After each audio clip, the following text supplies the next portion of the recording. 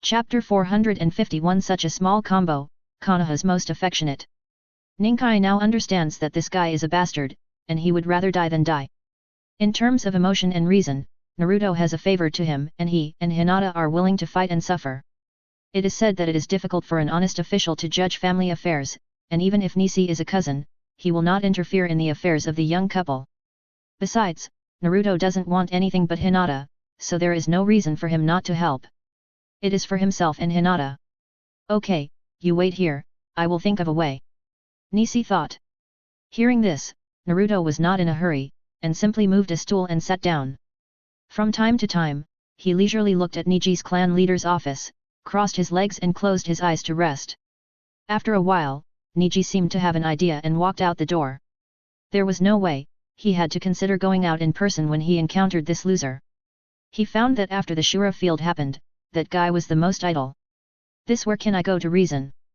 Naruto watched Niji leave without any reaction, but a smile appeared at the corner of his mouth. All the gifts of fate had already been secretly marked with a price, and Niji was forced to board the pirate ship this time. In the mansion of Hyuga Hayashi, Ningji successfully met his uncle, and was not in a hurry to speak out his purpose. He chatted in circles for several times and asked some questions about family affairs. On the other side, hearing that Niji was coming, Hinata was also a little stunned. It happened that Hinata Hanabi was talking to her sister, curiously looking at the scarf with a beginning. The previous one had been taken away by Uchiha Obito and thrown to Naruto. She was smiling and asking Hinata why she knitted a scarf before winter, when she suddenly heard someone say that Niji was coming. Hanabi immediately looked at Hinata thoughtfully and said, "Hey, he's here." Hinata naturally knew what Hanabi meant by he. She didn't mean Niji, and she also knew that Niji's purpose was probably to pass on a message for him or. Just thinking about her father's stern warning, Hinata was still a little hesitant. She lowered her head and took another look at the scarf with a complicated expression. "Sister." Hanabi stretched out her hand and waved it in front of her. "What's wrong with you?" "It's okay." She shook her head. "Then will you go later?" Hanabi asked tentatively. The gears of fate had started turning many years ago and began to have bias. On the other side, Naruto was sleeping on two chairs connected together. In fact, he had thrown away all the pressure in his heart. This guy is best at tying as many people as possible to the pirate ship. Perhaps the seemingly unintentional actions many years ago were already foreshadowing for the future. The Shura field has been built for so many years, and it has always been tepid. Although sometimes it exceeds his expectations, it is generally developing in a good direction. When he made the decision to do both in the summer 6 years ago, he had already done a lot of things step by step. It was also in his plan to break the caged bird of the Hyuga clan, and directly tied Niji, the elder brother-in-law, to his worship to become an unbreakable community of interests. And the gifts he purchased every year in the sealed space were not bought in vain. During the holidays, as long as there was any activity that was a little bit of a stir, he would definitely give gifts. Except for Inyazuka Kaiba and Koji, who didn't waste too much energy on these losers, the people around Hinata basically accepted the money from Naruto. There was no need to even say hello, the tool man automatically appeared online. "Sister, Brother Niji asked you to go to the clan leader's house. There are some things that can't be handled there." Hinata Hanabi lay at the door innocently, leaning over and shouting. "A father also agreed to let you go. Now?" Hinata swallowed her saliva and asked calmly. "Yes, Brother Niji is waiting outside." Hanabi blinked her eyes, looking completely innocent, and urged, "Sister, are you going?" Hinata lied with her eyes open, and she knew that Niji asked her to go, probably because Naruto was waiting there. Yet, she nodded gently, and the struggle in her heart disappeared. "Okay, I'll tell Brother Niji." Hanabi's eyes curved into crescents, and she ran away with a smile, and she could still vaguely hear the scolding of Hinata Hayashi. Outside the courtyard gate, Niji stood quietly, and his heart was speechless. "Brother Niji." Hanabi ran over, panting and waving at him. "Sister has agreed, and will probably come over in a while." "Okay." Niji nodded, then looked at Hanabi again, frowning slightly. He thought to himself that Naruto had a lot of informants. Good guy, even Hanabi was turned against by him? This guy's character is really hard to describe. Hanabi knew that Niji was also a tool, and her eyebrows curved immediately. For her, she was happy to see Naruto and Hinata together. As for Ino's matter, she had also seen Ino, and she couldn't hate her at all. Anyway, someone else should die, and Ino was innocent. Hanabi was on Hinata's side, and it was impossible for her to push her own sister into the fire pit. She just thought about all the possibilities one by one, and finally compromised. Not long after waking up, Hinata came in alone, and this time Neji simply didn't show up. Probably because he felt the frustration of being a tool, he escaped directly. Naruto was leaning on a chair, reading a document out of boredom, his eyelids drooping, as if he was about to fall asleep. The windows in the hall were all open, and the light was bright and transparent. Hinata stood at the door, wearing a light-colored cotton skirt and a pair of white stockings on her feet. There was a slight trace of flesh on her calves, and it seemed that her calves were transparent in the sunlight. Ahem. She coughed lightly. Hinata, why are you here? He stood up in surprise, acting naturally. Don't stand, come in and sit first, I'll make you tea. Seeing this, Hinata couldn't help but laugh, and suddenly she couldn't get angry. No, I can do it myself. She said in a gentle voice, as if she was so gentle in everything she said, and there was infinite tenderness in the soft corners of her eyes. Naruto naturally wouldn't let Hinata do it. Uchiha Obito's thing was really outrageous. Although it was beyond his expectations, this sudden Shura field was still his fault. Compared to the meeting between the two heads of the family, he subtly sensed something was wrong from the cause and effect. He would rather Ino and Hinata erupted in Shura field, which was simpler than this situation. The current situation is that the heads of the two families have already noticed Naruto's intentions, and their impression of him has taken a sharp turn for the worse. Hinata and Ino also realized it later, and then the two women were silent. This is much more tragic than Shura field, the double Shura field of large and small overlaps. The sun is shining brightly outside the window. Perhaps it is because autumn is coming soon, the originally lush green trees are no longer dense. The antique dark wooden door behind Hinata, the shadow is diagonally reflected on the door. The long hair under the soft bun is infinitely gentle, just standing there, it is as warm as an oil painting. Did you have breakfast this morning? Or did you sleep until the morning and come here without eating? She asked with a little blame. I did, really. Naruto smiled and handed over the tea. The more Hinata was like this, the more guilty he felt.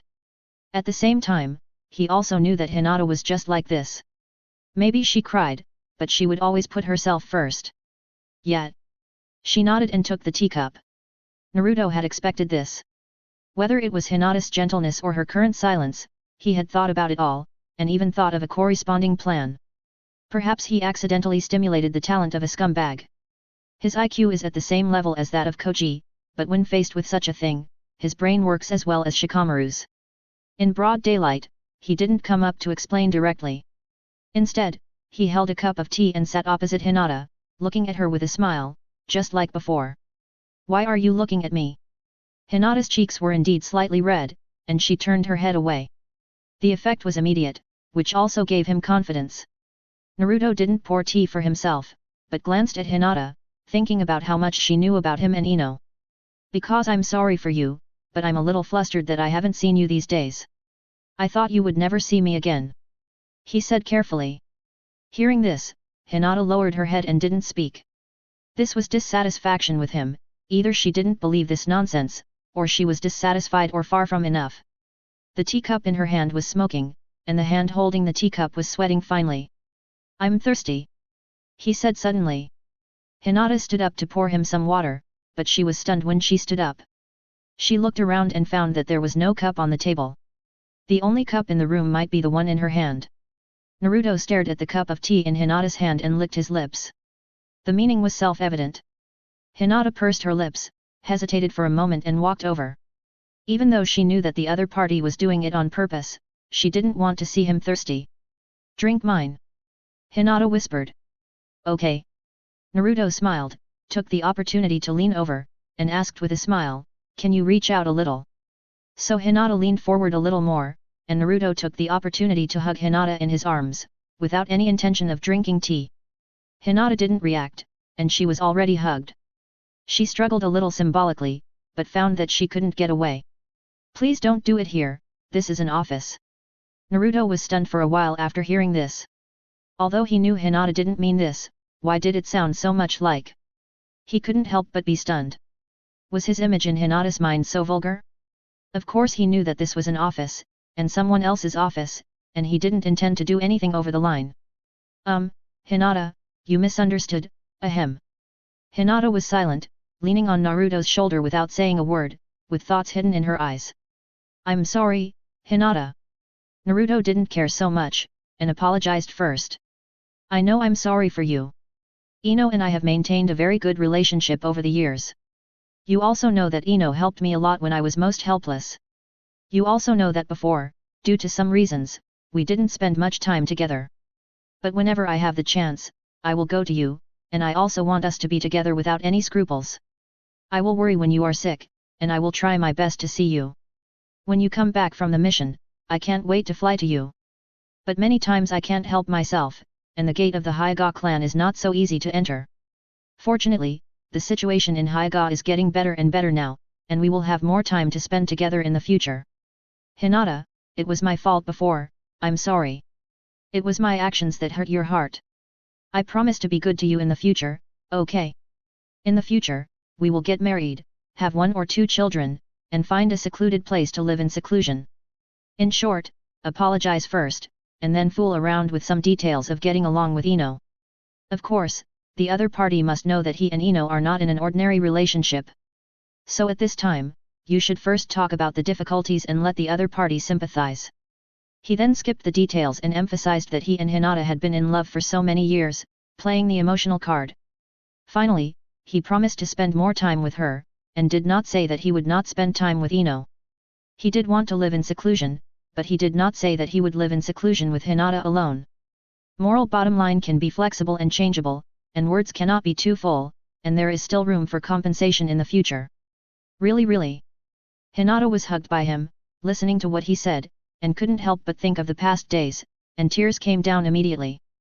Hyuga is a ninja noble, a wealthy family, and it is indeed difficult for Naruto to enter. The members of the Hyuga clan basically have few good friends except for people in their own clan. She used to envy Ino, and her family would not oppose her. Do what you like and bravely like someone you like. But being born in the Hyuga clan, you are born with shackles, and even who you like is limited. Really, I promise. Naruto hugged Hinata and patted her back. I vaguely felt the clothes on my shoulders were a little wet, and the person in my arms was trembling. I couldn't help but separate them a little, looked at her and lowered my head to kiss her. Everything went smoothly until Hinata's face turned red and they separated. Hinata looked at him infatuatedly, smiled and suddenly frowned. What's wrong? Naruto noticed Hinata's strangeness and asked softly. My father knows about what happened between us and Ino, so my father has some misunderstandings about you. Hinata bit her lower lip and hesitated. Do you want I explain it to him clearly? She asked. No. Naruto shook his head repeatedly. What a joke, Hinata Hayashi had disliked him for a long time, so there was no reason for him to get beaten up. Why? Because the matter is too complicated, and only Hinata, the person involved, knows the inside story and will believe me. Naruto explained. But your father won't believe these words, and neither will others. Telling them out will only deepen misunderstandings. What if your father objects to marrying you to me in the future? Wouldn't I be alone for the rest of my life? No. Hinata smiled, but Naruto, what you said makes sense, so let's talk about it later. Well, even if the whole world doesn't believe me, as long as you believe me, Hinata, I don't care what others think. Naruto said affectionately. Chapter 452 Jiraiya, unlucky, I fell into the trap again. The two of them were warm for a while, and Hinata's knot was mostly melted. When Niji came in at noon, he found that the guy didn't know what he said, and made Hinata laugh. He couldn't help but sigh that reality was even more absurd than movies, and this could be coaxed back. Ahem. Niji stood at the door and looked at the pair of lovers in the hall. Well, it's getting late, let's eat first. Ah. Hinata let go of Naruto awkwardly, her face slightly red. Naruto was calm and composed, not embarrassed at all in someone else's territory. He nodded as an agreement, and then asked. Ninkai, where did you go just now? Why did you take so long? Ninkai. He thought this guy was really shameless, and the excuse for asking Hinata to come over was to deal with tedious documents. Now that Hinata is by your side, someone has to carry the burden forward. I went to deal with documents, it's not too troublesome. Ninkai smiled gently, emphasizing the word trouble. Naruto ignored him, as if he didn't understand anything, and walked up to pat Ninkai on the shoulder. It's come to this, let's eat first. Ninkai. Faced with Naruto's rogue perfunctory attitude, Ninkai was too lazy to bother with this bitch. He clearly knew what he was busy with just now, but he had to ask a question in a mean way. At noon, the three of them had a simple meal, and there was nothing too complicated. During this time, Hinata and Niji both looked at Naruto, but the difference was that Hinata looked at him with a sweet look. Ninkai looked calm, showing a look of great resentment, and occasionally glanced at Naruto. In his opinion, although Naruto grew very fast, he basically perfectly matched or even surpassed the growth trajectory of Konoha's geniuses. For example, the 4th generation Hokage, and the 3 ninjas of Konoha. But the substantial increase in strength did not make him mature, but in terms of emotions, he was like a... After dinner, Naruto and Hinata stayed for a while, sitting on the cool steps in the backyard and whispering. They were close to each other, laughing and talking under the green shade. In front of them was a bamboo forest swaying in the wind, and the breeze was blowing. The two were very close, and Naruto could smell the refreshing fragrance from Hinata in the air, and he couldn't help but feel a little distracted. Fortunately, he had a strong psychological quality and knew that now was not the time to think about it. Hinata glanced at Naruto secretly, and a faint blush appeared on her ears. She lifted her hair unnaturally and asked nervously. What are you smelling? The slight shaking made the light fragrance stronger, and Naruto asked curiously. Aren't you using perfume? No. Really? Let me see. The next day, Naruto opened his eyes and looked at the ceiling in the bedroom, feeling a little bored. He coaxed Hinata all day yesterday, and the effect was visible to the naked eye.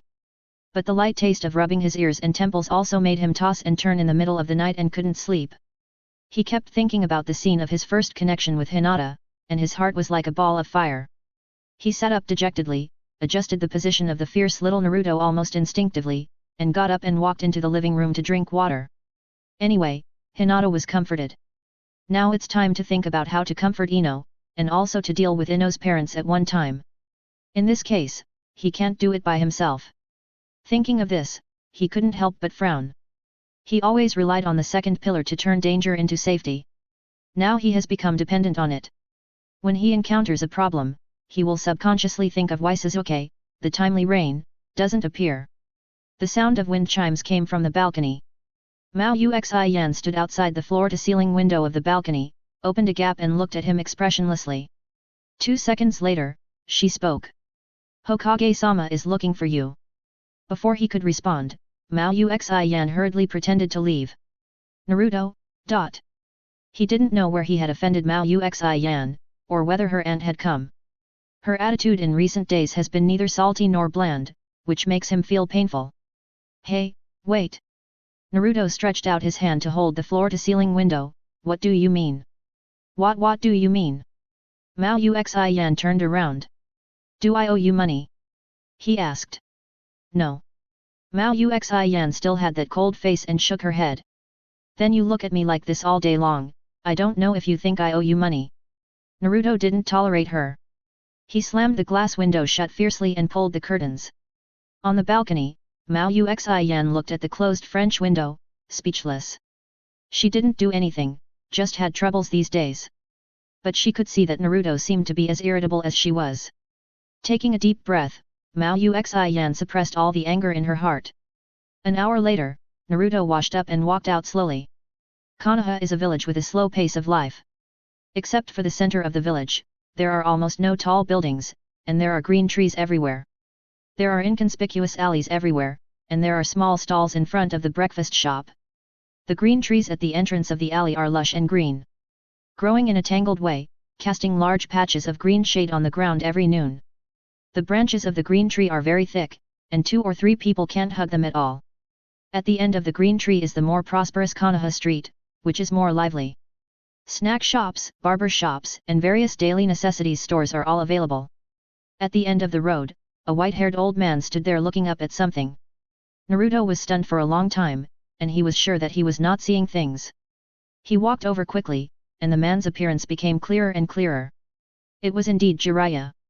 The long white hair was like needles, wearing a red coat and wooden clogs on his feet. The style was flamboyant and exaggerated, and he looked like a bad uncle. Hey! Naruto, long time no see. A lecherous immortal, when did you come back? Naruto was a little confused, and then his mind suddenly became active, and a light bulb flashed. I just came back not long ago, and I was just about to ask Kakashi to find you. Jiraiya laughed heartily. I didn't expect you to show up by yourself. That's good, it saves trouble. Because Kakashi is looking for me, I went out.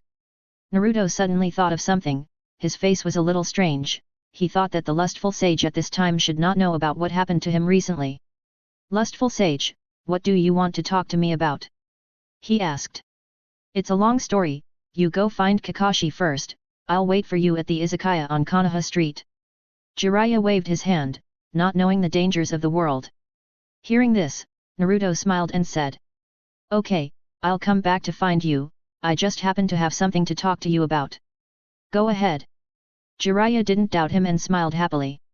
After parting with Jiraiya, Naruto went straight to the Hokage building. The moment he saw Jiraiya coming back, an idea popped up in his mind. He really couldn't deal with Ino's parents, no matter how strong he was, who made him like their daughter. The seniority was there, and he was naturally inferior. Even if he went to their house, he would be looked down upon, and if he was not careful, the relationship would become more rigid. But now if Jiraiya was willing to explore the way for him, that would be another matter. With a messy mind, Naruto arrived at the Hokage building and knocked on the door of Kakashi's office. Come in. Kakashi looked up. It turned out to be you, Naruto. Find a chair and sit down. What happened?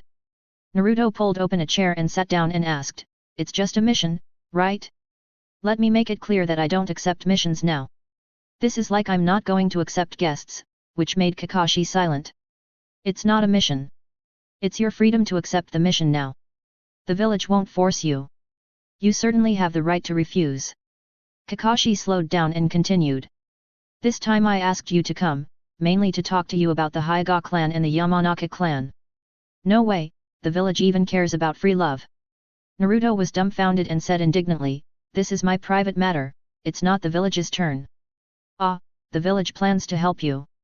The village is really loyal and righteous, and it's worth my years of studying the will of fire. Naruto suddenly changed his tone, tears welled up in his eyes. So, how does the village plan to help me? Naruto, this matter involves the harmony between the two major ninja clans, what do you think? The village will do its best to provide necessary help. The village has to help me prove my innocence, this time it's really none of my business. Naruto said, it's all the fault of the remnants of the Akatsuki organization. Okay. Kakashi nodded. You also need to help me appease Ino's parents and explain that this is all a misunderstanding. It's best to find someone to take the blame. Just say that the man is a Konoha traitor who kidnapped Ino and Hinata mainly to take revenge on the village. You're going too far. It's far-fetched to say it out loud. Kakashi was embarrassed. Besides, where can you find someone to take the blame for you? Isn't Uchiha Itachi very suitable? He's dead. Fake death, just say it's fake death. Naruto spread his hands, this is better, anyway, there is no evidence, isn't it perfect? Perfect hammer? Kakashi was numb, thinking that Naruto might be too stressed and go crazy, right? This I'm afraid the village can't do it. Kakashi had some embarrassment. Okay.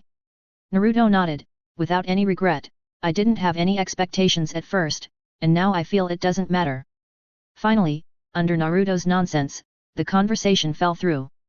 This is also Naruto's intention, go to his village, don't get involved with the village. Tisk, no one can help. Izakaya. Child of prophecy.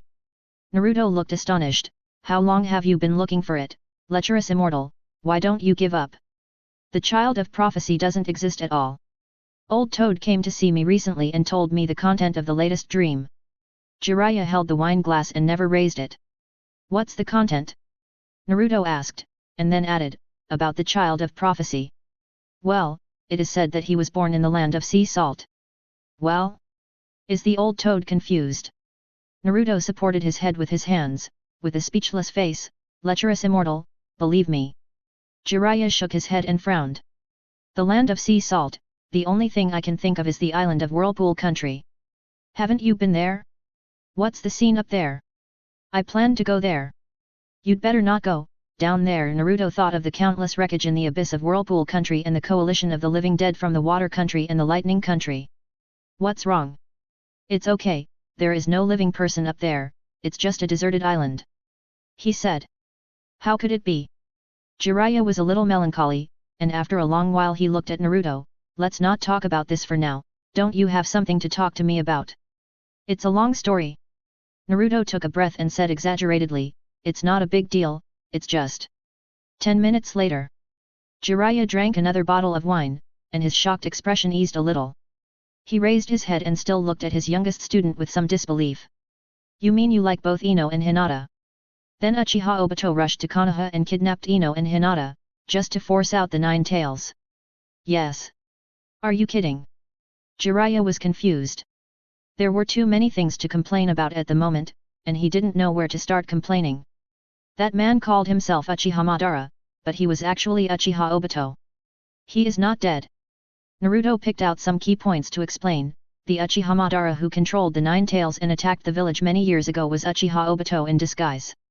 Hearing this, Jiraiya couldn't help shrinking his palm. He realized that Naruto could know so much information that he didn't know, and he probably knew about his parents. Are you sure? Jiraiya took a sip of wine to calm down. When he investigated the Akatsuki organization, he mainly investigated Nagato and his men.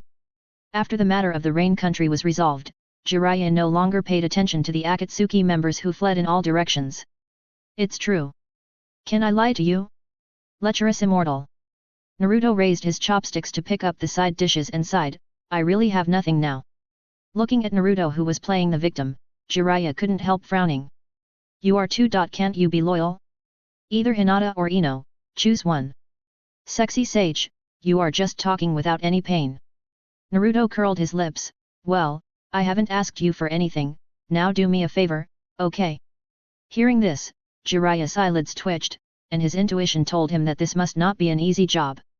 But just now he heard Naruto crying miserably, and he felt a little bit reluctant. Okay, you go first. Sexy sage, can you help me negotiate with Ino's parents and say something good? Naruto deliberately lowered the request so that Jiraiya couldn't refuse. Ah! How can I have the face to go to someone's door? Jiraiya was immediately shocked and pretended to stand up, you are pushing me into the fire pit. Weren't you thick-skinned when you peeped into the women's bathhouse? Naruto muttered. That's different. Why is it different? Naruto retorted, I have no elders, you are my master, which is equivalent to half a foster father, do you want to watch me die alone? And don't you think Ino is very good? This Jiraiya hesitated for a long time, and finally gritted his teeth and said, okay, I'll try my best, don't ask me for this kind of thing next time. Okay. Naruto looked obedient. JPG.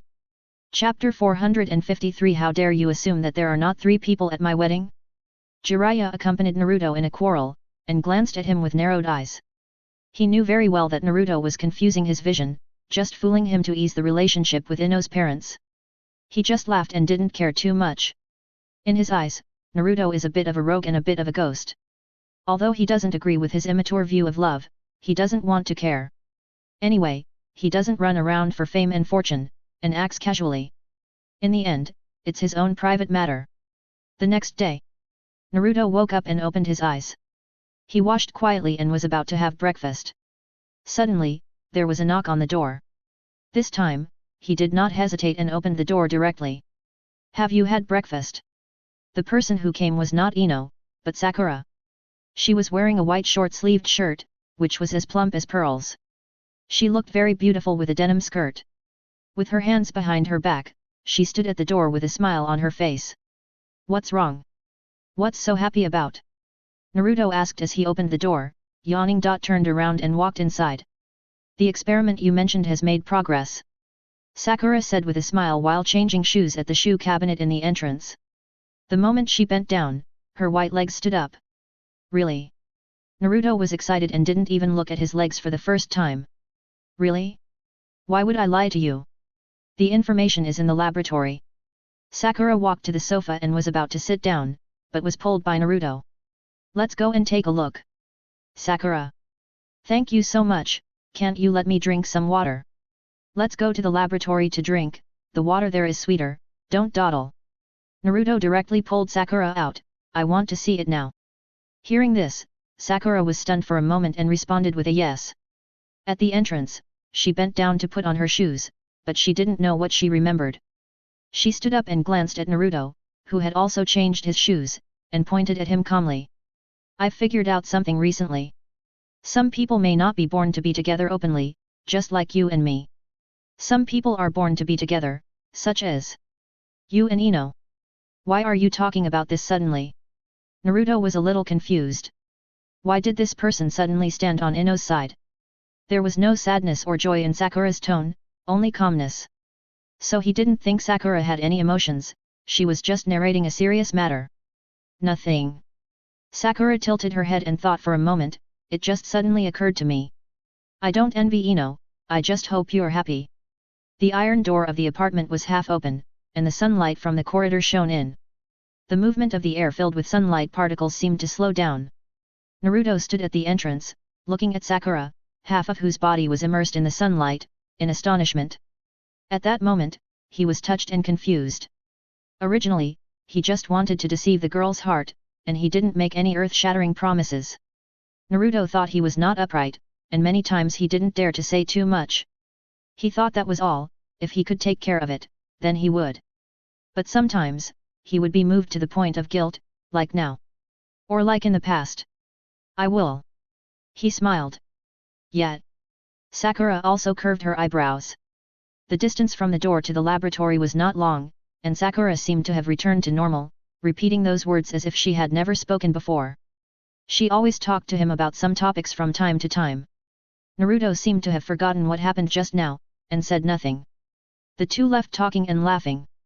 In the laboratory, Naruto stared at the experimental data, looked at it again and again, and finally looked at Sakura. The latter had a smile in her eyes, and after hesitating for a moment, she still spoke and said. "After taking the flesh and blood fragments of the white Zetsu for the experiment, the results were indeed different. The cells have great adaptability and have the basis for transformation." He looked up and understood, which meant that the plan that was born entirely by conjecture had room for operation. Baiju is not a human, since it can be transformed, then.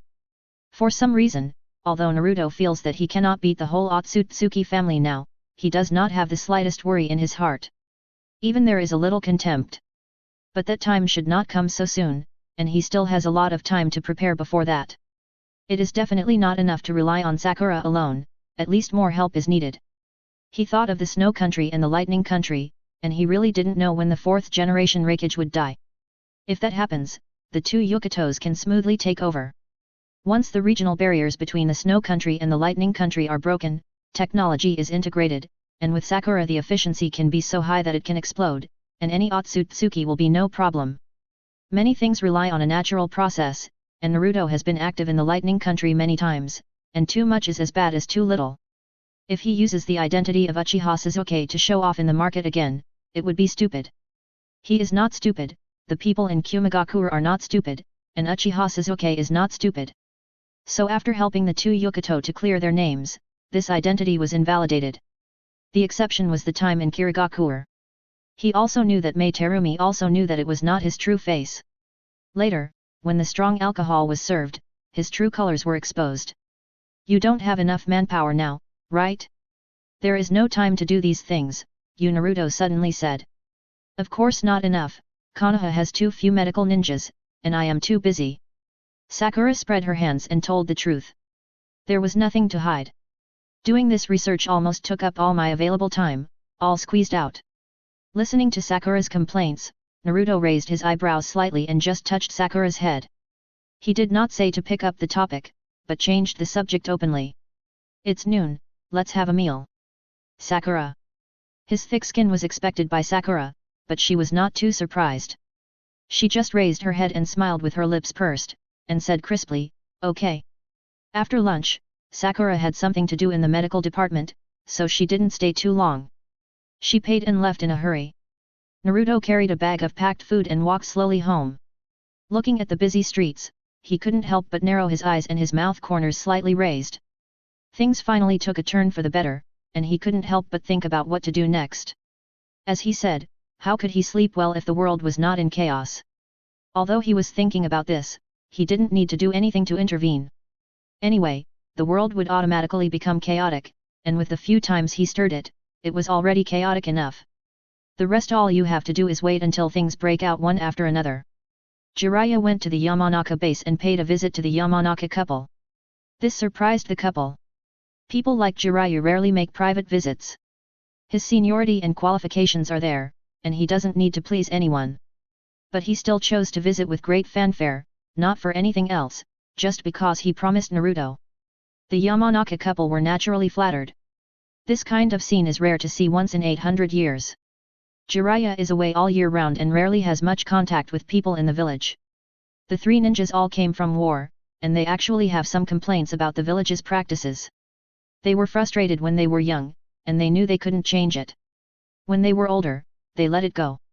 The attitude of the three ninjas towards the contradictions in the village can be seen more clearly in their generation. They don't want to care but can't let it go. Most of the time they are away from the village and wandering outside. The Yamanaka clan has always been low-key. They have worked in the intelligence department for many years and usually consider themselves as the three tribes of pig, deer, and butterfly. They are low-key to begin with, so there is nothing to avoid at this time. Master Jiraiya, I am sorry for not welcoming you. Yamanaka Ino's hand trembled slightly, and even though his face was calm, he could not hide his excitement. No need to be like this, I just returned to the village not long ago, and came to take a look. Jiraiya did not mention Naruto or Ino, and began to chat with the Yamanaka couple.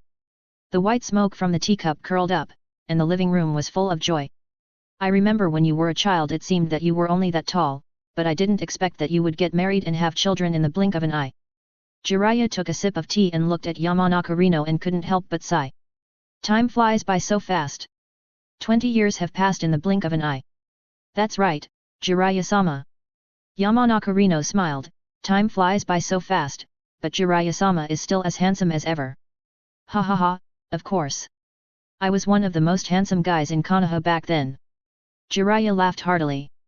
Although the other party was not in the village, he seemed to be very familiar with the couple. But the two of them didn't care too much. Perhaps in their subconscious, big shots like the three ninjas probably acted like this. In fact, this was just Jiraiya's professional counterpart. In order to prevent a sudden visit from being a cold reception, he simply spent a day doing some homework. It was the first time that Jiraiya did homework for such a thing, and this feeling also made him feel strange. But on second thought, Naruto almost tricked him here, and it was not strange at all. Speaking of which, in the middle, Ino appeared once and greeted Jiraiya in a proper manner. But he didn't stay for long, just said a few words, and then disappeared. Ino was not stupid, she could probably guess why Jiraiya suddenly came to visit. She wanted to laugh, only that guy could do such a trick. She had been angry for so many days and it had disappeared long ago, but she just felt that it was interesting, as if they were interacting from a distance. Jiraiya didn't react much, and talked and laughed with the Yamanaka couple, as if he was just visiting. He talked about many things, but didn't mention Naruto. The sun was setting, and Jiraiya politely rejected the Yamanaka couple's proposal to keep dinner and left directly. At the Yamanaka clan's residence, the couple said goodbye to Jiraiya and looked at each other. What should we do? Yamanaka Rino asked. I didn't expect that kid could even invite Master Jiraiya, but I don't know what Master Jiraiya means. Yamanaka Ino sighed. Let's see what happens, but that kid did go too far this time. He sighed, even if I ask Jiraiya to endorse him, I can't forgive him easily. Yet. Did you really go? Of course. The sound of clinking glasses rang out, and at the table in the izakaya, Jiraiya smiled and looked at Naruto.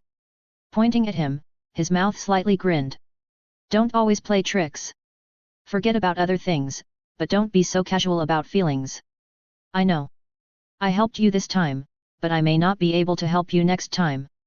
Jiraiya took a sip of wine, but this matter is probably almost resolved, and you can rest assured.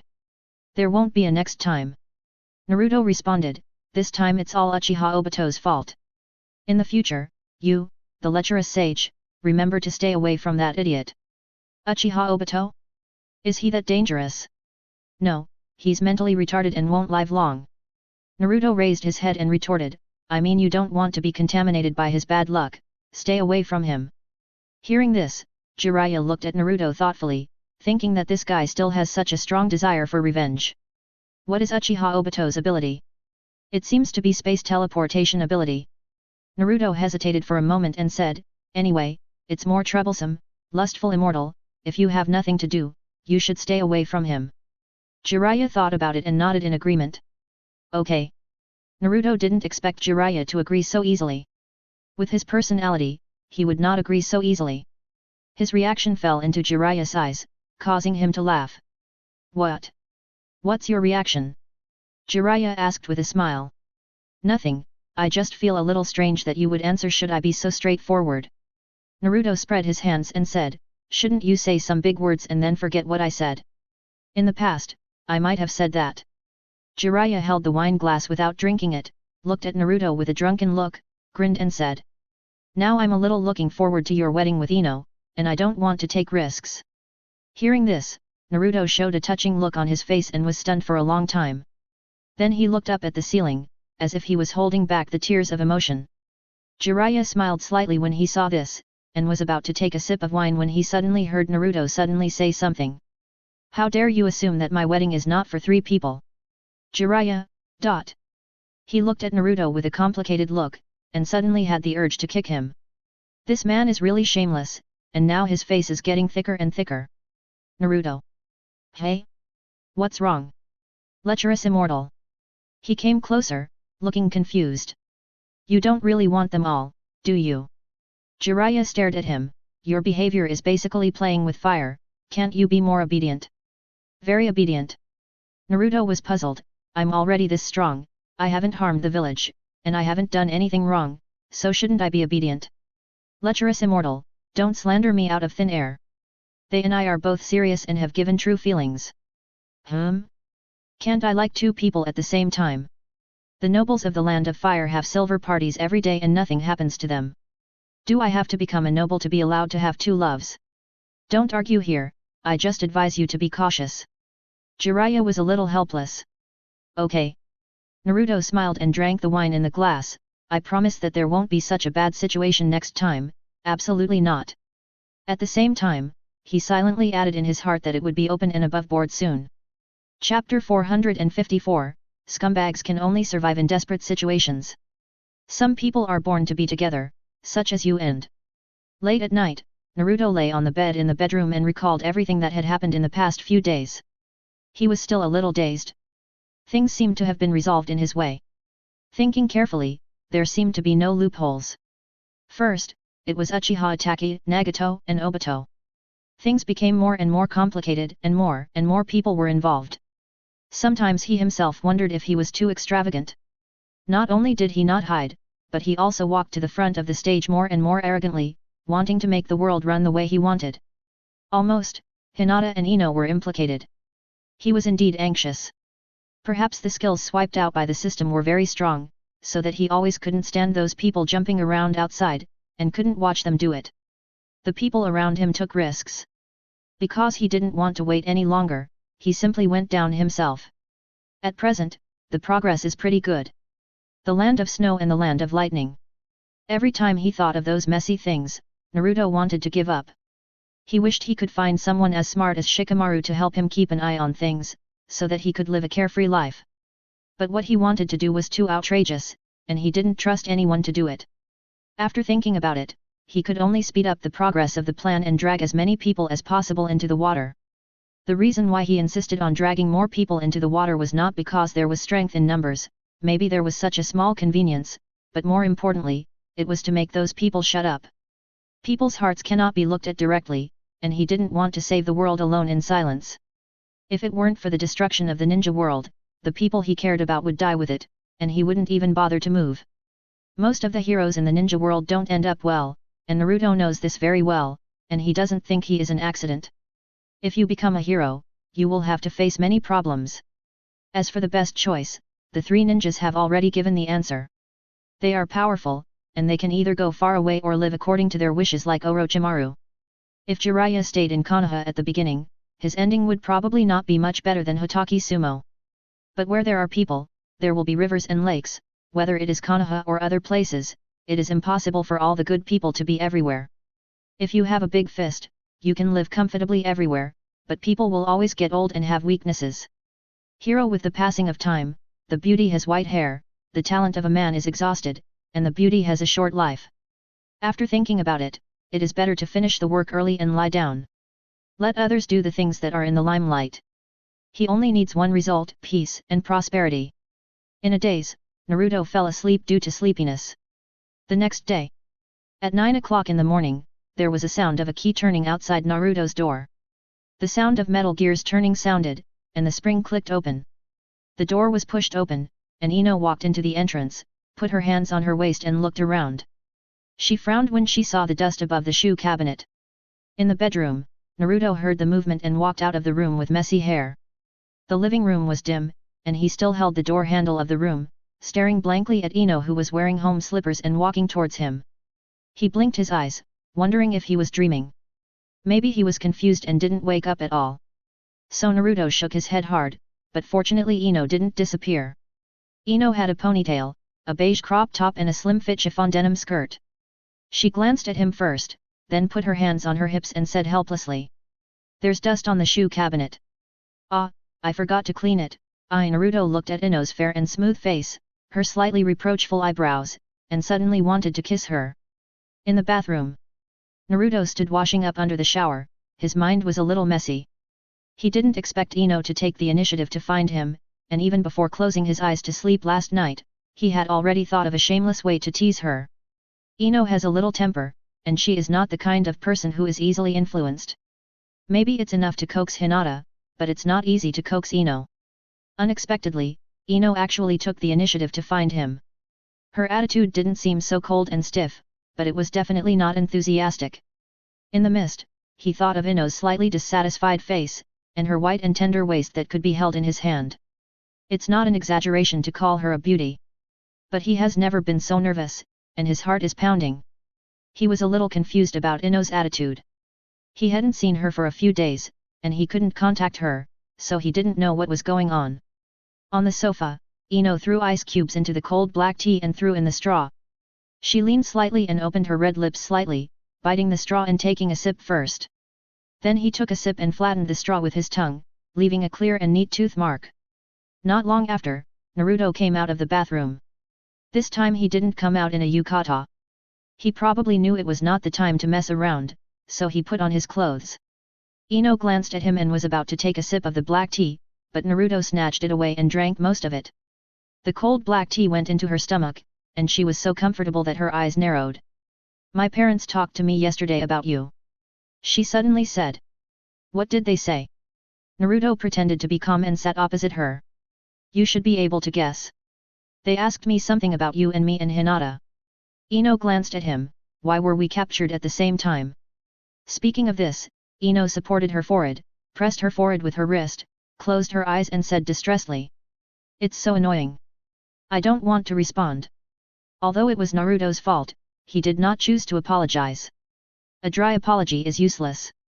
Solving the problem mainly requires responding to the demands in the other party's words. At that moment, several thoughts flashed through his mind, and he blinked and analyzed quickly. Ino was questioned by her parents, mainly about the relationship between the three of them. After Jiraiya's visit, her parents may have wavered in their bottom line. Special questioning is to emphasize the answer. What kind of answer do they want?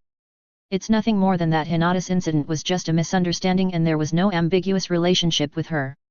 Faced with questioning, Ino's reaction was irritability even though she knew the answer. Not wanting to respond means being too lazy to say it, or not wanting to respond at all. Evasion means that she doesn't want to say it herself, and doesn't want to lie for him. Ino knows that Naruto and Hinata have a close relationship, but since the actual relationship between the two is not a couple now. Therefore, Ino has no way to blame Naruto.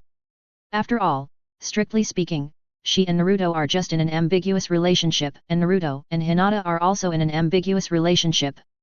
It is probably because Naruto has been on missions outside in recent years, and it has become normal to be apart more often than together. As time went by, it seemed that no one mentioned confirming the relationship. If they were not lovers, they could not be called cheating or two-timing. Even if they had a relationship, they seemed to never stick together like real lovers. Ino had obviously noticed Naruto's intentional or unintentional blurring of the relationship over the years, and she was annoyed by this Schrodinger's relationship. Ino didn't know the answer, so naturally, the Yamanaka couple could not get a satisfactory answer from her. To sum up, the Ino in front of her was probably asking for an accurate relationship, A more accurate and solid partnership below marriage and above love. In this way, Ino's abnormal attitude just now made sense. Tick tick tick, Naruto looked at Ino and blinked twice quickly.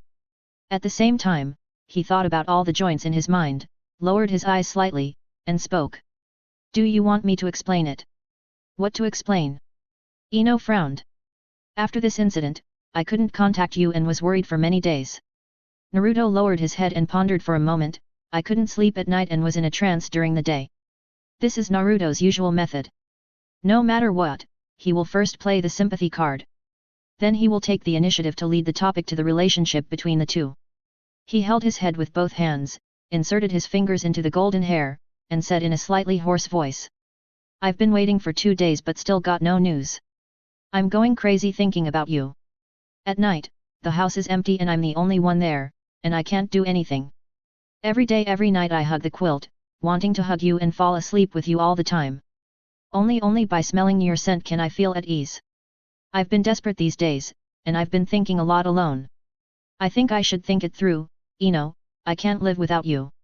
I know I was a little greedy before, I really miss you, and I can't stand the days without you anymore. Ino, can you forgive me? No. Ino sat on the sofa with her hands folded, seeming to be sulking. I'm not yours, why should I forgive you? Why should I forgive you? Ino, will you be my girlfriend? Naruto rushed over regardless of everything, hugged Ino, and greedily sniffed the fragrance on her neck.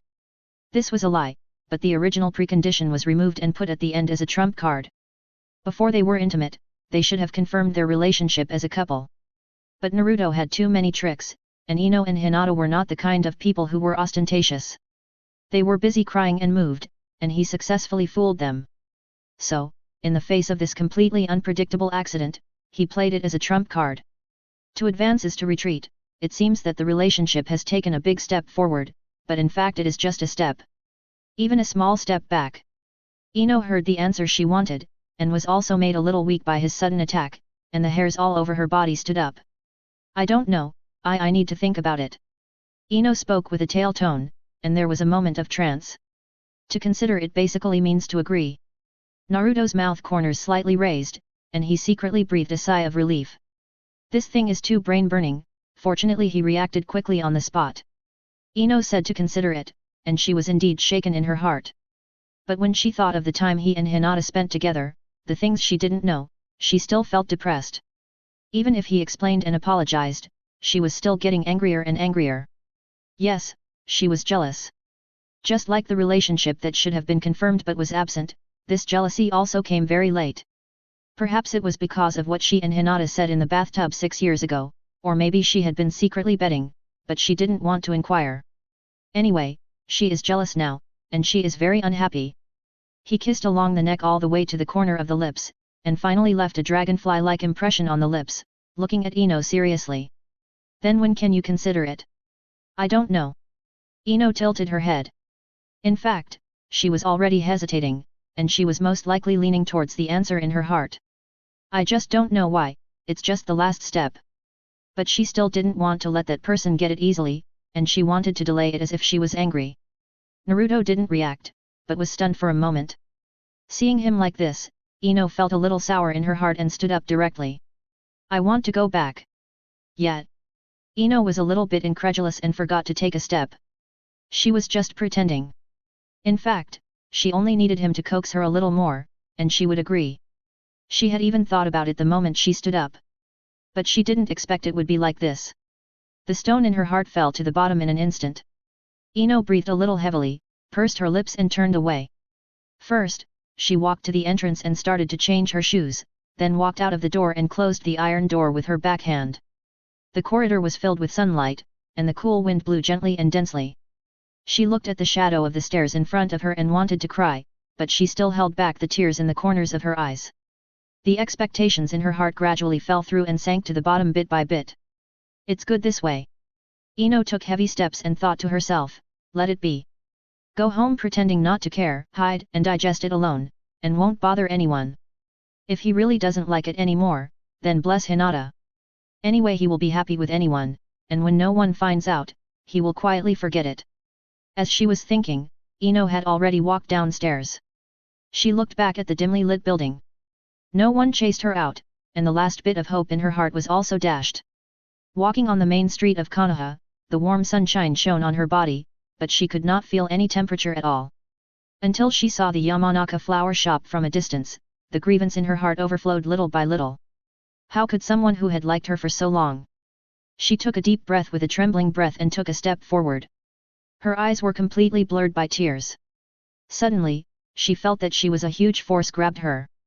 The next second, she was hugged by someone, and a familiar smell came from her nose. In the cold alley, Naruto stood in the shadow on the side with his back to the light.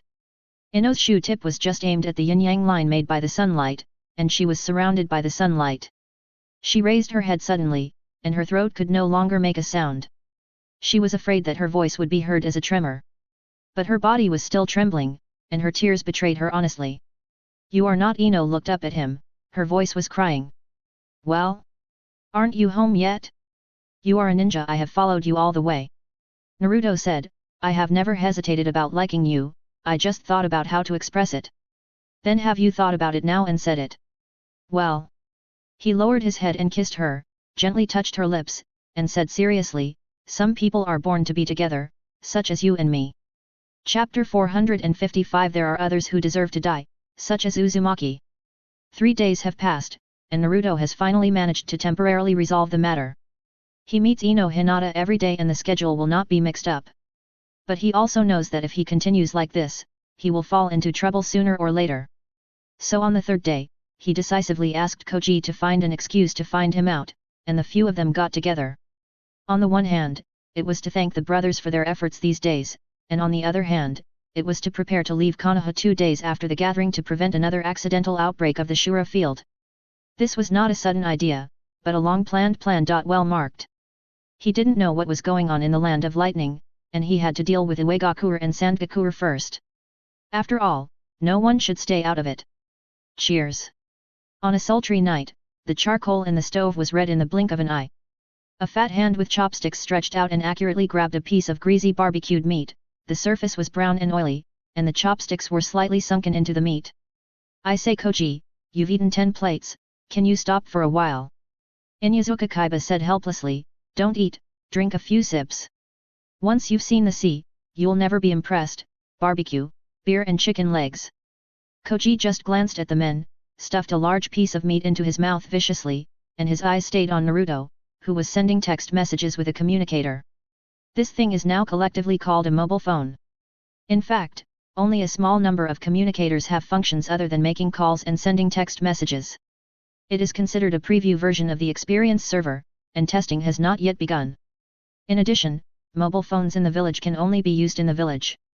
In order to ensure that the village's intelligence does not leak out, all communications and information in the village will be supervised by the Intelligence Department. The current Intelligence Department is still headed by Yamanaka Ino, and the daily maintenance of the communication system is done by Ino and her team. But the communication supervision belongs to a group of senior intelligence ninjas. Chusai has heard about it. These experienced intelligence ninjas even went to training to keep up with the times. The trainer is naturally Ino, and the textbook is also written by Ino. If those experienced intelligence ninjas are more careful, they can see some clues from it. For example, the mobile phone belonging to Hyuga Hanabi will frequently send text messages and call Hyuga Hinata. Will sisters living under the same roof frequently adapt to mobile phone contact? The old hands in the intelligence department don't know, they are also the first users of the product. It can also be said that they are the first group of people in the Hokage building who are directly affected by technology. Their current and future work is closely related to emerging technologies, so they can only keep learning. If they are skilled enough, they can easily dig out those abnormal accounts in the records like a sea of data. Including a Black Hand account of a certain Naruto Makoto, but it is useless to just catch the bag. He had bribed Hinata Hanabi a long time ago. The caring sister-in-law not only lent the mobile phone she bought in her name to Naruto. Even if the intelligence department dared to investigate, she would smile and agree to all of them. This is the way of the world. Plant trees early and you will enjoy the shade later. You don't understand. Today is Naruto's treat. Said Koji fiercely, it's really rare that he pays the bill. Today I have to hold the wall and go home. After that, Koji raised his fat paw and roared. Boss, another 20 plates of barbecue. Okay, Customer.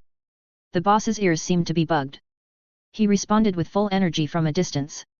He deserved to make money within a radius of 10 miles. He pays the bill. Shikamaru looked at Naruto with some doubts, and probably guessed that Naruto's matter was probably solved smoothly. The slow-witted people are still asking questions, while the smart people in Yazuka Kaiba stood up and shouted in the direction of the boss, "Boss! Bring me another 20 servings of squid." Ninkai was silent, not knowing what he was thinking. Xiao Li looked at the atmosphere around him, blinked at Karslan's round eyes, and grabbed a pair of chopsticks in each hand. The boss almost rushed over with a happy face and sent the ordered items on a cart. Dinkai glanced at it and suddenly couldn't look away. "We don't seem to have ordered 30 servings of beef." "I ordered it," Ninkai said unexpectedly. Ming's invitation is indeed one of the 10 miracles of Konoha. Since he became poor overnight, he almost didn't pay for every meal. Usually, he follows the principle of freeloading and grabs whoever he catches. Especially Dinkai, a good foodie, was almost plucked bald by him. No matter what, he would charge into battle and always warn you don't want to. He was the one who took the blame and was worried. It was amazing. Chuji also knew that Naruto was so generous for the first time, probably because he was in a good mood. Taking advantage of this opportunity to treat him, he had to make a big profit. Shikamaru was also very resentful, and he understood it. Naruto was extremely shameless and had probably been planning to plot against these brothers for a long time. If it weren't for the fact that Kaiba and Yazuka only knew how to do bad things, he would have been involved with him. Ningji's face was calm, but his eyes were slightly resentful. He was badly cheated by Naruto this time, and he forced Hinata to go out, so he stayed up all night to do a lot of work to make up for it. He looked at the expensive beef in front of him, silently putting it on the steaming baking tray. He glanced at Naruto, and the knife and fork made a squeak as he cut the beef. When Naruto looked up, he also noticed something unusual on the table. But they still underestimated the moral bottom line of Naruto's boss, and didn't care at all, and even smiled at a few people. Everyone has worked hard. I'll just say a few words. He stood up and glanced at Koji, Shikamaru, Niji, Kaiba and Yazuka, and Lee who were sitting in the middle. There was no girl. After all, there were 4 girls in total, and 3 of them had been connected. How could this be called? Besides, this topic was too high-end, and it was not appropriate to call girls. 6 years ago, we graduated from the ninja school with a bright future. All the brothers were ambitious, but who knew that Sasuke, a traitor, would appear? The old toad who dreamed and predicted at Myaboku Mountain said that I was not up to the task and would accomplish nothing. But I disagree. Ninjas must fight and kill. I like being a ninja, but I think this profession has no future, and the end of ninja is war. Life is short, like the withering autumn leaves. I just want to hug the person I like for warmth and grow old together in this life. Hey, what are you looking at? Naruto was a little dissatisfied, put down the wine glass, and said confidently, "Are there any laws in the ninja world? Who stipulates that I can only like one person and have only one wife? Although the risk is a little greater, I am not greedy at all. Is it wrong to pursue love?" "Naruto, do you dare to repeat what you just said to Ino?" he asked. "That's right, you are too shameless. Disgusting." Inyazuka Kaiba stuffed a piece of meat into his mouth, took another sip of wine, and said vaguely, "Do you dare to tell Hinata?" Hearing this, Niji glanced at Naruto, raised his glass and took a sip without saying a word. He agreed in his heart that this man was really mean. "Naruto, please be a human being, can you be normal?" Shikamaru said helplessly, "You are not going to keep it a secret for the rest of your life." "What are you talking about?" Lee asked. In the gap, Niji's 2 words directly solved Lee's doubts. Lee's eyes widened, and his expression became more and more exaggerated. "Naruto, you actually... What are you talking about? What are you talking about?" Naruto argued with his neck stiff, "The life and death of a ninja is determined by fate, and love is something that is consensual. What is shameless?" Tisk. There was a burst of boos at the scene. The reason why Naruto could speak directly was that everyone in the seat had some leverage over the other, or they were people like Shikamaru and Xiao Li who had no leverage and would not talk too much. In the second half of the night, Naruto asked people to send all the drunk people back. Festival. The night wind was cold, and a drop of rain fell from the sky. Naruto looked up and the next drop of rain fell directly on his forehead. He was stunned for a while and realized that autumn had arrived. There was almost no autumn in Konoha, he knew it very well. From the first autumn rain, Konoha would quickly enter winter in less than a month. Naruto stood there and watched for a while, then took out 2 communicators from the sealed space, and replied to the 2 women while walking towards home. He walked on the night road with his head down, walking forward with 1 foot deep and 1 foot shallow. He was busy replying to messages in his hands, and he didn't look at the road ahead, and he plunged into the path directly. Naruto? Hearing the voice, he looked up and saw Tian, who was originally sending Xiao Li home, was moving his arms and walking back. The directions of their homes were just opposite, and both took shortcuts to get closer. Tian? Didn't you send Xiao Li home? Don't mention it. Tian waved his hand and held his forehead and said, who gave Xiao Li wine? Damn, I don't know, that guy likes to run around when he drinks. Just when he was halfway there, the guy suddenly broke free and ran all the way back home. He jumped from the first floor to the second floor, and fell straight on the floor and fell asleep. It was drizzling in the night sky, and there was a circle of wet marks on Tian's clothes. I won't talk to you now, it's raining, I'm leaving first. After saying that, Tian hurriedly ran past Naruto, leaving a shout. Remember to go back early too. Okay. Naruto responded, but Tenten probably didn't hear him because she had already run a long distance. He continued to reply to the message with his head down, and even thought about where he had just talked. At the same time, the lights in Ino and Hinata's room were on. From that day on, Ino was a little dazed at work. Fortunately, the work of the intelligence department was not tedious today, and she barely made no mistakes. Fortunately, Naruto was in contact with her all day, which relieved her anxiety. Thinking back to the past few days, she was still a little confused. It's raining outside. I just sent Xiao Li home. When I was almost at his house, that guy suddenly jumped from the first floor to the second floor. Go. Ino lay on the bed, looking at the message on the phone, and replied quickly with her fingers, Xiao Li can't touch alcohol. You are too bad. Koji insisted on forcing him to drink, and I couldn't persuade him. Naruto responded. Lie. I don't believe it. You must have been the leader. Koji would never do that. Even though Ino thought she knew Naruto well, she would still be refreshed by his shamelessness.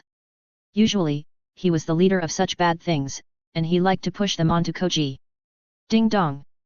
How could I do such a thing? Xiao Li is my brother. That's you. Ino turned over and lay on the bed in thin pajamas, holding her phone in both hands, facing the ceiling light. I have to go out for a mission. Naruto edited 2 identical messages and sent them to Ino and Hinata respectively. In the bed, Hinata looked at the latest message, half of her face was covered. Blinking, she didn't care about being surprised, and quickly replied a message. Are you going out again? Yes, are you worried about me? When can you come out? I'll help you tie your hair. Naruto quickly replied. Tying hair has become a secret code between him and Hinata. Hinata usually wears long hair with black bangs on her forehead. Only at certain times will she tie it up reluctantly at someone's request. I'm thinking, consider it for a while. Hinata responded. Generally speaking, Hinata's words consider it for a while basically mean that it's a deal. Her words consider it for a while and slow down and then agree are almost the same, which is very easy to understand. Buzz buzz buzz, another communicator rang, and Ino called directly. What's wrong? He answered the phone. Will it take a long time? Ino's voice was a little low, and she seemed to be in a bad mood. After all, they just confirmed their relationship a few days ago, and they are still in love now. In order to make Ino feel the difference between confirming the relationship and before, Naruto spent a lot of time to make Ino happy these 2 days. The means include but are not limited to those cliché routines, but they seem very fresh here. For example, when dating, turn your hands into flowers, count stars, and set off fireworks. Let strange villagers send flowers one after another, take her home after the rain, help her dry her body, and kiss her by the fireplace. The cliché plots came one after another, and Ino was overwhelmed, and her spirit was indeed shocked. Confused. Suddenly she heard that he was going on a mission, and she became nervous. The former 12 little strong men are now basically all jonin, and almost all of them are the leaders of their families or departments. At their level, they don't need to go on missions often, and most of their energy is on life and work. Naruto is an exception. He either doesn't go on a mission or goes on a mission for several months. She has just experienced the sweetness of love, and when she thinks about parting soon, she doesn't know if she can see him again at the New Year festival. Thinking of this, she suddenly felt a little flustered. I don't know, it shouldn't take long. Naruto responded, and then glanced at another screen. Hinata had already replied. Come pick me up tomorrow. Okay. Naruto thought for a while, and added, tomorrow morning, I should not be in the village in the afternoon. In fact, he knew very well that Hinata would rest when she was tired. The time was arranged in the morning, and he could respond in time if the situation changed. Okay, when are we leaving? Ino replied, sending a wronged emoticon. Tomorrow night. After thinking for a moment, he felt that people should be honest, so he quickly typed back, sleep in the morning, pack up in the afternoon. Chapter 456 Nine-Tailed Fox. First of all, I didn't offend anyone. Can't you get up early? She complained on the phone. Yes, then can you get up? Naruto walked on the night road. Miss, time is tight and the task is heavy, how about you come to my house now? Bah! I won't.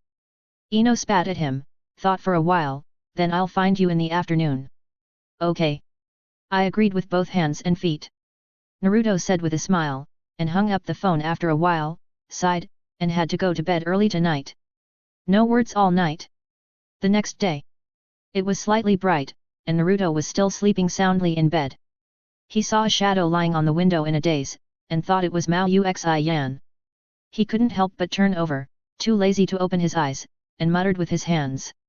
Don't look for me if you have something, today's appointment is full. Dong dong dong, there was a knock on the window. Open the door. Bastard.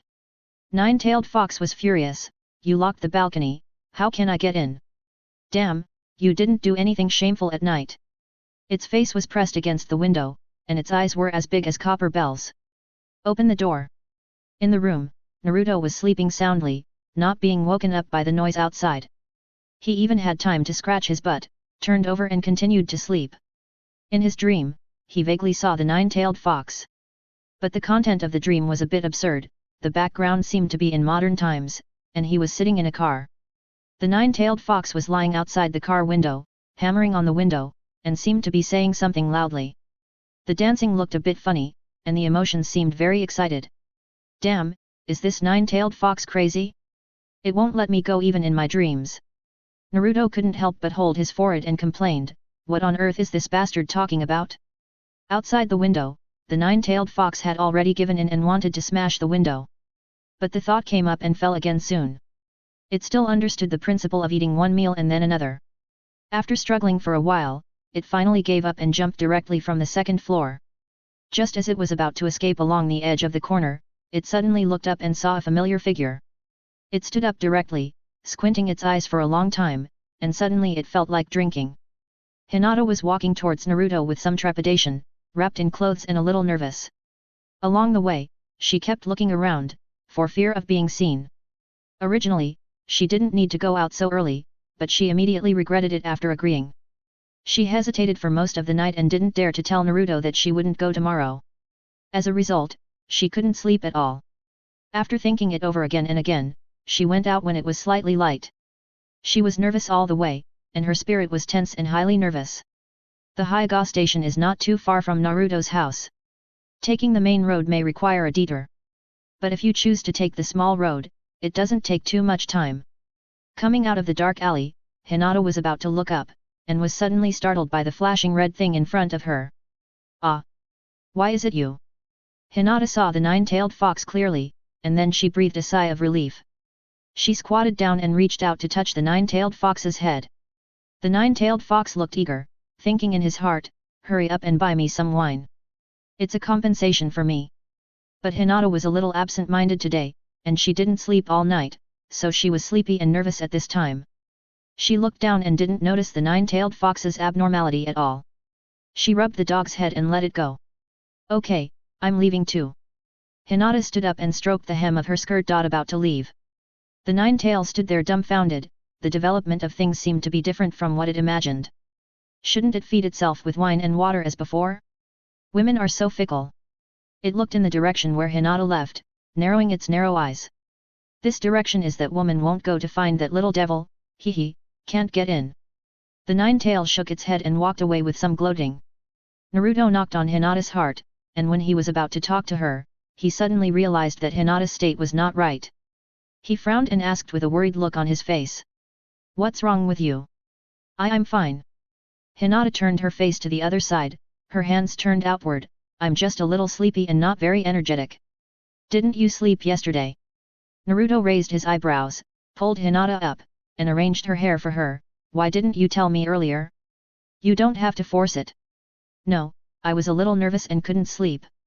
She seemed a little guilty. "It shouldn't be a problem, so I thought about it and came over." "Silly, really?" Naruto pinched Hinata's cheek. "It hurts." "Naruto, I don't understand where the pain point of women is. It didn't hurt just now, but it hurts now." But he also understood that this was just a spoiled child, and he didn't plan to discuss Hinata's way out. The two hugged and talked for a while, and coaxed a few words, and Hinata's tense spirit slowly relaxed. After a while, Hinata fell asleep with steady breathing. Naruto looked down at Hinata, then looked out the window, and sighed silently. "It's all the fucking fault of the nine tails. If it hadn't appeared in my dream, I wouldn't have overslept. Even if I didn't oversleep, I wouldn't have ignored Hinata's feelings. It's true that details determine success or failure, and I was numb. My hand was numb in the physical sense when Hinata was holding it as a pillow. Fortunately, Hinata didn't have the habit of sleeping for a long time. Maybe she was too sleepy, so she just closed her eyes and dozed off. Her beautiful eyelashes trembled slightly, her profile was cute and moving, and she looked defenseless. Naruto wanted to reach out and touch it, but he was worried about waking Hinata up, so he could only maintain this somewhat awkward posture. It wasn't until almost noon that Hinata woke up slowly. First, her eyelashes moved slightly, her eyelids lifted slightly, and her little mouth opened slightly to let out a low moan. Her long black shawl hair cascaded down like a waterfall, covering half of her cheek. It seemed that she was not fully awake, and her sleepy eyes slowly opened, revealing a dazed look in her eyes. Probably thinking about where she was and who she was. Looking at Hinata's silly look, Naruto couldn't help but look away. "Hinata, are you awake?" "Ah. When did I fall asleep?" Hinata blushed a little, probably because she didn't expect that she really fell asleep. I'm sorry, I already promised you." "It's okay, remember to sleep well next time." He was also a little helpless. Hinata quietly left Naruto's house and walked on the street for a while. In fact, she was still a little confused. She walked into a store and asked the boss. "Do you have wool for knitting scarves?" Ino arrived soon, and Naruto just finished cleaning up, making sure that there would not be even a hair left on the floor. Although there were some accidents, he did not do anything. But women are always unreasonable, and he didn't want to gamble. Ino hummed and raised her chin, glanced at him, and touched a handful of dust on the top of the shoe cabinet in the entrance, and suddenly the whole person was not well. "Naruto. Sorry. Sorry." He apologized sincerely, looking regretful. "I just know it. Really, Naruto, you have to pay attention to hygiene even if you live alone." Ino was changing shoes at the entrance, pouting and mumbling. Yes. Naruto didn't care at all and responded with a smile. He cleaned almost the entire apartment, how could he ignore such a conspicuous place as the shoe cabinet? The reason why he didn't clean it was also because Naruto did it on purpose. Naruto clearly remembered that Ino mentioned the dust on the top of the shoe cabinet when she came last time.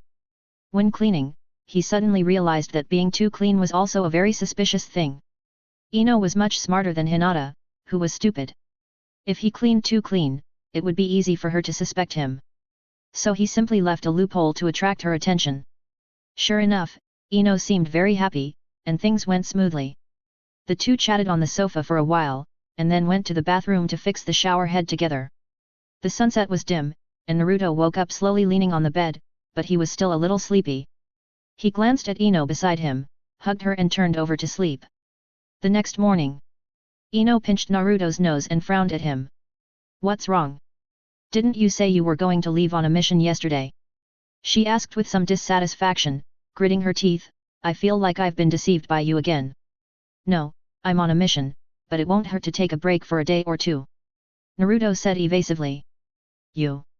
Ino was a little angry. Why did she feel like she was falling apart, but this person was refreshed? Things still had to be done. After Ino left, he packed up casually. Finally, he left Konoha quietly and opened the yellow spring gate in Konoha forest. One step in, one step out again, and he had arrived. Wait. Naruto looked around carefully again and suddenly found that the location was wrong. Probably because he chose wrong, directly teleport from Konoha to the edge of the Kingdom of Wind. Ah! Naruto was dumbfounded. Just as he was about to open the yellow spring gate again to go to the hidden rock village, he suddenly remembered something. He seemed to have missed the Kingdom of Wind. The wind shadow of the hidden sand village is Gaara, but he seems unable to completely control the hidden sand village, let alone the Kingdom of Wind. The current wind shadow's influence is not great, and it is still a dilemma. The thought flashed through his mind, and Naruto had no intention of changing his plan. With a wave of his hand, the yellow spring gate opened again. The hidden rock village is surrounded by high mountains, and even the village is embedded in the mountains. Almost everyone in this group of hidden rock village ninjas likes to wear a red turban on their heads and worship stones. The current shadow is the third generation Tsuchikage Onoki, a short old man with grey hair. He has a bad temper and is stubborn, and his attitude towards people and things is very tough. To put it bluntly, the people in this village basically have no good temper. This is also thanks to the first generation of Tsuchikage, who proposed the will of stone. It means a tough heart that never yields. Under the influence of the first generation of Tsuchikage, Onoki also grew into a powerful and bad-tempered ninja, and stayed in the position of Tsuchikage for decades. Rather than saying that this is a village, it is better to say that this is a small hereditary country relative to the feudal tradition. Due to the terrain, the village has basically no communication with the outside world. If nothing unexpected happens, the position of Tsuchikage will also fall on Onoki's granddaughter Kuratsuki. Naruto hid somewhere in the mountains, overlooking the hidden rock village. The white clouds around him were within reach, and the surroundings were shrouded in clouds and mist. The honeycomb-like buildings were scattered on the mountainside below. He took a rough look and saw that the hidden rock village was built on the mountain and guarded by the natural danger. It is easy to defend and difficult to attack from a high position. I thought to myself, no wonder the first generation of Tsuchikage and Senju Hashirama spoke so tough. If this broken village is destroyed, you can find a mountain to copy and paste an identical version in a minute. What the hell is the will of stone? It's obviously a stone in the toilet that is stinky and hard. I know that Senju Hashirama has a good temper and will not destroy the village even if he is mad. If it were Uchiha Madara as the first Hokage, Iwagakure would have been wiped out from the map of the ninja world. How could it be passed down to the present, still staying at the level of the third generation? To put it bluntly, no one wants to touch this bitter and cold loess and stone land. With a Noki to suppress it, Iwagakure can occupy a place in the ninja world. Noki is just a stinky stone. There is no benefit in touching him.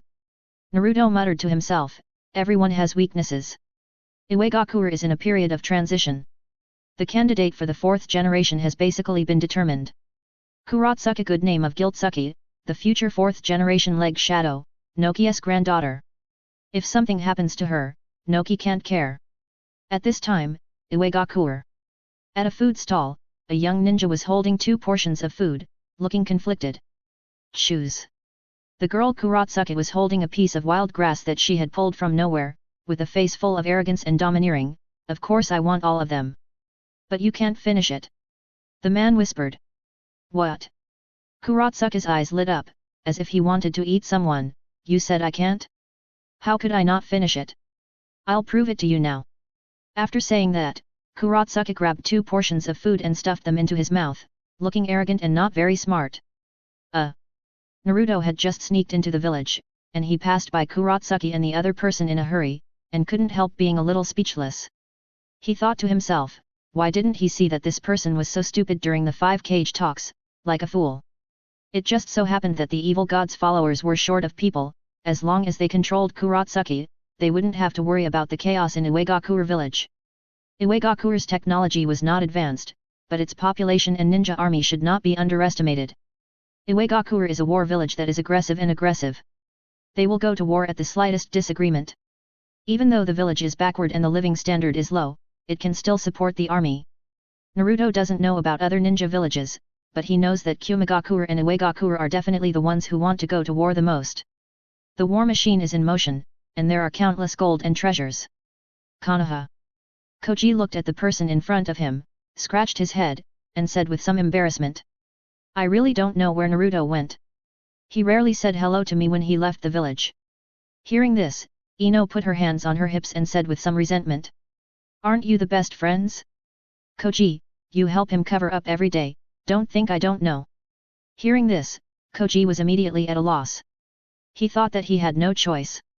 Naruto, that bastard, was completely forcing women into prostitution, and he had no choice.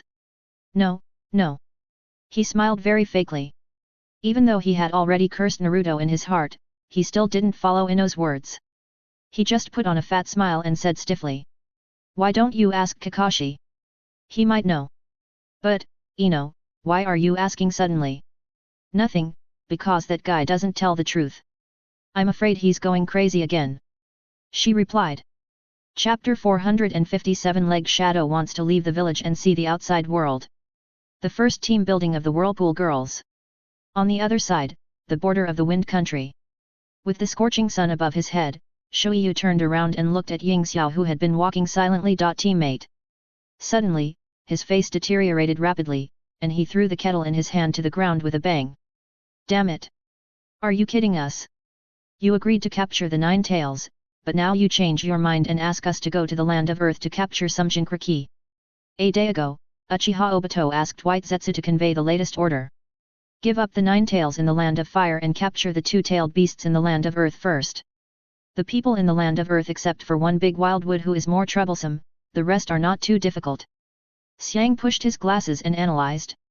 Sasuke's face was not very good either. The local gang who called himself Uchiha Madara was too rude. Even if there were only 4 people on his side, he couldn't dispatch them like this. Yesterday, the land of fire, today, the land of earth, tomorrow, screw it. No, find a reason to delay and see the situation first. Sasuke said in an unhappy tone, let's go to the Wind Country instead, it's as leaky as a sieve. Okay. Naruto took Hydrangea and Kurama Yakumo out of the evil god altar. The 2 weaklings had been training in it for half a year, and they both looked a little dazed. Ahem. He looked up at the sky, obviously feeling guilty, and he almost forgot about these 2 people for too long. Well, there is a mission. You have been reborn, are you happy? Happiness. Hydrangea wanted to stab the yellow-haired man in front of her to death, but then she thought that she couldn't beat him, so she just gave up. Since she couldn't resist, she could only lie down. Kurama Yakumo didn't react much, but just looked a little dazed. It seemed that people had become numb under the training of this inhumane evil god altar. After all, it is difficult for anyone to maintain a peaceful state of mind in these countless resurrections and fights. Happy. Hydrangea forced a smile, which looked fake, but Naruto didn't care and just nodded. It didn't matter whether they were happy or not, as long as he was happy. Where is this? Kurama Yakumo's clothes were a little tattered, and his hands were across his chest to cover his chest. He looked around with a puzzled look on his face. It's okay as long as it's not Konoha. It seems very desolate to me. This is Hydrangea said carelessly, looking unconcerned. This is Iwagakure village, be careful. Naruto held his forehead. Iwagakure? Why did you come to such a place? Hydrangea was a little confused, and the clothes in front of her were almost strips of cloth, swaying with her movements. The white sun swayed slightly, and Naruto couldn't stand it anymore, so he threw a robe to the 2 women. The clothes of the 2 were probably worn out at the evil god altar, and they looked a little embarrassed. You guys are such a jerk. Even if you're training, there's no need to wear out your clothes. He complained, with a hint of the ninja world's Joseipai temperament. Hydrangea was speechless, thinking that this guy was still so bad. He was simply eating people without spitting out bones. He obviously forgot that he was still working hard in that broken place. It's normal for clothes to be damaged, but that bastard not only didn't feel the slightest guilt, but now he looks like a scumbag. She kept complaining in her heart, and her eyes glanced casually, just in time to see Kurama Yakumo beside her lowered his head obediently. In an instant, she couldn't help but open her mouth wide. No way, what's wrong with the guilty expression on your face? Damn it! Involuntarily, right? How could you show such a shy expression in front of that scumbag? It's not our fault, it's him who deserves to die. Damn it! Don't look up and smile. Hydrangea was convinced, and she simply lowered her head, and tried to be innocent. It would be easier to kill her than to let her smile at him like a green tea. Hey, that person, learn from him. He glanced at Hydrangea, and Hydrangea was immediately angry. I won't learn from you. I can't, she muttered. However, Naruto didn't care too much, thinking about the business. His eyes were cast towards the hidden rock village not far away, thinking about how to give them a little shock. Kurama Yakumo looked at the hidden rock village with some curiosity, and suddenly pointed to a point in the distance and opened his mouth, as if he wanted to say something but stopped. What's wrong? He noticed the strangeness of the girl next to him and turned his head to ask. There. What's wrong there? If you draw a thunderbolt, half of the village will be on fire. Kurama Yakumo raised his hand again and said calmly, if you draw a few more, the whole village will die. Hearing this, Naruto was shocked and wondered why the people around him were so extreme. Why couldn't they be as calm as himself? This was too professional. He had no doubt that Kurama Yakumo had thought about how to destroy Konoha countless times in private before. He was a professional player. That ahem, there's really no need to do this. Naruto was a little embarrassed, just create chaos, don't cause trouble. Hydrangea looked at Kurama Yakumo, then at Naruto, and suddenly felt that she seemed to do something. So she patted her chest and said loudly. I can control the summoned beast to collapse this half of the village. Naruto was a little overwhelmed, wondering if he was going too far. The two had been left at the evil god altar for too long, and their minds were twisted. Wait, don't be so extreme, wait and withdraw first. He didn't dare to let the two of them fight directly now, in case the two of them got angry and killed each other, it would be embarrassing. He was too immersed in the role at the evil god altar, and caught an ordinary villager killing indiscriminately. Even though Naruto is so extreme, he has never thought of attacking unrelated people. After all, there is still some difference between him and Nagato, Obito and other people who are against this guy.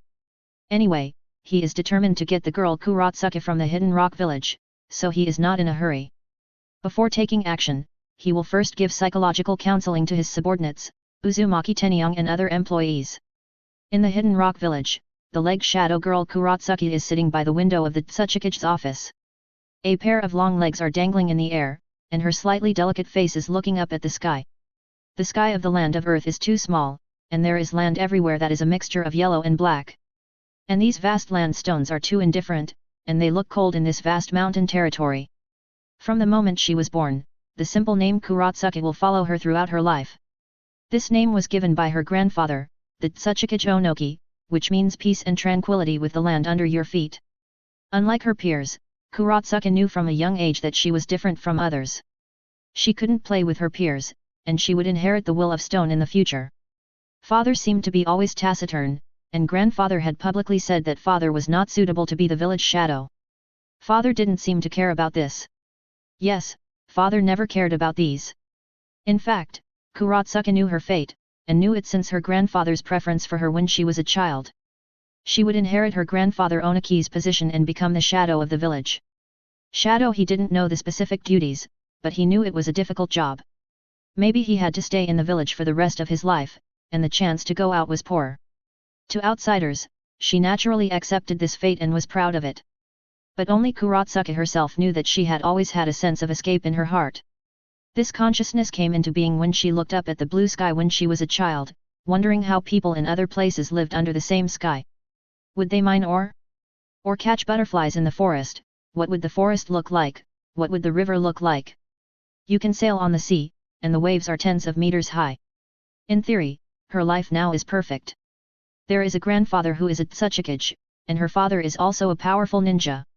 He comes from a famous family and has good strength. As a ninja, she won at the starting line when she was born. Now, she is rich and powerful, and her strength is even better than all the young talents in Tsuchikage village. Then what else can she ask for? But who made her see the outside world and know that there is a snowy country with snow all day outside the Tsuchikage, a samurai country without a single ninja? The mountains and rivers along the way are very beautiful, like a girl wearing a green ivy skirt, shy and infinite. Logically, after seeing it, you don't want to go out so much. But things go against your wishes. Often, after seeing the world, your heart can no longer calm down. The idea of wanting to escape has taken root in her heart. Whenever she stares at the sky in a daze, she will think of it.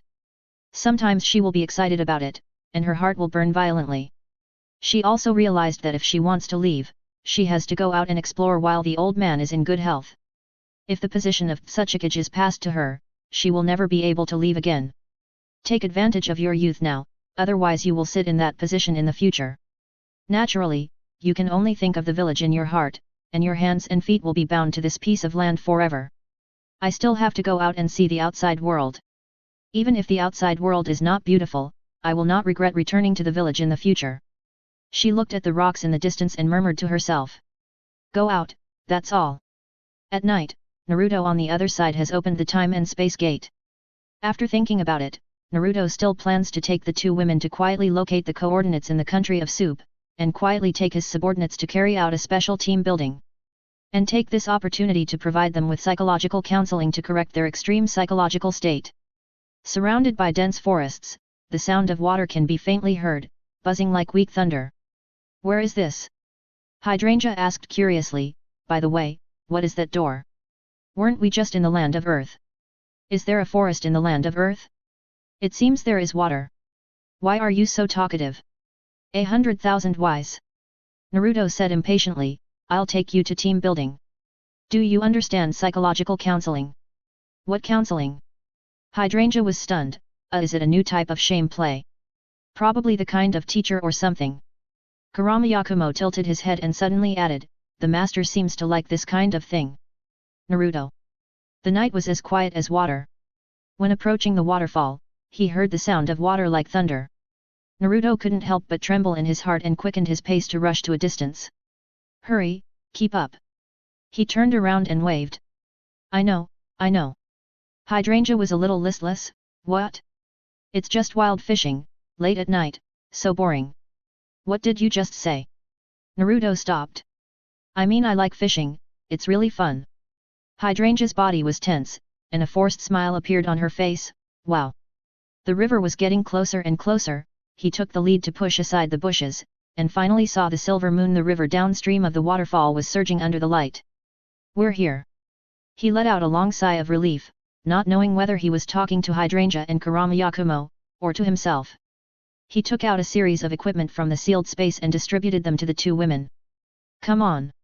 Each of you has a fishing rod, just squat down there.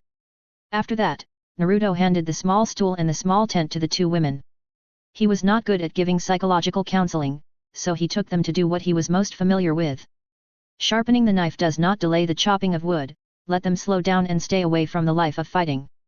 Experience the happiness of ordinary people, even if it is very short. Let's start, I'll sit over there. Hydrangea took the initiative to find a fishing spot, fiddled with the bamboo pole she brought a few times, put on the small earthworms she dug and threw them into the river. Kurama Yakumo was relatively calm and did not rush to bait. Instead, he carefully observed the terrain, found a suitable fishing spot, and then began to bait in an orderly manner. She was different from Hydrangea. The other party might just treat fishing as a task, and felt a little perfunctory. After all, Hydrangea still had some complaints about Naruto, but she didn't dare to say it out. Yakumo Kurama probably understood Naruto's intentions and knew his true face. The shadow of his beating Ito that year was still lingering in her heart, so she was very cooperative. Perhaps because the novice got a big gift package for the first fishing, she had been reaping some rewards since she sat down. Hydrangea didn't care when she first glanced at Yakumo Kurama. She also benefited from the favor of the fishing god for novices and caught fish. But after watching it many times, things started to become wrong. Yakumo Kurama. Why are there so many fish over there? A lot? I'm just sitting here. Maybe. Yakumo Kurama tilted his head and smiled. Maybe it's because the master is here, so I'm lucky. Hydrangea. Damn it, don't talk nonsense all of a sudden. Why are you licking that guy? Aren't we companions who share life and death together? What about the oath in the evil god altar? Why did you suddenly roll up your sleeves? Damn it. Too much nonsense. How can I say it out loud? Hydrangea complained wildly in her heart and didn't continue to ask Yakumo Kurama, she was too upset. Her face changed again and again, and then she suppressed the feeling of nausea. Fortunately, the harvest was really good in the end, and Hydrangea was in a good mood. The fishing process slowly calmed her heart, and she slowly felt a little bit of fun. In fact, it wasn't that fun, she would never admit that fishing was interesting. Looking at the full basket of fish, she just grinned. Suddenly she realized a problem. How to transport these fish back at night? How to transport them back? She asked. Naruto looked puzzled. Just store them in the sealed space to keep them fresh. After all, a fishmonger named Gao said that fresh fish are more valuable. Hearing this, she thought for a while. Hydrangea looked at her basket of fish under her feet, then looked at Naruto, and her mind suddenly became active. That master! Hydrangea still felt a little awkward when she shouted, "Can these fish be sold? There should be a town nearby, right? Can the fish we caught still be sold?" Kurama Yakumo was a little surprised. "Of course, I've asked around. Wild black fish are rare on the market." Naruto didn't do useless work. He found out early on.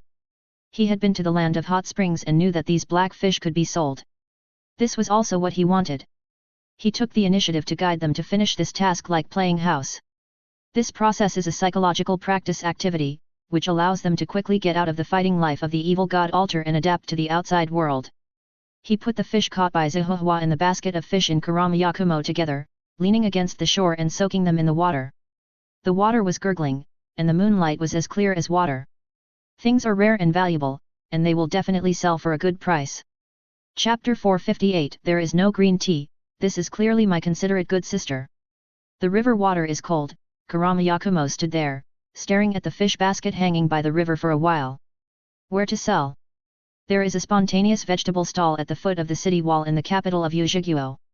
Naruto said, "Sell it out before dark tomorrow afternoon, otherwise it will be difficult to sell it. The master knows a lot." Kurama Yakumo added a sentence at the right time, very deliberately, but Naruto liked it very much. After all, who doesn't like a girl who has eyes full of you? There is no green tea, this is clearly my considerate good sister. Besides, it was even better that Kurama Yakumo only did this to him. Hydrangea was completely stiff, and turned to look at Kurama Yakumo in disbelief. How could he say these words? "Ahem, let's find a place to rest, and talk about it tomorrow," Naruto said, and directly covered the topic. It was already late at night. Yet, the two women responded. At night, Hydrangea and Kurama Yakumo slept in the same tent. After washing, the tent became quiet. "Hey, are you asleep?" "No." Kurama Yakumo turned his head. "Are you really going to sell fish tomorrow?" Hydrangea turned over and turned to look at Kurama Yakumo. "I really don't understand what this person is doing. It should be just selling fish." Kurama Yakumo hesitated for a moment and said, staring blankly at the top of the tent, "Maybe he has a guilty conscience and takes us to play. This guy is really awkward." Hydrangea curled her lips. "It was obviously him who threw us into train, and now he doesn't want us to work for him so quickly. Who knows?" Kurama Yakumo responded. It was late at night, and the two women gradually fell asleep. In the other tent, Naruto didn't think so much. It was just a break from his busy schedule to take the employees to team building, so that they could buffer a little and avoid killing. After all, they had just escaped from the day and night fighting, and they might get excited when they saw blood. Maybe he was overthinking, and it was okay not to do such team building. But Naruto has always been meticulous and doesn't like to gamble. It would be even more difficult to succeed after alerting the enemy. He didn't come to Uegaku to carry a bag of rice to several floors this time, but to drag down the little princess of Tsuchikage, the only thing that Oniki loved. He wanted to create chaos, not riots. The plan was to let Kurama Yakumo and Hydrangea attack Uegaku, and he would take advantage of the chaos to take away Kuratsuki and make him his lackey. The next day, under the wall of Yujiguo. He clearly remembered that on the road far from the center of Yujiguo Street, after 4 o'clock in the morning and afternoon, people would set up stalls to sell some fruits and vegetables. Or fried snacks, fresh meat and fish. 2 years ago, he and the lustful Jiraiya had been hanging around in this area for more than half a month, taking a bath and eating and drinking every day, and Jiraiya had an extra expense. They had been under this wall before, and there was a lot of traffic, all of them were ordinary people living on the edge of the capital. Occasionally, there would be rich people who would come here to buy some fresh meat and vegetables.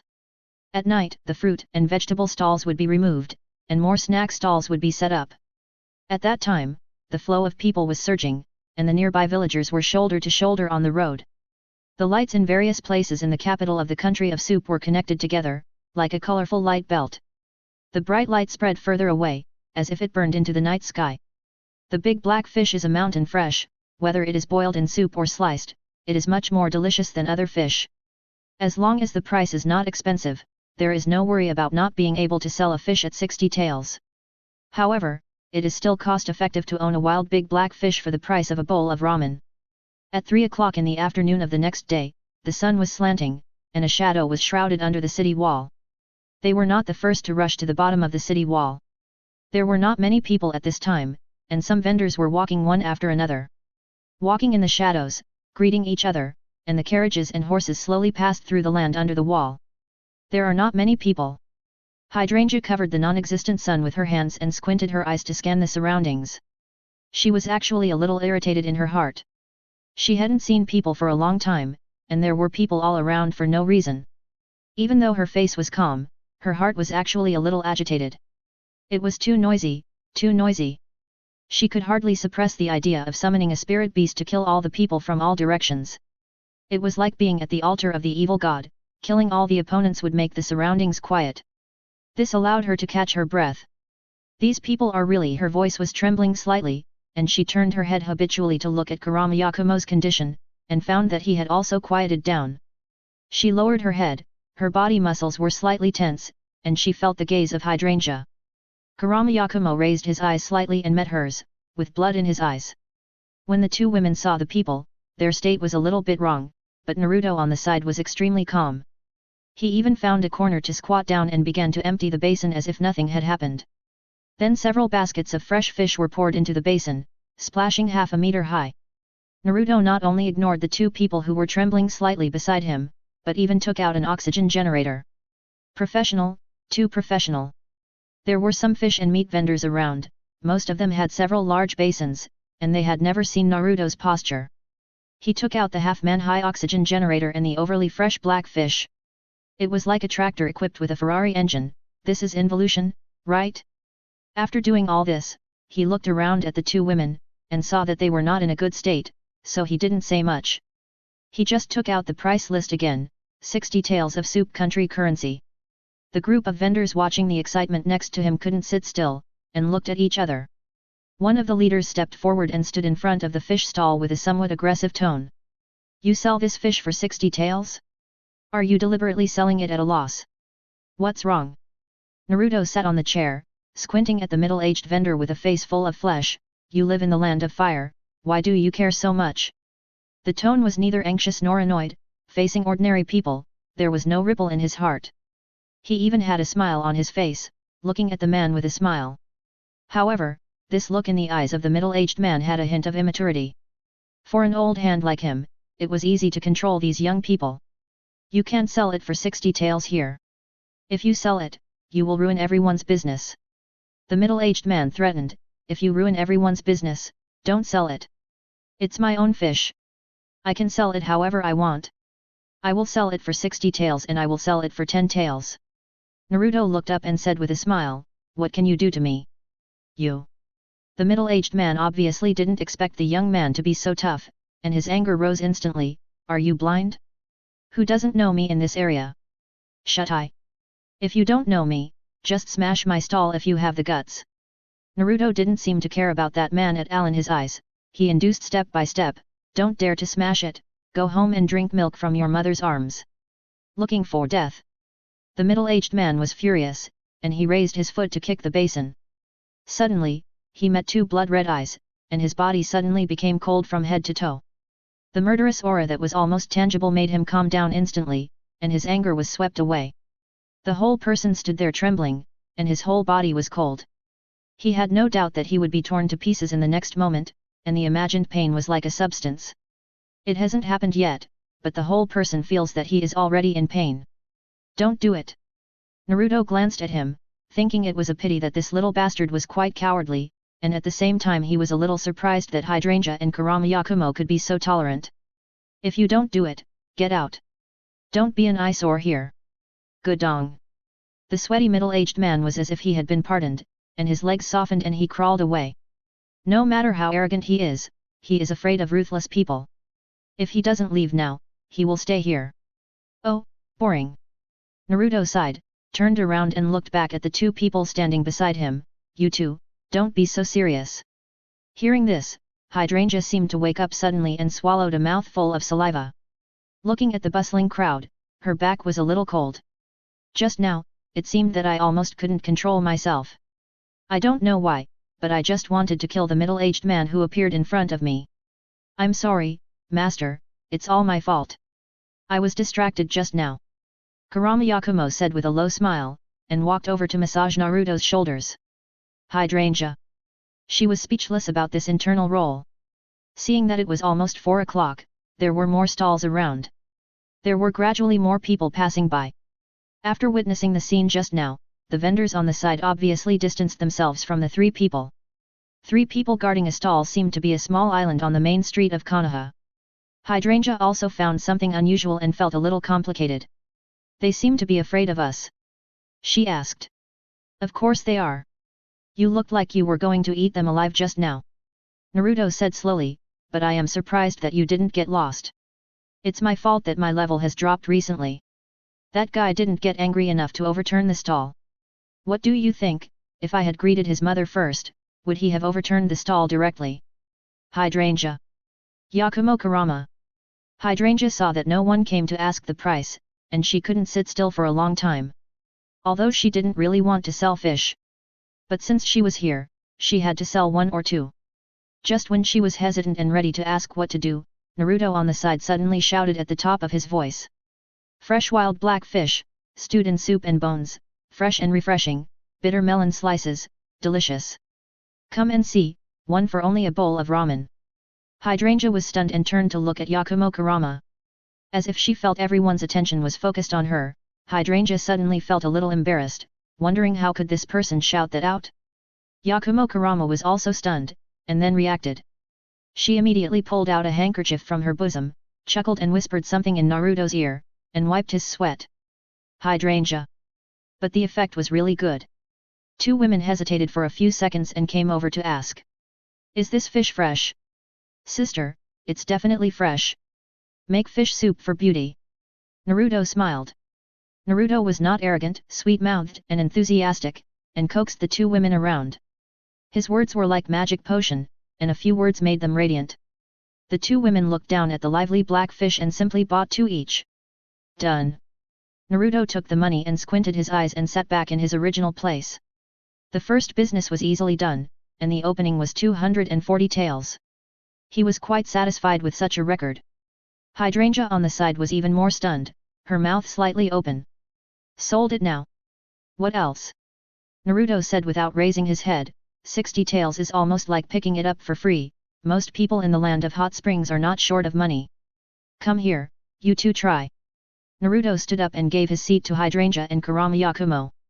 While the 2 women were still a little confused, he said casually. Just sell it, you 2 can figure it out, anyway, 60 taels. Most of these fish were caught by you 2, so you have to sell them if you can't finish them. But I can't do it. Hydrangea was a little nervous, she was afraid that she would not be able to suppress the idea of piercing the other party when she saw him. You really can't do it, Hydrangea, you are very weak. He said, if you sell it, the money will be yours, is that okay? Hearing this, Kurama Yakumo on the side was a little moved. She knew that Naruto's tossing was just for the 2 of them to get rid of the suppressed and bloodthirsty state. Master, then let's try it. She smiled. Naruto turned his head and looked at Kurama Yakumo, and saw the girl's sunny smile, and there was still clear stupidity in her eyes. He looked away calmly and looked elsewhere. The gift of fate had already been secretly marked with a price, but these 2 people would not know. At once the afternoon passed quickly in the stall. As it was getting dark, the fish that the 3 brought were all sold out. Naruto threw the basin he brought into the alley and didn't care about it anymore. Under the setting sun, the 3 began to divide the money, waving stacks of money. Hydrangea, this is yours. 12 fishes are worth a total of 720 taels. These are all for you. It's your own money. Remember to pay for dinner tonight. As he said, he handed over the 720 taels of banknotes. For me.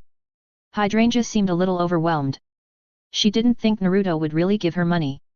I just sold a few fish. Is it worth so much? Of course it's worth it. You deserve it. Thank you, Master. Hydrangea didn't hear the second half of Naruto's words clearly, then did I really take it? This is yours. Naruto handed her the portion of Kurama Yakumo, who smiled and said thank you, Master, without any shyness. Naruto couldn't help sighing again, what green tea, this is clearly a considerate and good sister. Come one by one, who can resist it? Let's go. Let's go. Let's eat. Naruto raised the remaining thin stack of banknotes in his hand high, waved and shouted. Okay. The two women were very excited and followed behind to the center of the capital. The setting sun fell into the mortal world like fire, and the whole country of soup was shrouded in a dim scene. Crows flew obliquely on the telephone poles, and pedestrians who were talking and laughing, and hawkers carrying loads on their shoulders and rushing back on their way were mixed together, and the scenery was as warm as an oil painting.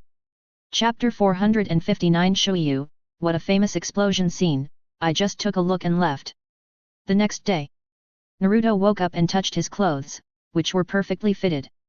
After a headache, he staggered to wash and carefully recalled what happened last night. The three of them drank and ate, and vomited twice after 3 rounds. Finally, he opened his heart in the last game and released some negative emotions. Naruto was relieved to do this. The unscrupulous boss never worried about the health of his employees, but only worried about whether it would delay their work. He didn't care about their mental health, as long as it didn't delay his work. After a quick breakfast, Naruto opened the yellow spring gate again. The coordinates were in the hidden rock village. After the 3 people walked into the door, a golden light flashed and then the yellow spring gate collapsed violently. In the blink of an eye, the 3 people and the door closed and disappeared in midair, leaving a string of tiny ripples. At the same time, the land of rain.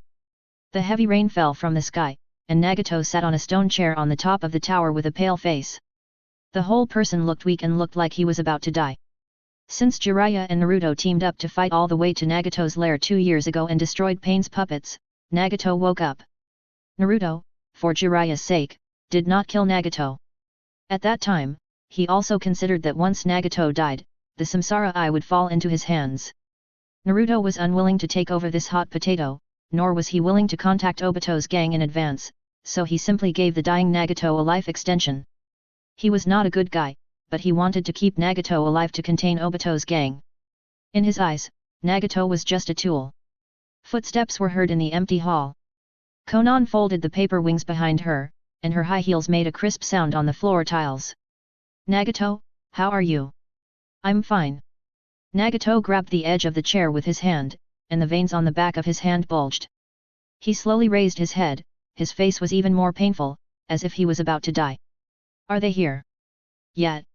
A trace of reluctance flashed across Konan's face. After hesitating for a moment, he said, Nagato, listen to me, you are in a very bad state now. You can't go out at this time. The hidden cloud village still depends on you. I won't live much longer.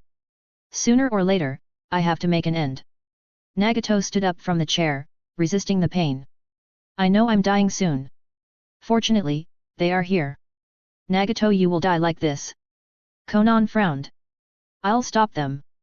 If it doesn't work, I can contact Jiraiya, or find Naruto. Hearing this, Nagato didn't speak. He felt guilty about Jiraiya. As for Naruto, Nagato knew very well that the man helped him just to let him contain Uchiha Madara. When it's time to die, die seriously. This is the only purpose of his life, and it is also his destiny. But he can't tell these to Konan, because... He raised his head and looked at Konan, with a trace of imperceptible sadness in his eyes. No. I should have died anyway. I am satisfied with my survival. Jiraiya-sensei can't save me, and I am not afraid of death. I live to avenge them. Don't let them get my eyes. If they succeed, take my eyes, don't look back, go to Konoha to find Uzumaki Naruto. Konan stared at the panting Nagato with complicated eyes, thought for a while and nodded. In the end, there was nothing to say, so he sighed and turned away. The hidden rain village was swaying in the wind and rain. In the mist, there was only one figure standing on the top of the tower, silently overlooking the village inside and outside. The next moment, a huge wing spread out behind the figure, and it suddenly flew towards the wind and rain. Outside the hidden rain village, Sasuke and his group looked up at the rain and fog in the sky, and they couldn't help but feel sad. They all stopped. Sasuke, we sneaked into the hidden rain village, those guys will be surprised, right? Shuiyu reached out and touched the rain, with a wild smile on his face. There are pools of water everywhere here, for Shuiyu who can be liquid. This is simply a treatment like going home, it's like occupying the arsenal and firing. There was continuous rain and fog around, Suzuki didn't respond, but just looked around carefully. Zionki on the side glanced at Shuiyu and said, Suiyu, be careful. According to the intelligence, this is not a small village. The former leader of the Akatsuki organization is not dead and has been hiding in this village. I know. Shuiyu spread his hands and said, we just came to watch the fun, it's not us who want to fight with those guys. By the way, let's see if we can fish in troubled waters. Zionki adjusted his glasses and said. Kou's huge body like a mountain stood behind the three people, his expression never changed. He had already noticed the unusualness of the village, and just glanced at Zionki. Kagam's reconnaissance ability is much stronger than his. Under normal circumstances, the intelligence that Jago uses natural energy and small animals to feedback is just auxiliary. There are two very strong people in the village. You may die if you get close to them. Uchiha Madara is probably here too. He is on the other side of the village, just like us, on the periphery. Jago said. Ha! That damn guy Uchiha Madara is finally here. Shuiyu clenched his fist and shouted excitedly. Idiot! Kagam held his head and shook his head. We can't afford to offend anyone here. We are here to pick up leaks this time, not to be beaten. Be careful, we are only active on the edge. Suzuki said. Tisk. Shuiyu shrugged, I know. If I have the chance to meet Uchiha Madara, I will cut him twice even if I can't beat him. Don't complain. If you really meet him, you will probably die here. Don't say these meaningless stupid things. Kagam retorted mercilessly. I just don't have a weapon that suits me. I wanted to find out where the 7 ninja swords of the hidden mist are on the way, but I don't know anything. Shuiyu complained. Stop it. Coward.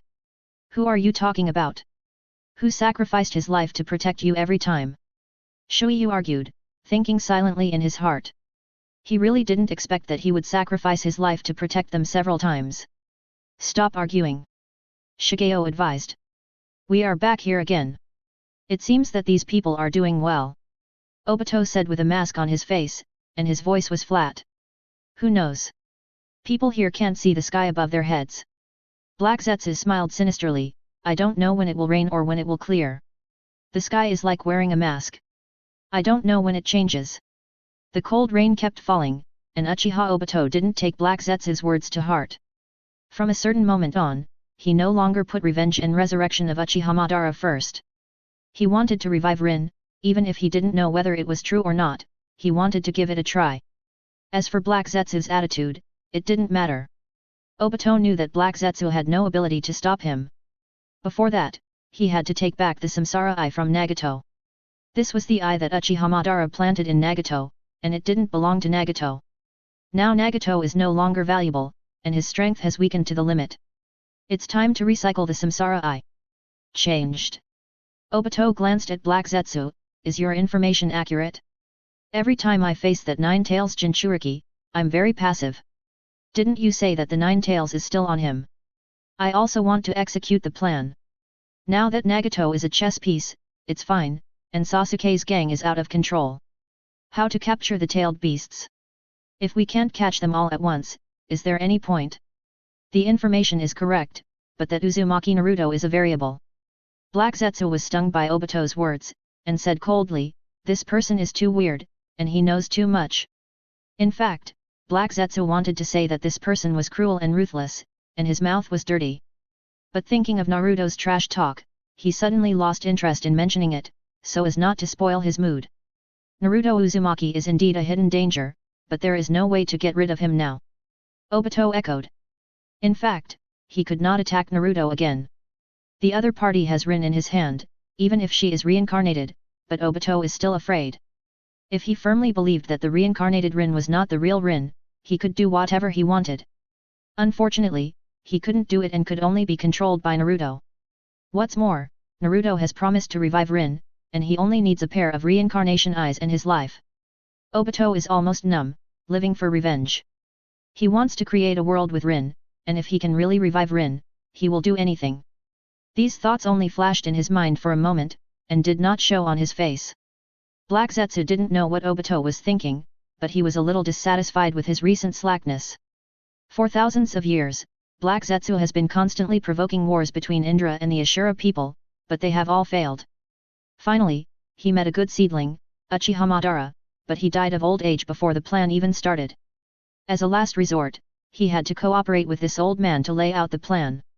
He used the plan and means to fool Uchiha Obito, a chess piece, and then worked hard to cooperate with Nagato. This is not how the infernal affairs of the ninja world is filmed. One ring after another, even Black Zetsu himself sometimes feels tired. Especially after meeting Uzumaki Naruto, this feeling is particularly strong. Thousands of years of hard work once everything was discovered, this feeling my heart was numb. Nagato is dying, and Akatsuki has no meaning to exist. Obito said, we must get the Samsara Eye back today, so as not to have more troubles. As soon as he finished speaking, a cold voice came from the rain. You can't get it back. In an instant, countless paper flowers fell from the sky, floating along with the rain. Upon hearing this, Uchiha Obito silently activated his Kamui, and the whole person disappeared in the whirlpool. Black Zetsu disappeared directly on the water surface and ran towards the village. The next second, the paper flowers slowly gathered in the wind and rain, gradually forming the shape of a human figure. Konan's angry face appeared, and before he opened his mouth, several paper kunao flew over. The paper kunao passed through Uchiha Obito's body without any suspense, and did not hurt him at all. Little girl, don't underestimate the Uchiha clan's pupil power. He stared at Zionin and said, this little trick of papermaking is not enough to hurt me. Go to hell! Zionin shouted. A pair of huge paper wings spread out from his back, and he gritted his teeth and spun and accelerated towards Uchiha Obito, who was wearing an orange vortex mask.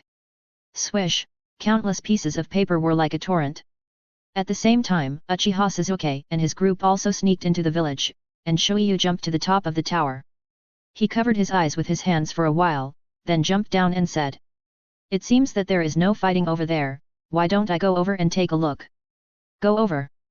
Zionjiu suddenly raised a gloating smile at the corner of his mouth, it's true that there is no fighting, so you go over and take a look, anyway, nothing will happen. Shoiyu hesitated, seeing her like this, it must be bad. It seems that they have already started fighting. If you get close, you might get affected. Chugo suddenly said, there are 2 people, no 3. It's just a fight, so I feel relieved. Shoiyu's confidence increased, and she ran forward excitedly, I'll go and see, I'll be back soon. After saying that, Shoiyu ran away immediately. Suiyu! Wait! Danger, danger! Chugo stretched out his hand and was about to call Shoiyu, but found that the other party had already escaped, and his brows frowned directly. Chugo, what danger? Sasuke turned his head and asked him in a serious tone. I don't know, natural energy is far away from that place, I don't know what will happen. But Chugo raised his head with a worried look on his face and swallowed a breath of saliva. It could be an explosion. On the water surface, the sky full of papers spun at a high speed, forming a vortex in the air. And in the next moment, a violent explosion and fire shot up into the sky. Shoiyu just quietly touched the edge of the water surface. Just as he was about to look up, he suddenly saw the brilliant explosion light and was stunned. With a bang, several meters high waves surged on the water surface. The heavy water wall hit Shoiyu heavily, and he took a deep breath and sank instantly. However, no matter how hard he swam, he could not stop the waves. The underwater undercurrent was surging, knocking Shoiyu unconscious and dizzy. After the violent explosion, Uchiha Obito was half broken, but he still used Kamui to save his body. Your tricks have come to an end. It seems that I am not dead yet, but I have suffered some minor injuries. Uchiha Obito said calmly, then, should we speak out? Where Nagato is, you are going to protect him at all costs. He will not hide in the village and tremble, right? I only want the Samsara Eye, and I am not interested in Nagato's life. Shut up. Konan stared at Uchiha Obito, you are the greatest darkness. If it weren't for you, Yahiko would not have died, and Nagato would not have become what he is now. You are the peace breaker, and you are the one who extinguished our hope. There is no peace in this world, let alone hope. Obito said contemptuously, it seems that you have not yet recognized the reality. At this time, Mizuki, who was being stirred up by the water flow underwater, finally stabilized his body, and hesitated in his heart whether to take another look. He was itching in his heart, who made the explosion. It was blown up, and he would lose blood if he didn't take a look. Chapter 460 Samsara is born. Konan is resurrected. The Hidden Rain Village, on the water surface. Konan looked at Obito in front of her coldly, with rain running down her face. She was determined to die. She planned to use the countless detonating tags that she had prepared long ago to die together with Uchiha Obito in front of her. You are the one who needs to face the reality, you devil. Konan gritted her teeth and said. Not far away, Obito stood on the water surface, wearing a mask on his face. When he was silent, it seemed that he could see the cold expression under his mask. He didn't care about what Konan said. Why did you have to betray me? Obviously, you and Nagato both supported the Moon Eye project, but you broke the contract and betrayed me. Betrayal. Konan smiled self-deprecatingly, with a mocking expression on her face. People like you who were born in the dark will not understand the preciousness of the flower of hope, and will never create a perfect new world. It is this world, the ninja system, and those ninjas who keep making wars for profit that are dark. Obito looked at Konan calmly and opened his hands. There is no hope in this world, which makes people despair. It's obviously you who dragged us down. Yahiko would not have died. Zionan's teeth trembled slightly, and rain seeped from her hair. This is Nagato's fate. He has something that doesn't belong to him, so he should play according to the script of his fate. Obito said. What you call fate, a light word. Zionan's chest rose and fell, and her eyes stared at Uchiha Obito like a knife, as if she wanted to vent all the anger in her heart. Have you ever thought that falling on us is endless pain and torture? You don't care about these at all. Our pain is brought by you. I really don't care, but it's too late to say these now. Obito said coldly, since you betrayed me, it's worthless. Tell me where Nagato is. I don't want to do anything to my former subordinates. As long as I get back the Samsara I can save your life and Nagato's life. I don't know. The Samsara Eye belongs to Nagato. I won't let you take away what belongs to Nagato. Konan glanced at him coldly. His eyes are the treasure of the village, and the foundation for the protection of the Hidden Rain Village. Did Uzumaki Naruto tell you all this? Or did you find it yourself? Obito tilted his head, probably the former. It seems that Uzumaki Naruto convinced you. He just told the truth, and that's the fact. Konan sank his face. Besides, I believe in Uzumaki Naruto more than I believe in you. Anyway, you're going to die soon, so why not tell me what kind of hallucinogens Uzumaki Naruto gave you? Hearing this, Konan instantly remembered the scene of Naruto mouth-to-mouth Nagato. As long as he recalled it a little, what echoed in his mind was not some bright and majestic words, but trash talk. What? Obito frowned. Nothing. Konan was so imposing that she threw a bunch of paper kunao directly at Obito. She had learned the secret of how long Obito's kamui lasted from Naruto. Adding to the conclusions she had drawn from her investigation, she had found out the loopholes of kamui and had a set of corresponding countermeasures. I have been preparing for this day for a long time. Don't even think about hitting Nagato. Konan gritted her teeth and suddenly launched a ninjutsu, go to hell with me. Paper God. In an instant, under Obito's feet, the originally calm sea surface turned into a high wall made of white paper. The two high walls separated with a bang, revealing a bottomless abyss. What? Suiyu, who was watching the battle in the water from a distance, almost dropped his jaw in shock. His mouth was in an O shape, and his eyes were about to burst when he saw this scene. Realizing that something was wrong, he immediately swam out like crazy. He was almost running away with all his strength. He probably had never been so serious in his life. What a joke, the sea surface is cracked. Okay, if you don't run, you will die. In the distance, Uchiha Sasuke and the other two were watching the battle. Why hasn't Suiyu come back yet? Did he really die in the water? Zionki complained bluntly, could he have turned into a rotten fish and shrimp? I can sense Suiyu's chakra, he seems to be watching the fun. Chuo added. Watching the fun? It's so noisy, he's quite courageous. Zionki said, I thought he was a weakling, but I didn't expect him to have such a tough side. Uchiha Sasuke's Sharingan slowly turned, and in the red vision, he could clearly see a person who looked like Shuiyu swimming desperately and quickly. He should be running for his life, but Sasuke was too lazy to speak. What really attracted him was the battle. There was such a terrifying ninjutsu in the world. Could this really be done by the flashy paper ninjutsu? The paper wall was like a natural moat, and it was not something that humans could do. Sasuke looked at the paper that looked like the sky, and he couldn't help but feel that I came to the right place. Maybe, I can really get a chance this time. There are too many suspicious points about the man who calls himself Uchiha Madara. Maybe. I have suffered so many misfortunes because of him. Otherwise, there are too many things that cannot be explained, and this Uchiha Madara also appeared by chance. Why did I start to have bad luck after he appeared? This doesn't make sense. Besides, he can't treat himself as a fool. Uchiha Madara would not be alive until now. People can't fight against time. After all, we'll turn into a handful of dust. The wind and rain became more violent at this moment, and the sea surface rose violently, with the water wall tens of meters high. Countless white papers turned into detonating tags in an instant, and at the moment when Obito fell into the abyss, they flew towards him as if they had intelligence. A doomsday-like scene was staged on the sea surface, and the detonating tags like a tsunami flashed together. The hot flames rushed into the sky, and the water mist suddenly evaporated and raised thick white smoke. Obito avoided the explosion, but the Kamui space still inevitably inhaled some detonating tags. The blood mist exploded and disappeared in an instant. Lost in the rolling water wall. The huge chakra consumption almost drained all the reserves in Konan's body. She fell weakly on the water, with no strength in her body at all. Only a trace of chakra remained in her body to maintain her vital signs. Just as she was gasping for breath, Obito, who was missing an arm and a leg, quietly appeared behind her.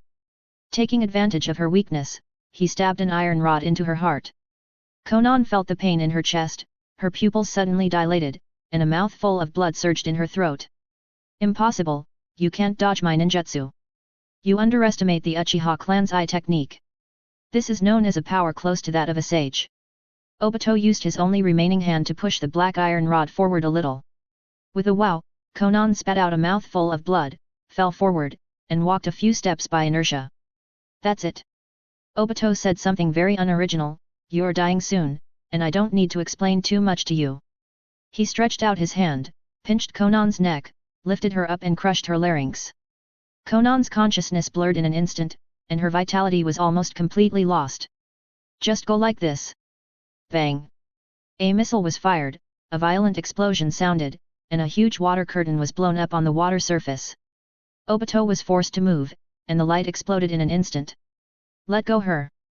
Shurido Pain landed from the water surface. Pain 6 paths? Hee. Obito threw Konan casually, as if throwing away garbage, and his eyes were fixed on Nagato. You used that power again. Even if I do nothing, you won't live long. I know, but before that, I will kill you. The brand new Tendo Pain flashed from a distance and landed not far from Nagato in an instant. All things heavenly guide. At this time, the embarrassed Suijutsu climbed ashore and saved his life. Just when he wanted to look back, he suddenly felt a chill. Thinking of how he was just too cheap, he could have walked away, but he lost to curiosity.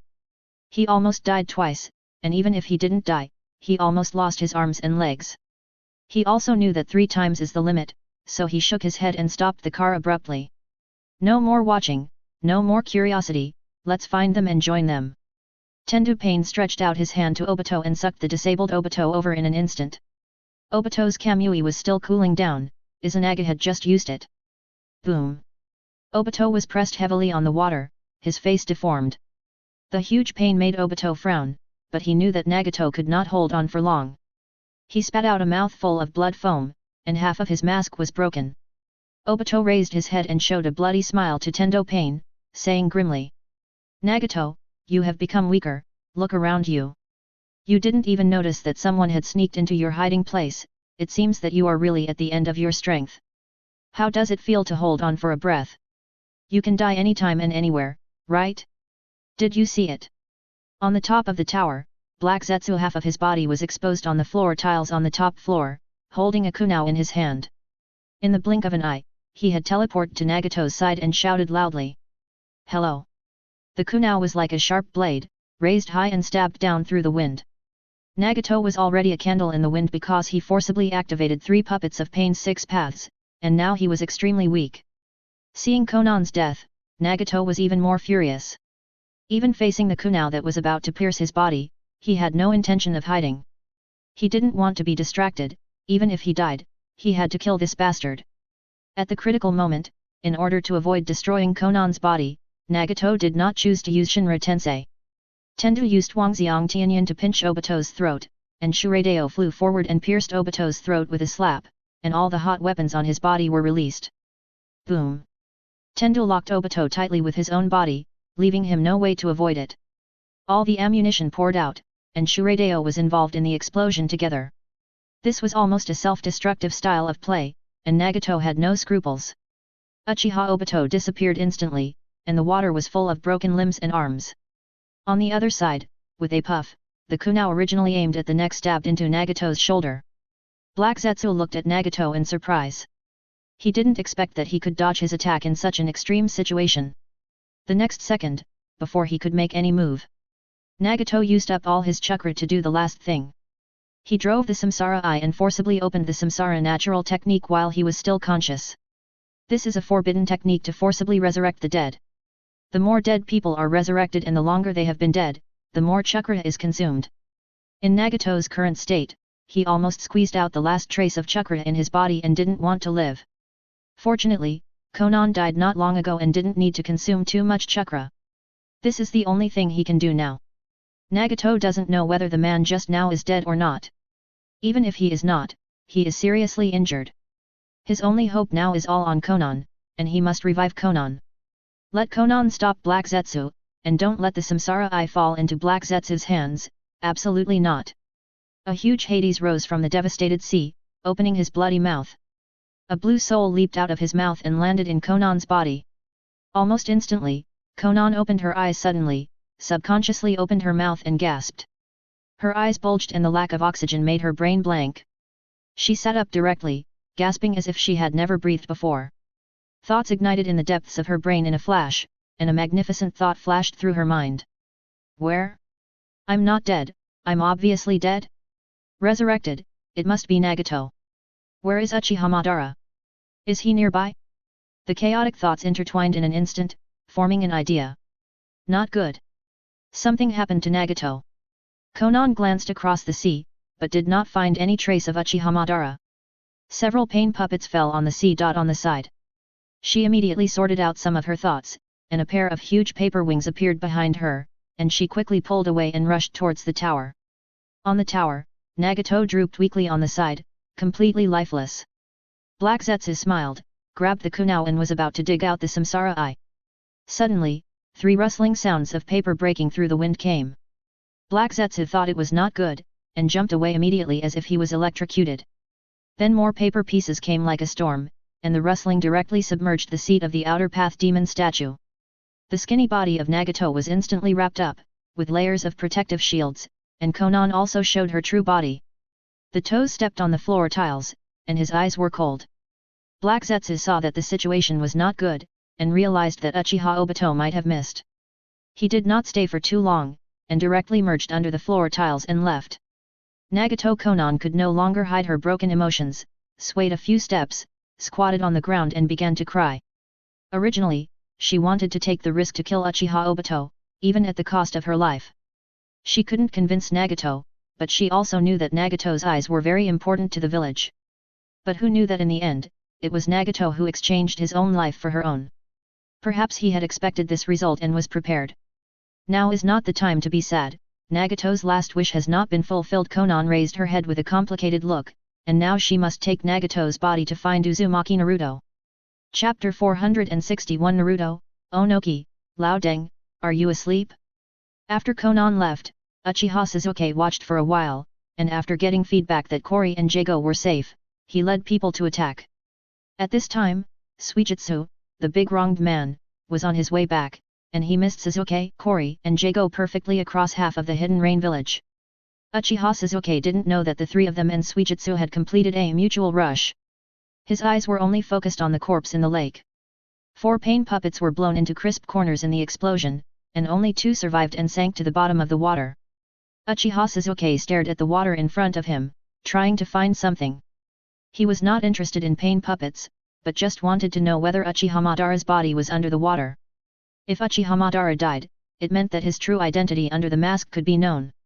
If he didn't die, then send him to death. The white Zetsu beside Uchiha Madara was too suspicious. Sasuke had seen the lifelike imitation ability, and it was hard not to doubt whether they had done something behind the scenes. Whether they did it or not, they must die now. But strangely, when Sasuke searched, he found that there was no Uchiha Madara's body under the water. In an instant, he realized that Uchiha Madara was not dead. There is no body, but he is still alive. Zyonki's eyes showed disbelief, and he took 2 steps back and couldn't help but gasp. It is almost impossible for a life to survive an explosion of that magnitude. What kind of monster is that person? Where is Suijutsu going?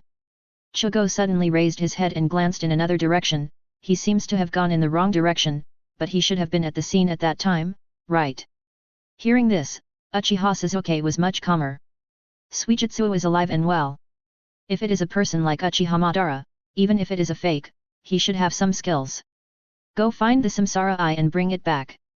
It seems that he has left. The person is in the sky. Zyonki suddenly raised his head and shouted.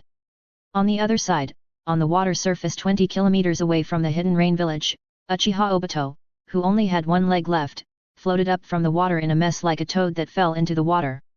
Using chakra to stay on the water surface, he turned over and lay down. He raised his head and breathed deeply, his eyes opened and closed tiredly, and raindrops as thin as silver threads fell from the sky. At this moment, Uchiha Obito had lost his original composure and looked more like a dead dog. But at this time, he actually laughed. A smile appeared on his face, a small laugh, and finally a crazy laugh. He let the rain hit his face. If 3 of his limbs were not broken, he would even want to dance. The Samsara Eye can really revive the dead. If you can get the Samsara Eye, Lin may also be resurrected. As long as Lin can reappear in this world, everything is worth it. Get the Samsara Eye back and call that Uzumaki Naruto. Just as he was emptying his mind and thinking, the strength of his body slipped away unknowingly, and the chakra was lost uncontrollably. Splash! Obito fell into the water. Going down along the water, Obito, who only had 1 leg left, looked numb and let himself sink. The expression on his face did not change, as if he was still thinking about something. You are really not afraid of death, Obito. Black Zetsu arrived in time. He was supposed to take the Samsara Eye on the top of the tower, but he didn't expect to be intercepted by the resurrected Konan. After running away when he saw the situation was not good, Black Zetsu naturally ran to Obito's position.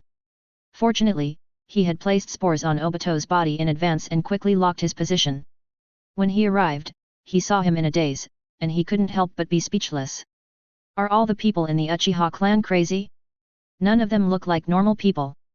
Uchiha Madara is fine, but he is a sly guy. This Uchiha Obito doesn't seem to be mentally normal either. Damn, who understands Chen Xiang didn't have so many hardships to save his mother. Uchiha is really embarrassed. Even so, Black Zetsu, a weakling, still can't give up Uchiha Obito. Even if he is now shot through and looks like a piece of scum, he still wants to rescue Obito. Wake up! Don't give up! I'm so angry. When will Uchiha be able to stand up?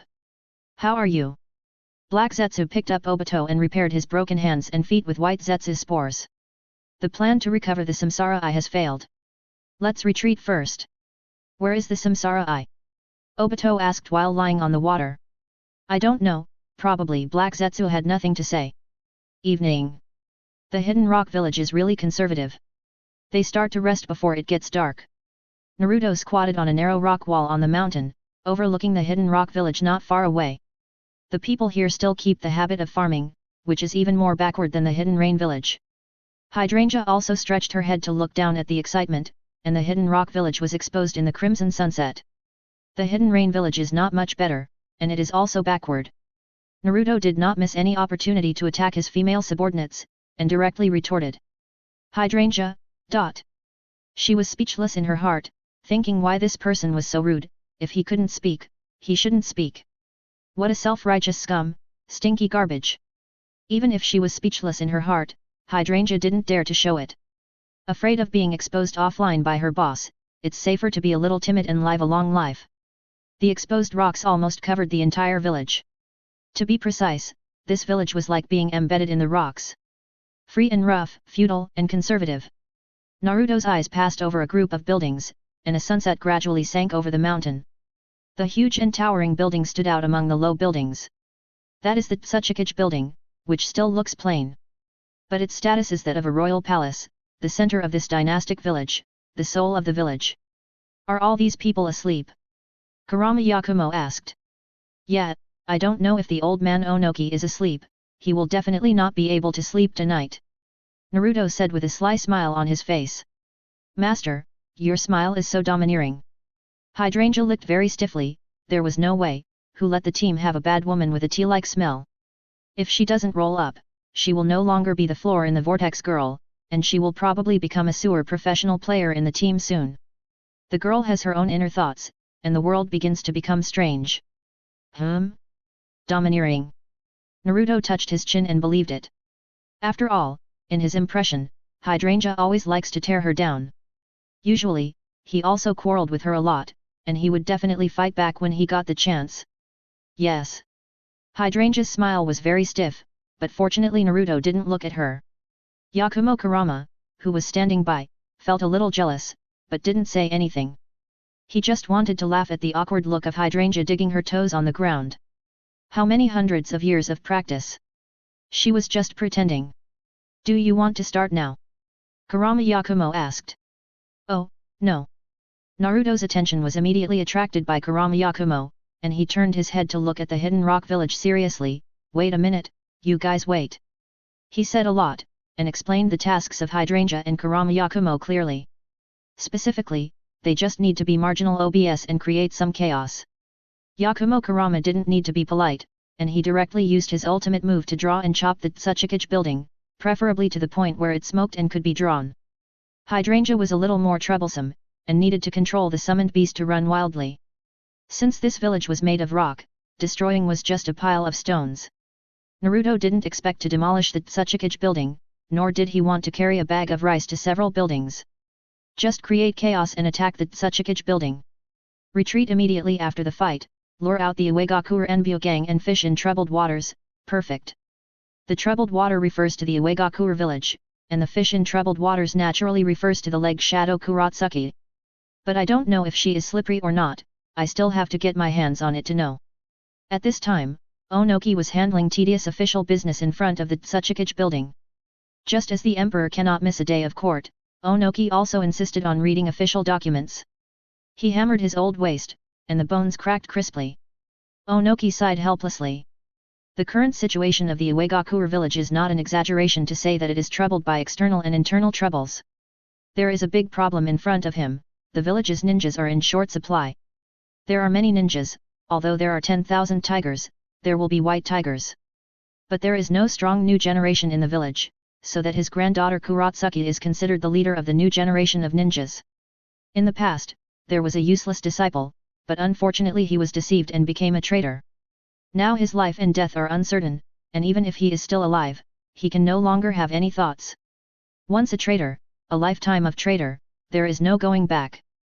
After reminiscing about the past, Onoki turned his attention back to the official documents.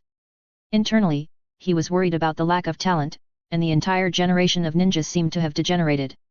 Externally, he was worried that the strength ranking of Uegakure village among the 5 major ninja villages was almost at the bottom. Konoha, as the former overlord, could create world peace by just kowtowed. In fact, it was not because Hashirama Senju was sincere, but mainly because the other party kowtowed. If he refused to accept the toast, he might not even have the chance to kowtow next time. Even if Konoha is going downhill now, it is a lean camel is bigger than a horse. Although the Kirigakure and Sand villages have experienced dramatic changes, they have survived one by one. They are recovering at a speed that is almost visible to the naked eye, and Sand village has even formed an alliance with Konoha. The Kumigakure has been developing upward, and the new generation below is even more powerful. What's more terrifying is that they have developed the fighting style of the tailed beast Jinchuriki. In such a comparison, it is the rock village that is more like the first pill. Unaki is really afraid that he will die, and the rock village is handed over to Kuratsuki. Without him in charge, this naughty granddaughter may not be able to sit firmly in this position. I am worried, people can't live forever. Click, Onoki put down the pen and sighed heavily.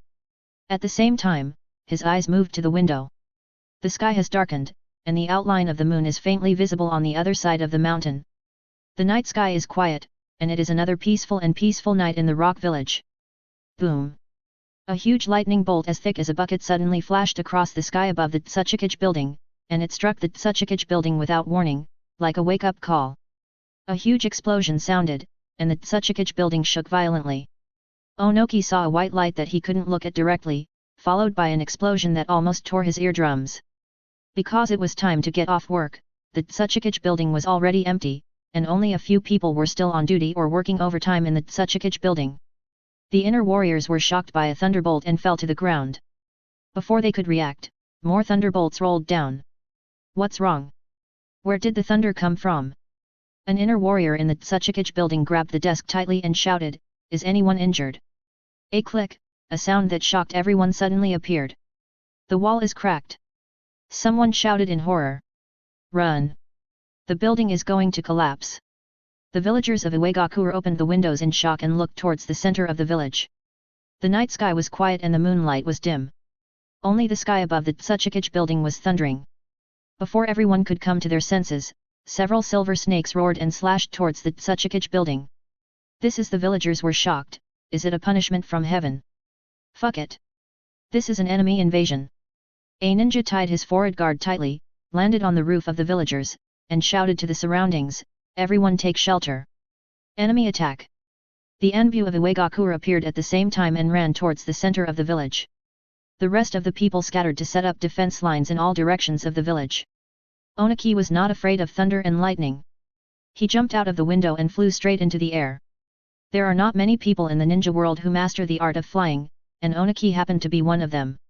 He is not only proficient in earth escape ninjutsu, but also relies on his dust escape to be the best in the ninja world. Even though the Iwagakure village is in such a mess, it can still be domineering, relying on the terrifying strength of this old man.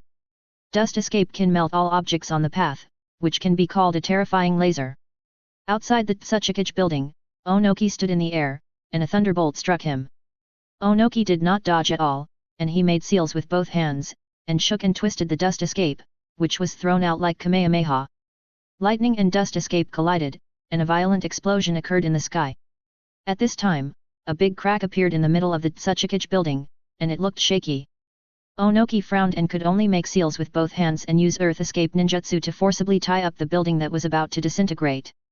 Even though Onoki is strong, he is old after all. If it were when he was young, it might not be a problem to support the building that was about to disintegrate with his bare hands.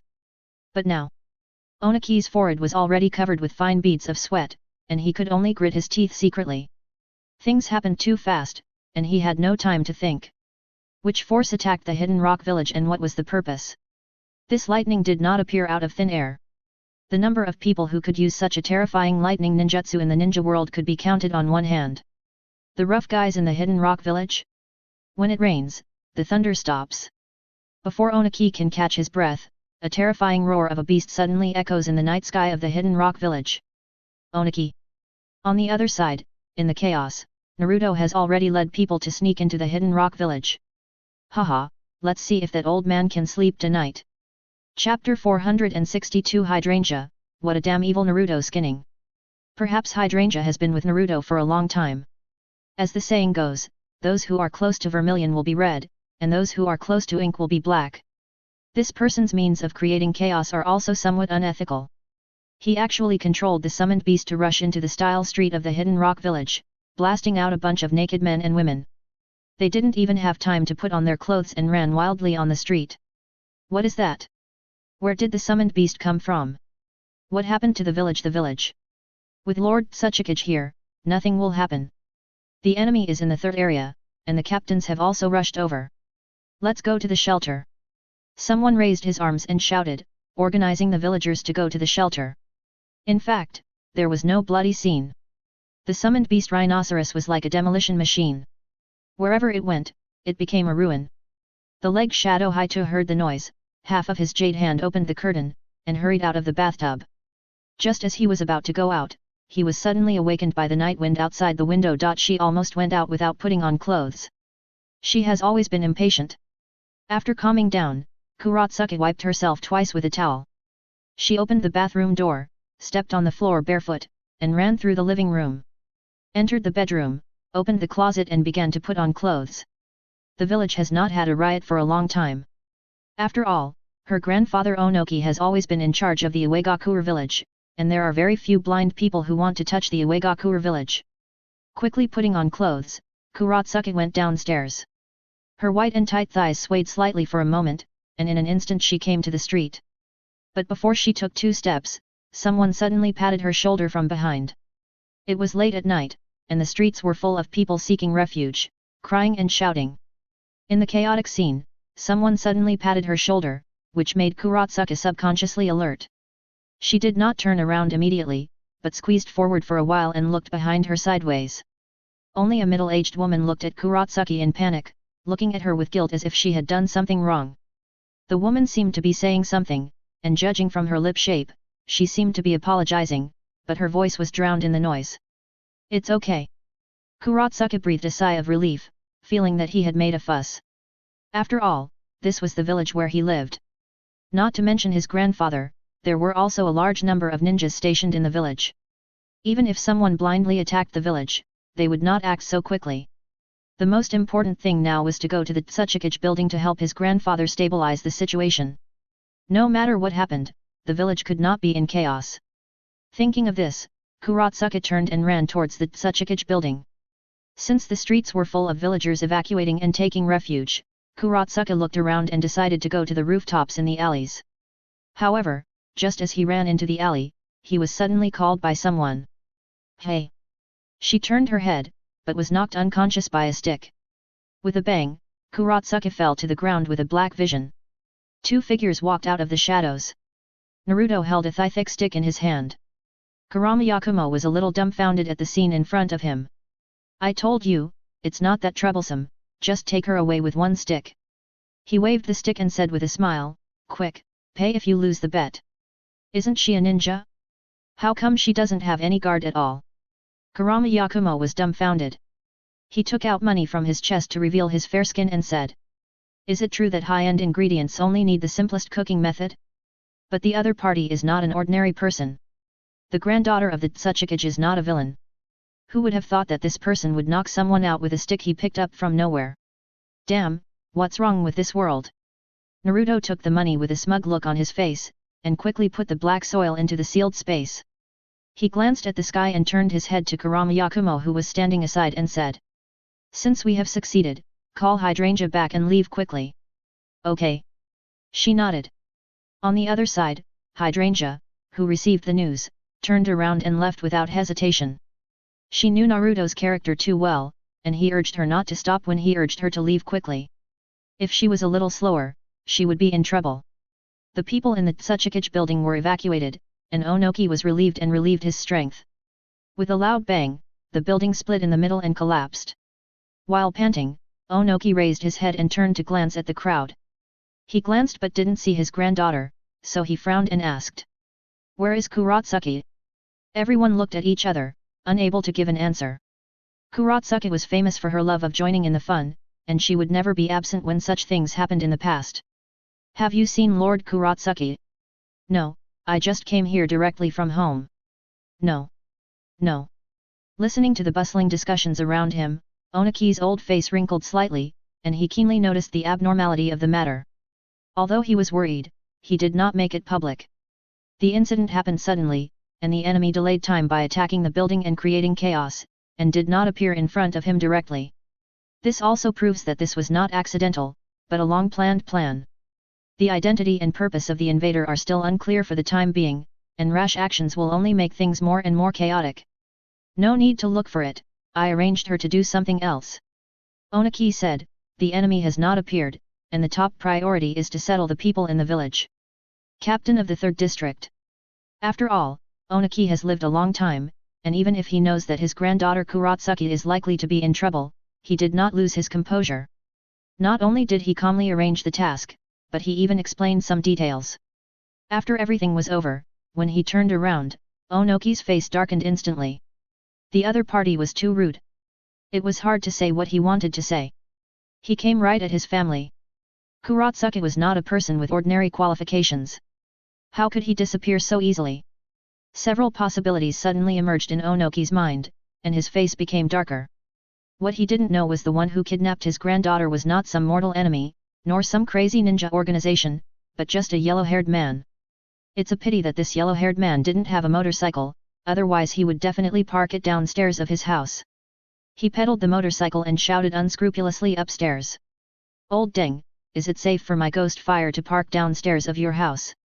Others would not do such a wicked thing that would make people angry to death, but it might be Naruto. This guy, his moral bottom line is so low that it's hard to describe. Give me money, give me money. Naruto took the two girls away from Uegakure while the chaos was going on, and opened the yellow spring gate, and directly jumped to the grass country. How did it succeed so hastily? Hydrangea reluctantly reached into her pocket and handed the bet to Naruto. It was indeed paid for her work. Naruto never mentioned the matter of salary from beginning to end. Only part-time jobs can get wages. Hydrangea was given by Konan, and it was a secondment. Salary? Then she must ask Konan for it. She is a regular member of the Hidden Rain Village. How could she pay a salary? It is impossible to pay a little, not a penny will be allocated. As for Kurama Yakumo, she is even more special. Hydrangea was volunteered. But Kurama Yakumo volunteered from the beginning. As long as he could become a ninja, he could pay any price. As for the three people in the Hidden Cloud Village, Mabi, Samui, and the two Yukato, they are senior executives of the Hidden Cloud Village. One by one, they enjoy paid vacations, and he doesn't need to worry about it. Where is this? Hydrangea paid the money and then reacted. The Land of Grass is a medium-sized country. I want you to stay here for a while. Specifically, I want you to do something. Don't worry about it for now. Naruto spread his hands and said. The Land of Grass is full of good and bad people. You don't have to be too careful. If you meet someone you don't like, just take action. It's not a top-secret mission, and you don't have to do anything else later. Looking around, why did the map change just after the previous mission ended? This is too fast. Don't you want to give some foreplay? Damn it. The evil Naruto skinned. Okay. Kurama Yakumo still agreed to everything. Anyway, she listened to whatever Naruto said. Who doesn't like a considerate sister? That master. Hydrangea smiled, put her hands behind her back, and said a little shyly, to carry out a mission, you always need some funds or something. Funds? Naruto blinked his eyes. He didn't have much money left now. To be more precise, he was very poor now. Yes, funds. Hydrangea said naggingly, pressing her fingers, you see, you need to spend money to stay and eat in the grass country, and you also need to spend money in case of unexpected situations. Money, money, money, you need to spend money everywhere. You can't move forward without funds. Naruto wanted to give it, but unfortunately the landlord's family didn't have any surplus food. The days of spending money lavishly are gone forever. Now he can only rely on the tens of thousands of taels of fire country currency to barely make ends meet. The 1 million taels I got from Uezuki Yujeo last time have long been used for purchases. I do have some common currency of the water country in my hand, but it's useless. Ahem, the question of funds is very well raised. Naruto turned his head and looked elsewhere, and began to perfunctorily, funds, currently there is enough. It's just that as a ninja, sometimes you don't have to be so rule-abiding, and you can appropriately uphold justice. What mean? Hydrangea tilted her head. She had already heard that Naruto didn't want to pay. She was so angry. Why was Naruto so stingy? The grass country has always been in chaos. There are too many wealthy businessmen who got rich by taking advantage of others. It shouldn't be difficult to take the initiative to get some funds, right? Naruto said with a rogue look on his face. Ah! Hydrangea was dumbfounded. This guy didn't want to pretend at all. Ah, what? If you meet a tough guy, just call someone. I'll find a way to deal with it for you. Naruto said righteously, this is such a good job. You can do whatever you want. Fuck, what a scumbag. Hydrangea has seen big promises, but she has never seen anyone encouraging employees to make money. Isn't this a complete idiot? It's fine if you don't get paid for work, but you have to pay for it. As expected of you, Uzumaki Naruto, damn it. Now you don't even want to pretend anymore, and you show your true colors.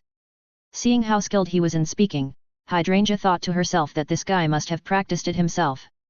Okay, I have something to do, so I'll leave first. Naruto waved at the few people, opened the yellow spring gate and left. He was now anxious to subdue Kuratsuki, and had to find a way to make her agree to become a follower of the evil god. In this way, the main line of the Evil God Follower mission could be advanced 1 point. The Evil God Follower mission line is considered complete when there are 10 people. Currently, there are 5 people including Hydrangea, Kurama Yakumo, and Kumagaku 3 peaks, and there are still 5 people to complete. The time left for him is running out, and Naruto doesn't want to drag it on. It's best to complete the remaining Evil God Follower mission line before the end of this year. The current situation in the ninja world is not optimistic. Otsutsuki may come at any time, and Black Zetsu and Obito don't know what they are doing. The various ninja villages are ready to fight for resources. Naruto's idea is very simple: any trouble, kill it all at once. Because he was afraid that the blind old Deng would disturb his retirement, he simply unified the world. As long as the main ninja village, as long as he is alive, no one is allowed to move. As for the Otsutsuki, just concentrate all the technological power of the ninja world and forcibly pull the gods down from the sky. Press them into the mud and confine them like pigs and dogs for transformation. This is the fastest and most simple and crude way he has thought of. Since I have many people and strong strength, I have the final say. However, he does not intend to unify the ninja world, let alone interfere with the operation of the ninja village. Naruto has no control over the conflicts between villages and between big countries, and he is too lazy to care about them. But if someone wants to make trouble in his place, whoever shows up will be killed. At present, the layout of the Hidden Cloud village has been completed by half. The fourth raikage is surrounded by traitors, and the confidentiality system is like a sieve. There is no secret at all. Now we just need to wait for an opportunity. The 2 traitors alone cannot control the power of the wooden man. The Hidden Cloud village is comparable to Konoha. Konoha doesn't need to be taken care of, Sand village hasn't been contacted yet, and Kirigakura, let's not talk about it. I accidentally did something stupid, but I have to say that Mei Terumi, who is in her early 30s, is quite smooth. Iwagakura, that all depends on the kidnapped leg shadow Kuratsuki. This young lady is not an ordinary person. She is not only the beloved granddaughter of Tsuchikage Oniki, but also the female heir of Iwagakura. In a few years, Iwagakura will be completely under her control. In other words, as long as Kuratsuki is controlled, it is equivalent to controlling Iwagakura, which is a good thing to kill 2 birds with 1 stone. In the desert of the Wind Country, Naruto stepped out of the Yellow Spring Gate and found a cool and backlit sand dune to stay. Without hesitating for too long, he directly entered the sealed space. In the sealed space, Kuratsuki had woken up a long time ago, opened his eyes and looked at the huge space, and the pile of materials that were neatly arranged like a warehouse, and couldn't help swallowing. She only remembered that her head hurt, and then she fainted. Could it be? Looking at the situation, it is likely that she was kidnapped, but that is too far-fetched. Why would someone kidnap her? Kuratsuki couldn't figure it out. Although Iwagakura worshipped the will of stone, they had offended many people over the years. But no matter what, they wouldn't kidnap her, right? What was the purpose? To threaten Onoki? But this didn't make sense at all. What kind of idea would make him think of threatening Onoki by kidnapping her? Iwagakura village is already like that, is there any value in being threatened? Just as she was thinking about it, Naruto appeared out of thin air, and after landing, he glanced at her and then greeted her. Long time no see. Chapter 463 Kuratsuki, the yellow-haired man is too shameless, and Kabuto Yakushi turns into a dragon. Long time no see? Kuratsuki raised his head and looked at Naruto's face, and suddenly remembered that he seemed to have seen this person before. In the Land of Iron, during the 5-cage meeting, the 5th Hokage seemed to have brought only 1 guard. What impressed people most was the yellow hair and the extremely arrogant attitude.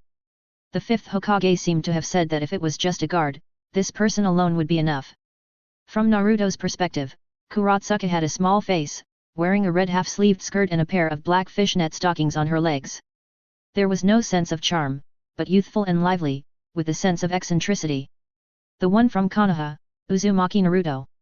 She asked tentatively. Yes, it's me. He smiled, and then began to lie. I saw you fall down in the alley on the road for some reason, and I couldn't find your parents nearby, so I brought you back. Kuratsuki. She stared at Naruto back and forth with a look of looking at a fool, opened her mouth and looked like she wanted to say something but stopped, and finally she couldn't help it and asked. Do I look like an idiot? Nice legs. The 2 of them were talking about something that didn't make sense. Haito glanced at him and immediately understood what he meant. This guy didn't care about his own thoughts at all. He was just fooling himself as a routine. When he thought of this, he got even angrier. The other party knew that you didn't believe it, but he still lied to you unscrupulously. Because he didn't care whether you believed it or not, he just wanted to do it, which hurt his self-esteem. After a while, she also remembered that she was knocked unconscious. As for the person who knocked her unconscious, it was undoubtedly the yellow-haired man in front of her whose strength was unknown. But the person who could be the sole guard of the 5th generation must be much stronger than herself. Thank you for the compliment. She was cursing in her heart, but on the surface she still said calmly, where did I offend you? No, on the contrary, I admire you very much. Naruto said lightly, there is a quality in you that attracts me, so I invited you here. Hearing this, Kurotsuki was shocked. Damn old pervert, don't you just want to see legs? Is it necessary to say so much? She said so much to see legs. Although she is not very old, she knows herself. She is neither rich nor generous. Iwagakure is more like a small feudal dynasty. Women will not flirt and show off everywhere. It is precisely because of this that the custom shops in Iwagakure are very large. What you can't do during the day can be done at night. Not only can you do it, but you can also do it in circles. Iwagakure is a lean camel that is bigger than a horse, and there are many dignitaries in the village. Unlike the land of fire, the Hokage and the daimyo are kings meeting kings. In the land of earth, the Tsuchikage of Iwagakure holds the most power. The dignitaries of the village do not live in the capital of the land of earth, just because it is not a village. In general, the people of Iwagakure are conservative, but they have fun in private. Just like the modest gentlemen in ancient times, they are polite when they see beauties, but it does not prevent them from exchanging concubines at night. Kurotsuki is indeed at the most beautiful age for a woman, but due to the etiquette of Iwagakure, she cannot show her northern hemisphere, so she can show her legs. When she becomes the Tsuchikage, she can show whatever she wants. Thank you, what do you like about me? I will change it. Kurotsuki said politely, thinking to herself, idiot, why don't you die, bastard? Legs. Naruto pointed to the fishnet stockings and said it briefly. Instantly, the expression on Kurotsuki's face froze. I thought to myself, if I had known you liked it, I should have gained some weight and turned into carrot legs. Hi Tui, you pervert. Hee hee. She gritted her teeth and maintained the surface smiling. She had already cursed Naruto countless times in her heart. But she couldn't beat him, and she had to bow her head under the eaves. Even though she hadn't made a move yet, Kurotsuki could clearly feel the difference in strength between her and the person in front of her. Generally speaking, the difference in strength cannot be seen, just as everything needs to be done in person. But in some special times, the dangerous temperament of some people can be seen at a glance. She glanced at Naruto again. This person had yellow hair. After confirming the look in his eyes, he was someone she couldn't beat. That dangerous temperament was mysterious, like a sick deer seeing a lion. The instinctive reaction from the bottom of her heart, the sixth sense was wildly alert. I asked you to come here this time, actually I need your help with a small matter. Naruto hesitated for a moment, but still revealed his true purpose. What can I do for you? Kurotsuki asked, looking at Naruto vigilantly. It's like this. Naruto walked slowly, pretending to be in deep thought, and started with a classic, I have a friend. That don't hide it, there are no outsiders here. Kurotsuki interrupted Naruto, she hated this kind of whining man the most. Well, my teacher is over 50 years old, half buried in the ground. Now the only wish is to have more believers. I don't have any ability, and I can't help the teacher realize his dream. Naruto said sincerely. Naruto said a lot, and Kurotsuki understood. This guy went around in circles, talking about legs and friends, and it seems that he just wants to make himself believe in religion? What sect is it? The evil god cult that turns the chest into good luck. Naruto said loudly. Evil god cult? Isn't this a small sect in the country of soup? I heard that the believers there are extremely crazy.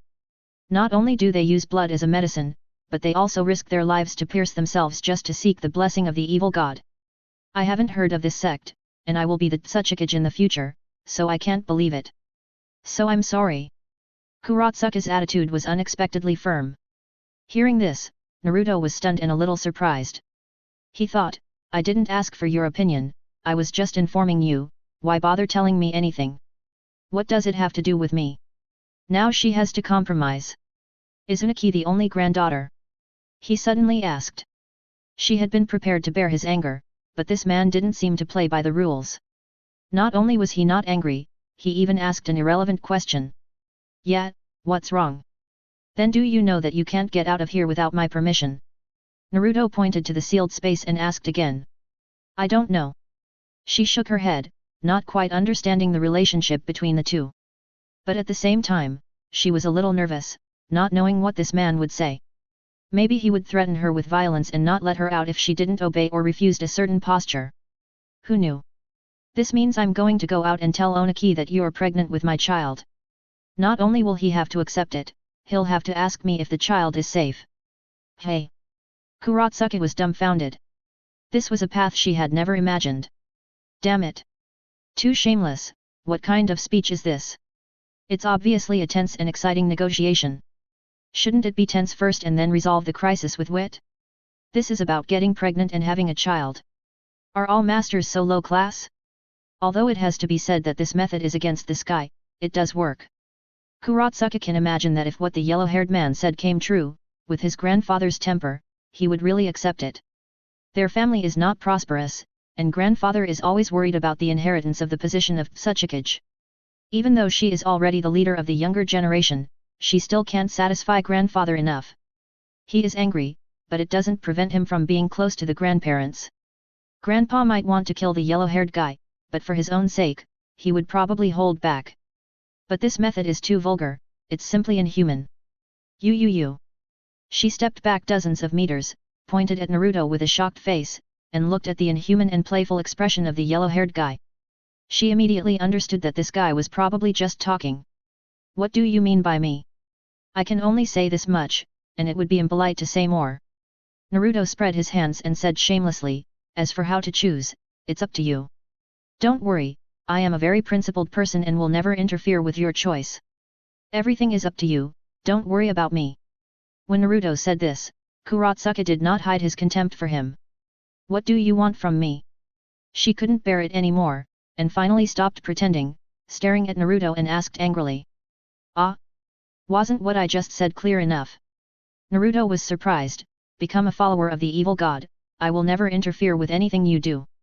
Really? Kurotsuka showed a trace of doubt. Of course, I swear in the name of my teacher. Naruto said casually, you cannot believe in my character, but you have heard of Jiraiya, one of the 3 ninjas, right? 3 ninjas? She hesitated slightly, not only have I heard of him, but he is also a wake-up call. She thought for a while and felt that no one would use their teacher's character as a guarantee to do bad things. After hesitating for a moment, she nodded. Then it's settled, a word is a deal. Okay, Uchiha no, sorry, I said it casually. Naruto was a little embarrassed. How could he walk around the world without a trumpet? Ahem, I lost my composure. Let's do it again. I, Uzumaki Naruto, will never break my promise. Hearing this, Kurotsuka felt relieved. She had never thought about whether to try to fight or not. There was no need to even look at it. She couldn't beat him at all. Since she just believed in an insignificant evil god cult, she might as well believe in it. According to her understanding, most of the believers of the so-called evil god cult did not have any adventures. She thought that nothing would change anyway, and she would still be herself. She simply agreed directly. Now she was controlled by others, and the rest would be discussed after she got out. She did plan this way, so she did not reject the attraction of the evil god believers at all. Everything went very smoothly, and the obscure process was extremely smooth and silky. It was unimaginable. All because of Kurotsuka's with a ding, the panel about Kurotsuka popped up. Naruto looked up and took a look. Kurotsuka. Iwagakure Village Jonin female 18 years old. Evil god believer operable, options hidden. Talent, lava release. Evaluation, leg shadow. He read 10 lines at a glance, and his eyes stayed on the last line for a moment, thinking that this system evaluation was really fair. Not only is it refined, but it is also getting more and more accurate. Kurotsuka's overall strength is not outstanding, but his bloodline limit is very outstanding. Not all bloodline limits must be as invincible as dust release to be outstanding. Being able to use them flexibly is already outstanding. After all, monsters and geniuses are not everywhere yet, and having a bloodline limit is already a big step ahead of ordinary people. What's more, Kurotsuka has resources and chakras of 3 attributes, water, earth, and fire. From another perspective, a genius girl with 3 chakras, a bloodline limit, and no obvious weaknesses. To some extent, she is already the best of the younger generation. However, compared to Kurotsuka's ability, Naruto values her identity more.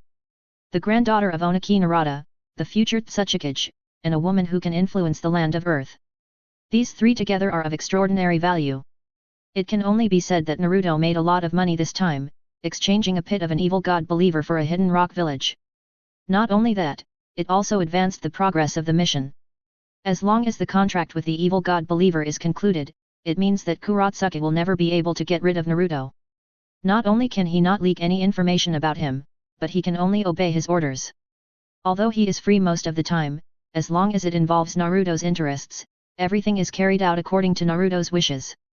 After the ceremony was completed, Kurotsuka looked down at himself. He touched his face again and found that nothing seemed to have happened, and he felt relieved.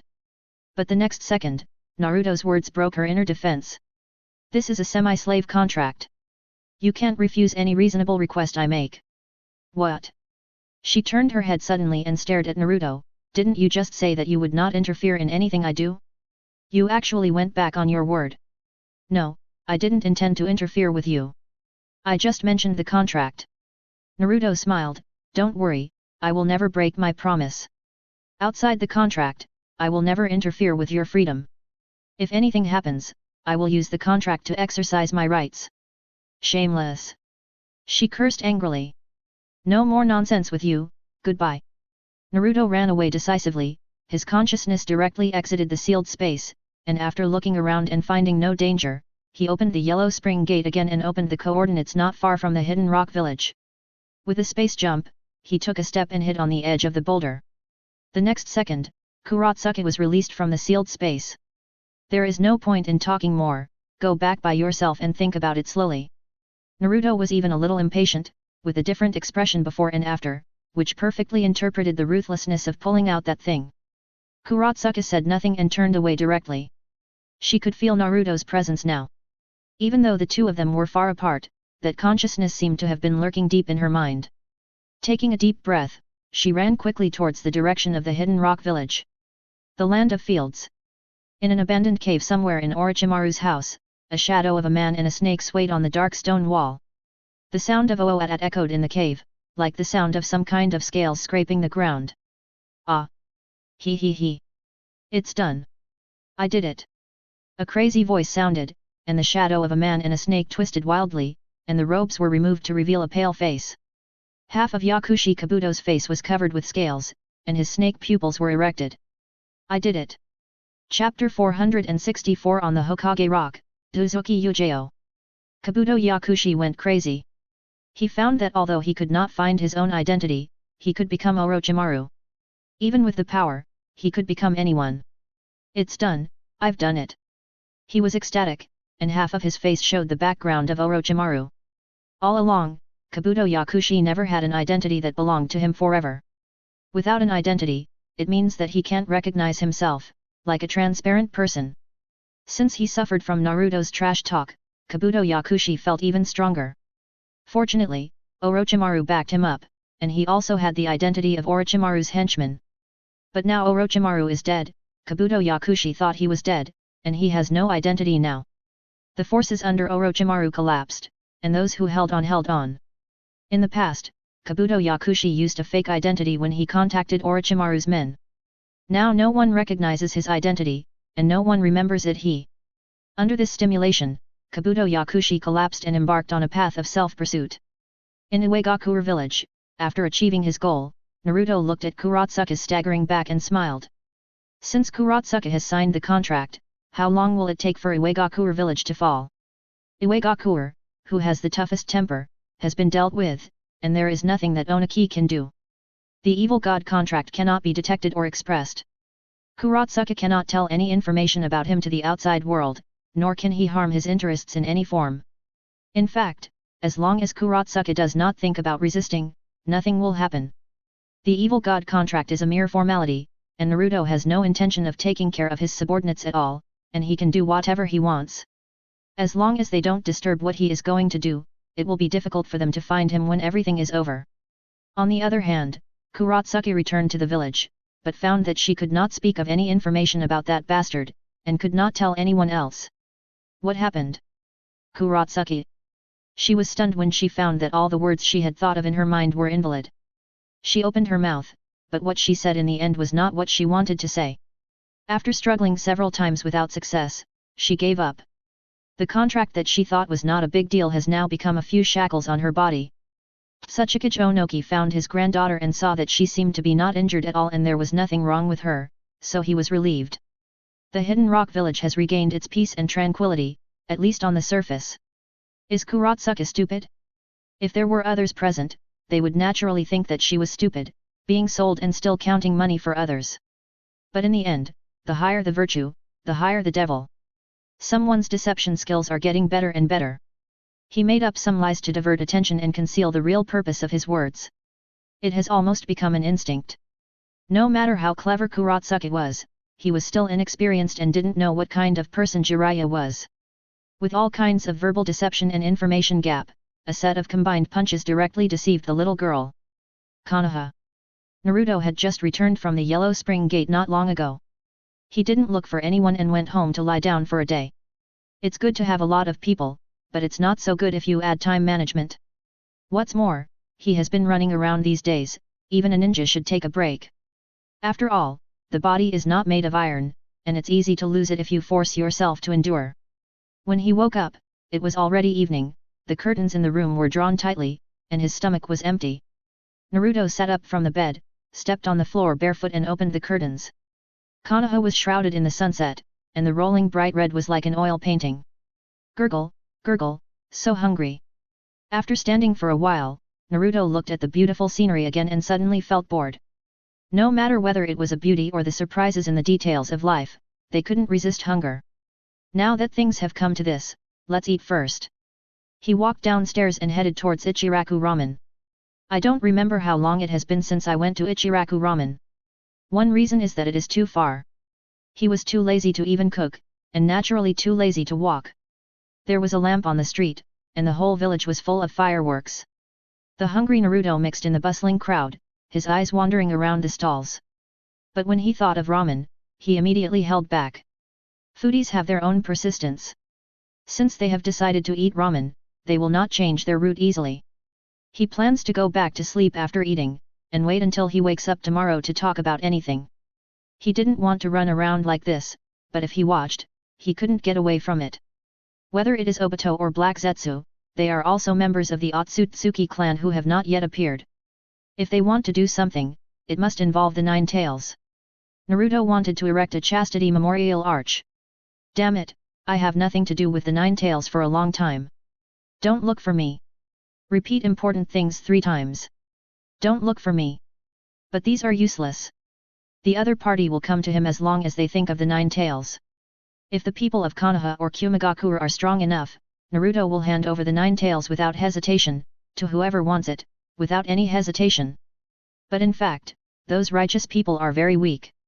If he really does this, this world will be destroyed at least 8 or 10 times.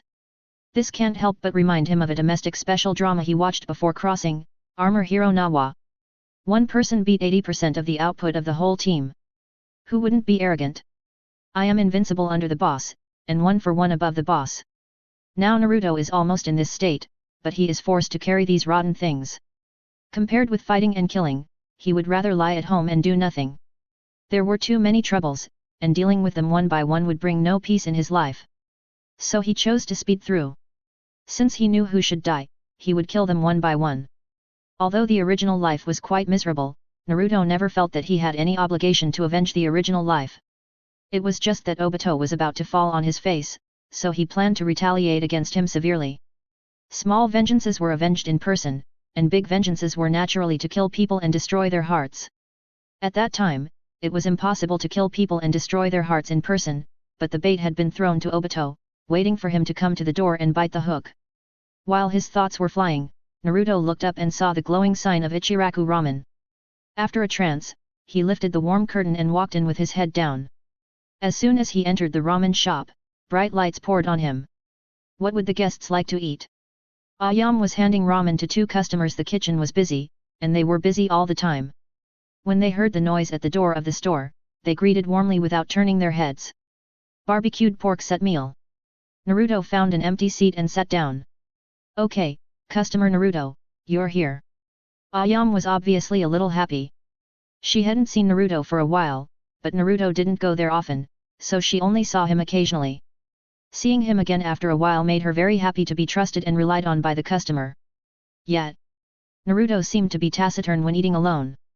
Not long after, the clear soup ramen was served.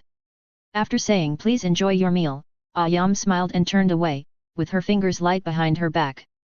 After filling her stomach, Naruto walked out of the ramen shop but didn't go home directly. He just wandered aimlessly along the streets of Konoha. You're quite free. A familiar voice sounded. Naruto turned around and saw Uzuki Yujao appear behind him, not wearing the clothes of the Anbu. Instead, she was wearing a casual dress, a dark green skirt. She still had that cold expression on her face, her hair was tied up with a hairband, and she was carrying a large bag of beer. You don't have to be on duty. Vacation. Uzuki Yujao's answer was simpler. Is that so? Then you can take your time. Naruto nodded and pouted in the direction of home. I'll take a walk and then go home to sleep. Yet. Uzuki Yujao turned and left with the large bag. The two nodded. They were too familiar with each other so there was no need to say anything polite. One went east and the other went west. Naruto was a little bit active, thinking about whether to go find Hongdu.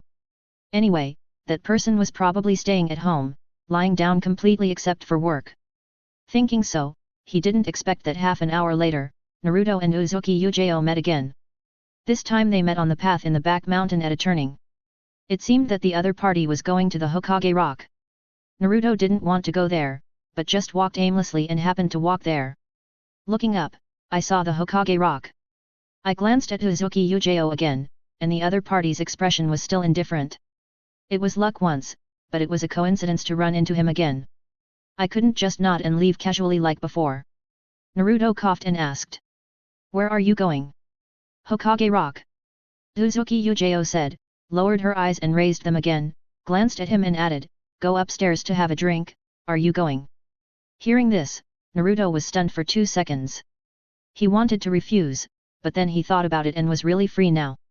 Okay. Then let's go together.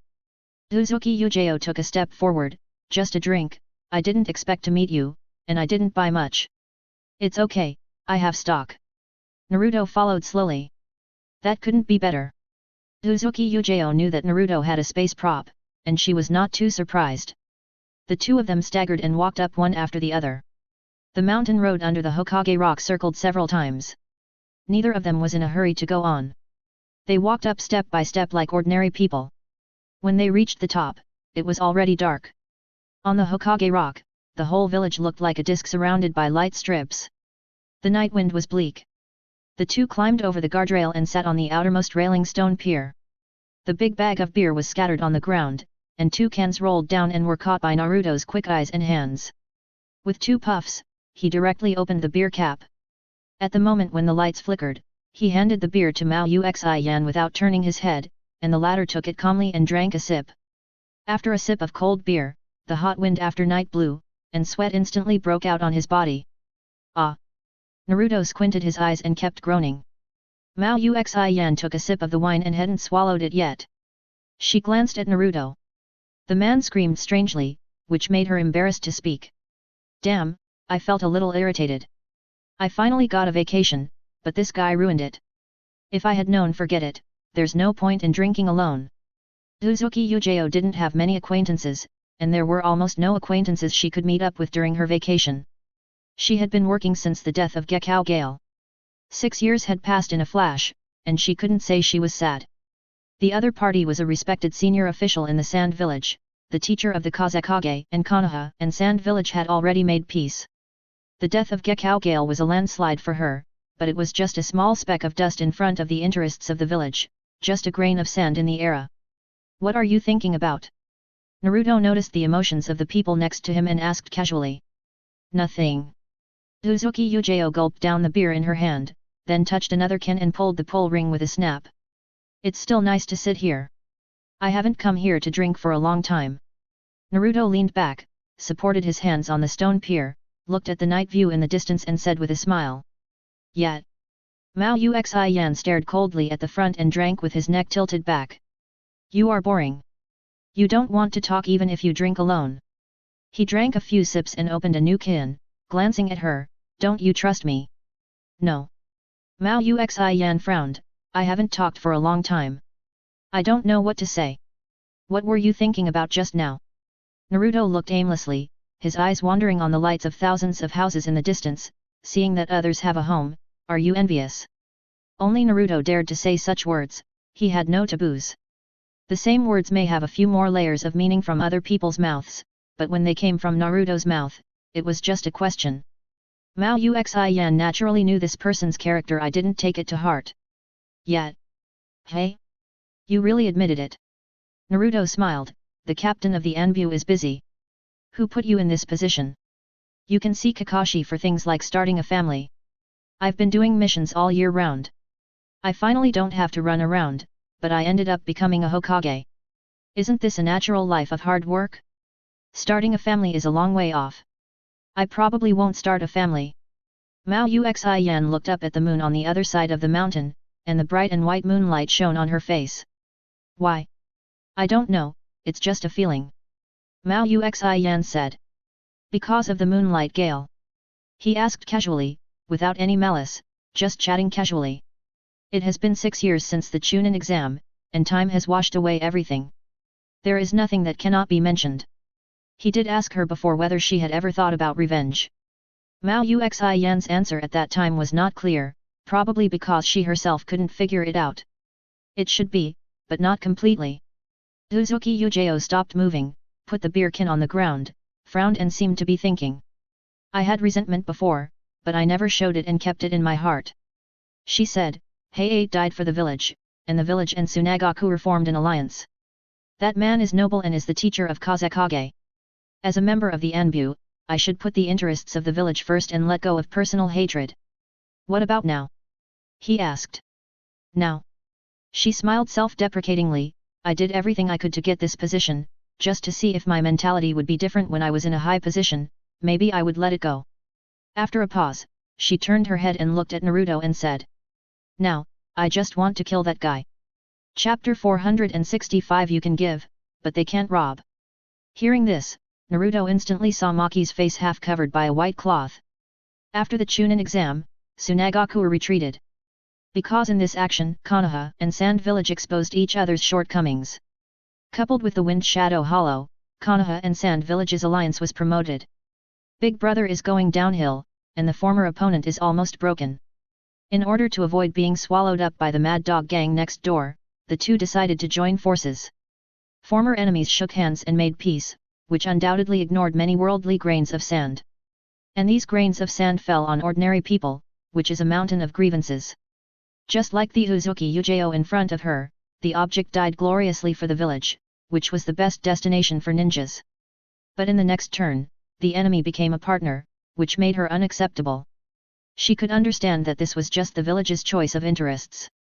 It was precisely because of understanding that she suppressed it and couldn't sleep for a long time. She couldn't swallow this breath, but she couldn't come out to make trouble. Moonlight Gale is already a hero, and he has all the posthumous titles he deserves. If she jumps out at this time, how can the Moonlight Gale underground sleep peacefully?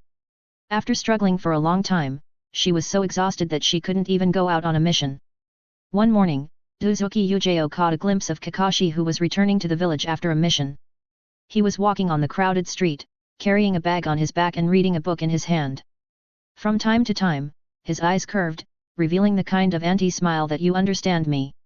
The sunlight fell on the streets of Konoha, and Kakashi walked without distraction.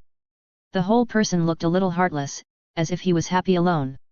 If Uzuki Ujio hadn't known Kakashi for many years, she would probably think that this guy had a natural sense of happiness.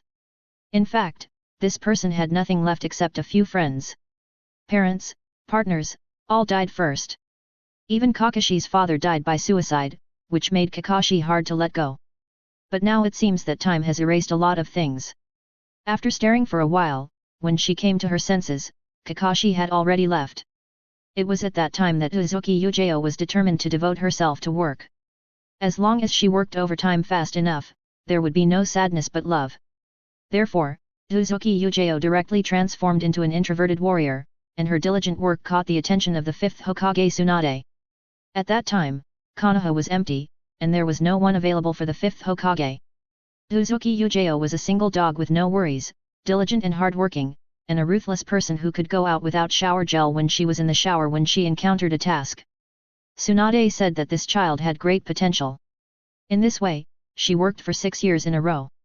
The 5th Hokage abdicated, and the position of Hokage fell into the hands of the unlucky Kakashi. And she also took this opportunity to become the captain of the Anbu, and she had a seat in the Konoha high level. But in the end, she found that even if she sat in that position, she still couldn't let go of the knot in her heart. Why can Maki from the Sand Village survive? Is it just because of his high status? Killing someone means paying for his life. It is only natural. I want to kill him. Mao Uxian paused and repeated with a serious expression, now I think about how to take revenge every day. This is a bit difficult. First, you have to sneak to the Kingdom of Wind. Naruto squatted on the stone pier, holding a beer can in his hand, and said with a smile. Second, you have to find Maki, then kill him and leave. I can't do it. Mao Uxian shook her head slowly. After so much time, she no longer had much anger left in her heart, only a trace of obsession. If you can't do it, it will be troublesome. You can try to offer a bounty or something. Naruto took a sip of beer. It's a pity that the Akatsuki organization is now scattered, otherwise we can still take on missions. The Akatsuki organization was broken up by him. Now it comes out of his mouth lightly, as if it has nothing to do with him. Ma Uxian turned her head and looked at him, but didn't speak. After a long silence, she asked. Are these the only ways? What about your own ideas? Naruto did not answer directly, but asked back. Me? Mao Uxian was confused, looking at the night in the distance. I have always thought about revenge, but I don't seem to have thought about how to do it specifically. Sitting in this position is what I want, but it is also a kind of shackle. I can't ignore the interests of the village and take personal grudges first. Then let's drink. Naruto doesn't like to meddle in other people's affairs. Now it's just a chat between friends. Yet. Mao Uxian opened the beer can. The 2 beer cans clinked and continued to drink. Time passed little by little, and there were more and more empty cans on the ground, covering the ground. These are just ordinary beers, which can't make the 2 drunk. Until the end, the 2 stood up and said goodbye without blushing. This is just an ordinary meeting and chatting, and nothing else is involved. The friendship between gentlemen is as light as water, and everything will be forgotten after a good sleep. Mao Uxian is not a self-pitying person, nor will she be emotional. The next day, Naruto washed up and went downstairs. After basking in the sun for a while, he saw a dog barking at him on the side of the road. He narrowed his eyes slightly, walked up, and kicked the dog. The dog immediately whined and retreated. Who is it, bullying my dog? A man poked his head out from upstairs and yelled. Your father. Naruto looked up, showing a mouthful of white teeth, waved and smiled. What's wrong? Do you have any opinions? Come down and talk first. When the villager saw the yellow-haired man, he immediately wilted. He was not as tough as before, and he just shrank his head back silently. This man is more arrogant than a dog, and he should not be provoked. Naruto laughed and turned away. He can walk sideways in Konoha and outside. Upstairs, the man shrank back. What happened just now? The man's friend asked in the room. Don't mention it. I almost provoked that evil star. I was scared to death. The man patted his chest and said in shock. If he provokes you, then so be it. Can he beat you to death? The friend said indifferently, it's not the 5th generation who is in power now, and the 6th generation can't protect him too much. Ninjas can't attack civilians in the village, even he is no exception. The man was silent instantly about his friend's bragging, staring at his friend with a complicated expression. I haven't done anything to let you down, right? I didn't participate in your cuckolding, I'm innocent. I know. The friend was a little upset and forced a smile of embarrassment. Naruto probably hasn't wandered around the village for a long time, and he walked slowly towards the Hokage building. When he passed by, he saw a group of people chatting in the sun, and he couldn't help but slow down his pace. The voices of those people also reached his ears, and their voices were loud and clear. That woman. Hokage building. He looked up at the Hokage building and squinted his eyes in the sunlight. After a pause, Naruto walked into the Hokage building. Teacher Kakashi, you are busy, aren't you? He walked into the office, pulled out a chair and sat down. Kakashi lay on the desk, looking like he had kidney deficiency, with thick dark circles under his eyes. He was nearly 30 years old, and he was about to collapse on the desk because he was tired before getting married. Why are you here? Kakashi looked up. Before that, in order to make it convenient for Naruto to come and go, he had specially opened convenience for Naruto, and he didn't need to report his whereabouts. Konoha is a ninja village after all. Generally speaking, even the Hokage does not have the right to open such a precedent convenience to someone. The Hokage can only make suggestions, and then the top leaders will make a collective decision. But when the top leaders discussed it, they couldn't restrict him anyway, so they simply passed it. What a joke, the grass on the graves of the last batch of top leaders who challenged Naruto is already 3 feet high. The Sandaime died, Danzo died, one died at the hands of Orochimaru, and the other died at the hands of Uchiha. Even though it has nothing to do with Naruto, it still makes people quite afraid.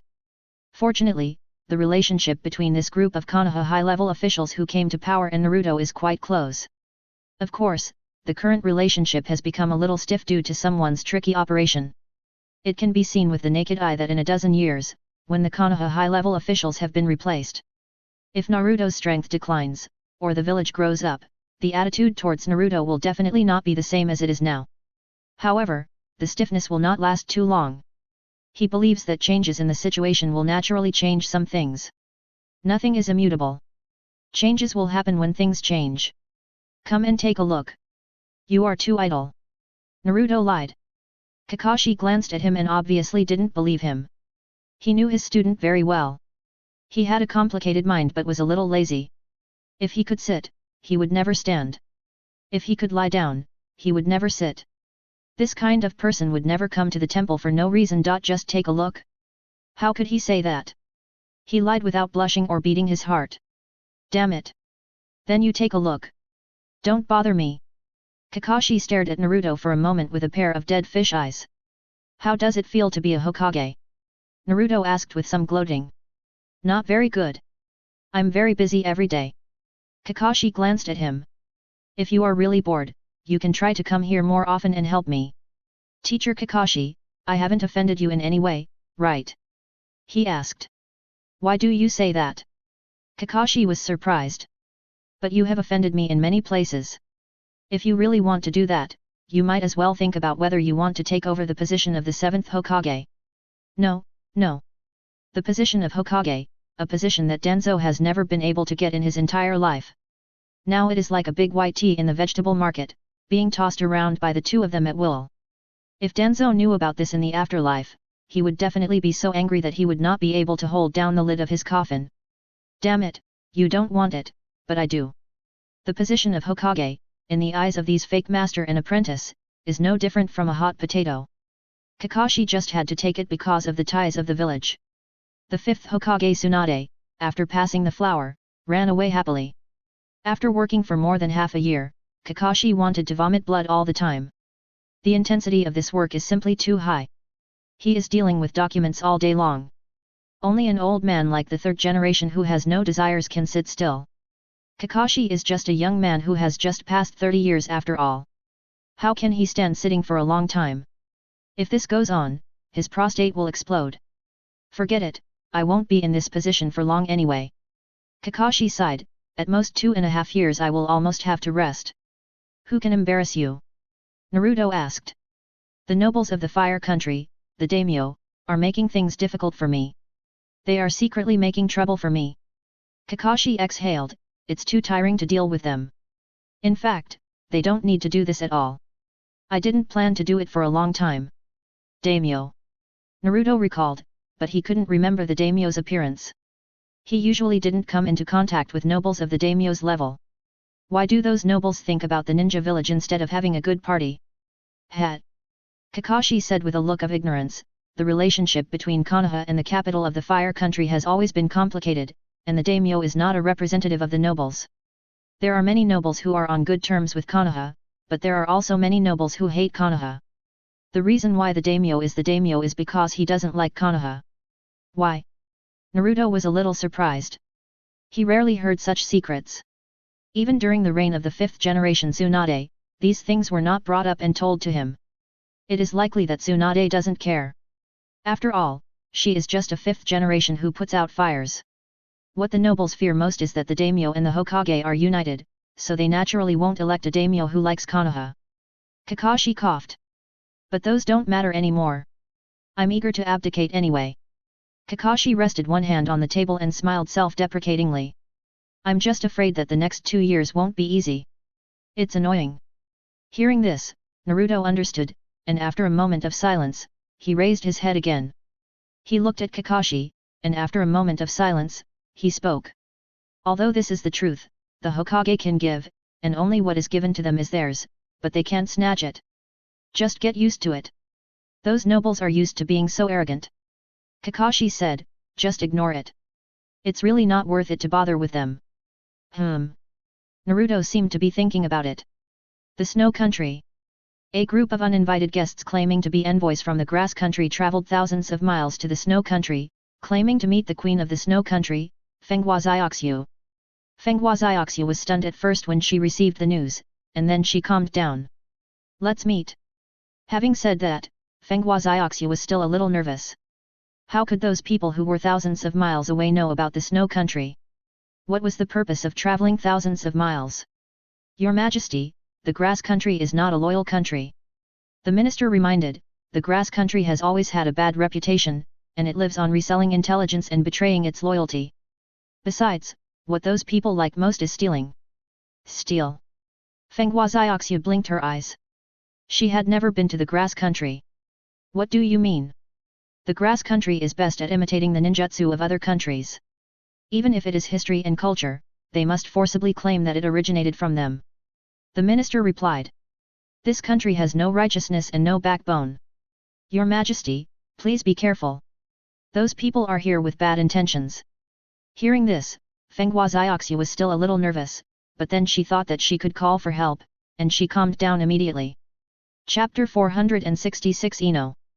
Fenghua Xiaoxiu suddenly felt very lucky. Naruto finally came back.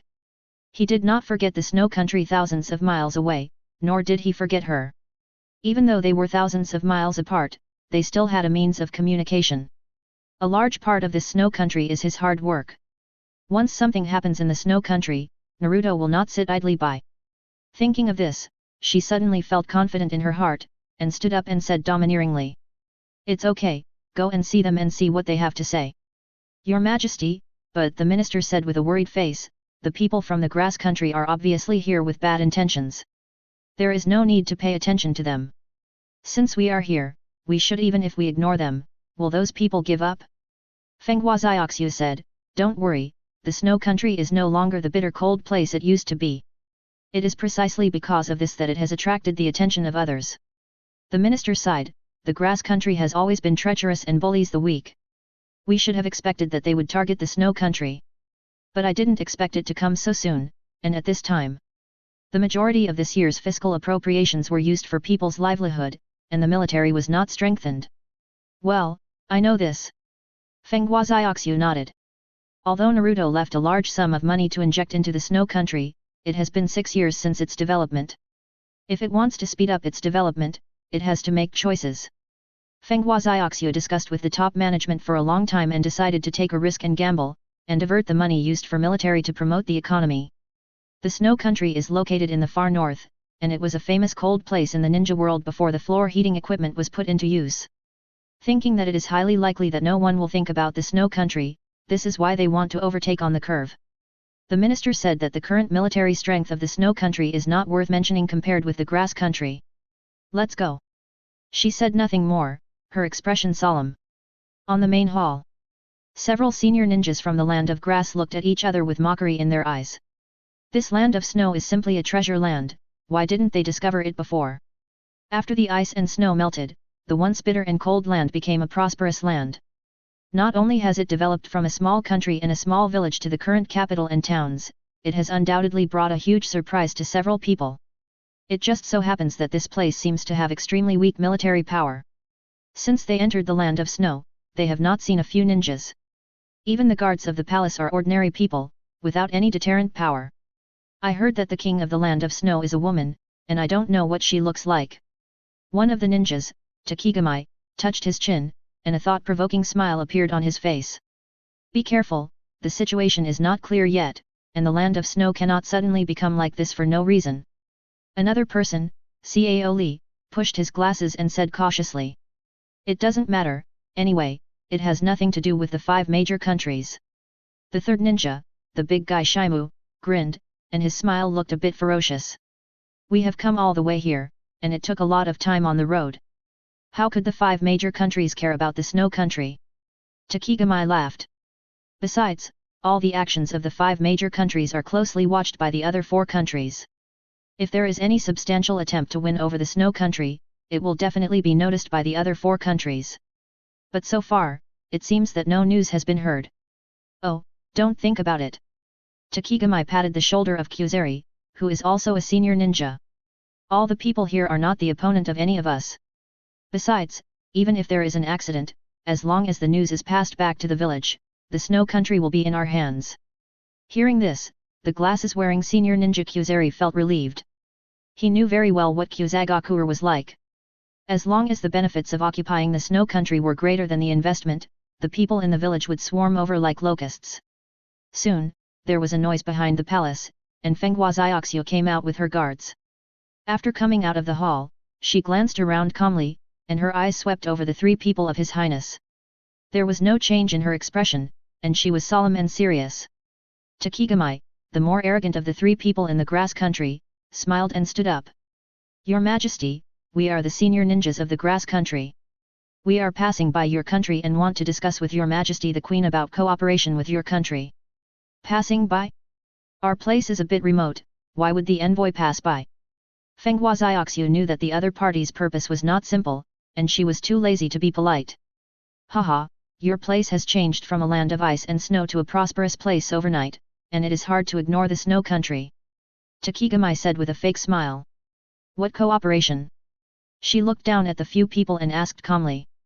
The development of small countries is always difficult. If cooperation is reached, our grass country will inject funds to help the snow country develop in all aspects of economy, military, and so on. Then what is the price? The price is 70% of the ownership of the snow country. Of course, this can be negotiated. As for how much, Takigamai showed his white teeth and smiled elegantly. It depends on the sincerity of Her Majesty the Queen. When saying the word sincerity, Takigamai's eyes were staring at Fenghua Xiaoxiu boldly. This made the bespectacled grass country senior ninja Kyuzeri's heart skip a beat, and he was inexplicably panicked. He looked around and saw that there were only a few guards in the snow country palace, and his panicked heart gradually calmed down. There are not many ninjas in this place, and the military strength is weak.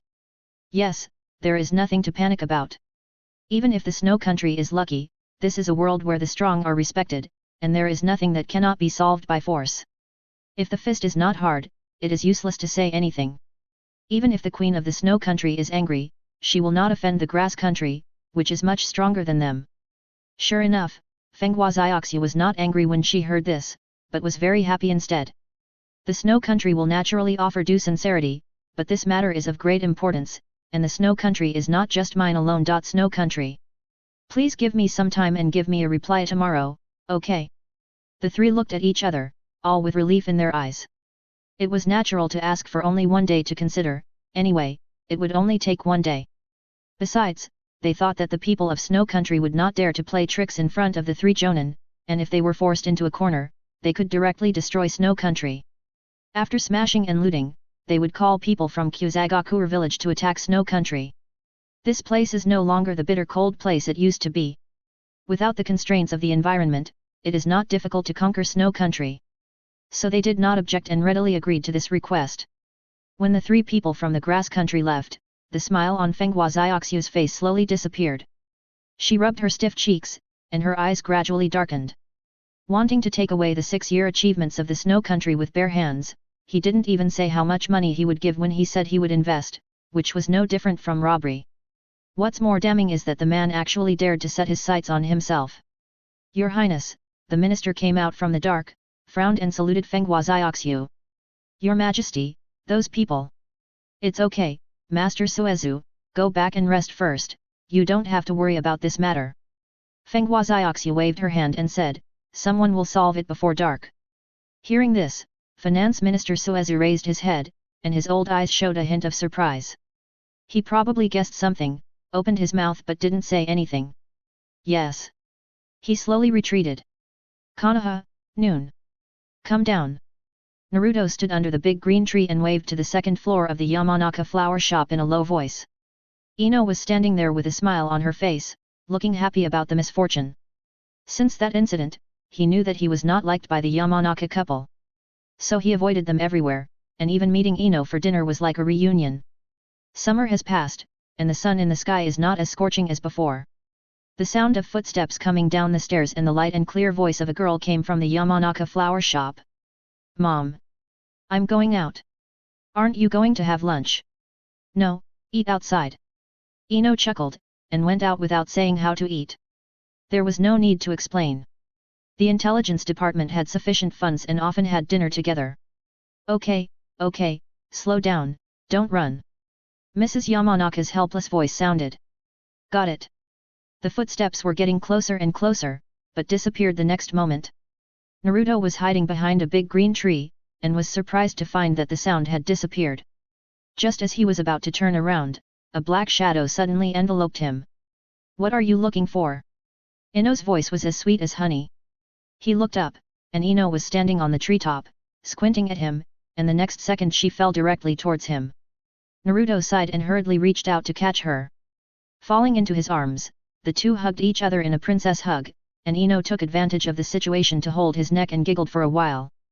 Almost tacitly, one lowered his head, the other pulled up, and the two kissed wetly. After a long while, Ino suddenly pushed him away and pretended to be angry. Why don't you dare to enter this door? This I am an introvert and can't see people. Naruto said with a smile, it's easy to overload my pig brain when I see people. I don't know what to say to my aunt. Hey, what else can you say?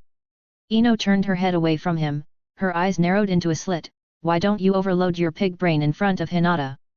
I know how you lied to her. She told you everything. Naruto was surprised, damn, are these two people so close? You actually lied to her. Ino pinched the soft flesh on his waist, looking angry, I was just testing you. No, I was talking nonsense. He was sad. Forget it, let's eat first, I'm almost starving. Ino let go of him, clapped her hands and walked out. What are we eating today? I heard from Koji that there is a new store on Konoha Street, it seems to be called. He looked like he was thinking. Koji? You would rather go to eat with Koji than call me? No, he insisted on dragging me there. Naruto started to talk nonsense. After all, it was Koji, so he started to make up stories at random, say he got scolded, the quality of the tadpoles declined, he was in a bad mood, etc. Pa. Ino blushed for a while and spat at him, nonsense again, how could Koji say such a thing? If you say such a thing again, I won't go out with you. He laughed, the method of changing the subject has been tried and tested. Let's go. Ino pulled Naruto towards the main street of Konoha. The sunlight was transparent, shining on the two people with a glass-like light. Naruto looked at the simply tied golden ponytail in front of him, and his expression returned to normal. He knew very well that Ino had never accepted Hinata, and it was impossible for her to accept Hinata. Assuming that their status was very different, perhaps they could be compatible. For example, if Naruto became a figure like Hashirama Senju or the Sage of Six Paths, at least in the eyes of others, it was normal for a powerful person who transcended the world to have 3 wives and 4 concubines. But he obviously would not become that kind of person, and Ino, Hinata and he grew up together, so it was not an exaggeration to say that they were childhood sweethearts. With this relationship, he could not force them to accept the current situation of being together. He could only try to deal with it and finally let nature take its course. He could not lose Ino, nor could he give up Hinata. Either of the two girls is very important to him. So he maneuvers and fools around to maintain the status quo. Although they are a bit scumbag, fortunately, the 3 of them are young, only 18 years old. They have plenty of time to waste, and there is no need to rush for an answer. Their lives are not only about love, but also about being a ninja, with their own pursuits and dreams. Ino does not live for Naruto alone, and life is still long, with enough time to find answers. The bloody plots in romance dramas basically do not appear in them, because ninjas are not ordinary people, they know what they want. In order to get what they want, they are very patient and can even spend a long time alone. For example, Kakashi has no intention of getting married. After dinner, the two of them stayed together for a while and blew the cool breeze in the afternoon. After playing for a while, Ino finally separated because she had work in the afternoon. On the way home, Naruto received a message from the Snow Country. It was called a message, but it was actually just a very weak red light. This is a simple gadget that Naruto figured out on his own based on the transnational chakra communicator given by Ino. Simply put, if the other party presses it, the light on Naruto's side will turn on. Originally, this was just a very useless invention, after all, it could not convey specific information. But after he got the Yellow Spring Gate, this thing that was as awesome as the Anywhere Gate gave the invention greater use. For example now, Naruto did not hesitate and directly opened the Yellow Spring Gate and passed through. Coordinates: Snow Country. In midair, Naruto stepped out and landed in a town in the Snow Country. The capital is dozens of miles away from here, which is not far, but the coordinates are a bit biased. There is no way, who makes the Snow Country too geographically remote, and it is not so easy to choose the coordinates. There are some minor deviations, which is normal. It took some time for Naruto to rush to the capital of the Snow Country. Before entering the palace, the sun happened to set, and the blood-red sunset dyed the majestic palace red. Chapter 467 Warm Wine / This Wine is Wrong. In the palace, Naruto saw Fenghua Xiaoxiu and walked over yawning.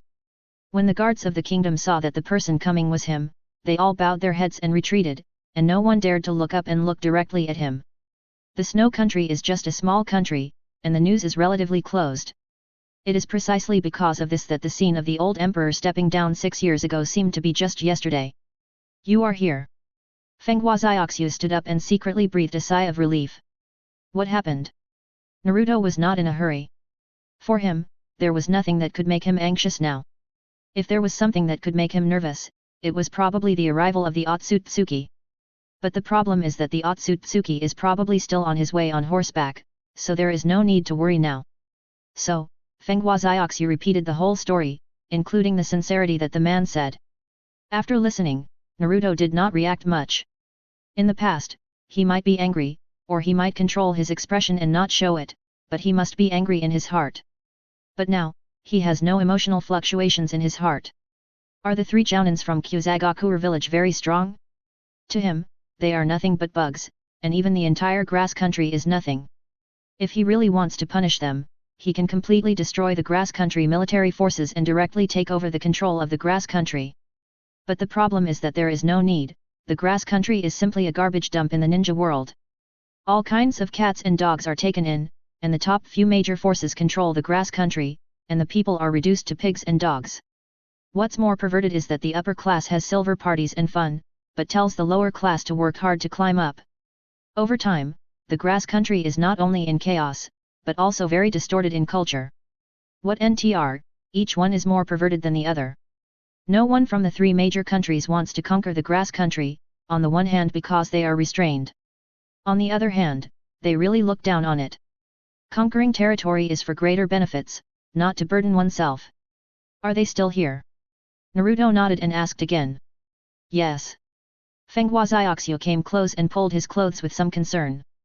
This scene was a bit funny, after all, Naruto looked younger. You won't be in any danger, right? We can handle it. He hugged Fenghua Xiaoxiu to comfort her, and looked around. It's dark, let's serve the food first, find someone to lead the way, I'll be back soon. Yet. Fenghua Xiaoxiu is not a little girl after all, and she knows when to rely on men. It's clear at what point to trust men, just do what you can.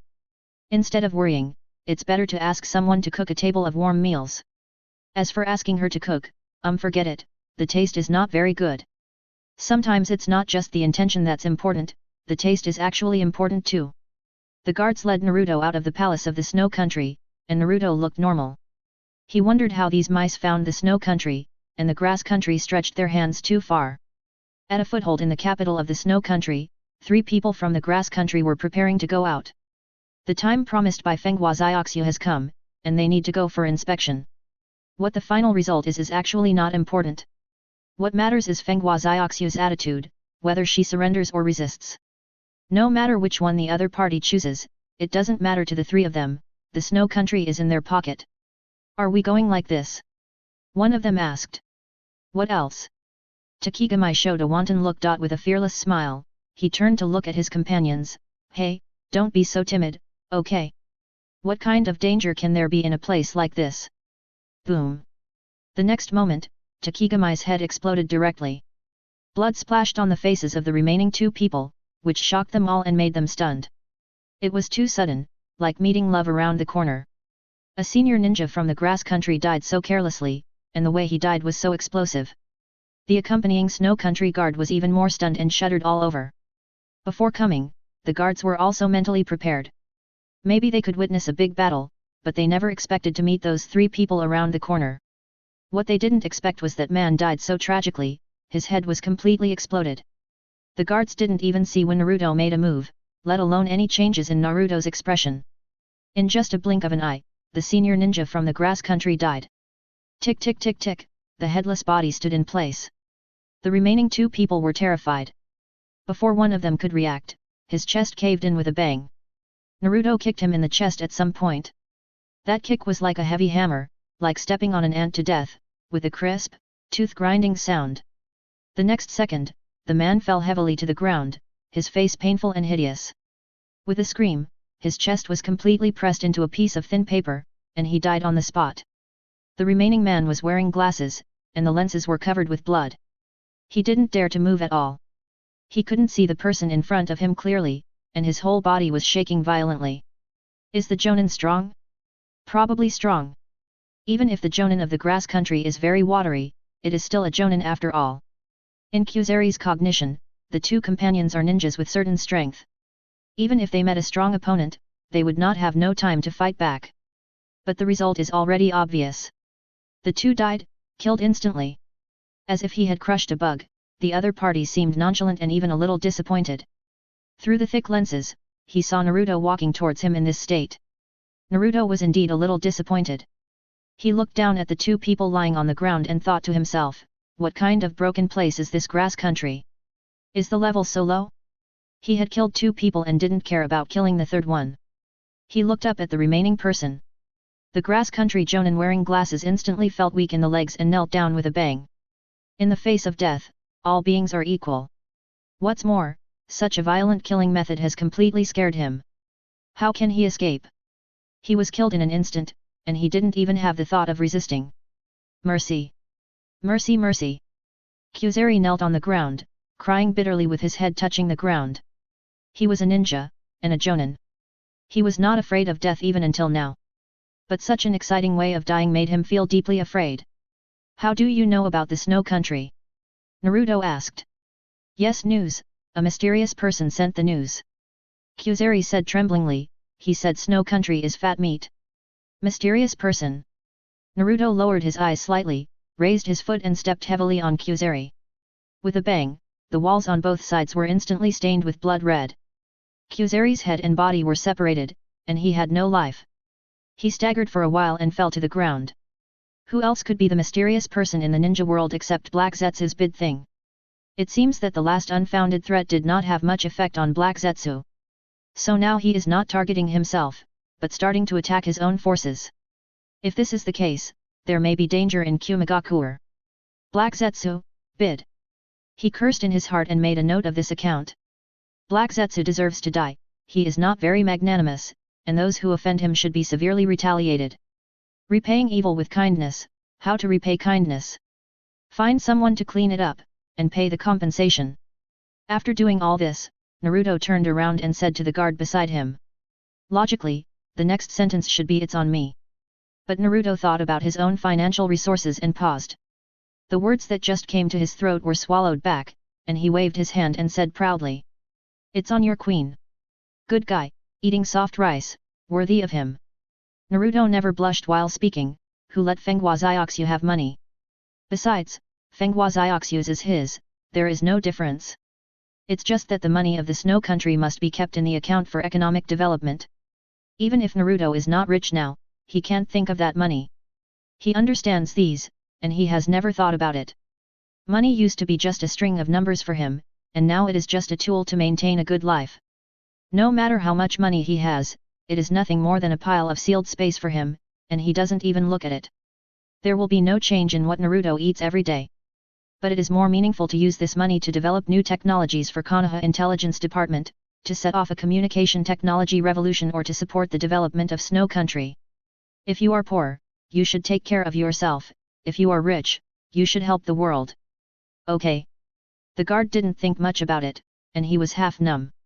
Oh my god, the boss kills without blinking an eye.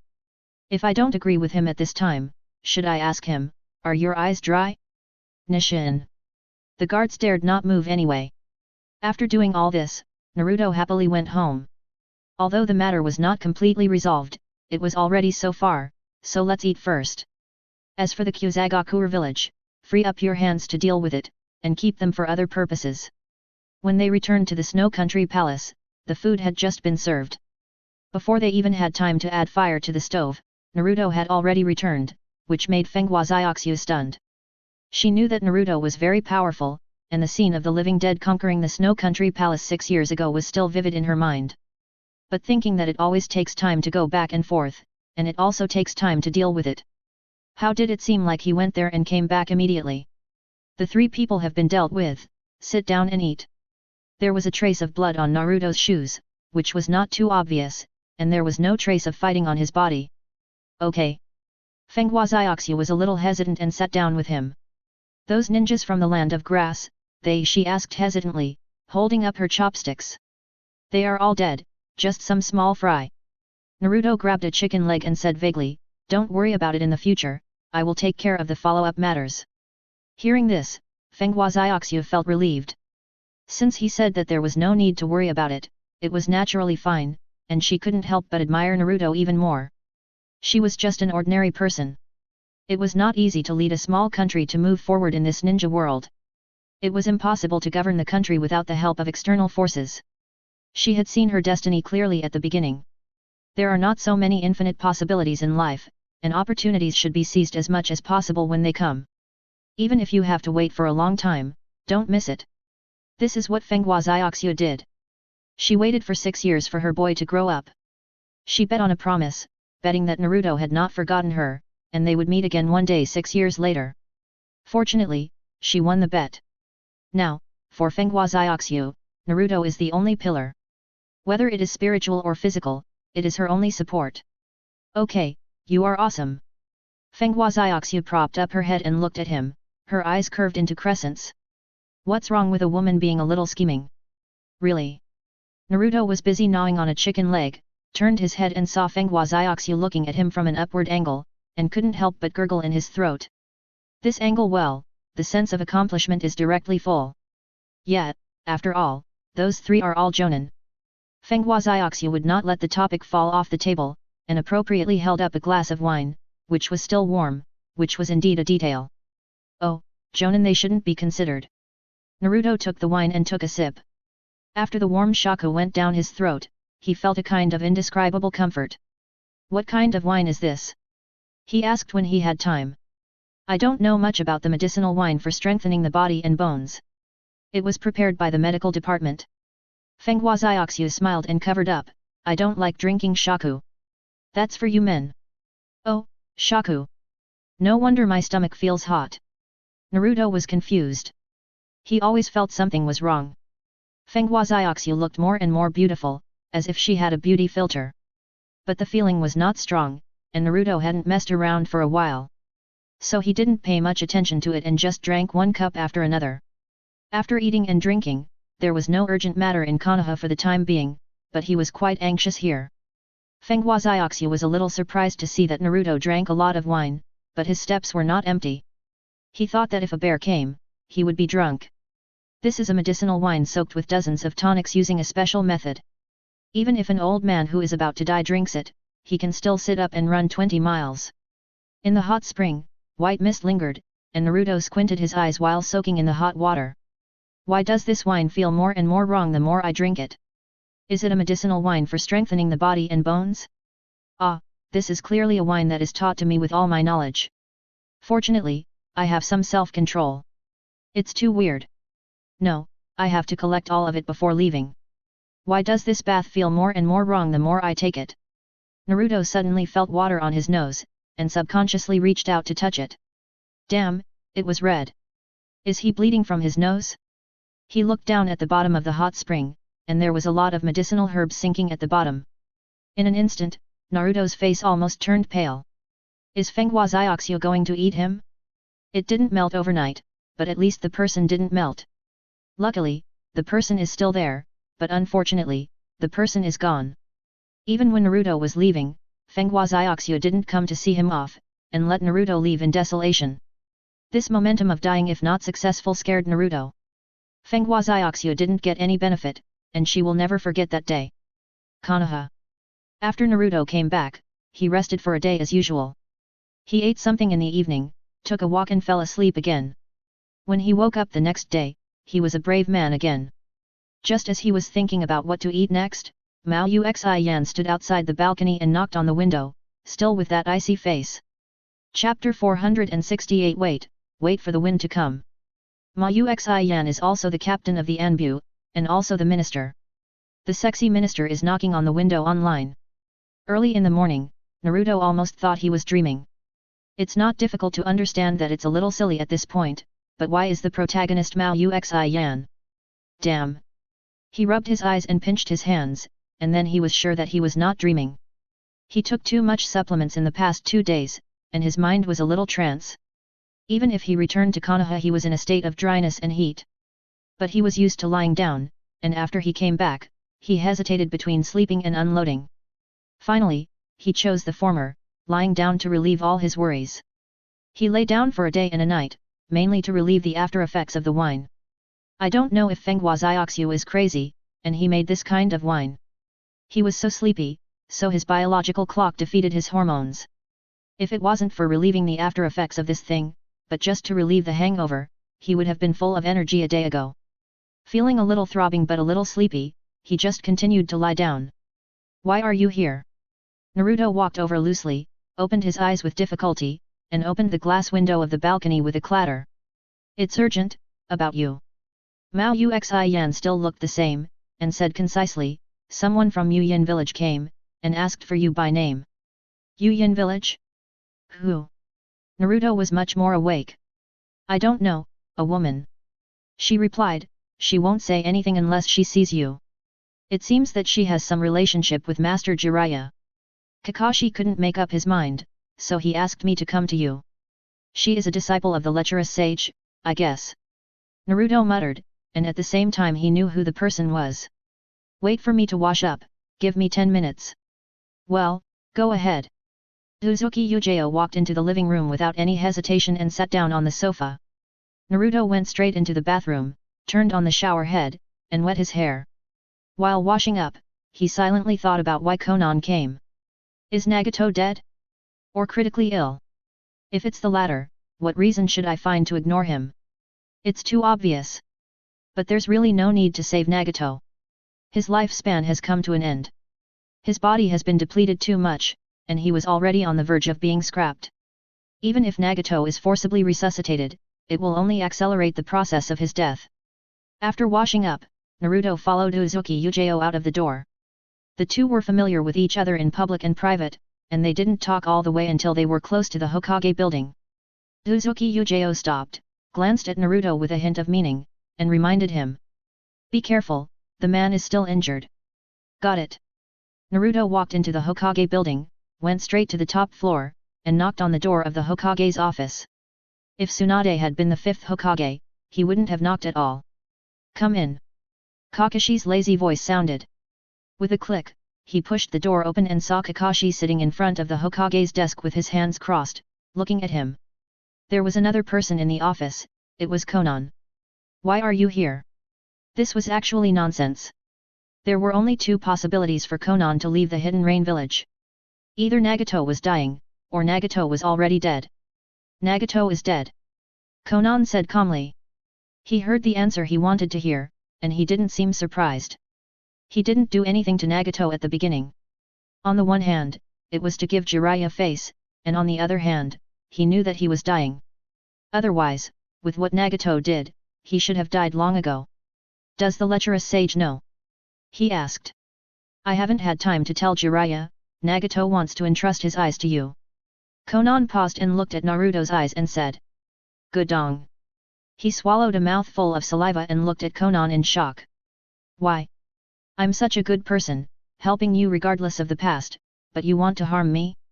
Change my eyes, mine are original from the factory, who can change them? This is what Nagato meant, the power of the samsara eye is too strong. He doesn't want his eyes to fall into their hands, and wants to entrust them to someone who is worthy of entrustment. It's not worth it. It hurts to change my eyes. I won't change them. Naruto shook his head and refused without hesitation, which made Kakashi, who was considering it on the side, stunned. When Konan arrived at Konoha, Kakashi was still weighing the pros and cons when he heard Konan's purpose. He was hesitant about how to persuade Naruto to be cautious, but Naruto refused faster. That was not an ordinary eye, but the legendary Samsara eye. In terms of rarity, it was rarer than the Byakugan or even the Uchiha Sharingan. Even if he refused, he should at least hesitate to show respect for the Samsara eye. Does it hurt to change the eye?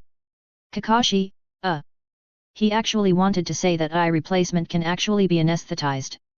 It won't hurt for too long, and this pain is acceptable for a ninja. Hurt? Konan couldn't understand what he said. How could a ninja be afraid of pain? What's wrong? What's that look in your eyes? Naruto was stunned for a while, and said directly, anyway, I don't want to change my eyes, whoever wants to change can change. Why? This time it was Konan's turn to ask. No matter how hard you try, it's impossible to change your eyes. I don't really want the power of the Samsara eye. If it doesn't work, just destroy it. Naruto said. Kakashi. Konan. The conversation ended directly. Naruto was unwilling to accept it unilaterally, and Konan couldn't force Naruto to change his eyes. The matter was put on hold for the time being, but Konan didn't leave. She still held a glimmer of hope in her heart, so she stayed in Konoha. Naruto originally thought that Konan came to report the death, but found that the other party also brought Nagato's fragments, a pair of Samsara eyes. Strictly speaking, these eyes belong to Uchiha Madara. But no matter whose it is, he just wants to hear the news, not replace the original parts.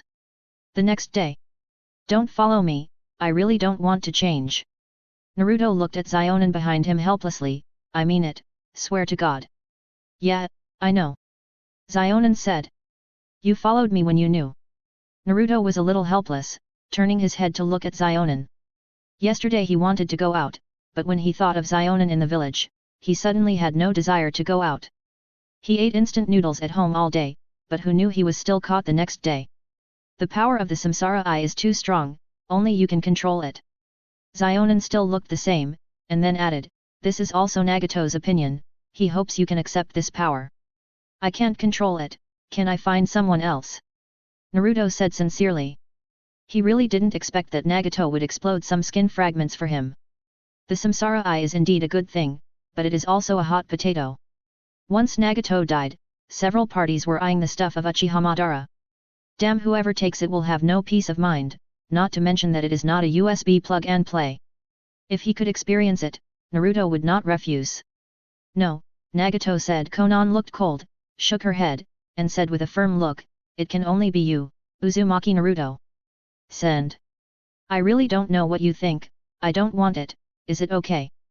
Naruto was a little speechless, who is willing to change eyes, no need to say more. But Naruto didn't have the patience to listen anymore, waved his hand and left directly. There is no need to negotiate about this thing, it doesn't matter who gives this eye, just don't give it to himself. He doesn't lack this little power, not to mention that Obito must be looking for this pair of eyes all over the world. At this time, no matter what the purpose is, it is no different from taking chestnuts from the fire. The best way is to ignore it, anyway, these eyes will eventually return to their original owner. If Uchiha Obito didn't get the Samsara eye, he didn't know how to take revenge on Obito. Konan silently watched Naruto's back as he left in anger, stood there for a while, and couldn't help but sigh softly. In this case, let it be. In the afternoon, Konan left Konoha village. Towards evening, Uzuki Yujio conveyed the news to Naruto in the living room of his house. The latter didn't react after hearing it, but just shrugged. You don't seem to care about the whereabouts of the Samsara Eye at all. Uzuki Yujio didn't leave immediately this time, but sat down on the sofa. Well, the greater the ability, the more things there are. Naruto lay down on the sofa beside him, looking up at the white ceiling. I don't lack strength, one more is not much, one less is not less. Sometimes when I hear you say this, I always feel that you are showing off. Uzuki Yujio's expression is a little complicated. Ah. Naruto yawned, I don't mean that. You know me. I don't like trouble. It's just that I have to, and I always get into trouble. So I subconsciously stay away from trouble and don't let myself get stuck in the quagmire. For example, now, the Samsara Eye is very strong, and it's easy to become a target. There are too many people who want those eyes. If you don't worry about thieves stealing, you have to worry about thieves thinking about it. I can't live in fear all my life and become the village's Samsara Eye Jinchuriki. Samsara Eye Jinchuriki? Your statement is quite interesting. She smiled. The power of the nine tails is also very strong. When have you seen me greedy? Naruto rolled his eyes. If possible, I really hope that I have nothing to do with the nine tails. That's right. Most of the troubles you encounter are related to the nine tails. Mao Uxi Yan nodded, and then said, in fact, the moment I learned about the Samsara Eye, I wanted to get those eyes. Revenge. He glanced at Mao Uxi Yan. Not really, it's just an obsession in my heart. She looked up and sighed, time has really diluted a lot of things. I can hardly remember his face anymore. Perhaps Heiei would not have thought that after his death, Tsunagakure and Konoha formed an alliance. In fact, few people remember him, and no one thinks his death is unfair. Others can forget, but I can't. Not many people remember him. If I kept silent, there would be no need to fight for it in the first place, let alone sit in this position. Although I couldn't say what I was fighting for at that time, I just numbed myself with work. Only when I looked back did I realize that the hatred disappeared, but the obsession still existed. Have you known each other since childhood? Naruto suddenly asked. Yeah. She nodded. So we are childhood sweethearts. I think so. We have been together for a long time. Mao Uxi Yan recalled, we are too familiar with each other and can't let it go. The village can't give him fairness, but I won't blame the village. This is our own choice. Ninjas should be like this. Even if they die in obscurity, they must continue to practice their own ninja way. But? He asked. But I want to give Heiei a fair shake in my own way. Mao Uxi Yan said. You can't give it to me. Naruto looked at the ceiling and whispered. You can give it to me. You can't give it to me. He was a little impatient. You can give it to me. Mao Uxi Yan was still stubborn, with a struggle in her eyes. I just want an explanation, he can't be unclear as dead. Isn't this the village's fault? Naruto sat up from the sofa, you don't want to blame the village, but you want to kill Maki. Isn't this a contradiction? I can kill him alone. Mao Uxi Yan said calmly. Hey! Naruto asked a question, spread his hands and looked at her in astonishment, what are you kidding, sneaking into the sand village you are not familiar with? Kill the teacher of the wind shadow without alerting the wind shadow. Then what do you think I should do? Mao Uxi Yan turned her head to look at him, pursed her lips, and her face was a little pale, what can I do? Hearing this, Naruto frowned, thought for a moment and said seriously. If I were you, I would say that it was all the fault of the third Hokage. It's a pity that the third Hokage has died for the village. So, I will lie dormant and improve my strength. Wait for the right opportunity and kill him with one blow. The right opportunity? Uzuki Yujio looked at Naruto, smiling, but with bitterness in her eyes, are you comforting me? No. He shook his head, staring into the eyes of Uzuki Yujio who was sitting on the sofa opposite, and asked in a deep voice, haven't you noticed yet? What? She was slightly stunned. The calm before the storm, when will the Samsara Eye appear in front of you as frequently as it does now, like a cucumber? Naruto grinned. Having the Samsara Eye can almost subvert the entire ninja world. Its danger is no less than any ninja war. Why do you think the future will always be stable? This Uzuki Yujio's pupils dilated slightly, and she reacted instantly. When a powerful weapon appears, a chaotic world begins. History will only repeat itself. The ninja world can fight for the tailed beasts, and naturally it will be restless for a pair of eyes that can subvert the ninja world. The chaotic world will not be too far away, and Maki, the senior ninja of the Sand Village, will not stay in the village forever. After thinking about all this, Dozuki Yujao couldn't help but take a deep breath. Then he looked at Naruto and stood up and bowed solemnly. "Thank you, Naruto." Yet. He nodded and accepted it calmly. After a while, Dozuki Yujao left. Naruto lay back on the sofa, looked at the gradually darkening sky, and grinned. He was also waiting for the wind to come. The nine-tailed fox came in from the balcony, and didn't notice Naruto at first. When he looked up, he saw Naruto smiling strangely at him, and couldn't help shrinking his neck. Chapter 469 Red Bean, It's fine like this, Shikamaru, the future 7th Hokage. Why are you looking at me? The nine-tailed fox felt that Naruto was a little strange, and the look in his eyes was a little unspeakable. Nothing, go to bed early. Naruto smiled. Hearing this, the nine-tailed fox was immediately frightened, it was too fucking weird. It would rather Naruto sneer at it, but this sudden tenderness made it nervous.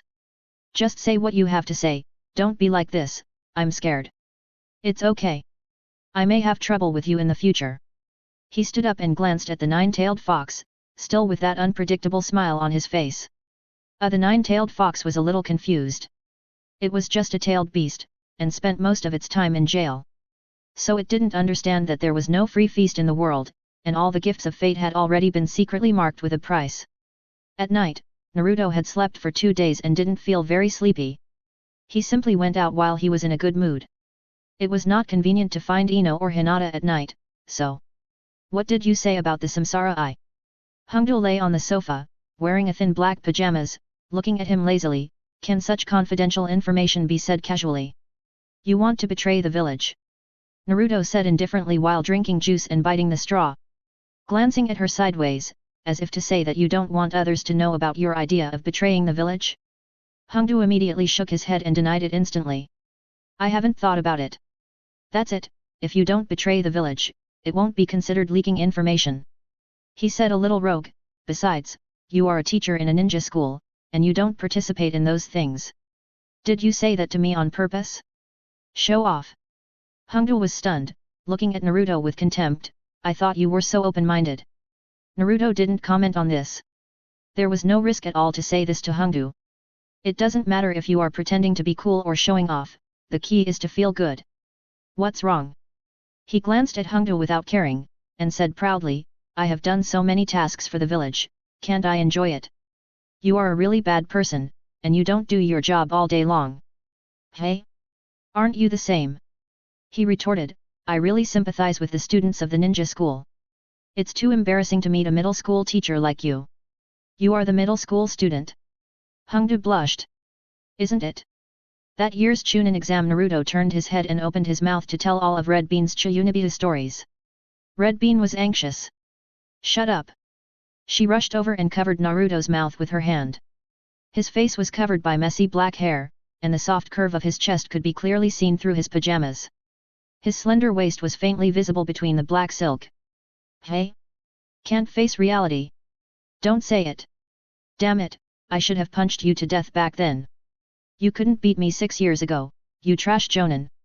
Naruto smiled and soon faced a more intense revenge, punching and kicking. This fellow student, your attitude towards the teacher is too bad. Hongdo pressed Naruto under her body and untied a black rubber band from her wrist. After speaking with some panting, she held the rubber band in her mouth and bit it with her teeth. She neatly tied up the scattered hair behind her head and said incoherently. After class stay and receive strict individual tutoring. In the second half of the night, Hongdo, who had finished tutoring, dragged her tired body and stepped barefoot on the floor. She took out 2 cans of iced drinks from the refrigerator at home and randomly put together some fast food platters. Here. Hongdo sat cross-legged on the bed, wiped the sweat from her face, and handed a can of soda to Naruto. The latter took it and pulled it out with her calmly. With a puff, the two of them almost raised it at the same time, drank a sip at the same time and put it down.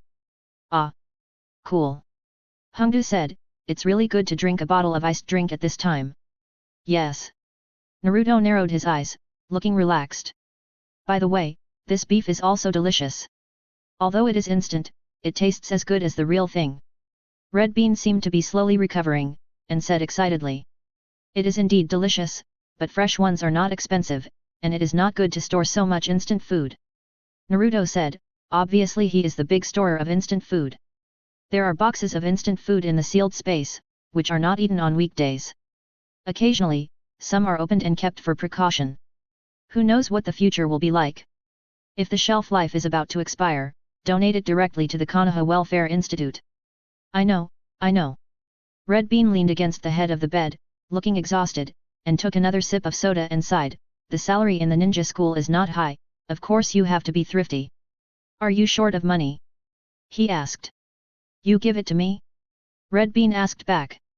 Naruto felt a little guilty. Why didn't you tell me earlier? I've spent almost all of it. Now it's only tens of thousands of taels at most. Are you too poor? She was stunned. Tens of thousands of taels can actually do a lot of things. You can buy hundreds of ramen sets, eat twice a day for half a year. But for a ninja tool may cost tens of thousands of taels. Not bad, I don't lack anything. He made the freeloading sound so refreshing. Compared to you, I'm a little rich woman. She drew a circle with her hand, and then she laughed first, turned her head and looked at him and asked. Do you want I'll give you some? No need. Naruto shook his head, I have other ways, anyway, I'm not short of money. If you don't have money, you can tell me, and I can get some together. Ahungdo was powerless to complain. This person was too shameless. Forget it. I don't care about money. It's enough for one person. The two chatted for a while, and Naruto suddenly thought of something and looked up at Ahungdo. Should we go on a date or something? Why? She was a little surprised, not understanding why Naruto was crazy. In our current situation, we should go on a date, otherwise it seems unfair to you. Naruto frowned and hesitated for a while before speaking. No, it's good like this. Ahungdo was a little confused, why do you think so? I don't like trouble. Dating may bring trouble to both you and me. Although I sometimes think about it, I'm not the kind of willful person. It doesn't matter if I don't go on a date. It's not a big deal. I forgot to tell you recently, Naruto said, it's a little troublesome to explain anyway, just. Naruto opened the yellow spring gate in the room and set the coordinates to the land of waterfalls. In the second half of the night, it should have been his favorite time to play badly, either sleeping soundly in bed or turning over and sleeping soundly. But out of some special guilt, he brought Ahungdo across thousands of miles to the land of waterfalls. There are groups of waterfalls here, and there are naturally formed waterfalls everywhere. Fireflies are everywhere, and the fluorescence all over the mountains and fields is like a surging tribute from all nations, which is quite spectacular. Wow! What kind of ninjutsu is this? Traveling through space. Ahungdo did not hesitate to express her admiration. This should be the land of waterfalls, right? I've heard of it a long time ago. There are really big waterfalls. Wow! She pointed to the forest-like waterfalls in front of her, and her words were pale like a modern person who only knew how to say wow. Well, of course it's amazing. Naruto said proudly. Great. Red Bean flattered, if you had reminded me before the shuttle, or brought a few clothes, we wouldn't look like two perverts now. This Naruto looked up at the sky, the night wind was chilly, and he suddenly felt a little dry. Forget it, tutoring is not limited to places. Red Bean was also free and easy, licking her lips. The next day, Naruto woke up from his bed, looked out the window, and pulled the curtains with his feet. He just wanted to lie down now, waiting for the wind to blow, and didn't want to do anything. Again, it's better to be still than to move. The situation in Kumagakure is stable, and Black Zetsu doesn't know what he is doing. Obito is probably looking for the Samsara Eye, and Konan also left with the Samsara Eye. The snow country is developing as usual, and the rock village has subdued the leg shadow Black Zetsu. The soil is basically stable. The only unstable factor is the hidden mist village, but it can't affect the overall situation. For Naruto himself, the number of evil god believers has increased to 6, and he only needs 4 to complete the task and get the reward of body retracing 18. For the 4 vacant positions, he still needs to consider which unlucky person to drag into the water. It has only been less than a year since he became an adult, and there is still some time before the end of the year. His focus is not entirely on the outside. In order to prevent the last Thunder incident from happening again, Naruto is also ready to spend more time on the relationship between Ino and Hinata. Even if he sneaks around, he insists on going shopping with Hinata in the intervals. Or he eats with Ino and stays in the office to chat. Sending flowers, traveling with the Yellow Spring Gate, all kinds of means are used, and the only thing missing is using the tailed beast ball to set off fireworks. It's just that because the Yamanaka couple and Hyuga Hayashi have a lot of complaints about Naruto, Naruto dare not be too blatant and always keeps a low profile. This also means that he is free most of the time in the village. Occasionally, he would go to Sakura to eat and watch her handle official business. So boring. Koji yawned, sat in front of the stall and picked up a piece of meat and put it into his mouth. Take it away, no appetite. Can you spit out the meat before saying this? Shikamaru said speechlessly. That's right, Koji, you are a drama queen. Naruto complained, his hand speed of eating was not inferior to Koji at all. A new store has opened, how come I don't know? Shikamaru was a little helpless. By the way, Shikamaru. While eating meat like crazy, Koji suddenly grabbed the chopsticks and took 2 bites. Why haven't I seen you recently? Are you so busy at work? I remember that everyone in the Hokage building is relatively idle during this period, but you are the opposite. I could see people no matter how busy I was before, but now I can't even see anyone. Don't mention it, Kakashi-sensei transferred me to the Hokage's office. Shikamaru sighed, I'm so busy all day, and I don't know where all the documents come from. The Hokage's office? Sure. Shikamaru, you're soaring. Naruto said with a smile, somewhat gloating. The 3 of them have similar temperaments and have no ambition to make progress. Even if Koji wanted to become stronger before, he was just following the crowd. Just holding the belief that he could not fall behind his partners, he kept practicing hard. After adulthood, Koji gradually lost his fighting spirit. From practicing frequently, to practicing occasionally, and finally giving up. Shikamaru is born with a beautiful appearance and it is hard to give up. Even if his soul wants to give up, his body can't do it at all. As a staff officer, Shikaku Nara did not participate in the struggle among the top leaders. The Nara family needed someone to lead the family to grow, and Shikamaru became the object of expectation of the Nara family elders. They wanted him to go into politics and even become Hokage. Now, Kakashi could not stand the pressure of work and took the initiative to seek a secretary to share the work. After thinking about it, only Sakura was normal among his disciples. One Uchiha rebelled, and another Uzumaki Naruto was also on the edge of half of the Konoha ninja. The village could no longer restrain him, let alone let him become Hokage. After hesitating for a long time, Kakashi decided to transfer Shikamaru. Directly copy and paste the 5th generation Hokage Tsunade's previous practice, first find a Hokage secretary, and then quit. After escaping from the trap, the position of Hokage was thrown to Shikamaru. As for whether the top leaders agree or not, it has nothing to do with him. Anyway, he can only hold on for 3 years at most. Isn't that the reserve of Hokage? Koji opened his mouth wide, even forgetting that he was holding a piece of meat. In a flash, Naruto grabbed the meat that Koji liked with a chopstick. He didn't care about the heat, he blew on it twice and stuffed it into his mouth. What is the preparation for Hokage? It's the 7th Hokage. Naruto said vaguely with a look of certainty. What nonsense are you talking about? Shikamaru supported his head with his hands, boredly watching Naruto and Koji playing tricks. How can someone like me become Hokage? Hokage must be powerful, prestigious, and experienced. He glanced at the 2 people lazily and said casually. Powerful, prestigious, and experienced, no matter from which point of view, it can't be me. Besides, it's troublesome to be a Hokage. Let someone more capable do it, I just need to hide behind and advise the Hokage. Koji and Shikamaru were talking, and Naruto buried his head in front of the table and showed off wildly. He was not surprised at all that Kakashi had chosen Shikamaru to be the Hokage's secretary. Shikamaru was the best among the ninjas of this generation in terms of both strength and performance. Since they couldn't count on him, they could only count on Shikamaru. Perhaps, Shikamaru could become the youngest Hokage. Drink, drink, drink. Half a month had passed, and Naruto and Ino had just parted happily near the Yamanaka flower shop. They were reluctant to part even though their eyes were almost tearing. Just as Naruto got home, Dozuki Yujeo suddenly brought a heavy news. The Rinnegan was robbed, and Konan was seriously injured and dying. Dying. Naruto was a little surprised, but he had expected it in his heart. Obito still took action, and Konan was not his opponent, so he naturally lost. No way, where is the person? He asked. Kumagakure. Uzuki Yujeo uttered a place name. Naruto took a deep breath and said. I understand. Just right, God believer material, +1. Chapter 470 Ino is a small rich woman. Rain country, high tower. Konan lay dying in front of the French window on the edge of the high tower.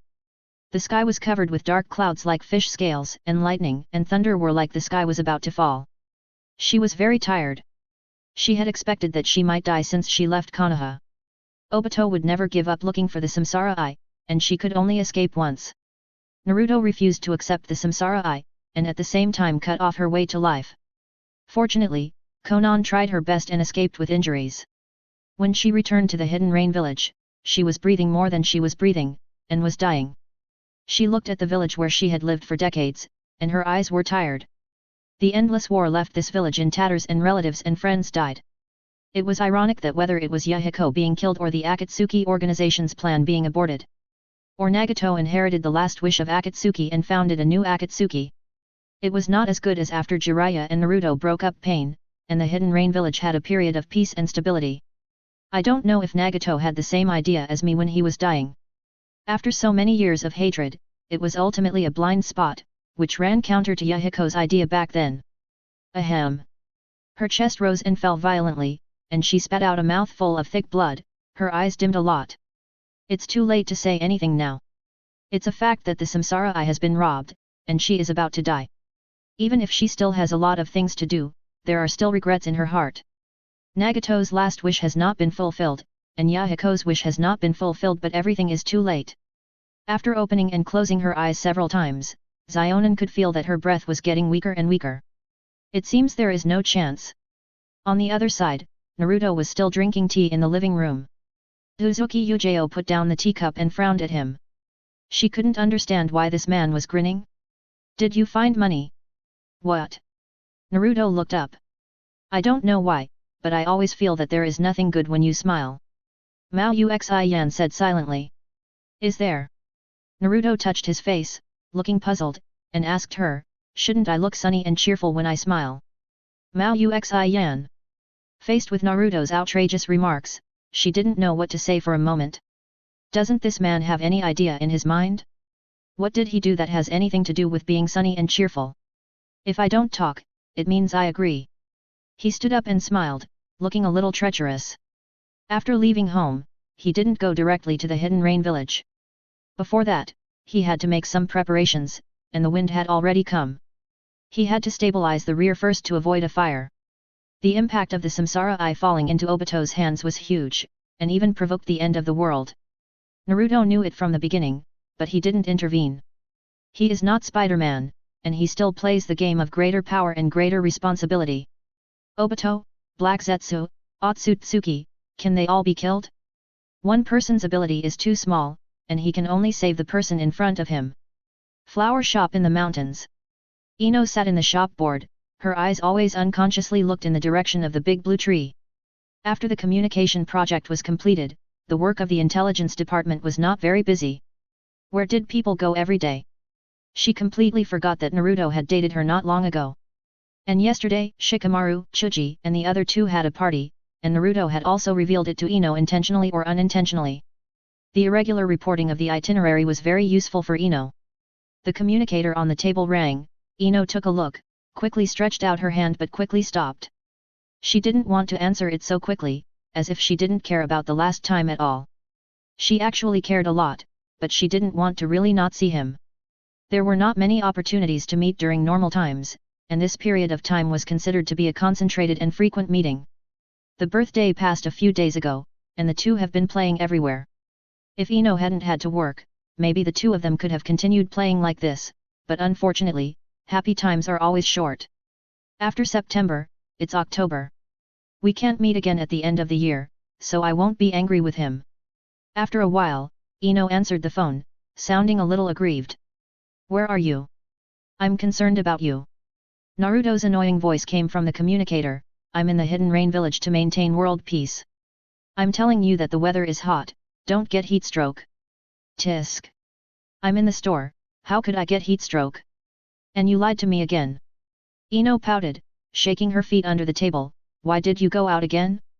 Is the mission location so far away? It's fake. I'm downstairs from your house now. Come out and take a look. Naruto's voice rang out, can you see me? Behind that big green tree, come down quickly. You. Ino was angry and laughed. She went downstairs and looked around. She didn't know why she always felt a little guilty. But she immediately shook her head again. The guy should be the one feeling guilty. Ino was wearing a thin white navel-bearing short-sleeved shirt, a denim skirt, and a pair of sandals. She was light and agile, like an elf. Here. He waved his hand. Humph. Ino was obviously still a little angry and walked over reluctantly. Don't be angry, I brought you lemon tea. Naruto smiled and came over, and really handed over a bottle of lemon tea. I bought it especially for you. The surface of the lemon tea was covered with steam, and the ice was visible to the naked eye. This was something he bought specially. Ino didn't like to drink beverages very much. She usually drank warm milk. He couldn't bring a bottle of ice milk. It didn't make sense. Hey! Ino looked at the ice lemon tea, her eyes narrowed, and then she looked up at Naruto, frowning and said angrily. You are deliberately irritating me. Come on, I can't drink iced ones. I'm just kidding you, this is mine. Naruto unscrewed the bottle cap smoothly, took a sip and took out a bottle of warm milk. This is for you. Hehe, don't come. Ino glanced at him proudly, don't think I don't know what you are thinking, La Lily, piss you off to death. Hiss. You found this out? Naruto looked surprised. Of course. Ino raised her chin, smiling, and had already forgotten how to be reserved. Great, great. He praised. Stay away from me, pervert. She pushed Naruto and said with disdain, but she didn't use too much force, just a little bit. Hehe, that won't work. Naruto shamelessly approached. Ino pouted, but didn't continue the topic, and the smile on her face didn't diminish.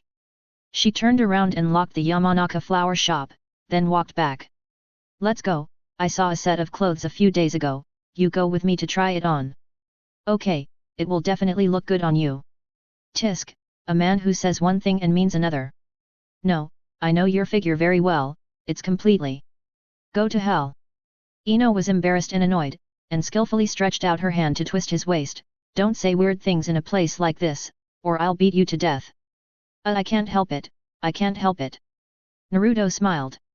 Ino is not the kind of person who likes to be guessed. She can't understand why someone would beat around the bush and let her boyfriend guess, and get angry when he doesn't guess. If she wants something or wants to go somewhere, she will say it directly. The two of them ate and walked along the way. There were few people on the street in broad daylight. As Naruto talked, he naturally took Ino's hand, not afraid of being seen. Since that incident, Naruto has been completely single.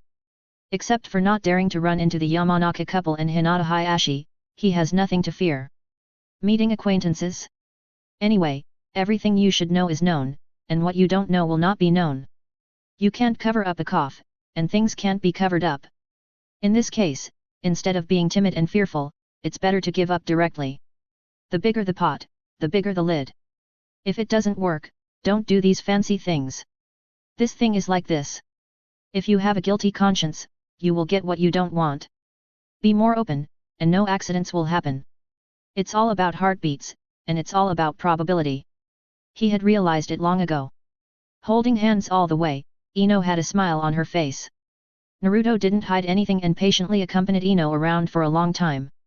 Does it look good? It looks good. Naruto nodded without hesitation and added a few words of praise. Then I want this one. Ino said to Naruto. The clothes are a little expensive, 10,000 taels, and the quality is considered top-notch in clothing stores within Konoha. Even though Naruto didn't have much money, he still paid without hesitation. For him, money is just a necessity to maintain life. If he really wants to make money, he has a lot of channels to get a lot of money. In between paying, Ino looked at Naruto and said. I found Hinata has a necklace that looks very similar to mine. I asked her and she said you gave it to her. So I don't want to wear that necklace anymore. If you give me this dress, I won't mention it again. Hearing this, Naruto's back was immediately covered in cold sweat. His hands almost shook when he paid, but fortunately he was mentally strong enough to keep calm. The memory was too vague, and he didn't remember if he had given a similar necklace before. At that time, in order to avoid a car accident, he deliberately gave a necklace and a bracelet. But later, there were more things to do and too many gifts were given. Maybe he was too busy to give the wrong gifts. Every time they gave different gifts in return, unlike Naruto who was doing wholesale. After paying, Naruto breathed a sigh of relief and suddenly felt that money was so cute for the first time. Although as the saying goes, a cure-all, if it doesn't work, just give another one. But for a family princess like Ino, some troubles can't be solved with money. This time, it was completely Ino who was in a good mood and forgave him. How about buy some more, there are still a few sets over there. Naruto's heart beat a few times, feeling a little guilty, thinking that he should buy a few more sets, otherwise he would not be able to rest easy. No. Ino refused directly. Then she took Naruto shopping, not buying too much for herself, most of it was for Naruto. She probably knew that Naruto had space props, so she bought him 7 or 8 sets of clothes in a row. She bought the shoes she liked, 2 or 3 sets of hats and scarves, as if she wanted to buy all the clothes she had worn in the past few years. It was at this time that Naruto realized that the little rich woman had amazing financial resources, and she swiped her card without blinking. In less than an hour, she had spent 600,000 taels in an instant. This was just the money spent on clothes and shoes. Naruto felt a little guilty while shopping. Ino was too good to him, and he would a little guilty. Why did you buy so much? He asked. I like it, what's wrong? Ino still held the can of milk in her hand, and she didn't finish it all the way. She tilted her head to look at him and said seriously. I bought you clothes and shoes, so she can't give you anything. Okay. This reason is indeed impeccable. Hinata could think of gifts that were close to her body, and half of them were made by hand. Now she has bought a lot of clothes, shoes, bags, and even scarves and insoles. All of them are expensive and good, and Ino will probably force him to change them every day. In this way, Hinata will naturally see it, and she can't give gifts from this aspect. With Hinata's little brain, she will probably be troubled by the choice of gifts for a long time in the future. But I bought too many. He whispered, even if he was such a thick-skinned person, he would feel embarrassed after receiving so many gifts. Not much, just right. She said, counting on her fingers, those sets can be worn on sunny days, and the other dark sets can be worn on rainy days. Winter clothes haven't been bought yet. Ah? I still need to buy more. Isn't it a bit too expensive? Naruto backed off a little. Just these few sets of clothes, tens of thousands of yen in a set is a bit. It's not expensive. The quality is good and the key is to look good. Ino pulled his arm forward, besides, I buy it for you out of my own pleasure.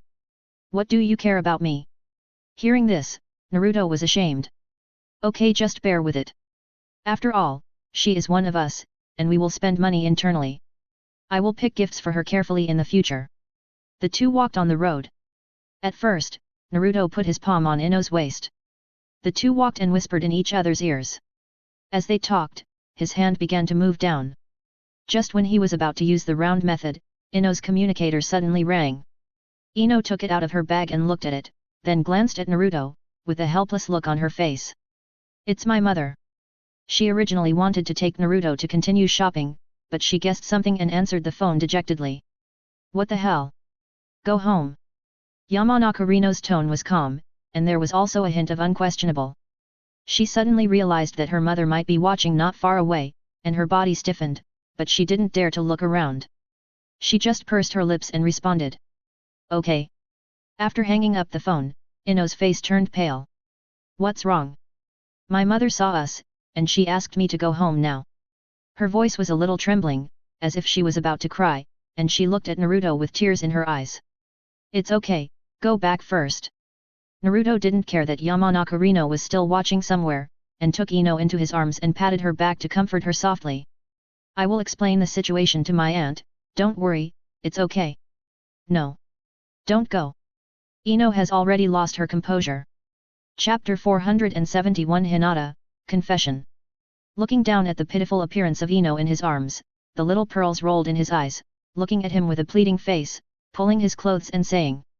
Don't go, okay? I'm afraid my mother will say something bad. It's okay. Naruto comforted, he was not panicked at all. At this point, he knew very well that Yamanaka Rino would not say anything harsh to him. But Ino didn't think so, and held his clothes tightly.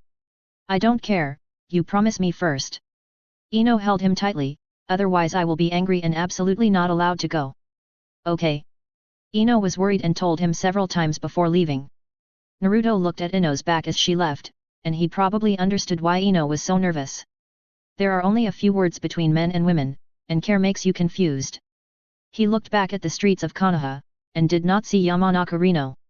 If he saw her, even if he promised Ino, he would have to go up and say hello. If she didn't see him, it means that Ino's mother didn't want to see him, so there was no need for him to bother her. Leaving Konoha Street, Naruto walked straight to the direction of the Hyuga clan's residence. He took out a toothpick from his pocket and put it in his mouth, then called Hinata. Do you have time? Yes. The other party's voice was weak. After hanging up the phone, there was only Hinata's breathing in the darkness, and the curtains in the room were drawn. She lay on the bed, breathing steadily and long. Hyuga Hayashi had emphasized to her several times that she was not allowed to have any relationship with Naruto. For the sake of the family's face, at least they should not meet.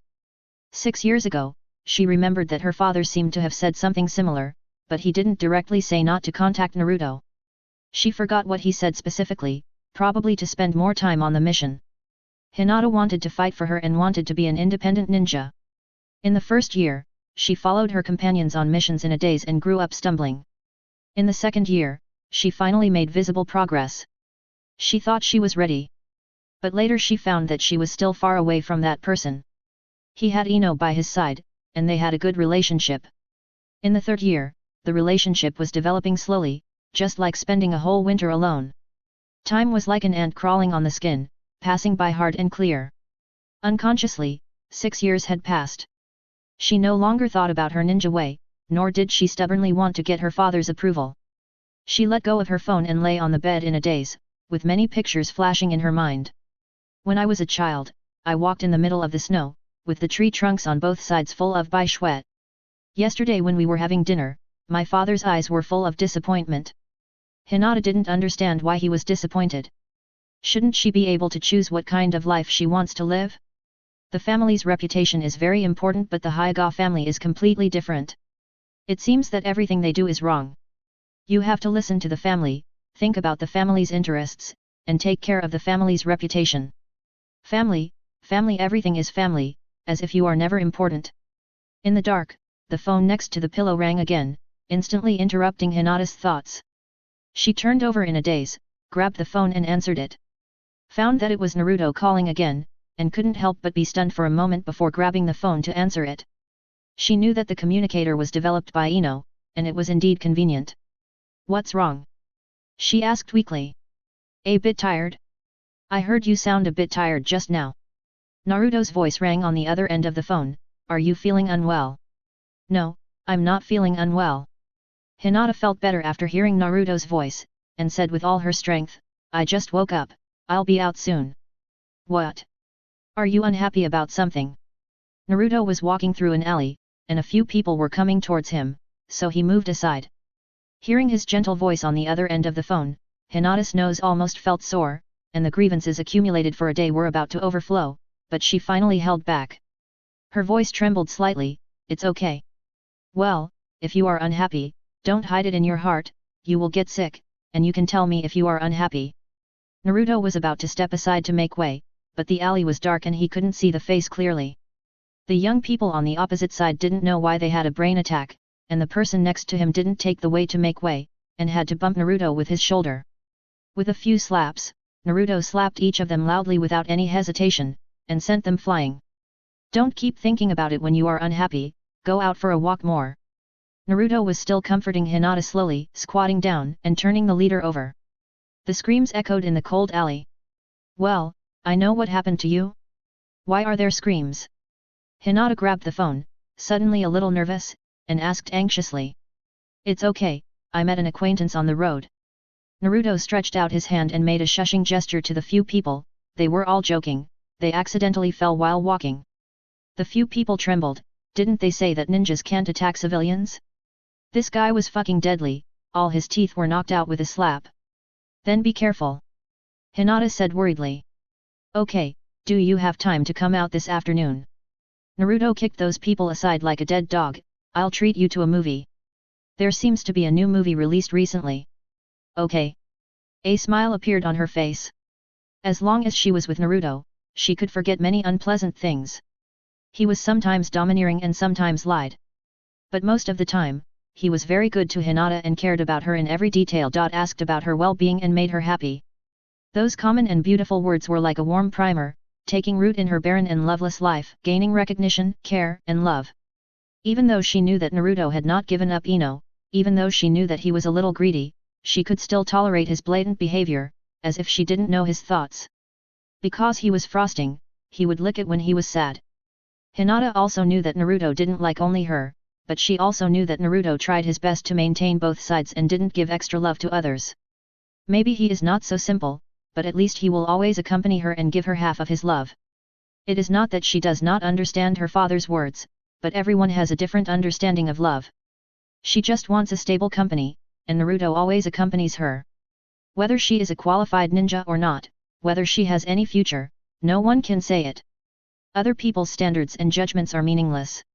If she continues like this, she will get sick sooner or later. Hinata opened the curtains, and the midday sun pierced into the room. She squinted her eyes. She had slept for a day and a night, and her stomach was completely empty. The dazzling sunlight made her slightly dazed, and she stretched out her hand to block the light, and her face turned pale for a moment. After shaking for a moment, she stabilized her body.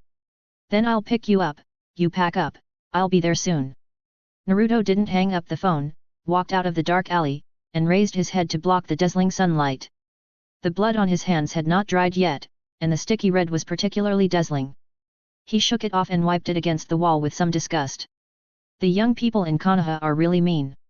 Have you had lunch? Naruto asked again. He paused for a moment and walked out. No, not yet. Hinata hesitated for a moment, but still told the truth. Well, let's go together. I'm almost there. He jumped onto the roof and was about to look at the Hyuga base when he saw an Anbu staring at him. He turned his head and looked over. The Anbu had already looked away. Generally speaking, ninjas are not allowed to act recklessly on the roof in the village. Okay, I'll change clothes. After the call ended, Hinata smiled. She walked to the closet, opened it, and carefully selected clothes to wear, thinking about how to match them. Outside the Hyuga station, Naruto looked up at the Hyuga gate that was once closed to outsiders. The heavy door at the entrance had been repaired. Without thinking, he walked in. The Hyuga clan is not open to outsiders, but Naruto has proved with practical actions that he is not an outsider. They have already interacted, and it will not be long before they can give Hyuga a little shock to outsiders. Even though the Hyuga clan never interacts with outsiders in order to maintain the purity of their bloodline, intermarriage. But times have changed, and even the most ancient rules can't stand up to scumbags. What's more, this scumbag has some skills, and he directly forcibly disintegrated the main family and the branch family. The purpose of going around so much is just to see Hinata without being stopped. Hinata walked out of the house, tiptoed and looked around, and the pen and ink tassels could not describe the charm she carried. Her hand pressed the hem of the white dress, and she wore a sun hat on her head. The two looked at each other and walked towards each other. During this time, Hinata could feel Naruto's eyes following her all the time. A warm feeling suddenly emerged from the slightly cold body. Why are your hands so cold? He just took Hinata's hand and suddenly felt a little surprised. I'm hungry. She shook her head. Then let's eat first. I know there's a new restaurant. It's all because of that guy Koji. Naruto pulled Hinata out and supported most of her body. At the Akimichi clan's residence, Koji was eating rice with big mouthfuls, and suddenly shuddered. At the dinner table, Naruto directly ordered 5 servings of food. They were all Hinata's favorites. If the table hadn't been full, he would have ordered 10 servings of food. Now that things have come to this, let's eat first. He said. Hearing this, Hinata smiled and nodded gently. Her expression was still so gentle, and people are infinitely accommodating to the people they like. It was as if all the dishes Naruto would order were her favorites, and he didn't order any of his favorites. You ordered too much. She said in a low voice. If you order too much by accident, it would be a waste if you can't finish it. Naruto looked like he had made a mistake, and then said in a rogue manner, let's try our best to finish the meal together. We still have to watch a movie in the afternoon. Yet, being nice to a thoughtful person is a great salvation for the other person. Hinata is not unaware of Naruto's thoughts, but she is willing to sink. She also knows that her father is doing it for her good, but she is not happy that way. Unrequited love is like weeds, growing in the forest inconspicuously, withering and blooming year after year. When the favorite wind blows, it comes back to life. Now that secret love has become a reality, she is willing to jump into the abyss. Because he is her only antidote, take a bite when she is unhappy. People may like many people in their lives, but some people don't have to be too perfect, or even have nothing. As long as he stands there, the sky has color. Hinata doesn't want to wait for anything in the future, nor does she want to have a future, whether loyal or promiscuous. She just wants to catch the wind that belongs to her. I don't wish him a bright future, but I hope he is safe. The light of the theater hit her face. Hinata's hand was pressed by Naruto, and her fingers were crossed. Her heart was surrounded by a warm current, spreading from the tip of her heart. At home, she sometimes smiled, but her smile was like the sunshine in winter. Although it looked bright, it was empty inside and had no temperature. Now she didn't need to smile, but people could feel her happiness. The moment the screen went dark, the introverted girl suddenly pulled Naruto's arm down and quickly moved her body close to his ear. In the deafening explosion special effects, she raised her voice and said, "Naruto, I love you." Naruto was startled by Hinata's action, but he didn't struggle. He was slightly stunned by her sudden confession. But he soon reacted and pressed her back. "Me too." At night, after dinner, he sent Hinata home. The two talked a lot on the way, and Hinata almost stuck to Naruto. He completely followed Hinata and took all the details into consideration. Logically speaking, this is the time to take advantage of the situation to sublimate the relationship. But Naruto gave up the idea considering that he had business to do in the evening. Business is more important, and there will be many such opportunities in the future. The wind in the ninja world has already blown up, and once it gets chaotic, the originally rigid situation should change. The wind belongs to the sky, he borrowed it to blow, but it blew up the fireworks of the world. The ninja world is about to change. The Hidden Rain Village. Konan was conscious and had only one last breath left in her body. Huge pain torturing her, her mind had begun to become confused. At the moment of death, she could no longer think about the problem. Of course, she did not notice that a gate to the underworld opened silently in the air. A yellow-haired man fell from the sky and landed on the tower. He had been here last time and met Konan and Nagato. Now Nagato is dead and Konan is seriously injured and dying. He guessed that Konan would probably stay here. Fortunately, there was no problem with the coordinates. He glanced and found Konan sitting by the window, with her head tilted to one side. The vitality of a ninja is much stronger than that of an ordinary person, and Konan has not completely died. Naruto stopped 3 meters away from Konan, took out a shot of life-extending potion and shook it, and then stabbed it directly into Konan's neck. Mimi in a daze, Zionin slowly opened her eyes, and her condition was still very bad. The muscles twitching from time to time undoubtedly showed that she was suffering from the pain of death. "Do you want to live?" he asked calmly. Chapter 472 Zionin, about revenge. Live? Zionin's eyelids were heavy and drooped down. She had a headache and could no longer think complicatedly. She just felt uncomfortable physically. She really didn't want to die, otherwise she wouldn't have returned to Kumagakure with one breath. She lost her samsara eye, and she still had a lot of things to do. She couldn't die. If she died now, how would Nagato and Yahiko fulfill their last wishes? The desire to survive drove her to think simply. She opened her mouth and made a weak sound with almost no hesitation. "Well, then become a believer of the evil god, so that you can save your life." Naruto didn't hesitate, and directly showed his true colors and started the contract procedure. Zionin vaguely sensed a chance of life, but she didn't have much resistance. Relying solely on the life-extending medicine to give her basic vitality, the contract was completed smoothly. The evil god is immortal and immediately feeds back to the dying Zionin. The vigorous vitality poured into her body like it was free, almost filling it up. This feeling of reverse growth was not pleasant. Zionin felt depressed. It was as if her throat was blocked, and there seemed to be millions of ants crawling in her body. She quickly woke up and got out of the dying state. Panting with sweat all over her body, her mind was in a mess, and she looked up at Naruto. "Uzumaki Naruto? You saved me." "I guess so." Strictly speaking, you saved yourself.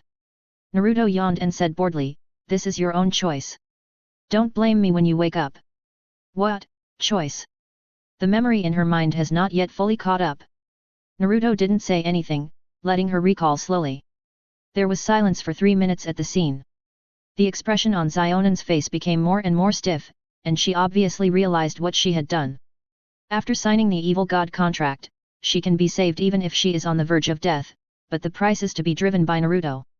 From the moment she came back to life, her life no longer belonged to her completely. At least half of Zionan's life belonged to Naruto, and he had the right to drive her. After calming down, Zionan calmly accepted the reality. The Samsara eye is lost. She said. It's lost, it's no big deal. Naruto said lightly, not in a hurry at all, thinking that the eyes were not mine anyway. That's Nagato's eye, I want to get it back. Zionan said. I can't get it back. Naruto glanced at her, since you have signed the evil god contract, there is no need for me to hide it from you. The Samsara eye is not Nagato's at all. What? The Samsara eye belongs to Uchiha Madara. The one who has been in contact with you before is not Uchiha Madara himself, but a puppet cultivated by Uchiha Madara before his death. Is Uchiha Madara dead? Of course he is dead. Even the six-path sage will inevitably return to the Pure Land. The god of ninja, Senju Hashirama, will die. How can Uchiha Madara live forever? Who is that Uchiha Madara? Uchiha Obito, an extreme lunatic. Naruto said, the sixth Dame Kakashi used to be the team leader. Friends, were captured by Uchiha Madara. Obito set a trap for you, forced Yahiko to death, and lured Nagato to awaken the Samsara eye. Those eyes were planted in Nagato by Uchiha Madara, so this is just a trap, you don't have to worry too much about the ownership of the Samsara eye. But the Samsara eye is very dangerous. Konan looked at Naruto, it's not a good thing to let the Samsara eye wander outside, and now it has been taken by Uchiha Obito. If you get it, you get it, don't think about the Samsara eye. He walked to the window, looked at the sky of the hidden rain village with thunder, and said with his back to her. The Samsara eye is not a good thing. Its best destination should be complete destruction. Konan was a little stunned when she heard it, but she didn't know what Naruto was up to. But in this situation, how could the other party return it? How do you know so many secrets? She asked. Secret? Naruto looked back at her, you call this information a secret? If you don't want people to know, then don't do it. There is no impenetrable wall in the world. Just as you can investigate Uchiha Obito based on clues, I can naturally find out more things. It's just that my ability is a little bit stronger than yours. Boom.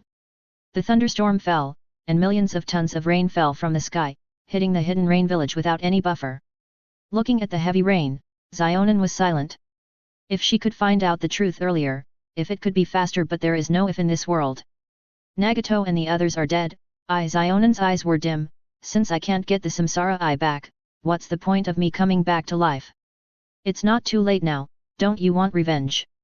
Naruto looked at Zionan, his eyes were cold, and the look in his eyes when he raised his head contained forbearance and viciousness. Revenge. The culprit is Uchiha Obito and the people behind him. You have died once, why don't you take revenge on them? He said.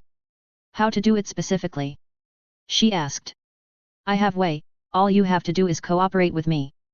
Naruto said. Konoha. Konan walked out from the yellow spring gate, stepped out, and landed in the living room. She looked around and found that the window did not seem to be in. Where is this? My home. Konoha. A look of surprise appeared on Konan's face, we were just in Yuyan village, right? Well, it's just a small ninjutsu. Naruto went into the kitchen to pour water. Konoha and Yuyan are thousands of miles apart, and they completed the shuttle with just a door in just a moment. This is too foul, you call this a ninjutsu? Drink some tea, pour it yourself.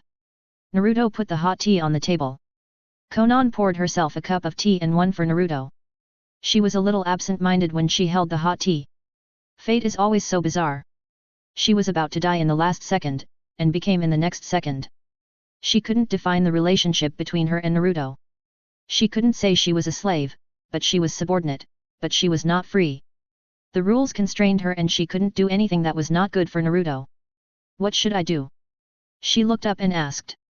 Wait. Wait for what? Wait for Uchiha Obito to come. You live here before that.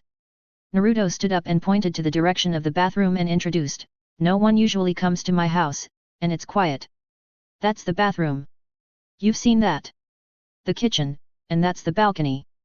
Oh, by the way, I also have a dog, which is a little different from ordinary dogs. It's not here now. I'll introduce it to you when it comes back.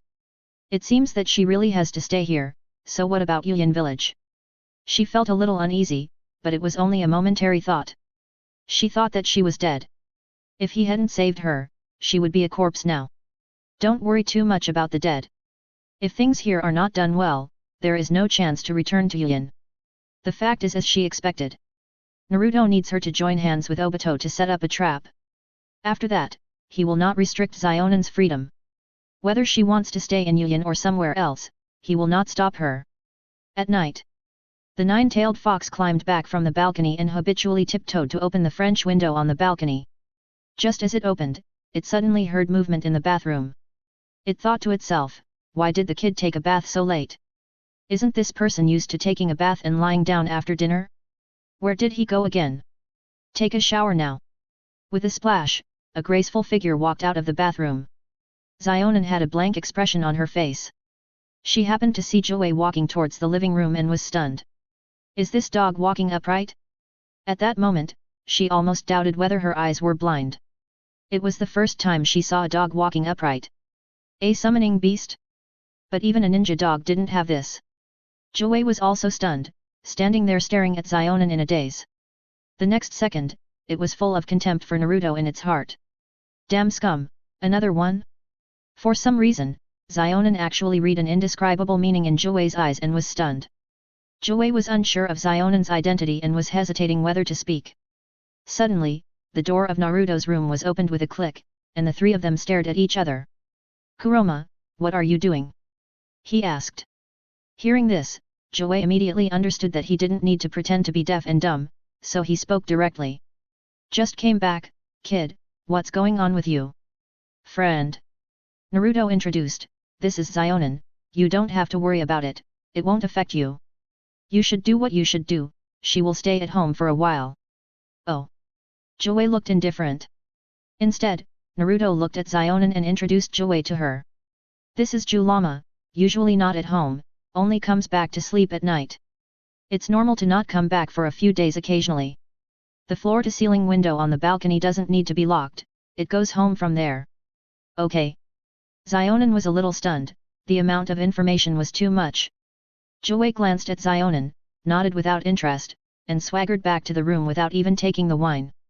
In the living room, Zionen blinked, walked up and asked Naruto in a low voice. Is that Joey? Yes. He yawned and fell asleep in the room just now. Konan was shocked, her mind went blank, and her face turned pale instantly. She stared at Naruto, as if she wanted to observe whether he was joking just now. Nine-tail. What's wrong? Nine-tail is not, how could it become like this? Konan was shocked beyond words. In her impression, the tailed beasts were not like this. Is this the fucking nine-tail? Round head, round brain, round belly, she believed it was Pig Man. Is this the fucking nine-tail? Are you kidding? He looks like Tom. I said it before, the nine-tail is no longer in my body. Naruto spread his hands helplessly, it's a pity that no one believes me, although this is the fact. Konan was confused, this is indeed hard to convince people, after all, no Jinchuriki has ever taken the initiative and successfully separated from the tailed beast. Generally speaking, once a Jinchuriki is separated from a tailed beast, he will die immediately. Forget it, let's not talk about this. After all, it doesn't matter whether anyone believes it or not. Naruto waved his hand and glanced at Zionen, only then he realized that she had just finished taking a shower. She was wrapped loosely in a white bath towel, her purple eyeshadow had been washed off, and her purple hair hung wetly behind her head. Her eyes were a little cold, and she had a lip stud on her lower lip. The bath towel outlined clear lines, and the beautiful curves of her body were visible. Zionen seemed to have no defense against Naruto, and it would fall off if it was loosened a little more. You should rest first, and we'll talk about it another day. He waved his hand, the hair dryer is in the corner of the sofa, you can find it yourself, and call me if you need anything. After saying that, Naruto went back to his room to rest. The door closed with a click, and only the light from the bathroom remained in the living room. Zionin stood in the light from the bathroom, looking a little at a loss. A few strands of hair fell and stuck to her face, and there were water droplets on the purple hair ends. Naruto's casual attitude made her feel relieved. She had originally prepared to be a slave. She was born in the war years and naturally knew the role of slaves. But now, she is more like a friend from afar. Zionin looked down at her hands and suddenly found that her nerves were too tense. There was no need to hold on, and those plans had failed. At first, she didn't expect Naruto to refuse the Samsara Eye. After all, this is a powerful power, and almost no one can easily refuse this power. But Naruto refused, and his attitude was very casual, as if he refused an advertising leaflet. When she was beaten to pieces by Uchiha Obito and was dying, he magically appeared in front of her and pulled her back from the brink of death. She signed a contract and now she is alive, but confused. After a series of failures, Zionin herself didn't know what she could do. He offered her an olive branch of revenge and told her that she should take revenge. But when she raised her head again, he asked her to wait.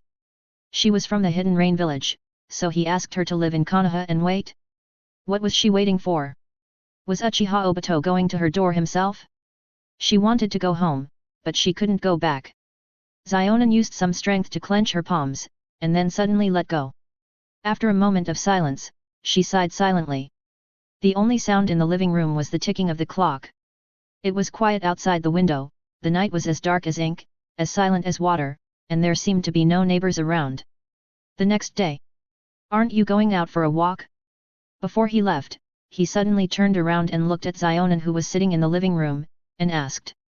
I don't have the identity of Konoha, and it will cause trouble if I show up. Zionin shook his head. It shouldn't be a problem to just walk around, there are no Anbu nearby. He thought for a few seconds, forget it, you can do it yourself, go out if you want. Faced with Naruto's irresponsible arrangement, Zionin was confused. What do you mean you can do it yourself? Can you go out or not without an identity? Aren't you afraid of getting him in trouble? Are you so careless? Naruto has already gone out, and he really didn't think so much. Anyway, he's just Zionin, and it's okay to go out for a walk. Nagato is dead, and Yugakure is his. In the village, Kakashi can give him privileges, and Uzuki Ujao and the Anbu can give him the green light. What is the Prince of Konoha, what's there to be afraid of? Chapter 473 Naruto's Unlimited Vacation Plan. He didn't know what Konoha would be like in the future, but now both the Hokage and the captain of the Anbu were related to him, so at least he could walk sideways. As for the future, I don't know who will be the Hokage, maybe Shikamaru or the conservatives. But he also knew that even if Shikamaru became the Hokage, he would not be able to stand by him unconditionally. Although Shikamaru usually hated trouble, he was actually a very serious and proud person. Whether it was shogi or life, he was very serious. Perhaps smart people think more and consider things more comprehensively, so they are more rational in dealing with things. To outsiders, it seems a bit inhumane. But these are not within Naruto's thinking range. By that time, he will no longer be in Konoha. Whoever wants to be the Hokage can be the Hokage. Anyway, the ninja world is not just Konoha. In other words, when the fifth Hokage Tsunade was in power, it was his version of the strong period. Now Tsunade has abdicated, and the sixth Hokage Kakashi has taken over, which is a version of annealing. When the seventh Hokage comes to power, the advantages of the two versions will gradually fade away. It is even possible that the conservatives who once supported Danzo and the third Hokage will rise. At that time, their attitude towards Naruto will definitely change 180 degrees. Naruto has never trusted Konoha, but only Tsunade and Kakashi. Prepare some retreat routes while the version bonus has not passed and there are still activities. The snow country with technological advantages is a retreat route, and the current borderless land of the Hidden Rain village is also one of the retreat routes. Nagato is dead, and his legacy will naturally be inherited by his fellow apprentice Naruto. After all, they are brothers from the same sect, and are close friends. Compared to the 5 major ninja villages, the snow country and the rain country are small in size, and have a certain technological and industrial foundation. There are only 2 advantages, they are short and powerful, and they don't require much effort. He likes all things that are not troublesome, and looks forward to solving a basket of things. He can be a hands-off boss and start his unlimited vacation happily. temporarily named Naruto's unlimited vacation plan. At noon. This man was drinking and eating with Koji in the store, chatting. Naruto suddenly paused. He suddenly remembered that there was a former angel of Akatsuki organization living at home. Damn! He slapped his thigh, forgot to leave food for her, and didn't know if angels eat fireworks. Why are you so startled? I was scared to death. Koji shuddered, and the chopsticks fell to the ground. His chubby cheeks shook, and he looked scared. Suddenly I remembered that the gas at home was not turned off. I have to take a pack back. Naruto stood up and turned to get the takeaway box. This inhuman behavior immediately made Koji angry enough. This grandson is getting more and more cheap, and he can run away if he wants to. It's fine if he made up an outrageous reason, but he also packs it. I haven't eaten a few bites yet. Koji protested. It's just right for you to lose weight. Your wife came to catch you last time. Naruto said, his hands moving without slowing down at all. Damn, didn't I just ask you to pay once? You still remember it, you are really a rude person. Koji cursed, but he was convinced. I didn't expect that you, with your status and strength, could be so poor. Uzumaki Naruto, you are really poor to the end. Stop making noises, a little money is a big deal. Naruto picked up the box with a click. If you have the ability, give it all to me, so that I can feel the feeling of not lacking money at all. Chingji. Hey, at least leave me 2 pieces of meat. You can't leave even a little. Here, Koji ordered another table of dishes, and Naruto hurried home. He entered the door with the key, and just changed his shoes. He found that Zionin was still sitting on the sofa. Just like when he went out in the morning, she seemed to have sat on the sofa all morning. What were you doing in the morning? After changing his shoes, he walked to the edge of the dining table with the food, and then reached out to take out all the packed lunch boxes one by one. Sit down. She said. Are you hungry? I brought you some food, but I don't know if it suits your appetite. He said as he turned and went into the kitchen to get some water. You can hold on until the day after tomorrow. Zionin said. What? He held the glass and leaned against the kitchen door. If you don't eat, you can hold on until the day after tomorrow. She turned her head and looked at him and repeated it. Naruto was a little speechless, thinking that I was asking if you were hungry, not asking about your survival limit in the wild. If I didn't come back, this guy would probably sit on the sofa until dark. Do you often do this in the Hidden Rain village? Like not eating? He asked. Yeah. She nodded. Didn't you control the Hidden Rain village? Why would such a big village have no food? It's too strange, isn't it? Naruto was a little surprised. There are many children who don't have enough food. I don't want to consume too much food. Zionin said. They grew up all the way from the war years and knew what it felt like to go hungry for 3 days looking for food. So even though the Ninja World War was over, she always kept the habit of eating less. You don't need to starve here, and your body doesn't belong to you alone. You still need to help me do things. Naruto looked at her and said in a somewhat tough manner. So you have to eat on time and keep the same pace of life as me. Do you understand what I mean? Yeah. Zionin nodded very obediently. She knew her current situation very well and knew what she should do. Naturally, she would not say some willful words or do some extreme actions. It's good to know, then let's eat. Naruto put the water cup casually on the windowsill and said with a smile. At night. Naruto went back to the room directly after taking a shower, leaving Zionin enough space to adapt, and didn't say much. Let her explore and slowly adapt to life here. Obito will not delay too long, and will definitely come to ask for the resurrection of Nohara Lin. The real good show will be staged smoothly when that time comes. The next day. After Naruto came back from morning exercise and washed up, he left a breakfast and went out. This time he used Huangchuan Gate to locate Tansho Street directly and came to a forest not far from Tansho Street. Tansho Street is a large market town in the Land of Fire. There are many people and Naruto doesn't want to attract too much attention. After landing, he identified the direction and walked straight to a certain direction of the market town. Half a year has passed, and I don't know if the two have adapted to life here. Stay in this purely commercial Tansho Street, you don't have to worry about safety issues. There are almost no ninjas here, most of them are civilians.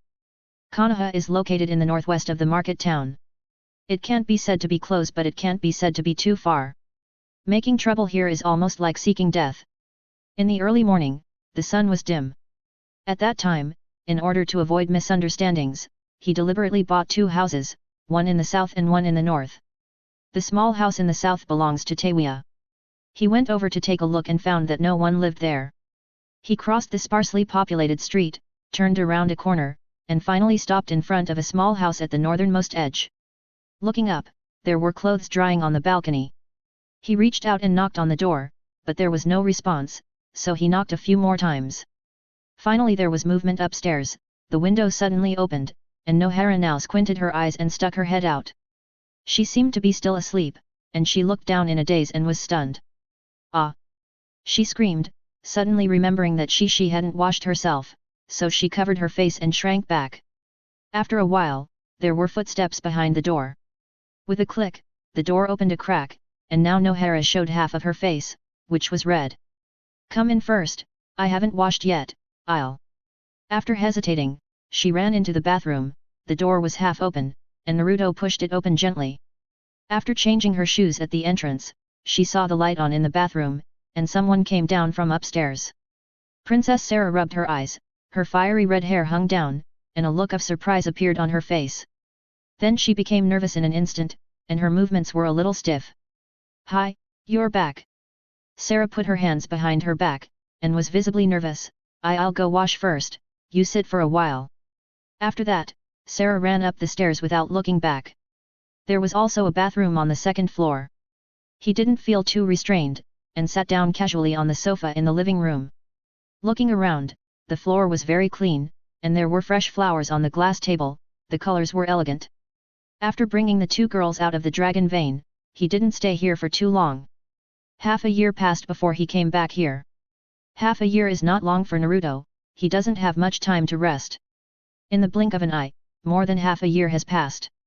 For them, it is a new beginning, and every day is very long. Fortunately, this is a market town with dense traffic and prosperous business, which is very convenient for the 2 girls to integrate into their lives 20 years later. Soon, now Nohara came out of the bathroom, smiled at him and started to make tea. "It's been 200 days. Hearing her resentful tone, Naruto was embarrassed. He really hadn't been here for a long time. Although this is the case, he would not admit it. Recently, there are a lot of things, too busy. I just realized that it has been more than half a year, and I haven't noticed it all the time, cough cough. This is really too routine, but Naruto has long been accustomed to lying. He didn't blush or feel nervous at all, and he said it as if it was true. Now Nohara actually believed it. "It doesn't matter. We have gradually adapted here." Now Nohara held her face and said, "Hey, you know, Sarah adapted much faster than me. At the beginning, she was the one who went out to buy groceries, and later she learned to use electrical appliances. At this point, she patted her chest, but later I learned it too, it's quite simple." "Awesome." Naruto didn't interrupt her chattering sharing. He could see that now Nohara was really happy to see him. Originally, he came here to ask now Nohara for help. She and Rin Nohara are cousins. They look almost the same.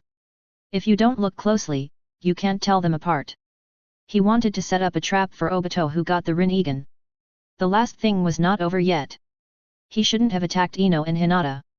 Even if Obito came directly to ask him where the Nine Tails was, Naruto would not be so angry. Perhaps Obito never took others seriously, and he just took Ino and Hinata hostage to save trouble. The advantage of this is obvious. When facing someone weaker than him, it is equivalent to being strangled by Obito in an instant. What happens next is meat on the chopping board. Unfortunately, Naruto is stronger than him and knows more than him. Obito's approach undoubtedly blocked the road from the beginning, turning it into a dead end. How could Naruto be so kind to help him revive Nohara Rin, just to kill his heart? This time, he wants Obito and the Samsara Eye to disappear together. What's wrong with you? Are you distracted? Nohara now touched Naruto. No, maybe I didn't sleep well last night. He made up a random excuse and came back to his senses. Why did you just keep staring at me?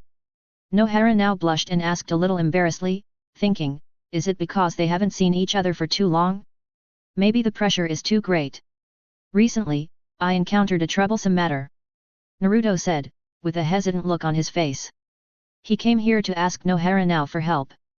But if Nohara now knew that he just wanted to use her to pretend to be Nohara Rin to kill Uchiha Obito's heart, it would inevitably hurt Nohara now. What's wrong? Can I help? Nohara now sat next to him, grabbed Naruto's hand with a worried look, and looked at him intently. I know I can't go home anymore. This place is not far from Konoha, but it's 20 years away. Even if there is nothing here that I am familiar with, friends, enemies, and relatives have all disappeared, but I still have you. I have been missing you for half a year. If I can help you, I will be very happy. As she said, she grabbed Naruto's hand, as if she wanted to embed it deeply. Hearing this, Naruto felt even worse. Damn it. Usually, he was used to using the two tools of hydrangea, and now his mind is confused. I can help. I came to see you, didn't I? He said. I won't be upset when I see you. There must be a way to solve the problem. Really? She asked. Of course it's true. Naruto gave up his stupid decision before, I miss you too. After 2 days, Naruto returned to Konoha. Looking at his tired appearance, Konan couldn't help but feel curious and glanced at him. You have been. It's inconvenient to go into details. He waved his hand and went back to the room. Lying in the room, Naruto looked exhausted. In the past 2 days, he accompanied the two girls to go shopping, eat, drink and have fun, and walked all over Tansho Street. What did he do? He didn't go shopping. Tired, he was really about to vomit from walking around. Fortunately, someone massaged his legs at night, otherwise he would definitely not be able to get out of bed. 2 days passed, and he came back and lay down for 2 days. One day, he was lying on the sofa, bored and reading a color comic, and suddenly covered the sofa with a book. Is Uchiha Obito on the road to death? Konan on the opposite side glanced at him, put down the book in his hand, and took a sip of tea slowly. I asked you 2 days ago, you said Uchiha Obito might have reached the village entrance. How do I know what's wrong with this person, damn it? Naruto rubbed his head and said distressedly, I've been busy for 2 days, and he hasn't come yet. Chapter 474 Konan, I want a sense of participation. Since he's not coming, just keep lying down. He sank into the sofa, looking like Geu, and closed his eyes comfortably. Hearing this, Konan glanced sideways, who was anxious just now. Naruto changed his posture and suppressed the anxiety in his heart. He no longer planned to involve the innocent now Nohara, but things had to be done. He closed his eyes and quietly went through all the people in his mind. Hydrangea was too weak, Kurama Yakumo was too weak, and Kumagakure Sanji was too far away. A woman who was strong and trustworthy seemed. Countless smiling faces flashed through his mind, and finally fixed on the face of a delicate and domineering woman. He opened his eyes and looked at the sunlight outside the window swaying slightly with the balcony curtains. Time seemed to slow down at this moment, and the autumn colors were bright and beautiful. Click, the gears turned and sparks flew. The flame of the lighter suddenly ignited, lighting a cigarette and illuminating the face of a middle-aged man. There was a trace of fatigue on his sharp face, and he leaned against the corner and turned his head to look elsewhere. In the darkness, a figure walked out. Have you found out what happened? I have. The group that troubled Lady Tsunade were a group of wandering ninjas. They received money from the Ching gang family. The figure bowed his waist and said respectfully. Lady Tsunade can ignore those rubbish, but our head can't. The man exhaled a puff of smoke and narrowed his eyes. The young master's illness still depends on Lady Tsunade. There can be no mistakes. After a pause, he spoke again. Find someone to deal with them. I don't want to see them in the land of lightning again.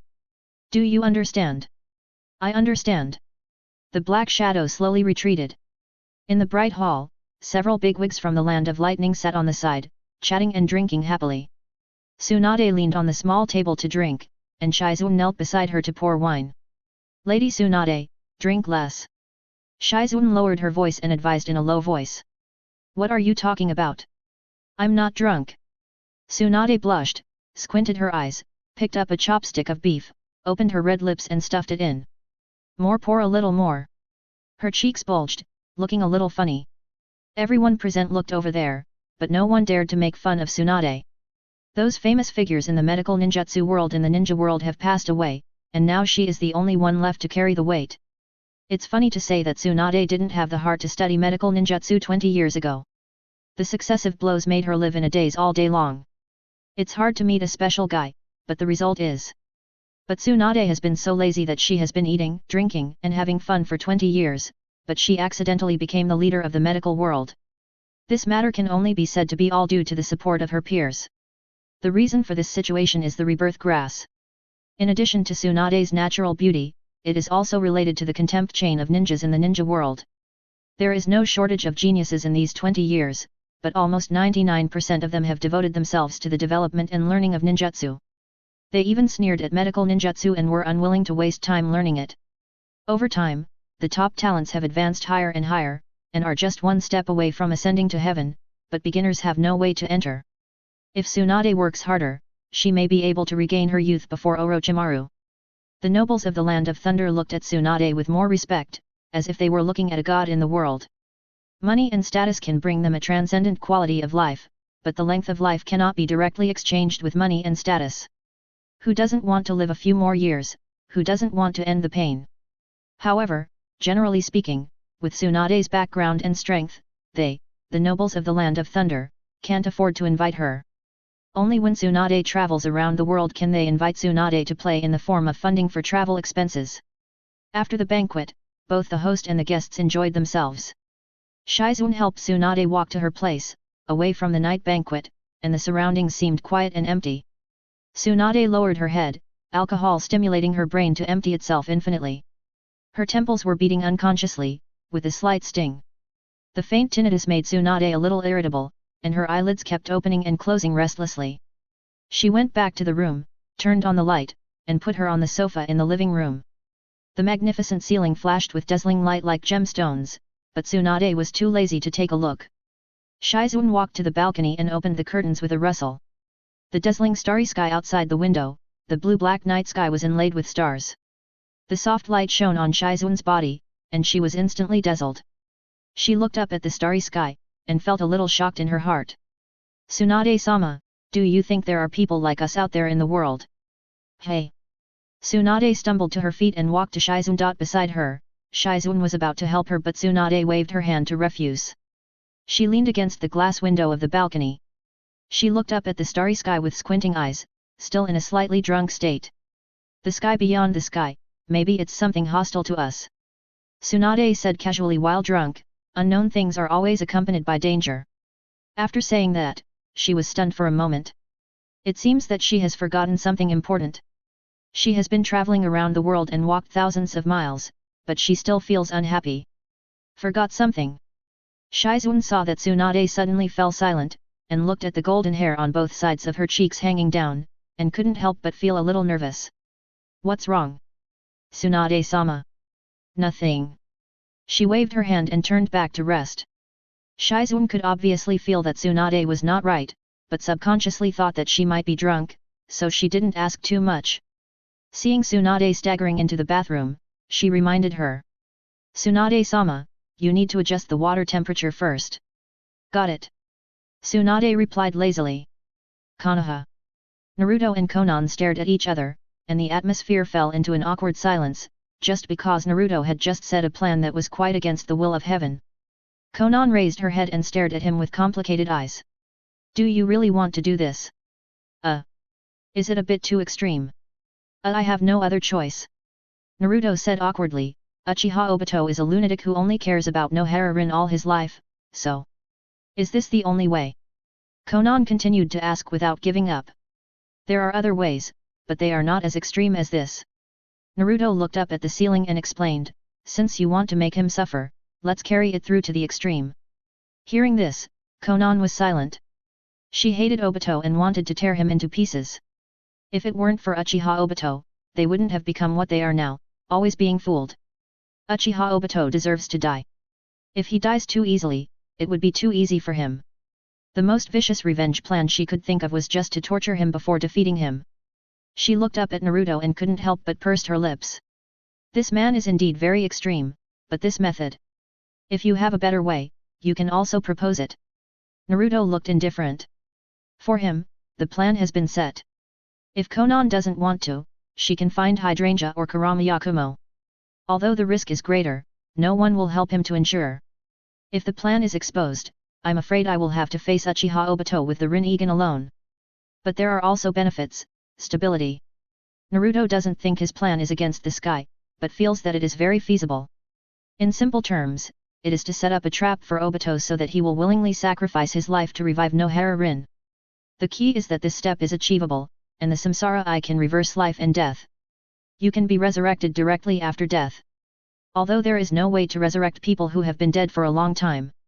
But Naruto has a way to open the underworld and reach the Pure Land. As long as Naruto brings Nohara-rin's soul back to the world, Obito can sacrifice his life and use the samsara eye to resurrect Nohara-rin. One life for another, very fair. He knew very well how much Uchiha Obito cared about Nohara-rin, so he planned to find someone to pretend to be Nohara-rin to act out a play. The content of the play is simply the plot plus code.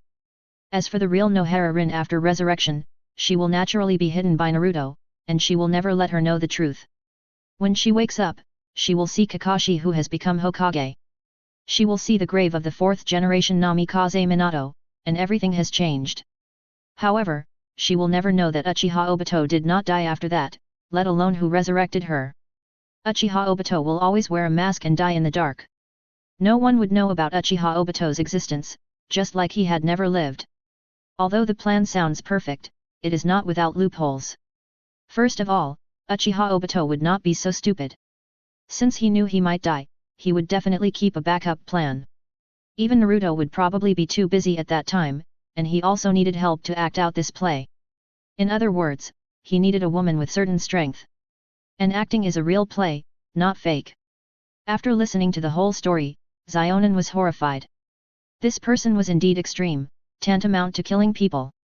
She even doubted whether Uchiha Obito could close his eyes before he died if the plan really succeeded. No one spoke in the living room. Naruto was waiting for Zionin to consider it, while he was silently thinking about what Uchiha Obito was planning. The curtains were drawn on the balcony, and the room was dark. After a long time, Zionin raised her head and spoke, as if she wanted to speak. Seeing this, Naruto did not have too much hope. This kind of thing is not acceptable to everyone. Although he and Zionin signed the evil god contract, he couldn't ask her for such a thing. At this last moment, Naruto changed his mind. Forget it, you. I promise you. Naruto was stunned and looked at her again. Have you thought it through? I have thought it through, there is nothing to worry about.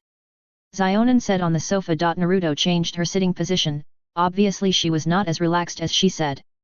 Really? Naruto was shocked. Your legs are shaking, do you want to control it a little? Konan. She exhaled deeply, as if she had made some kind of decision, and said solemnly. I want to see that man die, I wish I could cut him into pieces, and I must not stay out of it. Hearing this, Naruto blinked his eyes, thinking that this is just wanting a sense of participation. But this is the first time I have seen someone wanting this kind of participation. To put it bluntly, Naruto has already made a plan.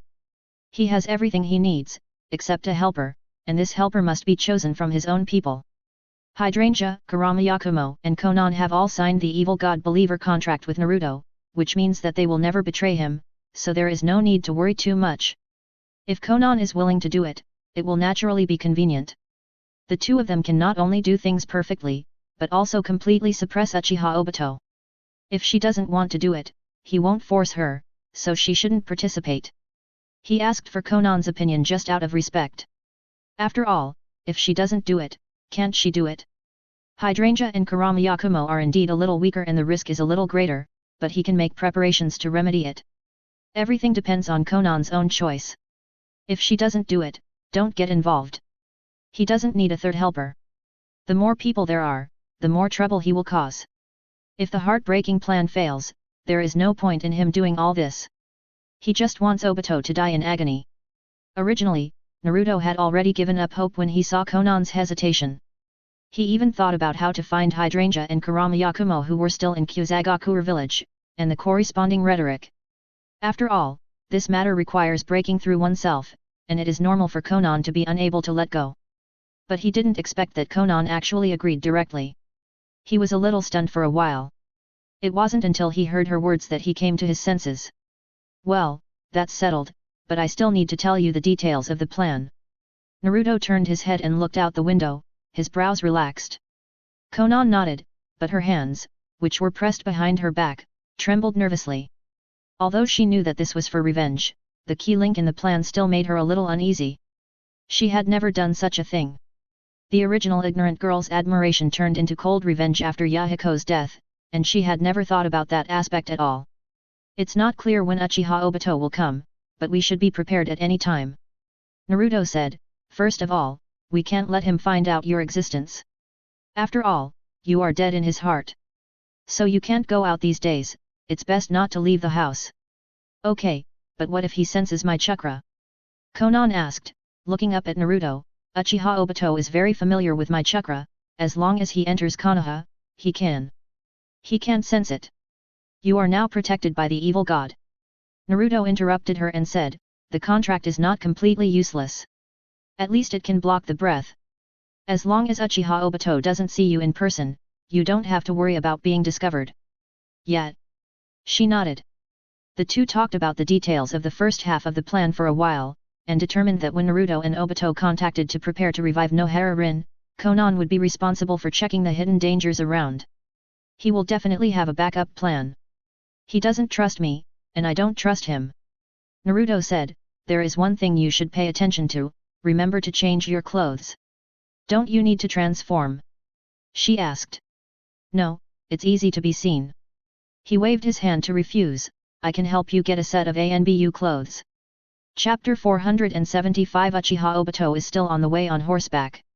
Wearing ANBU clothes is the most reasonable.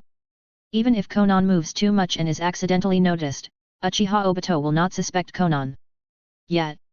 She nodded, lowered her head and was silent for a moment, then raised her head and asked, that can the Samsara Eye really revive the dead? Theoretically, it can, what's wrong? He glanced at Konan, his eyes slightly lowered, do you have someone you want to revive? It's possible, but one life for another. One life for another. Konan frowned slightly. The Samsara Eye can call back the souls of the dead and give them flesh and blood. Naruto explained patiently, the only flaw is that the dead have been dead for too long and cannot open the netherworld. What he can't do, I can do, so Uchiha Obito will definitely find me.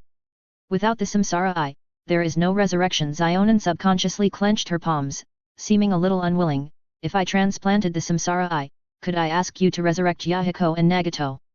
That's true, but guess why Nagato asked you to give me the Samsara Eye after resurrecting you?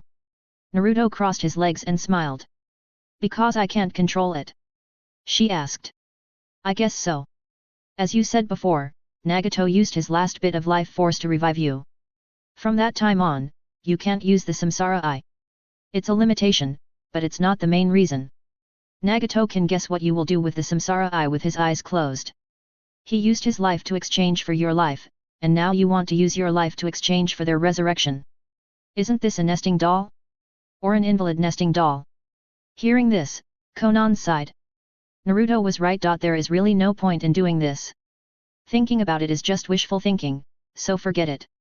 Then I won't think about it. She said. Naruto didn't know what to say, and he didn't want to go deeper into this topic. It's not a big deal to persuade her, after all, Zionin is the evil god believer he signed by taking advantage of the loophole. He still expected Zionin, a helper, to help him do things.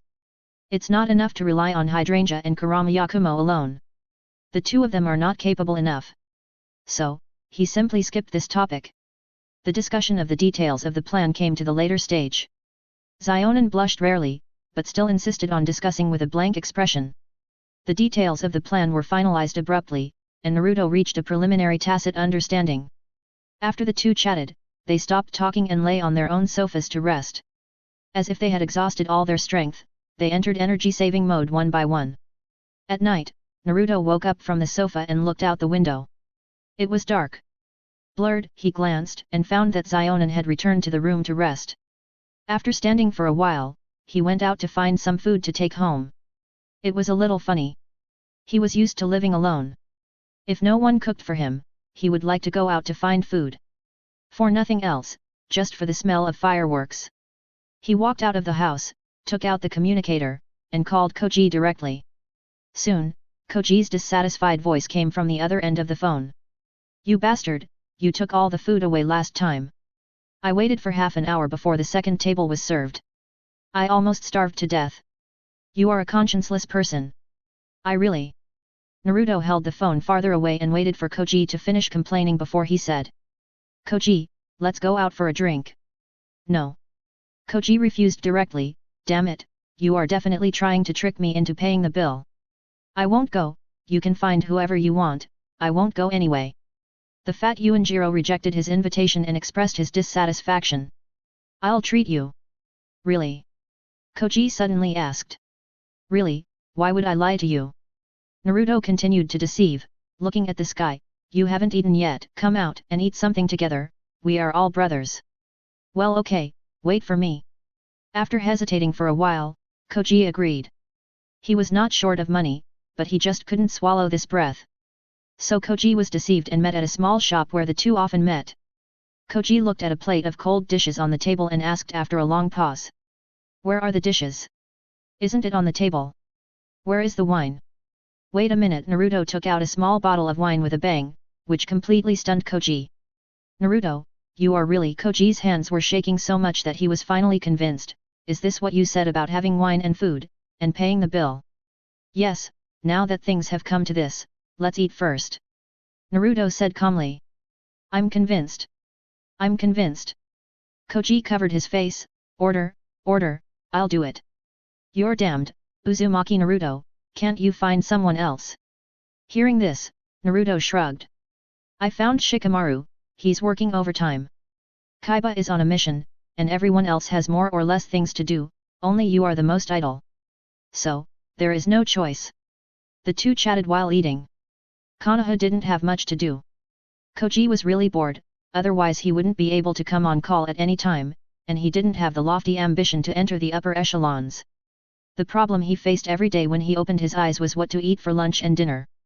His father Akimichi Choza would take care of the family's affairs, and it was not the turn of this 18-year-old fat boy to worry about it. Hey, why do I feel that something is wrong with the ninja world recently? Koji narrowed his eyes, frowned, and said with his fat hands holding chopsticks. What's wrong? Naruto picked up a chopstick of meat. Although I don't care much about things, and my sense of wind direction is definitely not as good as Shikamaru's, but I have a lot of time. Koji stopped his chopsticks and said seriously. I don't think my talent in ninjutsu is the best, but when it comes to eating, I think I'm second to none. Others can only get information from traditional channels, but I can see some clues from food. For example? He asked. For example, the snow lotus that was once abundant in the snow country seems to have decreased in production now.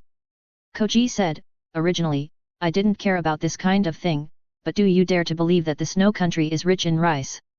So what? Naruto didn't care. No, you don't understand the world of foodies. The snow country is located in an extremely cold place, and the plains formed by the impact produce very little rice but high quality.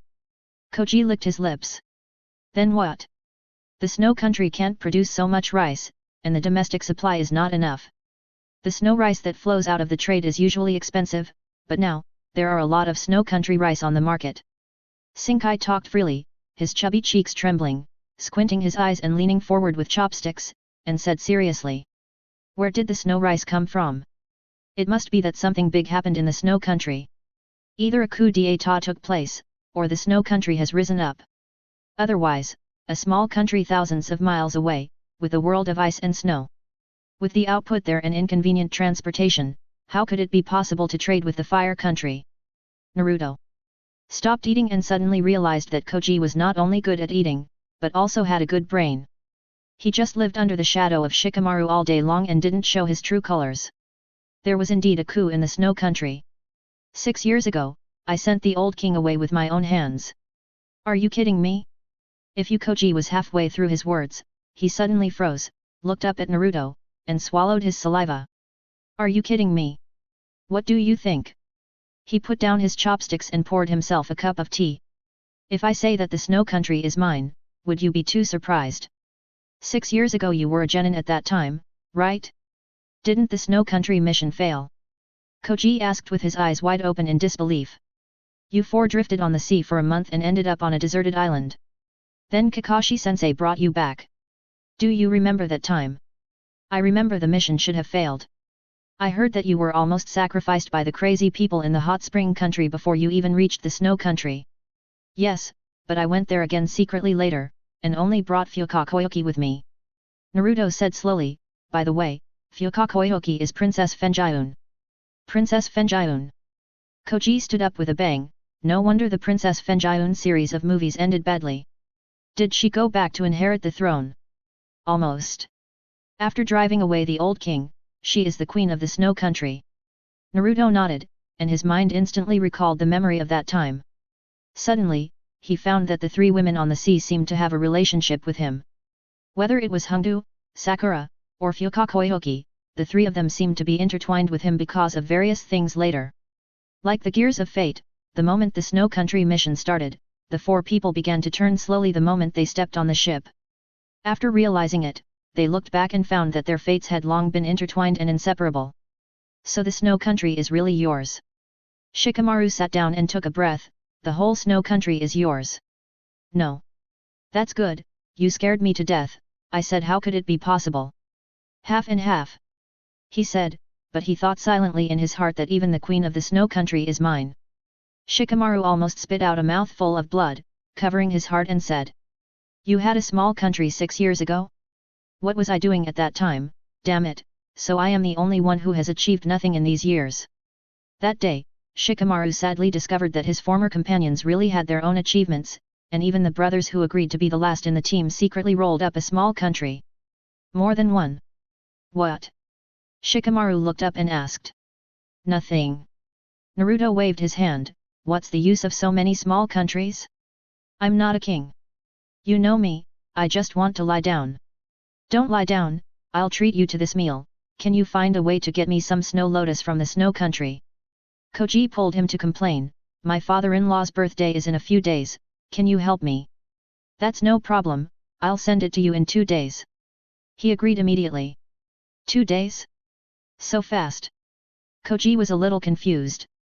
A express delivery, I must arrange it for you. Naruto didn't want to expose Huangquanman for the time being, so as not to hit Koji's self-confidence.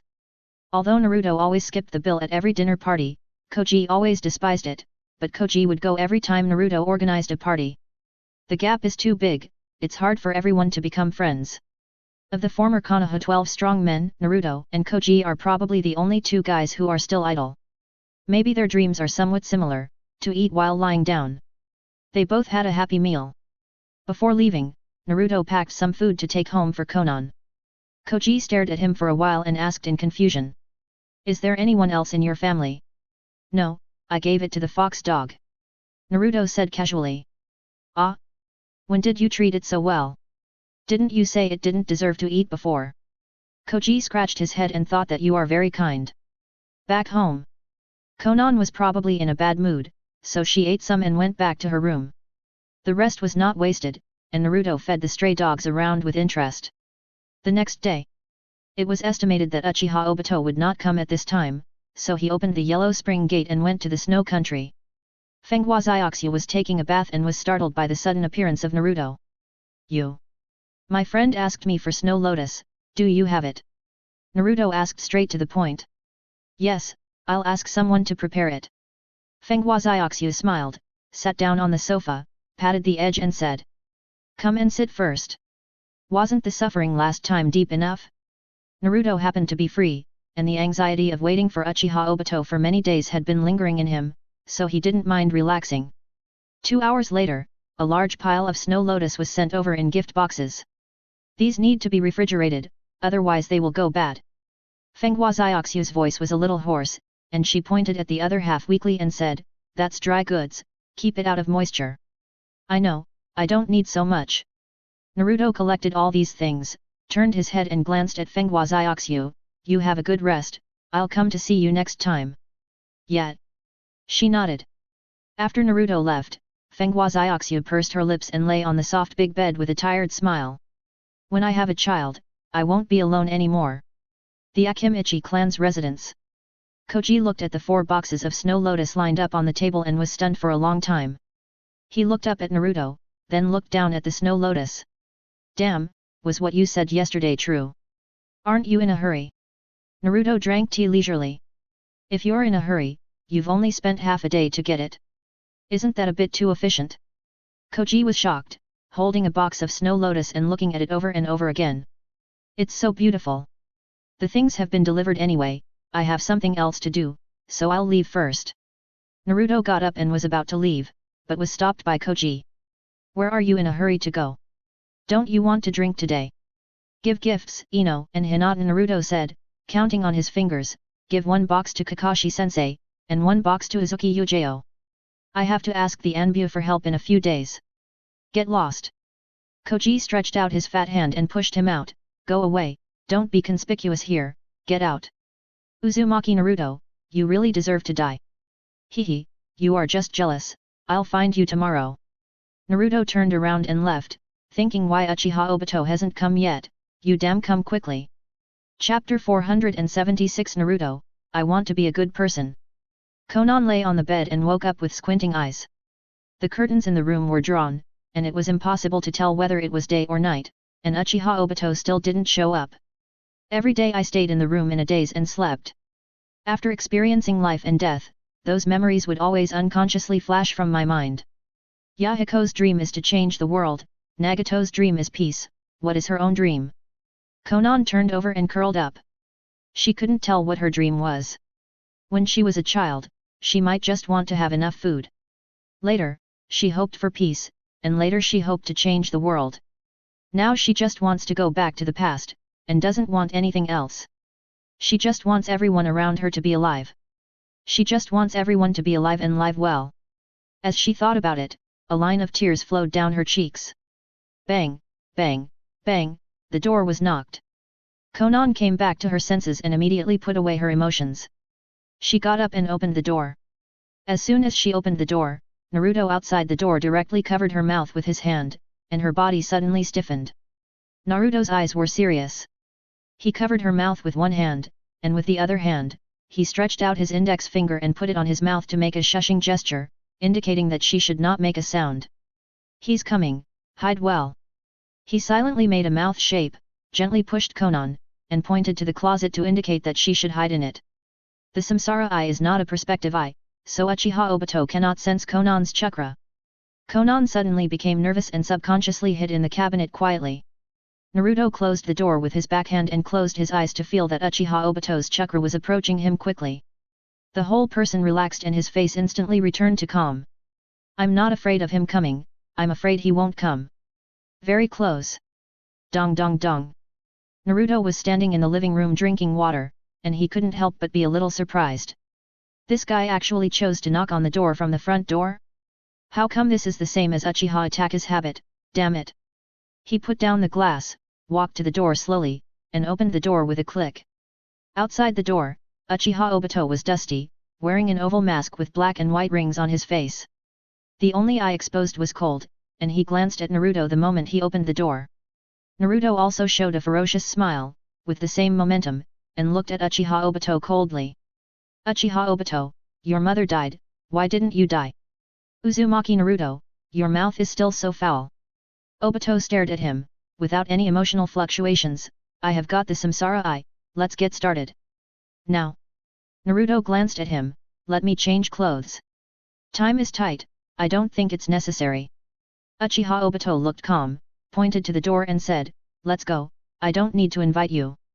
Since each other knows each other's weaknesses, there is no need to say more.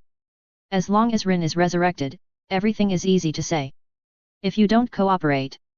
Uchiha Obito didn't say the rest of the words, but the meaning was very clear. If Naruto doesn't cooperate, then Obito will attack his weaknesses. As for Naruto's weaknesses, they are naturally Ino and Hinata. Naruto's face changed, and he wanted to chop the creature in front of him directly, but he felt that this was too easy for him.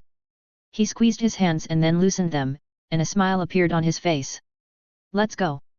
Uchiha Obito turned around and went downstairs after hearing this. He obtained the samsara eye, and the surging power surged in his body like a tide. He was extremely sensitive to the slightest movement around him, and naturally he was not afraid that Naruto would do something behind his back.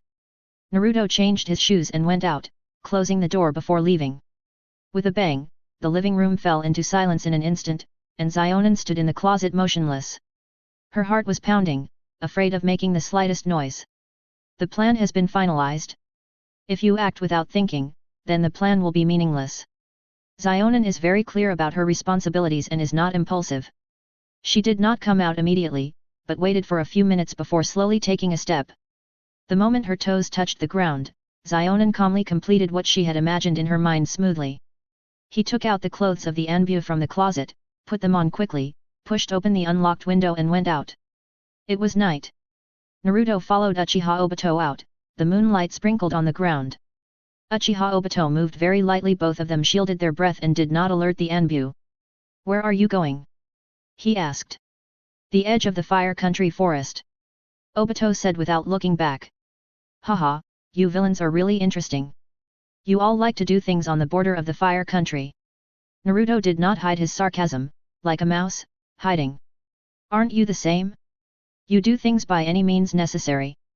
Obito glanced back at him. "I'm different from you. I stand on the side of justice." Naruto smiled. "What about you? Do you dare to tell Nohara Rin what you have done over the years?"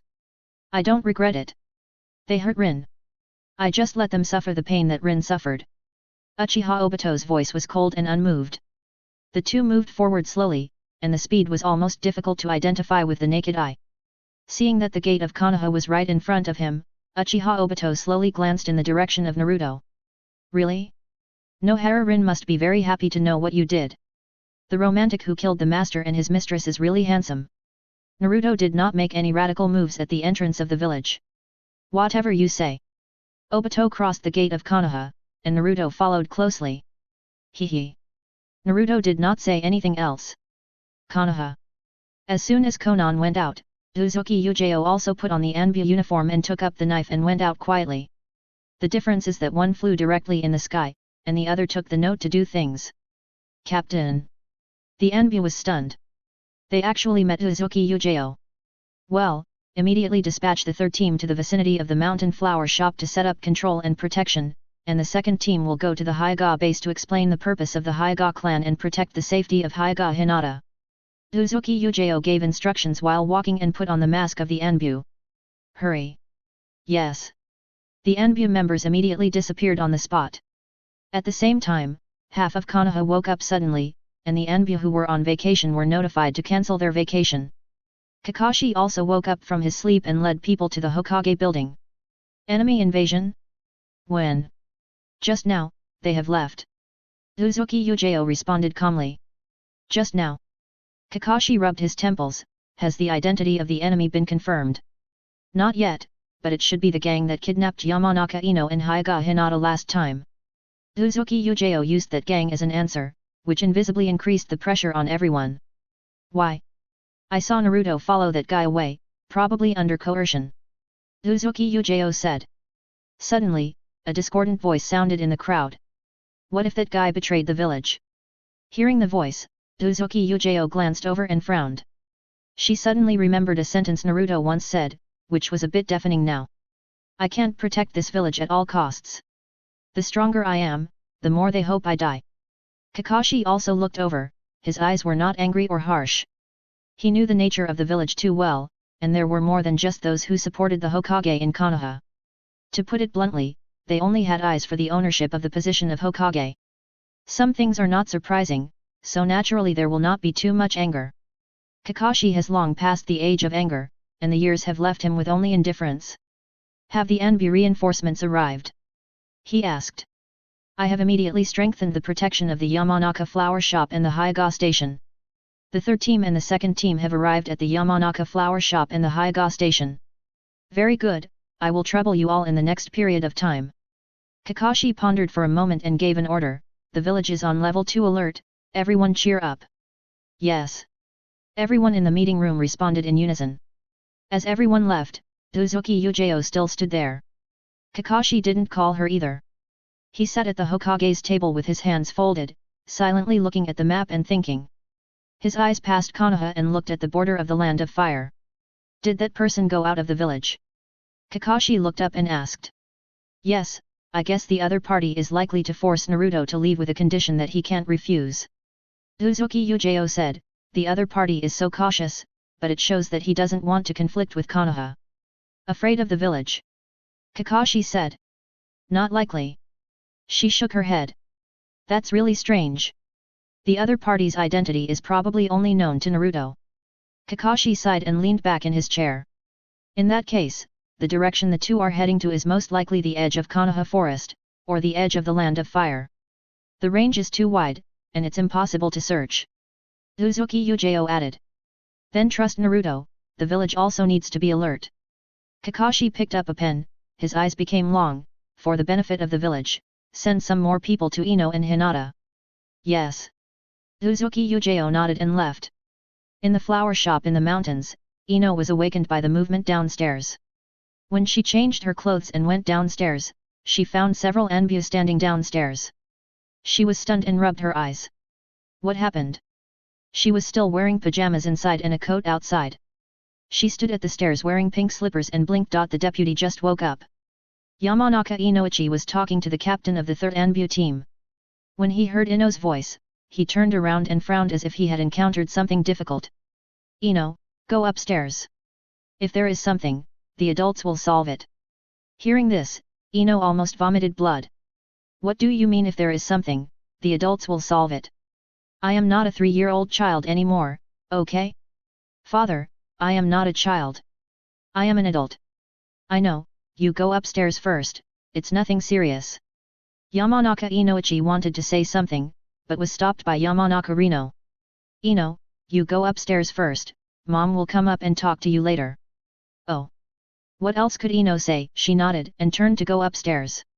Although she was still confused, she could only suppress it patiently and wait for her mother to go upstairs. Not long after, Yamanaka Rino took small steps upstairs, sat down next to Ino, and told her the whole story. What about Naruto? He will be fine. That kid is a man of his own ideas. Yamanaka Rino said, he is usually very shrewd. He will definitely be fine. After hearing her mother's words, Ino panicked. Mother, Naruto must have been threatened. Otherwise, with his personality, he would never take the initiative to leave the village with that person. What should I do? Mother. It will be fine. What else can threaten him? Maybe the Hokage has already had a countermeasure. Don't worry. Yamanaka Rino took her daughter into her arms. No, mother, it's really not like that. Ino's tears were about to fall. She wanted to say that the other party must have threatened Naruto with her or Hinata's safety. But she couldn't say that. Once she said that, her mother would definitely be angry. Even if she was as good-tempered as she was, she couldn't accept that the person her daughter liked was fickle. Okay, Ino, calm down, okay. Yamanaka Rino said softly, Hokage has sent people to strengthen the defense, and the house is safe. Since he cares about you so much, he definitely doesn't want anything to happen to you. All you can do now is stay at home and ensure your safety. But Naruto Ino was anxious. Okay, Ino, stop talking. Yamanaka Rino was rarely strong, and stood up and said, I'll go down first, you stay on the 2nd floor. At the same time, at the Hyuga station. Hinata pursed her lips. For the first time, she was arguing with her father, whom she had feared for more than 10 years, because of a boy. She was so stubborn that her face turned red. Hinata Hanabi was completely dazed. If she hadn't seen it with her own eyes, she would never believe that her sister, who was so gentle to everyone, would actually quarrel with her father. It was for an outsider, a boy. Although she knew that Naruto was very important to Hinata, Hanabi felt that with her sister's gentle personality, she would probably endure her dissatisfaction. But who could have thought that Hinata would explode, and the father and daughter almost fell out. Hinata Hayashi was so angry that he broke 2 teapots. He was so angry that he overturned the table again, and he couldn't stop breathing for a few breaths before he calmed down. Do you really don't even care about the face of the Hyuga family? Has the clan considered me? Hinata lowered her head and responded with pursed lips. The voice was weak, but the words she said were extremely hard. Every word was like a pearl, almost hitting Hinata Hayashi's face, and her hands trembled and she almost died. You. Do you really want to piss me off to death, and you have to have that person? Yet. Hinata nodded, it doesn't matter if my father doesn't allow it. I have made up my mind. Hinata Hanabi hurried up to comfort her, patting her back and serving tea and water to persuade her kindly. She knew better than anyone that her sister was dead set on him. The Anbu and the Hyuga garrison all turned their heads away. It was really embarrassing to talk about it. This was someone else's family affair, and they shouldn't have heard it. But with the mission in hand, they really had no choice but to gossip. Damn, I really don't want to know these gossips, but God has to keep them coming back to fill my ears. Chapter 477 Kakashi, I'm a little panicked, I always feel like someone is trying to harm me. Ahem, don't listen, the mission is important. The captain of the second Anbu team coughed and reminded in a low voice. This is someone else's family affair, there's no point in listening to it, and it has to be kept secret. The atmosphere in the Hyuga family reached a freezing point, and even Niji, who heard the news, was unwilling to go over, but just stood guard on the periphery. He planned to wait until the storm was over before going over slowly. On the other side, Konan was hanging far behind the two of them to avoid being discovered. During the long journey, Naruto would sneer at Uchiha Obito whenever he had the chance, which made Uchiha Obito relax his vigilance. Even though Uchiha Obito was very fast, it was already the afternoon of the next day when he arrived at the border of the Land of Fire. The blood-red sunset soaked half of the sky, and looking around, the endless pine waves came like mountains and seas. A cool breeze blew, and Naruto turned his head to look at Obito. Right here. Yeah. Obito responded, I hope you can do what you promised. What? Naruto suddenly asked back. Uchiha Obito. Resurrection is a tedious matter. Generally speaking, I am responsible for the extradition of souls. Naruto pointed at him, and you are responsible for resurrecting the extradited souls and returning them to flesh and blood. In short, it consumes life to start the reincarnation, and your life will extend the life of Nohara Rin. Now Obito understood, Naruto people want him to die. He didn't know if it was a life for a life, but the resentment that Naruto couldn't hide in his words was about to overflow. You want me to die, so you set a trap? Obito asked coldly. Do I need to set a trap? Naruto looked at him with a sneer on his face, you can choose not to revive, or try to revive Nohara Rin yourself. I told you a long time ago that if you use this method, you will definitely die. Did you deliberately leave only this one method to let me die on my own initiative? Obito asked. That depends on whether you are sincere in thinking about Nohara Rin every day, or just want to use Nohara Rin to satisfy your own needs. Naruto glanced at him and said bluntly. Don't pretend at this time. Without Nohara Rin, you have almost no weaknesses. Don't pretend to be a victim. Face the reality. You are not a savior, and you are not for Nohara Rin. You are just a fucking psychologically twisted beast. Obito's eyes became cold, but he didn't say anything. He just thought Naruto was using provocation, and he also knew that this person's mouth was indeed not entangled with it. Shut up. Uchiha Obito looked at him, what's the point of saying this now? Get started quickly, don't dilly-dally, it's no good for you and me. Hehe. Naruto didn't comment. This is not a conspiracy, but an open conspiracy. Naruto didn't believe that Uchiha Obito would not leave a backhand when he was so cowardly. Now it depends on who is better. Uchiha Obito also thought so, and he was confident in his brain. He didn't think that the young man in front of him could have any means, but was just showing off his courage. In fact, he guessed correctly that Naruto really didn't use his brain much. Even Obito overestimated Naruto's strategy and his moral bottom line. Pure Land. Naruto stretched out his hand and pretended to make a seal, and the blood-red sunset suddenly rippled out of thin air as if trembling. It was as if someone dropped a small stone in the sky, and ripples appeared with a snap. A moment later, a crack suddenly appeared in the air, and a cold wind blew in. A faint humming sound sounded, and thousands of white smoke surged in front of the crack. But strangely, the smoke could not come out. Obito looked at Naruto with a puzzled look, as if waiting for his explanation. But Naruto didn't want to talk to him, and directly controlled a soul to leave the Pure Land. A dazzling white light flashed, and a grey gas appeared in the forest. This is the soul of Nohara Rin. It will completely dissipate in 5 minutes. Naruto said indifferently, it's up to you to do it.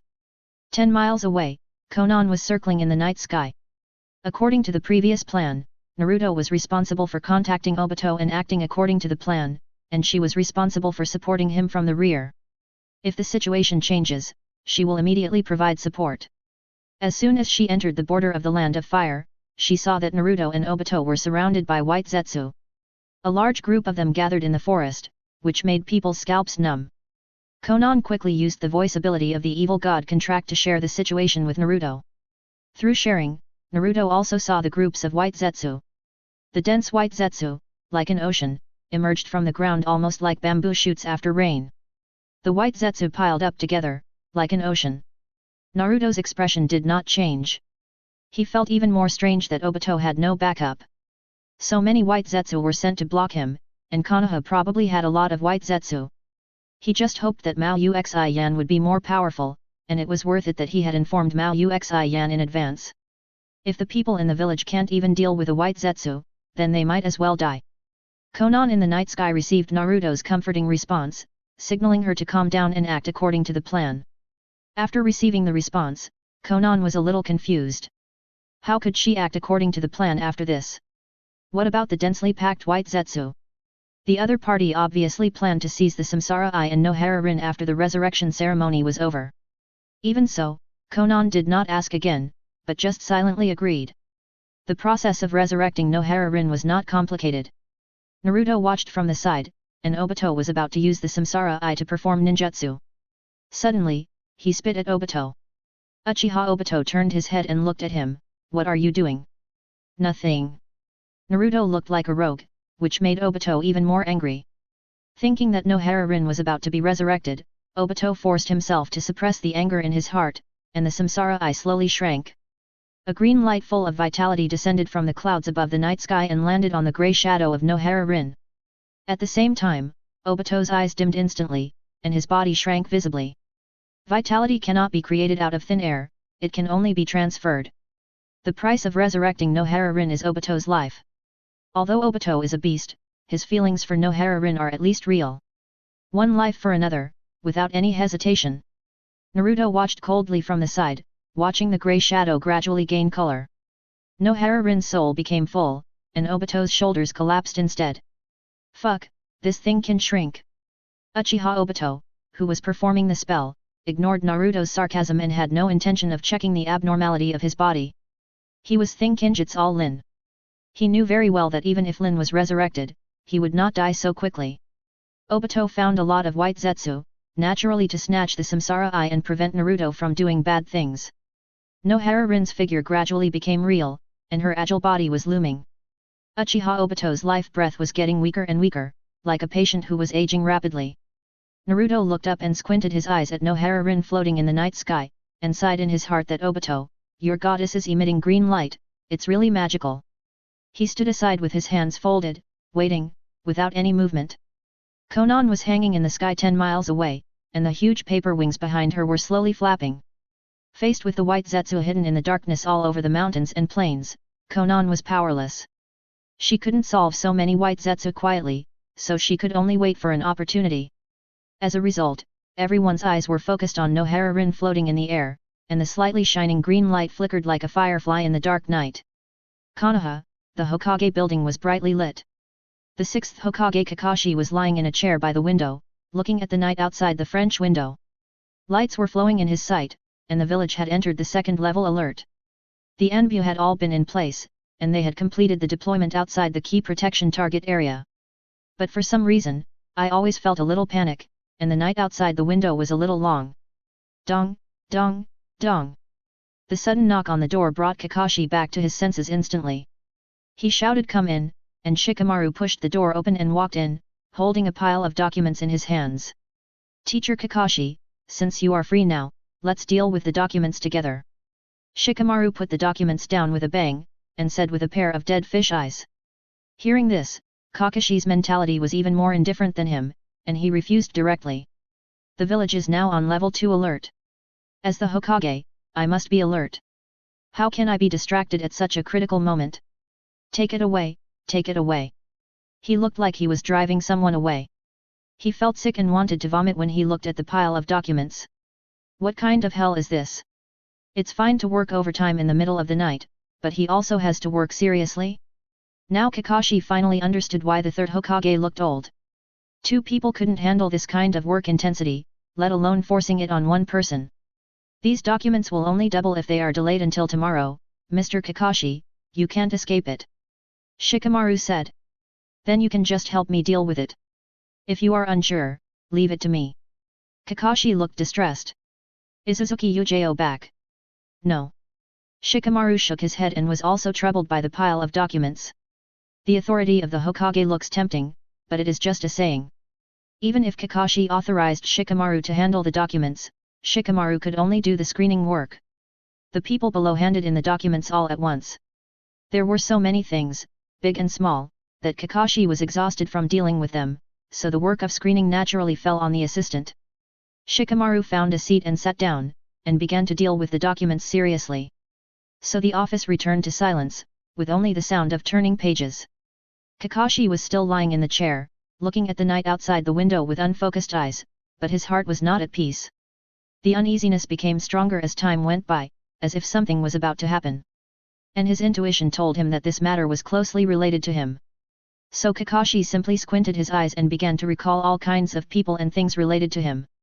During this period, Shikamaru kept looking down at the documents, occasionally looking up in Kakashi's direction. He found that the 6th Hokage, who didn't want to go to work, was in a daze, and couldn't help rolling his eyes. The 6th Hokage is worthy of being the direct descendant of the 5th Hokage, and even this look of being forced to go to work is exactly the same. Speaking of which, he didn't want to go to work either. But now he is sitting in the Hokage's office, working overtime as the Hokage's assistant. What is his goal? Hokage? Whose dream is this? I seem to have heard some idiot say that his dream is to become Hokage, but he never said it again after a certain day, and he was idle all day. Have you compromised? What's good about becoming Hokage? He is so busy, is it just to satisfy the elders? What's the meaning of such a life? Shikamaru held the pen, the handwriting on the paper was almost blurred, and his mood became more and more irritable. Just when he was about to collapse, he suddenly heard Kakashi's voice. That Shikamaru. What's wrong? Teacher Kakashi. Shikamaru suddenly came back to his senses, and his spirit was shocked, and his negative emotions disappeared immediately. Has anyone contacted me recently? He touched his face and asked awkwardly. Shikamaru just came back to his senses and did not notice that Kakashi's expression was strange. He thought about it and answered. No. Is that so? Kakashi touched his chin, frowning. What has Naruto been doing recently? Has he mentioned me? The only people Kakashi could think of who were related to him were the two evil disciples, one of whom had defected and the other was a worry. He was not afraid of Sasuke coming to his door, but he was afraid that Naruto would mention him. This guy really deserves to die, and he doesn't even blink when he is cheating his teacher. Naruto, I've been busy with work recently, and I haven't had much dinner with him. Shikamaru also frowned. I don't think he said anything similar, and I'll have to ask Koji about the rest. Forget it. He exhaled. I always feel a little uneasy, and I don't know what's wrong. Shikamaru didn't respond. He couldn't express his opinion on such things. In this office, he and Kakashi are in a superior-subordinate relationship. The leader is talking to himself, so it's best not to talk nonsense with him. If you don't say anything, you won't be wrong. If you say too much, you will get into trouble. At the border of the Land of Fire, Naruto looked at Nohara Rin, who was gradually turning red, and a cruel smile appeared at the corner of his mouth. Uchiha Obito is still dreaming, thinking that the person Nohara Rin saw when she opened her eyes was him? Perhaps he is still looking forward to the scene of meeting each other in tears after a long separation? Let's dream about his spring and autumn dreams. The person Nohara Rin saw when she woke up should be Kakashi. In her memory, Obito has been forever frozen under the big rock. She just had a nightmare. In fact, she didn't die in Kakashi's hands on her own initiative. It's just that she slept for a long time and finally woke up now. Looking back, 20 years have passed in the ninja world. Kakashi, the former teammate, has become a Hokage and inherited Obito's dream. As for Uchiha Obito, she will miss him. But the past is over, let it stay in yesterday. Nohara Rin should cheer up and start a new life. Living in Konoha, with familiar companions, and Kakashi's village. Most importantly, without Uchiha Obito, this name is dead, and resurrection has nothing to do with him. Let him disappear into ashes, as if these 20 years have never existed. Chapter 478 Konan tastes the sweetness of revenge. Obito collapses. Naruto doesn't know what Uchiha Obito has prepared, but he knows too well the purpose of such a person. After the separation of life and death, the long-awaited reunion must be very much anticipated. Unfortunately, Naruto will never let him get his wish. The resurrection ceremony has come to an end, and Nohara Rin's body has adapted to the soul, looking about 20 years old. Floating in the night sky, it seems that he is about to wake up. Did it succeed? Uchiha Obito looked up at the night sky and murmured weakly. Looking at the increasingly real figure, it is a little different from the memory, but it can be recognized at a glance that it is Nohara Rin. The real Nohara Rin, as if it is real. At the same time, Obito suddenly felt a strong malice and turned his head abruptly. He immediately met a pair of vicious eyes, and Naruto looked at him with a sneer on his face. He had seen those sneers, all of whom were extremely vicious people. Those desperate rebel ninjas, or schizophrenic lunatics. But he never thought that he would see such an expression on the face of a ninja from Konoha with a bright future, more cold and vicious than Danzo, and did not hide the overwhelming malice. Instantly, a chill climbed up his spine from his tail vertebrae, and his heart beat a few times. He thought to himself that this person was going to make trouble. Or he waited until now and was ready to take action. A strong wave of anger surged in Obito's heart. This person didn't take action earlier, and it turned out that he was waiting for this. This person is really not a good person, damn it. What do you want to do? He stared at Naruto and spoke hoarsely. It's almost over, isn't it? Naruto grinned, and slowly walked towards Nohara Rin. I'm not doing anything. Nohara Rin is a ninja of Konoha. Of course I'm taking her back. You are a traitor. Why do you expect Nohara Rin to see you? Your existence is a mistake. Do you want Nohara Rin to be the same as you? What does this have to do with you? Obito stood up staggeringly, and the mask on his face fell off, revealing his old and withered face. The purple samsara eye was like an onion, which made people's scalps numb. Of course it has something to do with me. I'm not a traitor like you. The will of fire is endless. You can't understand the passionate heart of a villager like me. Naruto showed a teasing smile on his face, and his eyes were always staring at Nohara Rin in the air. Nohara Rin is a ninja of Konoha. She was a Konoha person before she died, and she is also a Konoha ghost after she died. No matter what, she should not stay with someone like you. You promised me. Obito gritted his teeth. The resurrection ceremony had not yet been completely over. He could only try his best to endure it, and his eyes looking at Naruto were particularly vicious. Both of them hated each other and wanted to skin each other alive. The reason why they stood together to resurrect Nohara Rin was nothing more than their own purposes. What did I promise you? Naruto asked with a smile, didn't I help you resurrect Nohara Rin? But I didn't say that I would let Nohara Rin see you. She belongs to the village, not to you. You are looking for death. Uchiha Obito roared, and countless white zetsu emerged from the forest. White zetsu was like a pool of white snow growing on the ground, spreading rapidly at an indescribable speed, like a substance attached to white bones, making people's scalps numb. When Naruto knew that there were a lot of white zetsu here, he realized that Kabuto Yakushi had probably turned into a dragon. Uchiha Obito had no news for the past few days and probably had contact with Kabuto Yakushi. Every time he thought of this, Naruto always had a strange feeling in his heart. Kabuto Yakushi was so arrogant, did he know that Orochimaru was still alive? He suddenly thought of a joke, Orochimaru, I heard you said I was dead everywhere? The roar of white zetsu brought his thoughts back. Looking at the white zetsu all over the mountains, Naruto didn't take it too seriously. Rely on the human wave tactics. It might work for others, but it's obviously not good enough for Uzumaki Naruto. To put it bluntly, white zetsu is just a bunch of clones, not as good as the immortal Impure World Army. Click, he snapped his fingers like Thanos. Amid the roar of white zetsu, the ground suddenly shook violently. Uchiha Obito in the distance was stunned, and his eyes almost popped out. Could this be? Bang, bang, bang, countless wooden knocks sounded. Thousands of coffins rose in the forest, directly dispersing all the charging white zetsu army. The log coffins bounced in the sea of white zetsu, lifting the white zetsu like a wave, surging and boiling. Thump, thump, thump, all the coffins opened. The number of the Impure World Reincarnation Army was not large. Compared with the tens of thousands of white zetsu deployed by Uchiha Obito on the border of the Land of Fire, there were only about 1,000 or 2,000 people. But even so, the Impure World Reincarnation Army had no emotions and no hesitation.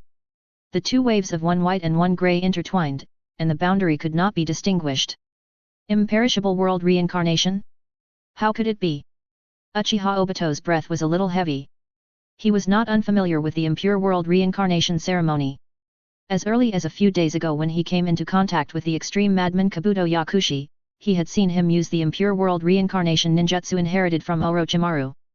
But it is not easy to complete this ninjutsu. First, you have to obtain the body fragments of the target of the Impure World Reincarnation, and then you have to use sacrifices to successfully perform the impure world reincarnation. This is only the impure world reincarnation of one person.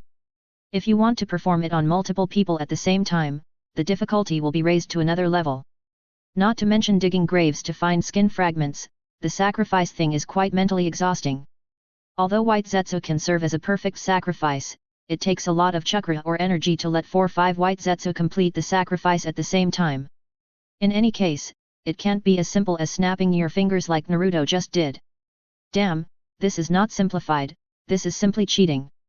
But in an instant, Uchiha Obito was no longer interested in anything else.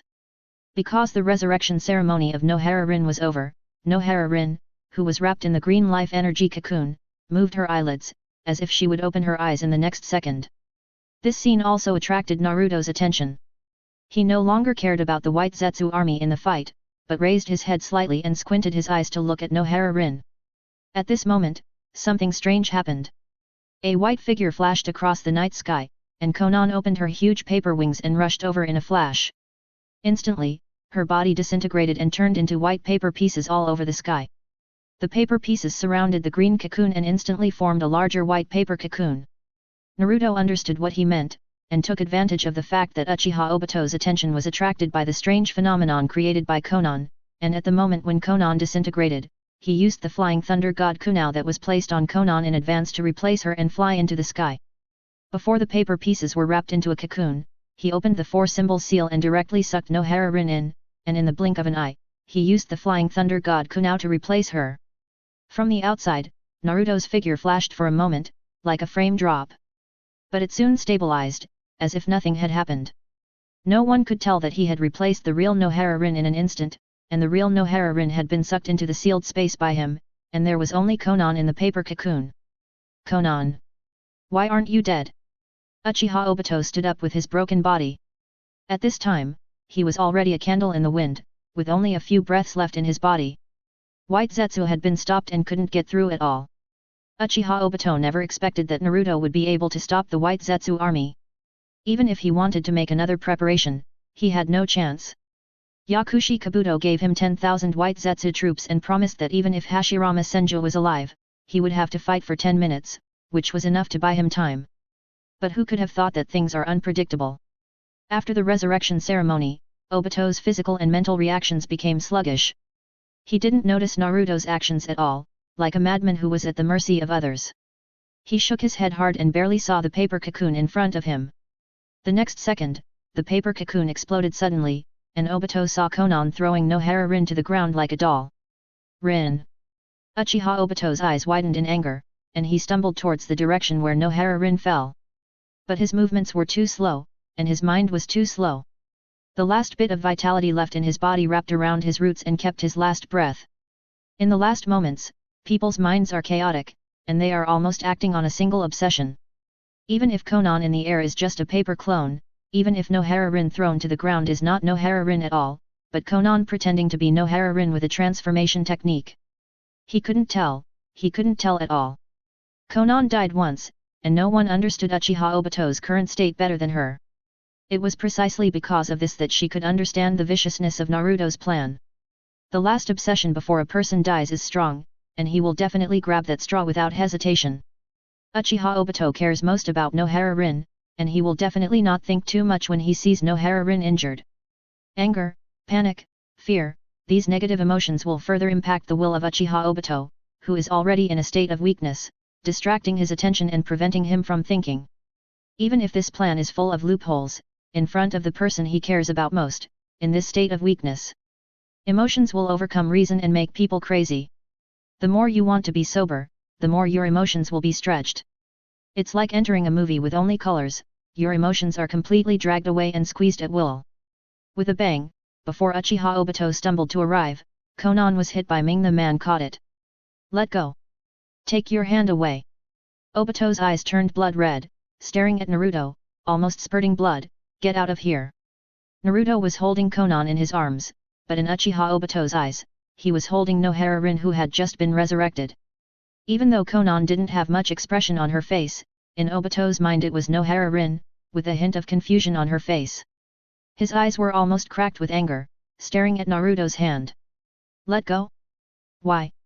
Naruto looked at Uchiha Obito's red eyes, and a smile appeared on his face. How about you? Asked Nohara-rin. He knew that the other party was already red and unconscious, which was just what he wanted. Obito had already regarded Konan as Nohara-rin who had just been resurrected. Very good. Rin. Uchiha Obito turned his head suddenly to look at Konan, like a madman, walked over step by step, stretched out his hand and asked tremblingly. Lin, come here, come to my side, I cough. Obito coughed up a mouthful of blood, grabbed his chest suddenly, his face turned pale and frowned. Even so, he still insisted on moving towards Zionin. Zionin looked coldly at Uchiha Obito, who was panicked and a little humble. She had never seen the arrogant and indifferent Obito with such an expression, thinking of the dead Yahiko and Nagato. For some reason, a twisted pleasure of revenge suddenly arose in her heart. She suddenly understood Naruto's intention. Is this the taste of revenge? Watching Uchiha Obito approaching humbly, dragging his broken body, and dying, Zionin wanted to laugh. The desire for revenge could not be suppressed, and it crawled out like a vine in her heart. Uchiha Obito, aren't you very glorious? It turns out that you also have someone you care about. It turns out that one day you will crawl humbly on the ground like a dog. Its really fate is really magical. When Yahiko died, he probably watched like this, right? What would he think at that time? Maybe he didn't care at all. How could they care about the life and death of chess pieces? Now everything has been reversed. She started, and it was Nohara-rin's voice, almost self-taught, and said timidly, I don't know you. With a bang, Uchiha Obito stopped in place and looked at Nohara-rin in surprise. The hand that stretched out his hand trembled, and there was an unbelievable look in his eyes. Rin, I am. Before Obito finished speaking, Konan had already hidden behind Naruto. Naruto didn't tell her what to do or how to perform, but just asked her to adapt to the situation. Because Naruto considered that Konan always looked aloof, he thought she shouldn't be able to do those pretentious gestures. Since she couldn't act, she might as well make her own way, otherwise it would be embarrassing if she made a fool of herself. But he didn't expect that Konan's acting skills would be so good, clearly rubbing salt into Uchiha Obito's wounds. Seeing Uchiha Obito's heartbroken expression, Naruto's eyelids twitched slightly. Things seemed to be developing in a strange direction. The next second, Konan secretly pulled Naruto over. From Obito's perspective, it was Naruto who wanted to do something indecent to Nohara-rin. Fuck. This made Naruto stunned. Wasn't the pace a bit fast? Although kissing was mentioned in the plan, it was also a later scene. There was nothing more. After all, you can't do that in front of the dying Obito, right? This thing, even Naruto thinks it's too outrageous. That scene is even more unimaginable, too. But Konan didn't seem to think so. She lowered her voice and said two words.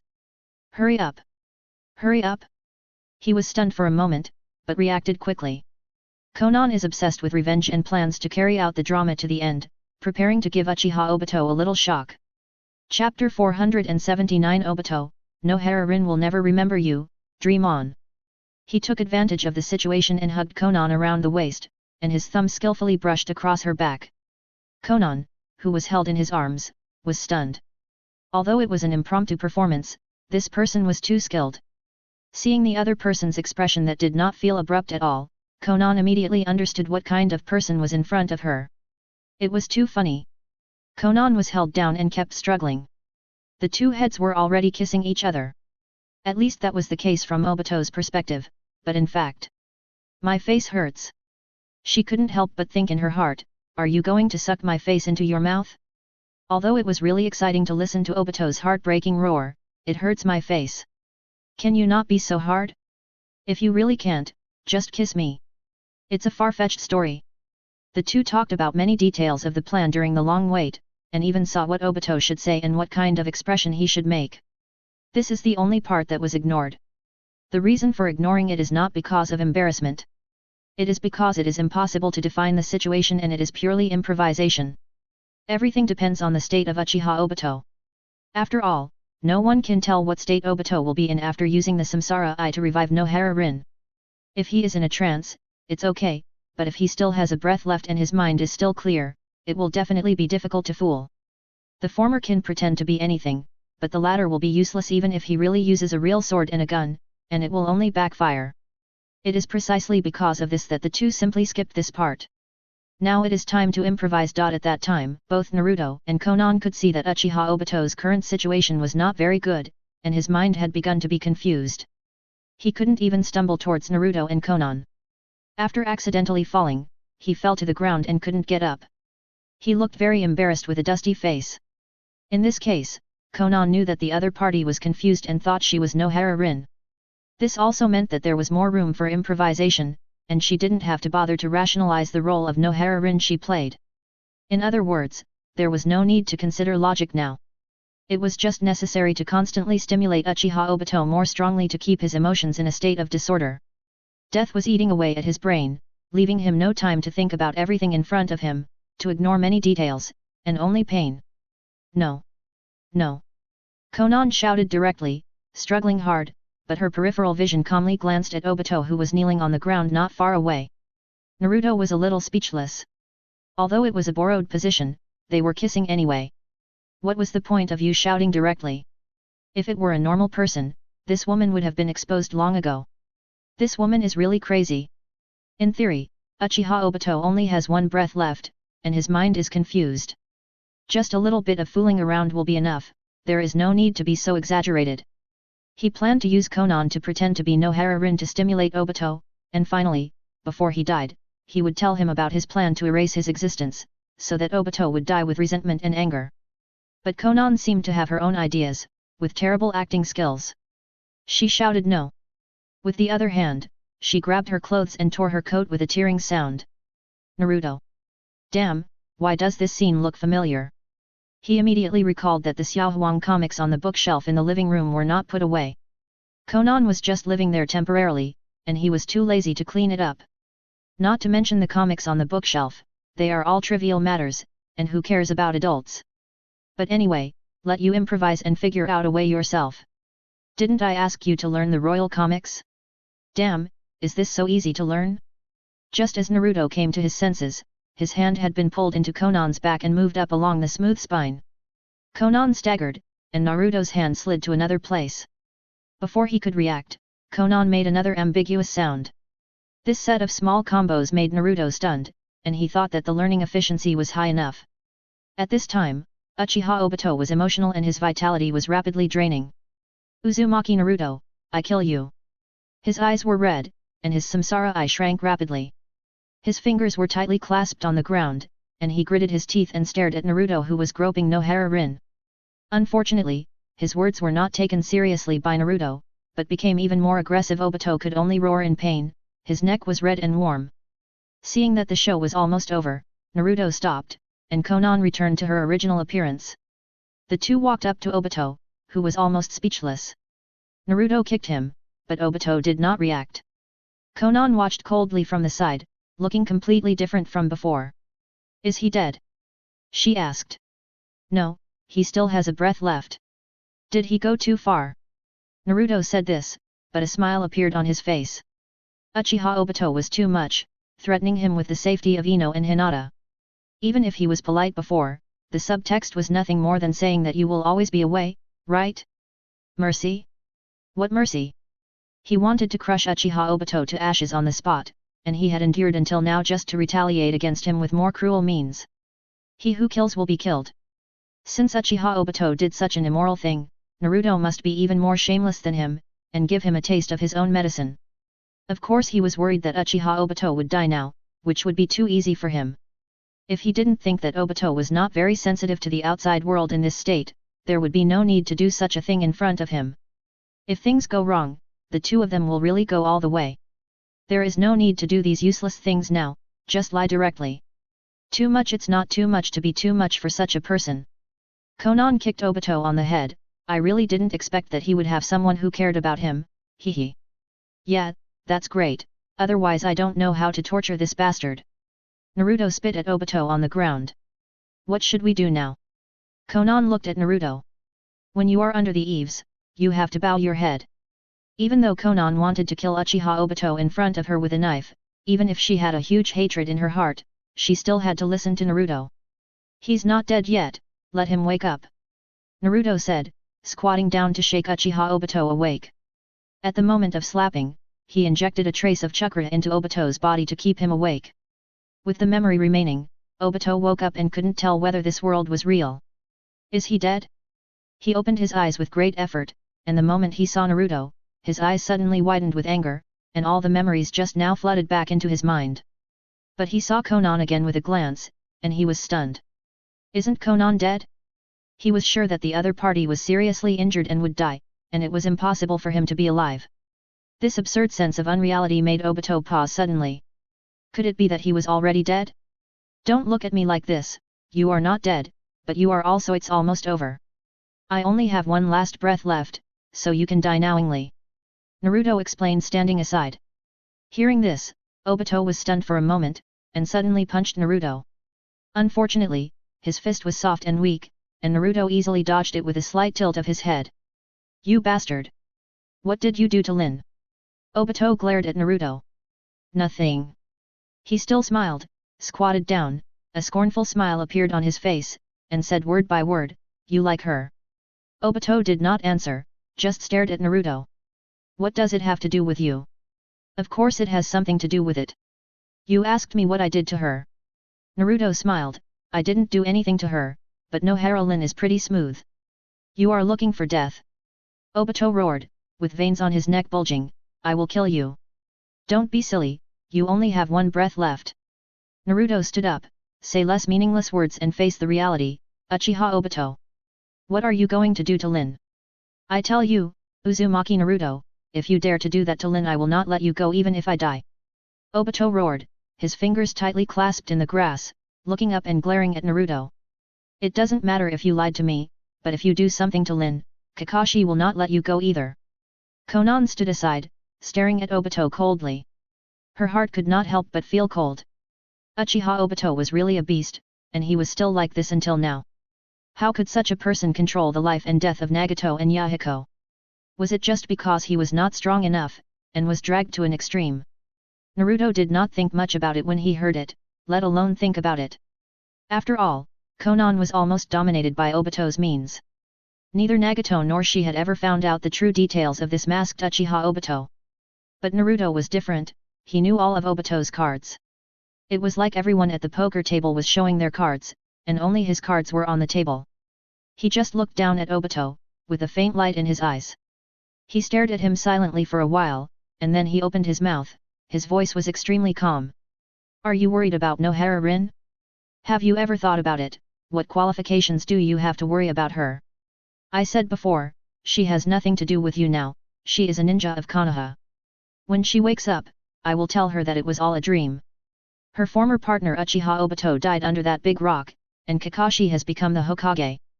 The village is still the same village, but everything has changed. Nohara Rin's former relatives may no longer be here, but it doesn't matter. Before she died, she had accepted the fact of your death. Even if she was resurrected, she would not remember you. After a while, she will let go of her knot and start her life again. No, impossible. She will not forget me. Obito's heart suddenly trembled, don't try to lie to me. No, impossible. Don't you just want Nohara Rin to be alive? Naruto suddenly asked, why do you care so much whether she will remember you, or you just want to possess her? It doesn't matter whether she is happy or not, as long as she belongs to you. No, that's it. Uchiha Obito muttered to himself, his eyes were blank. How could he not have selfish motives, but people's hearts cannot be looked directly at. If you ask your heart, few people can win. Seeing this, Naruto's eyes flashed with contempt, pursed his lips and spoke again. I won't do anything to Nohara Rin. You are right. I won't embarrass Nohara Rin for Kakashi's sake. I am not like you. I have a moral bottom line. Nohara Rin took the initiative to die for the village. She is a real hero, not a stinky rat hiding in the gutter all day long. She will live a happy life. After all, she is such a cheerful person. As long as she is given a little time, I believe she can face it all positively. I can even predict that Nohara Rin will apply to become a ninja again, and Kakashi will definitely help her adapt to the current ninja life. They are companions, so it is normal to help each other, right? Konan, who was standing by, had his eyelids twitching slightly. Obito also noticed something wrong with Naruto's words. He looked up and stared at Naruto, seeming to care about what he was going to say next. However, Naruto paused deliberately, staring at Obito with his mouth slightly raised. He really enjoyed Uchiha Obito's stunned expression, and the worry that flashed across his face could not be concealed at all. He smiled and continued with a grin. Nohara Rin's death has always been a knot in Kakashi's heart. He was depressed for a long time because of this. It's great that she can survive. It must be like this for Kakashi, right? As his student, I know Kakashi very well. He will not only be happy, but he will even take care of Nohara Rin meticulously, for fear that she will suddenly disappear again, like a dream, and disappear when she wakes up. Even if he doesn't have those thoughts in his mind, for Nohara Rin, who has already accepted your death and is facing a situation she has never encountered before. There is also such a careful and gentle Kakashi beside her, what will she think? Don't say that. Uchiha Obito's strength loosened and his mind was suddenly scattered, and he sat on the ground with his eyes blank. Shut up, don't say anything. His voice was weak. But how could Naruto do as he wished? The more painful Uchiha Obito was, the happier he was, and the smile on his face was almost unstoppable. His lips trembled slightly, and he was about to laugh out loud. Kakashi is so gentle, and he is still as good as he was 20 years ago. Naruto could no longer hold back, and tried his best to suppress his smile, his voice trembling a little. A man who became a Jonin at the age of 12, powerful and handsome, he even became a Hokage. Cry to death, he inherited your dream, Obito, you die without regrets. Ha ha ha, Nohara Rin will definitely think so. Wake up 20 years later, everything has changed, and the former companion has become the Hokage, and he takes care of her meticulously. What a strong and gentle male protagonist, Uchiha Obito, that's Kakashi. He couldn't hold back the smile on his face anymore. Do you dare to say that Nohara Rin doesn't like Kakashi? Let's take a step back, then does Nohara Rin like you? Have you confirmed your relationship? Have you held hands, have you kissed? Naruto's smile was unbridled and became more and more rampant, as if he had been holding his breath for a long time. One question after another was like a bullet shot at Uchiha Obito. She won't remember you at all, Uchiha Obito, you will be like you never existed. Everything you did, the meaning of living in the past 20 years, everything. He shouted, stiffening his neck, and even his neck turned red because of the roar, and shouted loudly. It's all fucking meaningless. I tell you, Nohara Rin has never been with you, not before. Not now. Not in the future, everything is your fantasy. Nohara Rin will be with Kakashi, get married, and have children, and you can only be like a mouse that can't see the light, and die 20 years ago. Chapter 480 Kakashi Teacher, do you want a wife or not? Impossible. Impossible. Uchiha Obito collapsed instantly, staring straight ahead. I am the one who resurrected Lin, she can't forget me. As long as Lin is alive, it's fine, as long as the world where Lin exists is fine. Really? Naruto sneered, Uchiha Obito, I didn't expect that you, such a beast, would have such a big vision and give up the person you love. But Nohara Rin and Kakashi don't know you, I won't tell them a word. After all, you said it yourself, didn't you? He spread his hands and said with a fake smile. As long as Nohara Rin lives well, it's fine, nothing else matters. Ah! Uzumaki Naruto! Uchiha Obito roared angrily, and pounced on Naruto with his last strength, but fell to the ground with a bang. He despaired and found that he couldn't move below his neck anymore, and death caught up with him. His body began to become weak and his consciousness began to become blurred. Uchiha Obito bit his tongue hard, and the blood red blinded his eyes. He stared at Naruto in front of him and roared with his last breath. Uzumaki Naruto, I won't let you go even if I become a ghost. Silence. With a bang, Uchiha Obito nodded his head, and his eyes instantly became dull and lifeless. Naruto and Konan stood aside, watching coldly. For a long time. Is he dead now? Konan couldn't help asking. Yes, he's dead. Naruto nodded. She took a deep breath and forced herself to observe Obito's death. Looking at the man's haggard and withered face, and the blue marks on his face. It turned out that even if he was unfathomable and full of evil, he would die if he met a tough guy. That struggling and painful look was really hard to describe. Konan would never forget this scene today, and would never forget the tragic death of Obito. She wanted to live on in place of Yahiko and Nagato, and remember for them that Obito's revenge had been taken. Everything from now on will be gone with the wind. After Obito's death, the White Zetsu army became even crazier. Of course, it was not because of grief and anger, but simply wanted to snatch the Samsara Eye. How could Naruto let them do what they wanted? He directly stretched out his hand and destroyed the Samsara Eye with a lava escape. Obito's body disappeared in the molten lava and turned into a handful of dust. In an instant, the White Zetsu army fled into the ground like ants. The Samsara Eye was gone, so what was the point of continuing to entangle? The mission failed, and Black Zetsu received the news and naturally controlled the White Zetsu army to retreat. Only the corpses of the impure world reincarnation with broken limbs and arms were left on the ground, and the scene looked very tragic. It's over. Zionin suddenly felt a sense of emptiness. The great revenge was taken, and then what? She just participated in it, but did not really stab it. It's not that she can't, but that she won't. She couldn't learn the dirty tricks and heart-stabbing words of Uzumaki Naruto. She could learn blind spots through Xiaohuangmen, but what about the ability to kill people? She didn't think she was that good, at least in her mind before. Revenge is straightforward, with swords and knives, and the joy of revenge. Conspiracy and taking advantage of people's weaknesses are too troublesome, and even if revenge is successful, there is no sense of satisfaction. In short, it is not within Konan's consideration. But during this period of time, what she saw Naruto do seemed to have stepped on Uchiha Obito's weak spot without much effort. At first, Konan didn't feel much about Naruto's plan, just thought, oh, maybe she could use the disguise of Nohara Rin to provoke Uchiha Obito. It's no exaggeration to say that in order to maximize the revenge effect, she was even prepared for real-life hand-to-hand combat. As long as she could make Uchiha Obito live a life worse than death, she would do anything. But she didn't expect that Naruto didn't put any thought on Nohara Rin at all. That was just part of his plan, and the real killer move was behind. It's over, Uchiha Obito no longer exists. Naruto stood aside and exhaled softly. He didn't exist before, and he doesn't exist now. Not only do we know his true identity, but there is also Zetsu. Zionin reminded. It's okay. Naruto turned his head and glanced at her. Except for us, no one will care about the identity of a dead person. He will never show up for the time being. We can only blame Uchiha Obito for liking to use masks to cover himself up. He has been jumping up and down in the past 20 years. Now we cut off the thread of his cause and effect. No one remembered him before, and no one will remember him now.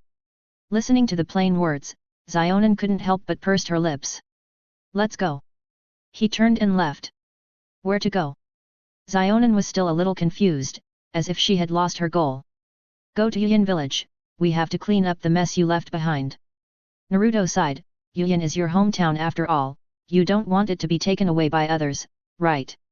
Hearing this, Zionin paused. Yuyin village, yes, there is still a village that everyone wants to protect. Although Yahiko and Nagato are gone, the village is still there, and I should continue their dream. Got it. Zionin quickly followed. The matter of Uchiha Obito came to an end. Naruto arranged Zionin to guard Yugakure and also left her a communicator. Compared to the mixed Kyuzagakure, he obviously preferred the Yugakure with the steel industry. Whether it was the location or the weather, it was much easier than Kyuzagakure. If there was peace in the ninja world, a village like Kyuzagakure should not exist. Since Naruto chose Yugakure, he would naturally strengthen the strength of Yugakure in the later period. It means that in the future, a tough rain country will be born between the fire country, the wind country, and the earth country. Even though the country is small and the defense line is short, the attack point is high. High attack and low defense can perfectly balance the relationship between the three major countries. Again, whoever is not convinced will be beaten, whoever shows up will be beaten until he is convinced. As for the neutral iron country, he doesn't need to care about it at all. In order to avoid disputes, he even gave up training ninjas and embarked on the path of samurai. It's like everyone in the general environment is cultivating immortals, and the iron country is afraid of being contaminated by the cause and effect of the immortal masters, so it simply chooses to become a saint in the flesh. To put it bluntly, it is still necessary to nourish the body with chakra. But this attitude of not getting involved in the world can only work when the internal situation is stable. In other words, the ninja melee between the ninja worlds needs a peacemaker. If you can't win and don't want to destroy the country, find a peacemaker to stand in the middle and slowly discuss war reparations. The winning party will not refuse. After all, the price to pay for destroying the country is too heavy. The power gap between the five major countries is not too obvious. Even if they are fighting, they must be wary of whether the other major countries will pounce on them and bite a piece of meat. The current situation is that the ninja world is no longer a big fight. The extraterritorial demon Otsutsuki has invaded the ninja world, thinking of sucking all the lives. Otsutsuki exudes a come and bite me vile breath all over his body, which makes Naruto very unhappy, and he must kill the whole family and cut the grass and root. But it is obviously impossible to lobby for the unity of the 5 major countries. The last person who did so was Hashirama Senju. Naruto does not have such temperament. He still likes to put a gun on the forehead of the 5 major countries. Don't ask why, don't talk, just do whatever you are told. Beat if you beep, kill if you don't obey, the most abundant thing in the ninja world is people. The Rain country is a nail stuck in the sole of the foot of the 3 major countries. It was originally a piece of fat meat that the 3 major countries coveted and a place that military strategists must fight for.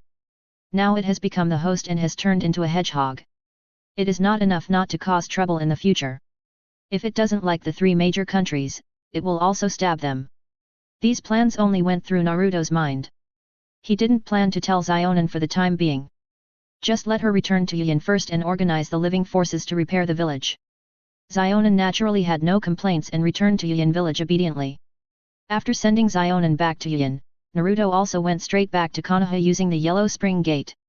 There was no point in staying there. Xionin understood the operation rules of a village better than him. As long as she stood there, the people of the Hidden Rain village would be at her disposal. Everyone in the village was like the giant beast exhaling every breath of air, breathing in and out under the mist and rain, as vivid as if they were about to come alive. Taking advantage of his interest, Naruto sneaked into the village to eat a bowl of ramen before going back. I don't know if it was the illegitimate child of Ichiraku, but the taste was almost the same. Konoha. Naruto did not return to the village immediately, but hid in the Konoha forest, thinking hard about how to solve the problem of Nohara Rin's origin. Would it be too abrupt to take her back like this? Putting her here to deliberately attract the attention of the Anbu? Would it be too deliberate? Although Nohara Rin was sucked into the sealed space by herself before she opened her eyes, and she was not conscious and had never seen the world 20 years later, she had to be released, and as soon as possible. This matter cannot be delayed. What does it matter if it is delayed too long? Nohara Rin recalled, stayed in a room full of clutter for a long time, and then came out. It's better to have less trouble than more, and it must be solved as soon as possible. Then what is the solution? What kind of reasonable reason should be found to downplay his role in Nohara Rin's return? By the way, explain how a person who has been dead for 20 years suddenly came back to life. The latter one is the key point. He scratched his head. He was not so distressed when he was thinking about the Otsutsuki problem and the Shura field was about to explode. How to send Nohara Rin, who was resurrected 20 years later, back to the village. He suddenly missed Koji. It would be better if he was there at this time. It's not that there is much effect, but it would be more reassuring to drag him into the water together. Now that Fatty is gone, Naruto is like SpongeBob without Patrick. He can't wait to find the pink little thing all over the world. If something goes wrong and can't be solved, brothers should share the difficulties. When Uchiha Obito said he wanted to resurrect Nohara Rin, he agreed without even thinking about it. Naruto was thinking about revenge on Obito at the time, and didn't care whether the resurrection ceremony could succeed. Failure? If it fails, it fails. Anyway, the person has already died. How bad can the situation be? At this point, he squatted on the tree trunk, looking constipated. After thinking about it, he still had to get past Kakashi first. The Nohara clan had long been disbanded, and Kakashi was the only person in the village who was close to Nohara Rin. After thinking about it, he still had no idea as it was getting dark. Naruto didn't want to wait any longer. If he waited any longer, he would have to feed mosquitoes in the Konoha forest. He simply made up his mind and went directly to Kakashi. Just don't mention Obito's affairs, just pretend that this person didn't exist. I'm a villain in a wandering ninja organization, just make up a name. The logic of the whole thing fits perfectly when you put it on the Samsara eye. Anyway, Obito never took off his mask, and no one would associate him with a Chunin who died on the battlefield 20 years ago. The Hokage building. It was completely dark, and only the top floor was brightly lit inside the building.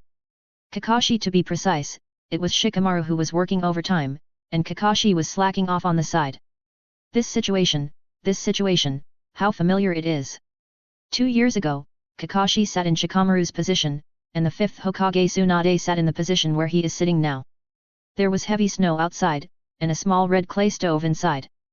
Tsunade lazily drank while passing time flipping through outdated comics.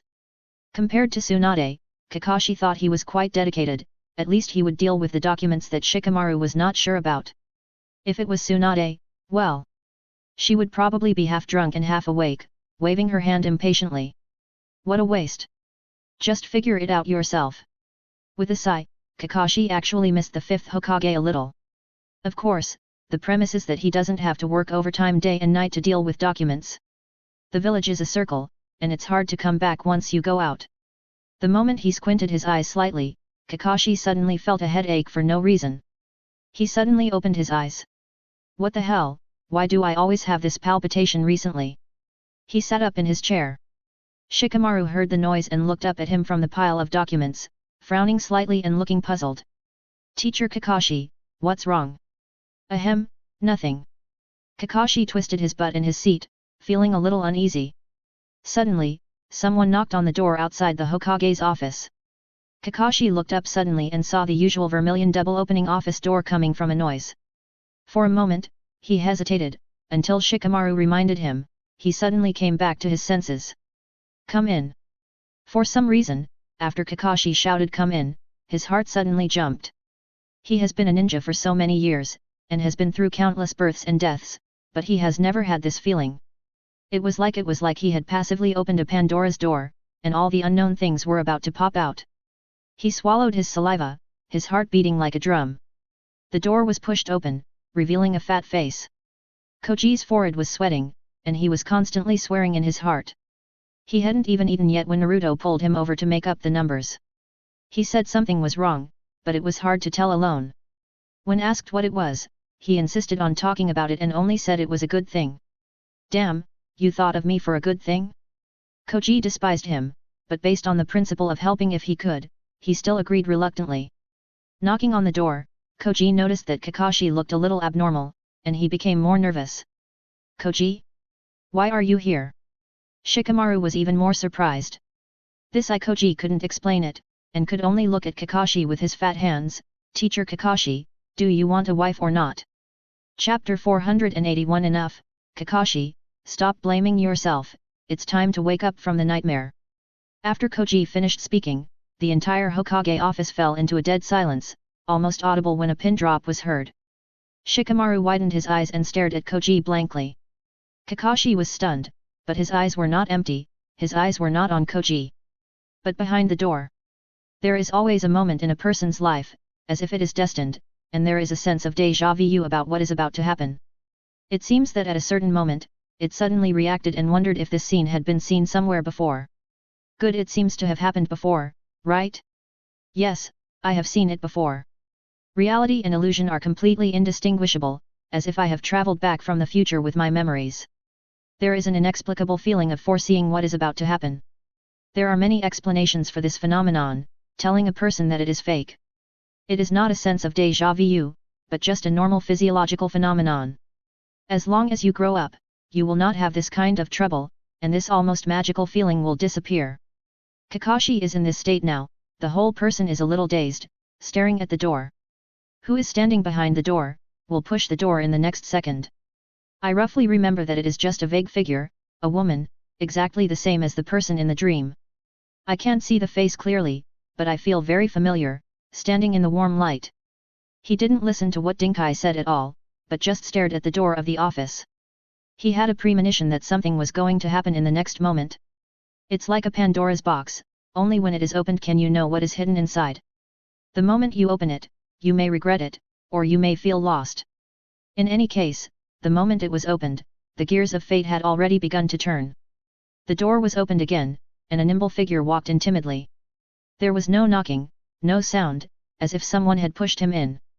With a bang, Kakashi stood up directly from his seat. Because of his great strength, he subconsciously pressed a dent on the table. The Hokage's desk is not the ancestral desk of the White Palace. No one leaves the desk, and it is still there. It is said that one desk has been passed down for generations. The work pressure of the Hokage is very high, and the loss of the Hokage's office has become a long-term expenditure item. The 5th generation alone has smashed 7 or 8 desks. Kakashi is slow-tempered, but he rarely loses his composure. At this moment, his breathing is a little rapid, and his eyes are fixed on the man, his eyes wide open. Nohara Lin was a little confused, and she had not fully understood the concept of 20 years later. A yellow-haired man told her that she was not dead, but just slept. The village is still the same village, and the Nohara clan has disappeared in the war. The era she was familiar with was already very far away, and the relatives, friends, and enemies she knew were all silent in the distant past. The village's Hokage is no longer the Sandame, but the 6th Hokage Kakashi. Nohara Rin was a little confused about what the concept of Hokage was. She was only a Chunin until her death, and she didn't think so much at that time. She just didn't want to implicate the village and died on her own initiative. Kakashi's lightning ninjutsu was very powerful, and the pain of death was only a dozen seconds. The only thing she remembered was Kakashi's terrified and desperate eyes.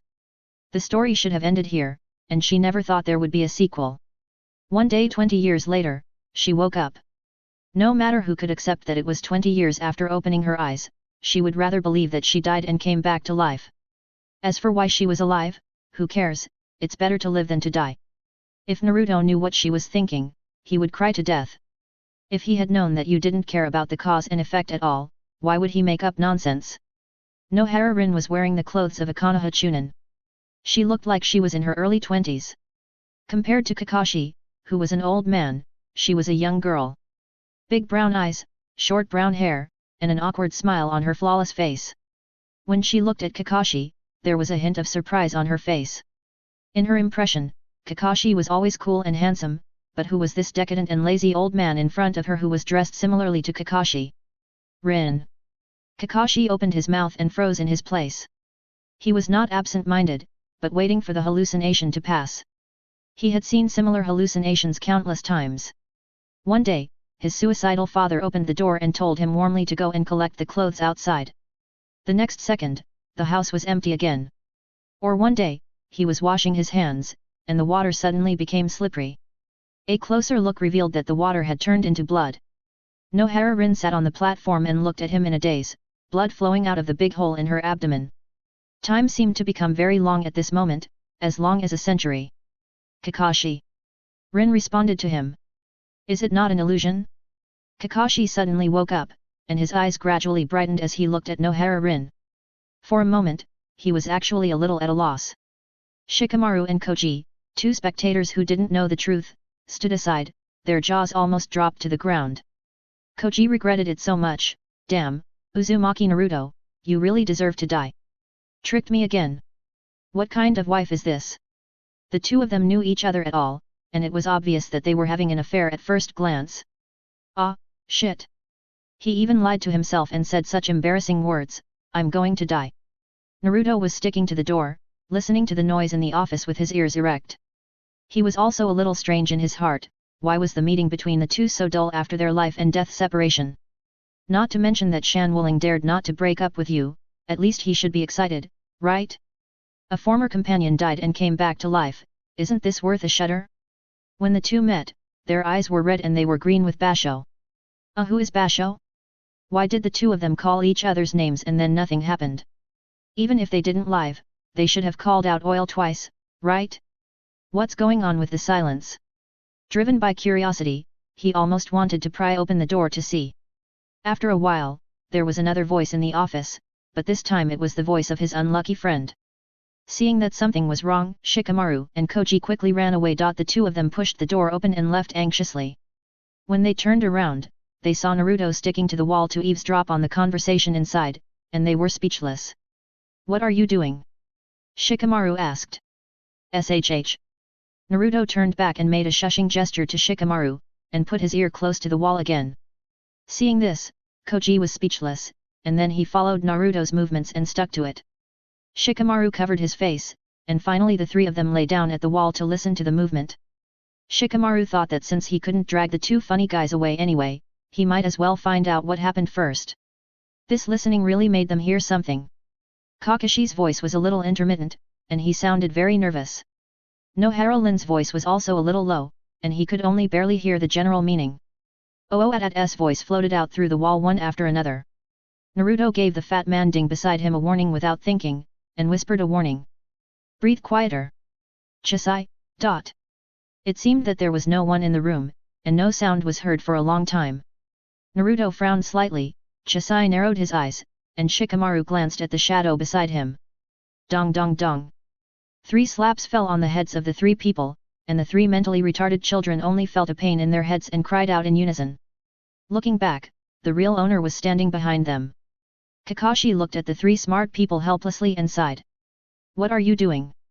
Naruto took a step back, and then looked at Chisai beside him with an inquiring look. Chisai looked terrified and silently made a polite mouth shape to Naruto. His eyes wanted to shoot up and explode his head. Shikamaru stood aside with a lazy look. He knew that this had nothing to do with him. With Kakashi's style of doing things, he would definitely drag the culprit out. Naruto, stop looking there. Come in and tell me if you have anything to say. Kakashi put his hand on Naruto's shoulder and dragged Naruto into the office.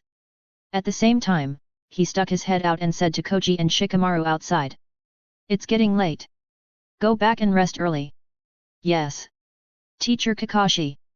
The 2 responded in unison, and floated downstairs in a group like they had lost their souls. Downstairs, Shikamaru and Koji walked under the street lights one after the other.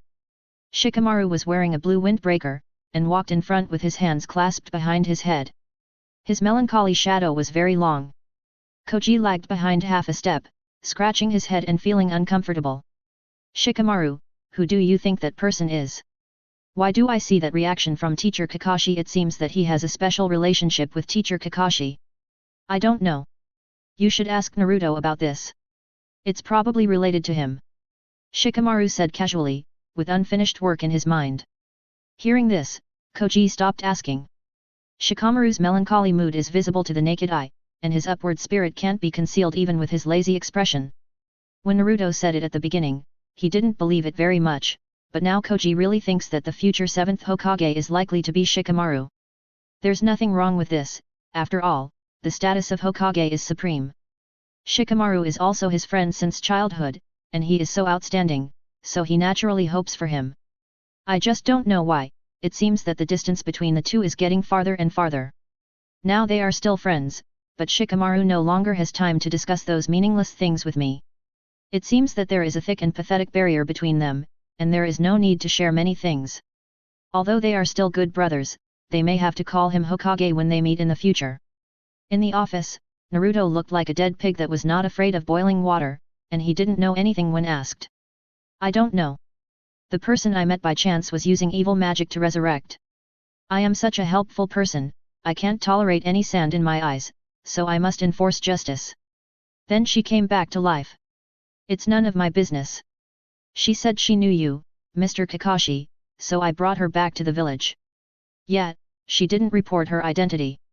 I think she must have a close relationship with you. Her identity was probably cancelled. Kakashi felt a little headache after hearing this. Looking at Naruto's indifferent and crazy appearance, he couldn't help but feel angry and laugh. Stop talking nonsense here. He asked a few more questions, and after making sure that he couldn't find any information from Naruto, Kakashi gave up. Nohara-rin was a little nervous, sitting in the chair with her lips pursed and looking around. Kakashi didn't want to continue to entangle with Naruto when he saw this. So he sighed, turned his head and looked at Naruto and asked the last question. Has that person been dealt with? Can you confirm his origin? He was asking about the man who had kidnapped Ino and Hinata, the deceased Uchiha Obito. However, Kakashi did not know the identity of that person at this time, let alone that he was Uchiha Obito, but Obito had put the village on level 2 alert after all, and he could not just ignore the identity issue and let it go. Dead, a stranger. Naruto shook his head, his expression natural. Where's the body? Gone, I burned him to death with fire, and turned him into ash. Naruto smiled, that person is a bit capable, not like an ordinary person. Well, it might be a traitor, I'll have someone go to another ninja village to investigate someday. Kakashi nodded. Now he had to solve the problem of Nohara-rin, and he had no time to think about it. The so-called investigation is the Anbu sneak into other ninja villages to get information. Let's do this for now, as long as nothing happens. Then I'll go back first. Naruto asked tentatively. Wait. Kakashi naturally wouldn't let Naruto leave. He was still a little excited and didn't know how to contact Nohara-rin. He needed some time to calm down before he caught Naruto and questioned him. Now he hasn't calmed down yet, how could he let him go? Naruto turned his head to look at Nohara-rin, then looked at the stuck Kakashi, and just pretended not to hear and retreated. Hey! You! The office fell into silence again. Kakashi turned his back to Nohara-rin, not knowing what to say. Nohara-rin was also a little nervous and sat there with her head down. That Lin, do you have any other memories of waking up? Kakashi turned around and asked. No. She shook her head. Yet. Kakashi had nothing to say and fell silent again. Nohara-rin stood up. She looked at Kakashi and pursed her lips, and said with some entanglement. Kakashi, did I cause you any trouble? No. No. Kakashi waved his hands quickly, his voice trembling with fear, fearing that Nohara-rin would misunderstand. No trouble, definitely no trouble. It's good that you're back, it's good that you're back. It's getting late now. I'll have someone prepare a document for you early tomorrow morning. You may have to go to Konoha Hospital for a comprehensive examination. No other meaning, really, you are still alive, it's great. Kakashi's voice trembled a little when he said the last part. Nohara-rin smiled sympathetically and stood on the edge of the chair, probably remembering something. She took 2 steps forward, approached Kakashi, and showed a warm smile on her face. The distance between the two was only half an arm's length. She took a step forward gently and hugged Kakashi. The voice was gentle, as if comforting him. Kakashi, I'm not dead, I just took a nap. You don't have to blame yourself too much. It was my own choice at that time, and it was also the duty of every Konoha ninja. I never regretted doing that.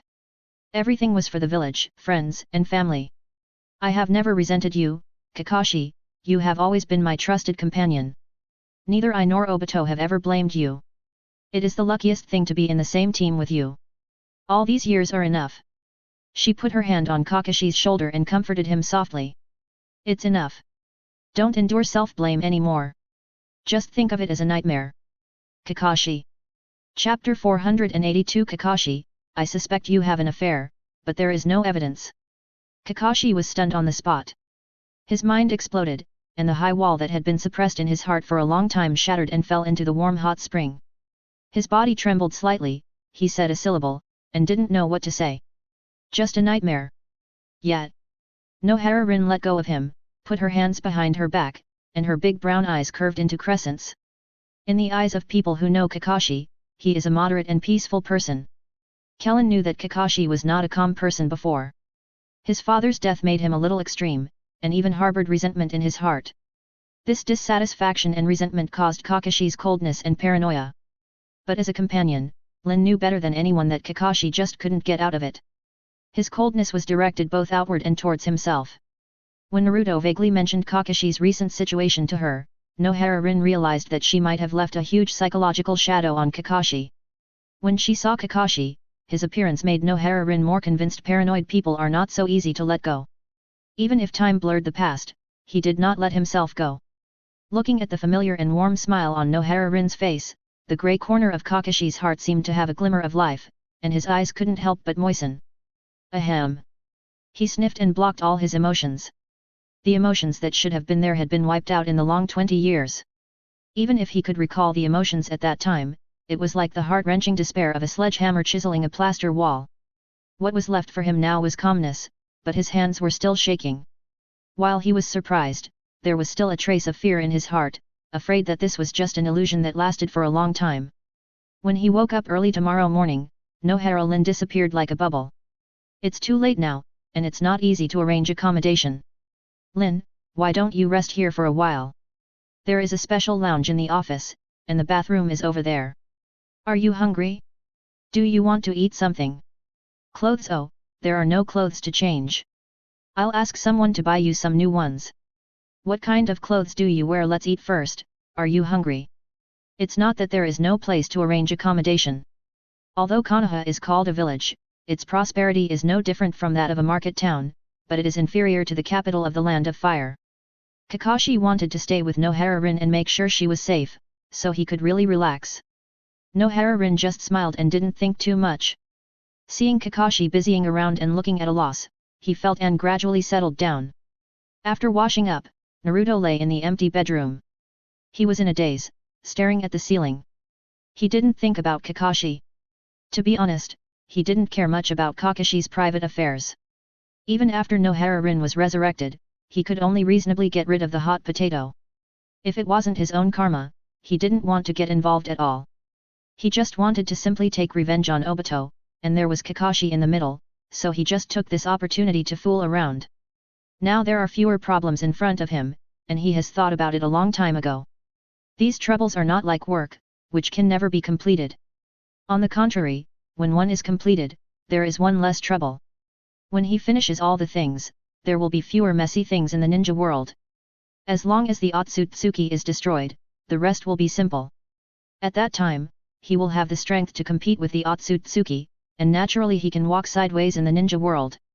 Directly warn the 5 great nations one by one, no fighting, all caught must die. Thinking of this, Naruto was very happy. What about the Mizukage, Tsuchikage, and Reikage, all stay obediently. Anyway, as long as the world doesn't explode, I will just lie down and eat everything I haven't eaten, and eat it in different ways. Really retirement life. How about living in seclusion directly? Anyway, with the Huangchuan Gate, I can go wherever I want, find a place where no one knows to hide, and there are Ino and Hinata. That's not right, now he hasn't solved the problem of Ino and Hinata, but just postponed the conflict. In the dark, he sighed faintly. Being able to deal with the 5 great nations does not mean that he can stabilize Ino and Hinata. In the end, these are 2 different things. No matter how powerful he is outside, he has to be cautious when he sees them. It's not that he is humble, but he just doesn't want to make them sad. He also knows that he is not a good person and has many romantic debts. The more he went on, the more he felt indebted, like a bottomless hole he didn't know how to fill. But now he couldn't stop, there was no reason to call it a day when the show was halfway through. What he was doing now, well, he couldn't tell anyone else. Things had to be done, and he couldn't just ignore it. In general, he was not a good person. It was just that an extraordinary person did extraordinary things. He didn't have the ability to reach the sky. If he was a good person with a bottom line, the grass in front of his grave would be 3 feet high now. Saving the world is not like making a movie, he was reluctant but had to do it. This was the great terror between life and death, there was no way, there was no pressure, so he desperately dragged people into the water. Since the matter of Otsutsuki couldn't be said, and it was useless to say it, then use another excuse to drag more people into the water. He didn't want to take it alone, it was too stupid. The more he went on, the greater the pressure was. He tossed and turned in the middle of the night, and couldn't sleep. Solving Obito made him more anxious. But Obito had threatened the people he cared about, and he must die. Next, we have to find a way to deal with the Otsutsuki. He came up with a fallen angel plan, which is to use genetic technology to pollute the bloodline of the Otsutsuki. If ninjas are mixed bloods, then the Otsutsuki are pure-blooded.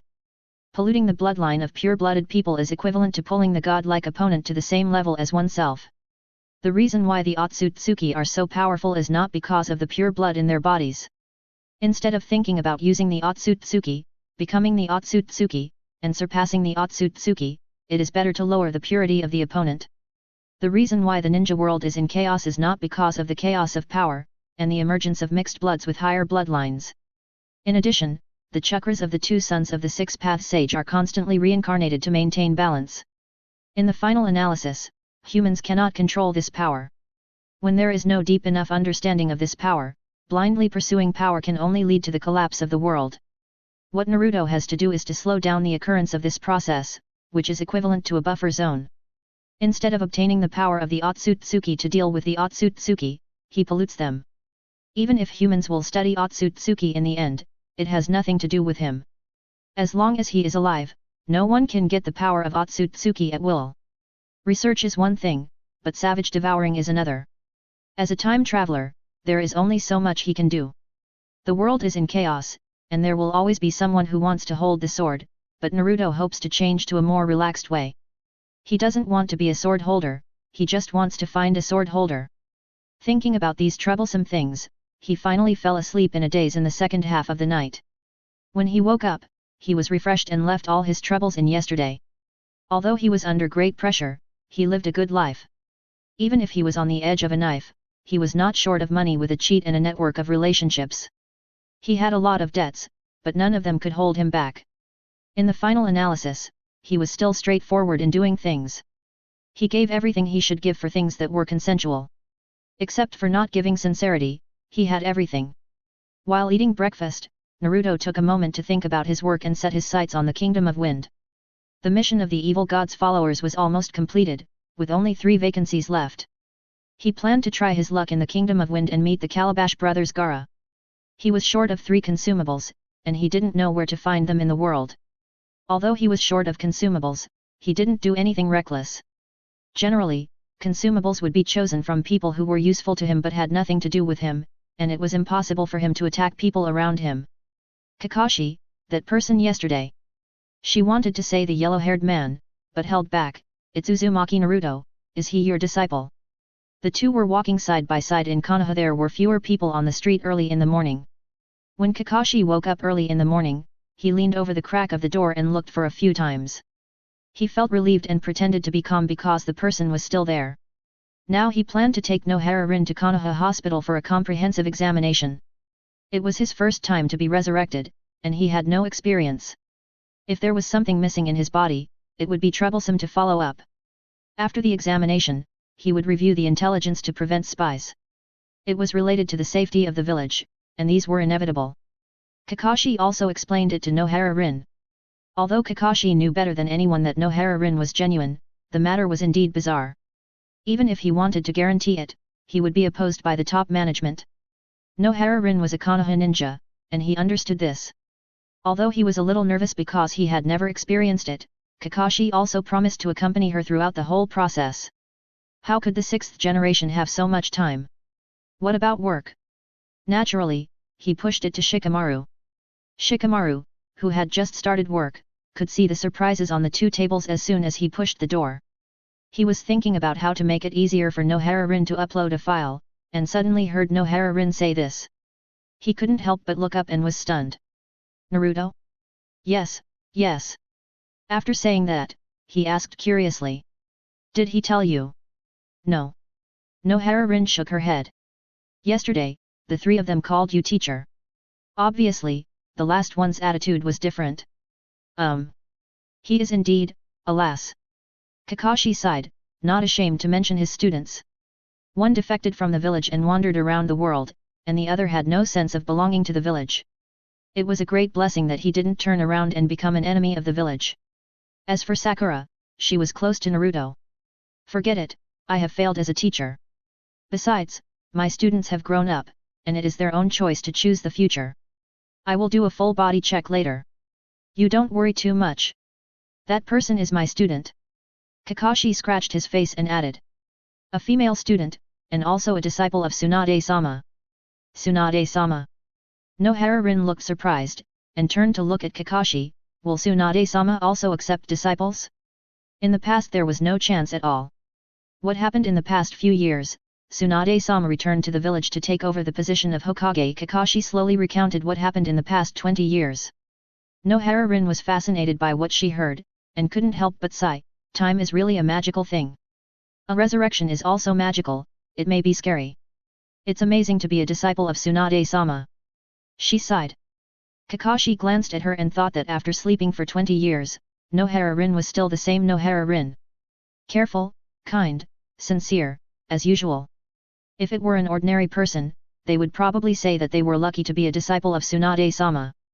It's nothing to pick it out, after all, Tsunade-sama's strength and status are there. How many young geniuses want to become a disciple but have no way to do so? It's not an exaggeration to say that they are lucky. But what Nohara-rin said was that Sakura was amazing, not lucky, and it was very comfortable to hear. What's more precious is that this is not some art of speaking, but her nature. Kakashi remembered that the person she admired most was Tsunade, but it was a war at that time. Yeah, she's amazing. He came back to his senses and echoed. The two chatted intermittently, and soon arrived at Konoha Hospital. The sky was completely bright. Nohara-rin looked up at Konoha Hospital and felt a little unfamiliar. The previous one was demolished and moved here.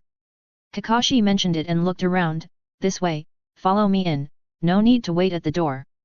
Kakashi followed the reminder of the medical staff and knocked on the door of Harano Sakura's office. There was a response from inside, but unexpectedly, a yellow-haired man appeared. Looking at the smiling face that opened from the crack of the door, Kakashi's eyelids twitched several times. Naruto, why are you here? He had felt that the relationship between these two students was not ordinary before, and Naruto was blocked here early in the morning. Kakashi was full of black lines, thinking that this person was really. I guessed you were coming, so I came early.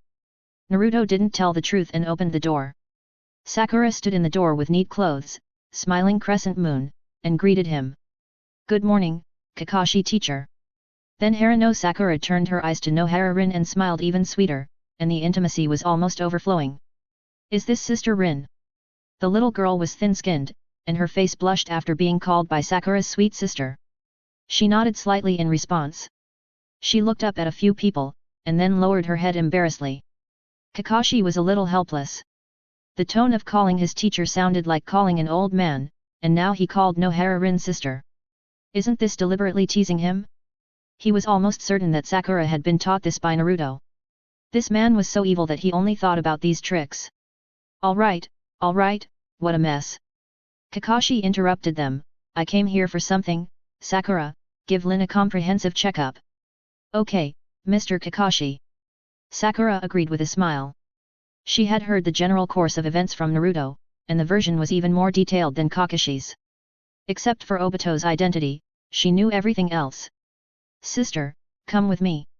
Sakura pulled Nohara Rin away.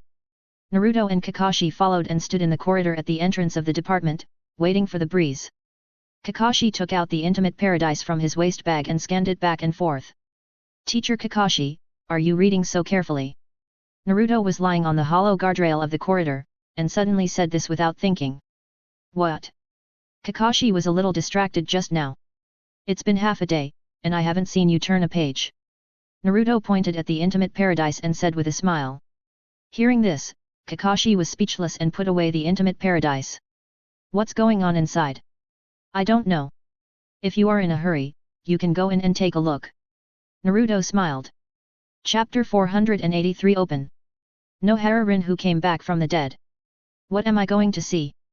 Kakashi glanced at him and took out the Intimate Paradise from his waist bag again. This time, he put it down after watching it for 2 minutes. Naruto laughed beside him, just looking at the excitement. Kakashi was too lazy to argue with him. He looked at the direction of the department, feeling a little uneasy. He thought that his former partners were dead, and he didn't have any worries in his heart. Those things that could be put down and couldn't be put down faded away with time. Now he suddenly found that Nohara Rin was not dead. The whole person seemed to have slept for a while. 20 years passed in a flash, and suddenly he came back from the dead. He was happy at first, but now he is deeply worried. The gift from God is never given for no reason. Perhaps it has been secretly marked with a price. Things like coming back from the dead sound magical, but someone has to pay the price.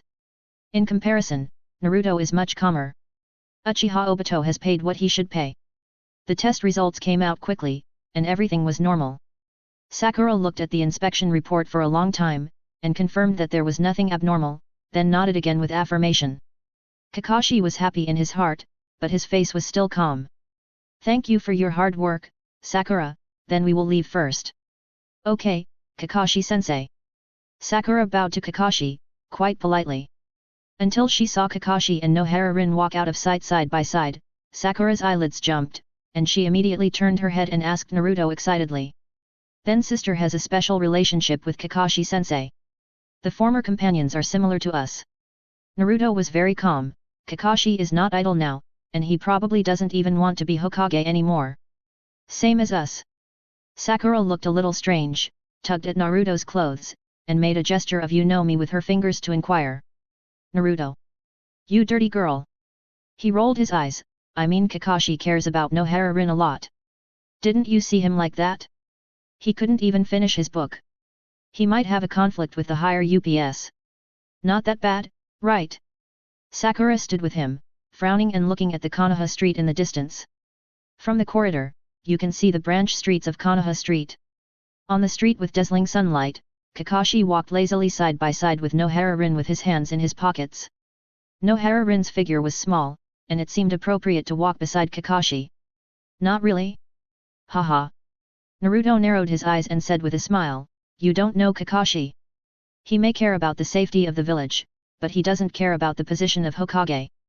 He has long been accustomed to being alone. All his friends, partners, and relatives are dead, and now suddenly there is a Nohara-rin alive. If you were Kakashi, what would you do? This Sakura was choked for a moment. The answer was obvious: I will do everything I can to save her, even if I have to use the power of Hokage. If you think so, Kakashi must have thought of it too. What he is worried about is more complicated. Naruto smiled. There are many people in the upper echelons who are dissatisfied with Kakashi, and the nobles of the Land of Fire have been eyeing him covetously. This time Nohara-rin suddenly returned, and that group of people probably won't stop either. They will probably use Nohara-rin's affairs to attack Kakashi. If I were him, we will definitely not miss this golden opportunity. So serious? Sakura was a little surprised. I think Nohara-rin is fine, her physical condition is normal, and there is no seal in her body. Next, she just needs to pass the intelligence department's review, right? That's what I said, but you wait and see, I can't say for sure. Naruto said, leaving the railing and looking into the distance. Let's not talk about this, let's go, it's time to do our work. Okay. Sakura smiled, turned around and took a step towards Naruto, saying as she walked, there are not enough people at the moment, I plan to train some people to take over the work of the medical department, I will quit this job and follow you. Then Kakashi must be in a headache, he is now counting on you to support the medical department. Naruto also smiled, turned around and walked down the stairs. Isn't Kakashi-sensei busy with Sister Lin's affairs? How can he care about these? Haruno Sakura's laughter was as soft as a bell, with a hint of coquettishness. If Kakashi-sensei and the top management fall out, then there is no need for me to stay here. What's her opinion? Her.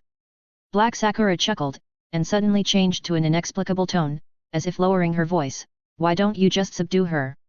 Naruto. 2 crisp footsteps faded away, and the conversation in the corridor gradually faded. Intelligence Department. Ino suddenly jumped into Kakashi's sight, smiling extremely happily, and her dark blue eyes looked back and forth at the beautiful Nohara-rin. She looked at Kakashi for a while, and then at Nohara-rin again, with the soul of gossip burning in her eyes. Teacher Kakashi. Hello. She stood in the corridor and waved at Kakashi enthusiastically. When she shouted, half of the people in the intelligence department raised their heads from their office workstations. Although the Hokage is not a rare protected animal and can be seen occasionally, most of the time Kakashi is separated from them by a speaking platform. Besides, the 6th Hokage rarely comes to the intelligence department. Today is a big surprise. There is a beautiful woman who looks to be in her early 20s. Spring for an old man? Everyone was surprised. It turns out that old trees can also bloom. It's not an exaggeration. The number of diamond bachelors in Konoha can be counted on 2 hands. Kakashi topped the list by not being close to women. People who are familiar with him unanimously believe that this guy will never get smart in that area. It's not that there are no female ninjas in the village who can adapt, but Kakashi is not interested at all. He has been holding Jiraiya's intimate paradise every day until his nose bleeds, but he has never taken any action towards the opposite sex, whether it is a civilian girl or a ninja sister, he ignores them all. It is hard to doubt that Kakashi is completely uninterested in women in the real world, and only falls in love with girls in the virtual world at first sight. But now there is a stunning girl next to the old man? Kakashi touched his face, a little embarrassed. Nohara-rin was more nervous than him, and turned to look at him. Hello. He could only bite the bullet and say hello, come over to do something, don't make a fuss. Embarrassed, Kakashi couldn't care less, and hurriedly pulled Nohara-rin away from the scene, and asked Ino to follow up. It took a whole morning to finally complete the process. Ino used the heart reincarnation technique to search Nohara-rin's memory, and did not find any signs of tampering, nor did she find any fluctuations in the sealing technique's chakra. It was considered to be the greatest extent to rule out the possibility of impersonation, and it was not a spy from another country. The next step was to fill in the information for filing. Ino had just entered Nohara-rin's name into the computer when he suddenly looked up at the two of them. How old are you? This Rin should be the same age as me, 31 or 32. Kakashi scratched his head and said without thinking. 30. Ino opened his mouth into an O shape. How is it possible, Kakashi teacher, please don't talk nonsense, okay? This sister looks like she is only in her early 20s at most, how could she be the same age as you? I do know, Nohara-rin whispered. Perhaps it has something to do with the resurrection, The soul looks like this when resurrected, and the body also matches this appearance. So her face and body look no different from those in their 20s, and it is really difficult to confirm her age. Let's write something younger, 23. Kakashi asked. Yet. Nohara-rin nodded obediently. Coming out of the intelligence department, the sunlight was too dazzling, and Kakashi shielded his eyes from the sun. When he squinted, he subconsciously looked to the side. Nohara-rin was holding the hard-earned ID and Chunin Forward Protector in her hands. She seemed to have sensed something, turned her head and looked, and met Kakashi's eyes. Nohara-rin was not wearing thick clothes. She was wearing a light pink skirt and white stockings, and her face was set against the sunlight. The girl's entire outline became clear in an instant, soft as if it was covered with honey. Kakashi took a look and shrank back as if he had touched a thorn. He was not secretly in love with her, but was a little worried. Even though so many people saw Nohara-rin, he still didn't dare to believe in resurrection. He was afraid that if he was not careful, she would rise into the sky like a ball of fireworks and never come back. Nohara-rin also turned her head, but she felt a sense of loss in her heart. A strange emotion arose. She saw worry in his eyes, which made people feel a little distressed, as if they saw an animal curled up in a corner licking its wounds. Is he looking at me? Or is he concerned about himself? After this idea came into Nohara-rin's mind, it took root completely. It was like a thread, winding around the tip of her heart. For a moment, she couldn't tell how she felt about Kakashi. At first, she was panicked, facing the strange world 20 years later, but fortunately, Kakashi was there to make her feel at ease. Kakashi still gave her the same reliable feeling as before, and even became the Hokage. And she was just an ordinary Chunin who slept for a long time before waking up. How could she be so worthy? At night. Click, the key was inserted into the door lock, and the sound of pushing the door was heard. You will live here temporarily in the future and slowly adapt to the life in the village. Kakashi took Nohara-rin into an apartment, looked around and said, I have already paid the rent for half a year, you don't have to worry so much.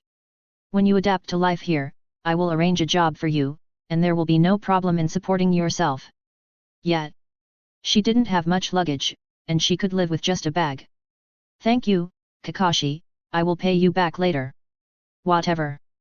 Kakashi didn't dwell on this matter, the money was a small matter, he turned around and said with a smile, Lin, do you want to get together? They prepared a welcome party for US banquet, Kai was there too. Kai? He is now Nohara-rin blinked, and the stubborn figure in her memory who crawled upside down around the village gradually emerged in her mind, is everyone okay? I haven't seen you for so many years. Kai is still the same. He leads a class of genin, and the students are already jonin. Kakashi said, as for Asuma and Hong, they are married and have a daughter named Sarutobi Mirai. Hongdu is still so second year, and recently went to the ninja school to be a teacher. As for Ebisu and Shiranui Genma, they are still the same. Gekao Gale died in the battle to defend the village, and Uzuki Ujao became the captain of the Anbu. He talked a lot, and when he mentioned the current situation of those old friends, he talked more. What about you? Nohara-rin asked suddenly. She herself didn't know why she asked such a question. Maybe she heard him talk too much about other people's things, but kept silent about his own things. But the person she was closest to now was only Kakashi, and she wanted to know about him. Yesterday, this feeling was not so strong, more nervous, panic, and even a little embarrassed. Now she didn't know herself, maybe she felt that Kakashi was very reliable, or maybe it was that look. In short, she asked that stupid question for some reason. Me? Kakashi was stunned for a moment, I did the mission and led a class of genin. You have also seen my students. One was assigned to Tsunade-sama, and the other was assigned to Jiraiya-sama, the one you saw yesterday.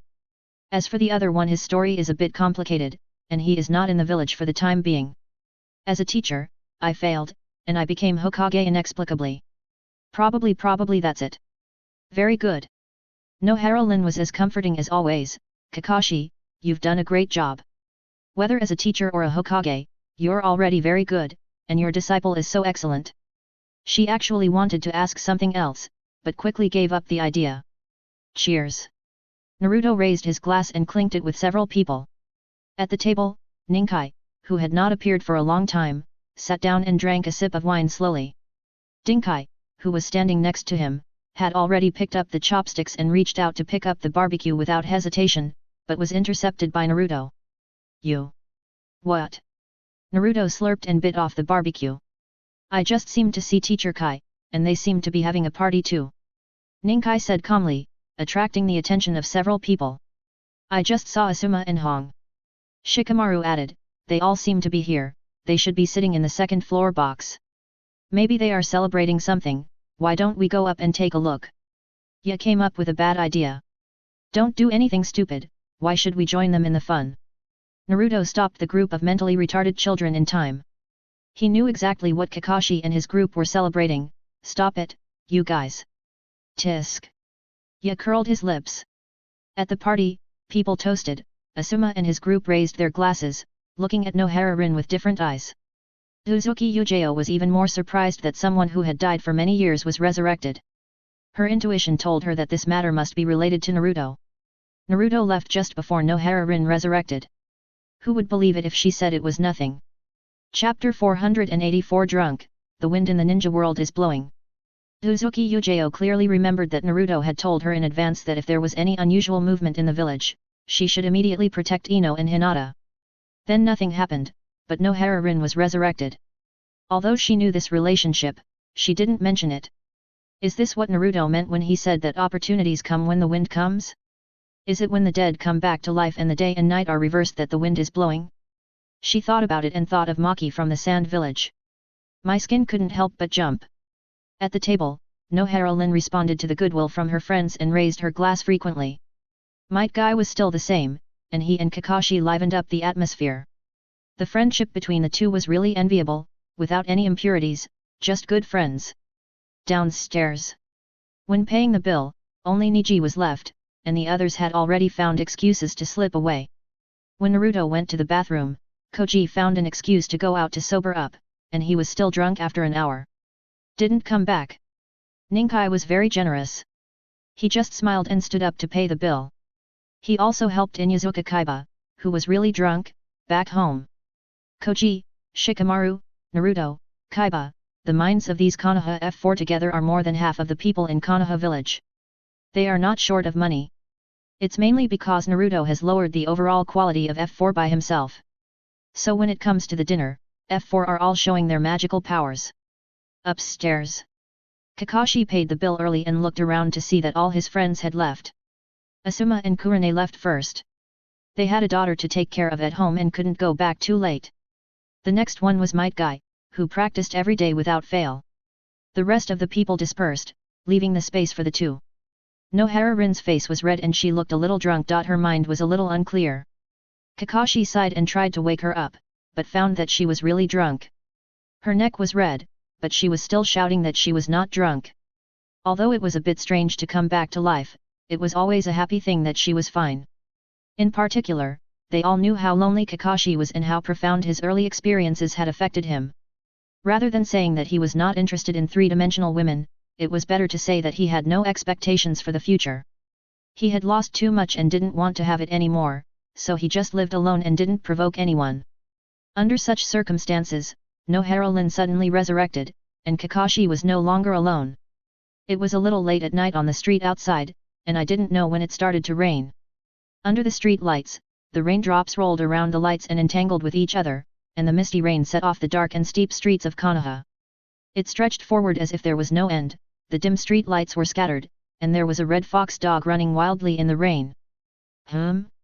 Wait, is there a strange thing mixed in? Before Kakashi could take a closer look, the street became quiet again. If he was alone, Kakashi would have walked slowly into the rain, walked back to take a shower, and then read a book in bed and fell asleep. But now he was dragging a drunk Nohara-rin, and he had to find a way to send her to her residence. But it was raining, where could he find an umbrella? Just as he was hesitating, he suddenly saw a body running past, and this time he saw it clearly. So he didn't get stunned at that moment, but called out decisively to the yellow-haired man running in the rain. Naruto. Ah! Naruto stopped and looked back at the corner of the street where the lights were off. On the steps where the light was not rich, he saw Kakashi standing and supporting a limp person, and immediately realized that he probably didn't have an umbrella. Just now he was busy chasing the Nine-Tails Kid and drank the fruit vinegar in his refrigerator. Now he was suddenly interrupted by Kakashi, so he had to walk over embarrassedly. Teacher Kakashi doesn't have an umbrella? I have one, take it. He reached out and took out an umbrella from the sealed space. In fact, he had a lot of umbrellas in the sealed space. The reason why he didn't take them out was purely life wisdom. Yes. Kakashi was stuck for a while. Before he could say it, Naruto said it for him. And where did he get this umbrella from? He didn't think too much about it. There was a drunk Nohara-rin lying next to him. After Kakashi took the umbrella, he said thank you and hurriedly opened the umbrella and left. He held Nohara-rin with his hand and plunged into the thick night. Naruto stood there, squinting at the backs of the two people leaving, with a gossipy smile on his face. The wind started. From the moment Uchiha Obito decided to resurrect Nohara-rin, the gears of fate had begun to turn. The dead are resurrected, the old dog digs the grave, Kakashi can't stay out of it, and the position of Hokage is shaky. The Fire Country daimyo has stretched his hand too far, and the nobles are eager to try, so let them come. When Kakashi mentioned those people to him before, he knew that sooner or later he would clash with the Fire Country nobles and even the Fire Country daimyo. Last time, he found a reason and used force to suppress a new Fire Country noble. It seems to be quite satisfying, but in fact, it is just a case of everyone pushing down the wall. The 10 old nobles of the Fire Country did not just watch with indifference, but also secretly communicated with the daimyo. Naruto vented his anger, and the 4 nobles divided the body of the new noble. There is no justice execution, but everyone is happy. Although the nobles were trembling to please Naruto at that time, it was just their survival wisdom, not really afraid. The daimyo may change, but the nobles are ironclad. They don't want to make enemies with lunatics. Even if they offend Naruto, they can kneel down openly and apologize sincerely to compensate. It's not that they are well educated, but in their eyes, face is not kneeling or offering wives and daughters. Face is property, connections, and supreme power. Behind the daimyo, behind the officials in the capital of the Land of Fire, which one doesn't have the shadow of the 4 nobles. The world is not about fighting and killing, but about human relationships. In their eyes, Naruto is an object of accommodation, not to offend, and to agree to his conditions if they can. But this does not prevent them from expressing dissatisfaction with Kakashi and wanting to use this to intervene in the internal interests of Konoha. To put it bluntly, the nobles have face, but when the interests are big enough, face is not important. Naruto knows the nature of those nobles very well. It is precisely because he knows how difficult those people are that he has kept that matter aside. They are waiting for Kakashi to make a mistake, and Naruto is also waiting for them to take action. The means of dealing with the upstarts last time were rough, and this time they have to be more meticulous. Some at night. Kakashi didn't know that his student had just watched him leave with complicated eyes. He held an umbrella in one hand and supported Nohara-rin with the other hand as he walked with difficulty on the street. After finally sending her home, he was in trouble when standing downstairs. He couldn't support her when going upstairs. Although Nohara-rin was not unable to walk, she obviously couldn't do such a difficult task as climbing stairs. He supported her and stood downstairs. The black umbrella was not big, just enough to cover the figures of the two. In order not to get wet, Kakashi could only get close to Nohara-rin. Behind the two was a silent street, surrounded by silence, and the street lights here were denser than elsewhere. The Anbu had already discovered Kakashi and turned his head away. The light rain was still floating, Nohara-rin moaned twice, and her eyelids lifted. She raised her head, and seemed to be about to wake up. Seeing this, Kakashi tried to wake her up. Lin. She opened her eyes weakly and stared at him for a long time, then lowered her eyes, and shouted vaguely as if she had a glutinous rice ball in her mouth. Kakashi. Lin, are you okay now? I have to go upstairs. Yes, don't worry about me, I can go up by myself. She said, raised her foot and walked away, but bumped into the wall with a groan. Kakashi. Let me do it, don't move. Kakashi said. His hand went around her armpit, pulled her back and carried her on his back. It was originally a simple carrying action, but because Nohara-rin's hands and feet moved unconsciously, the two of them lingered on the stairs for 10 minutes and had not finished walking. Until a door upstairs was opened with great force, and a person came out with an unclear appearance and a voice full of endless resentment. What are you doing there, groaning so much in the middle of the night? Excuse me, let's go. Kakashi dragged Nohara-rin upstairs and quickly closed the door. With a click, the door was locked. Kakashi was stunned, looked down at the lock, and then looked up at Nohara-rin. Her face was red, and she smelled of alcohol. She was looking at Kakashi with her head slightly raised. She seemed to be saying, "How about it? Am I awesome? Why did you lock the door?" Kakashi was stunned. Safe. Nohara-rin burped and said confidently. Kakashi thought you were drunk, and the question of safety or not was irrelevant. Just as he was about to help Nohara-rin walk towards the sofa, he felt a soft thing on his body. This was completely drunk, and he had no strength. With a slight sigh, Kakashi helped her to the sofa and wiped her face with a hot towel. After hesitating for a while, he reached out and took off her shoes. When he looked at the pair of pink socks, he didn't know what to do. The living room was quiet, with only the drunk Nohara-rin lying on the sofa with her mouth open, making a slight whirring sound. A minute later, he reached out and touched the edge of the socks, and took them off smoothly. The other one was done the same way, but Nohara-rin didn't react. He didn't know how to say it. He could see that Obito was interested in Nohara-rin before. At that time, he was still immersed in the shadow of his father's suicide, so he didn't pay much attention to Rin. A lot of things happened later. Along the way, Kakashi looked back, and his relatives and friends stayed in the past, leaving only one person. Nohara-rin's sudden resurrection was the world's response to him. It seemed to pity his recurring nightmare, so it slipped a Nohara-rin from his fingertips for him. He had no other intentions now, just hoped that Nohara-rin would not die. This vague feeling was accompanied by a trace of possessiveness. At least now he wanted to check her safety every day, and wanted to know what Nohara-rin was doing every once in a while. Generally, in the eyes of girls, this kind of situation means caring. This strong emotion will not be misunderstood no matter how excessive it is. Even if others misunderstood, Nohara-rin would not be self-indulgent and think that Kakashi liked her. The whole story, everything started with that pair of socks. The ceiling light in the living room was on, and Kakashi held the pair of small pink socks in his hand and stared at the sleeping Nohara-rin for a while. He wondered if he had gone too far. There was no need to help her take off her socks. This seemed to be a boyfriend's job? Otherwise put them back on for her secretly. It seemed even more perverted to do this, and then this pair of socks for a moment. Nohara-rin's pair of pink socks were no different from hot potatoes in Kakashi's eyes. During this time, Nohara-rin had not woken up. Her face looked like honey under the light. Her little mouth opened slightly, and there was no more snoring sound. Kakashi scratched his head, but still put the pink socks on the edge of the sofa, then turned off the light and left the living room, closing the door. Until the door lock clicked shut and the living room was completely plunged into darkness, Nohara-rin, who was sleeping on the sofa, opened her eyes. Her eyes were rolling around in the darkness, shining with water.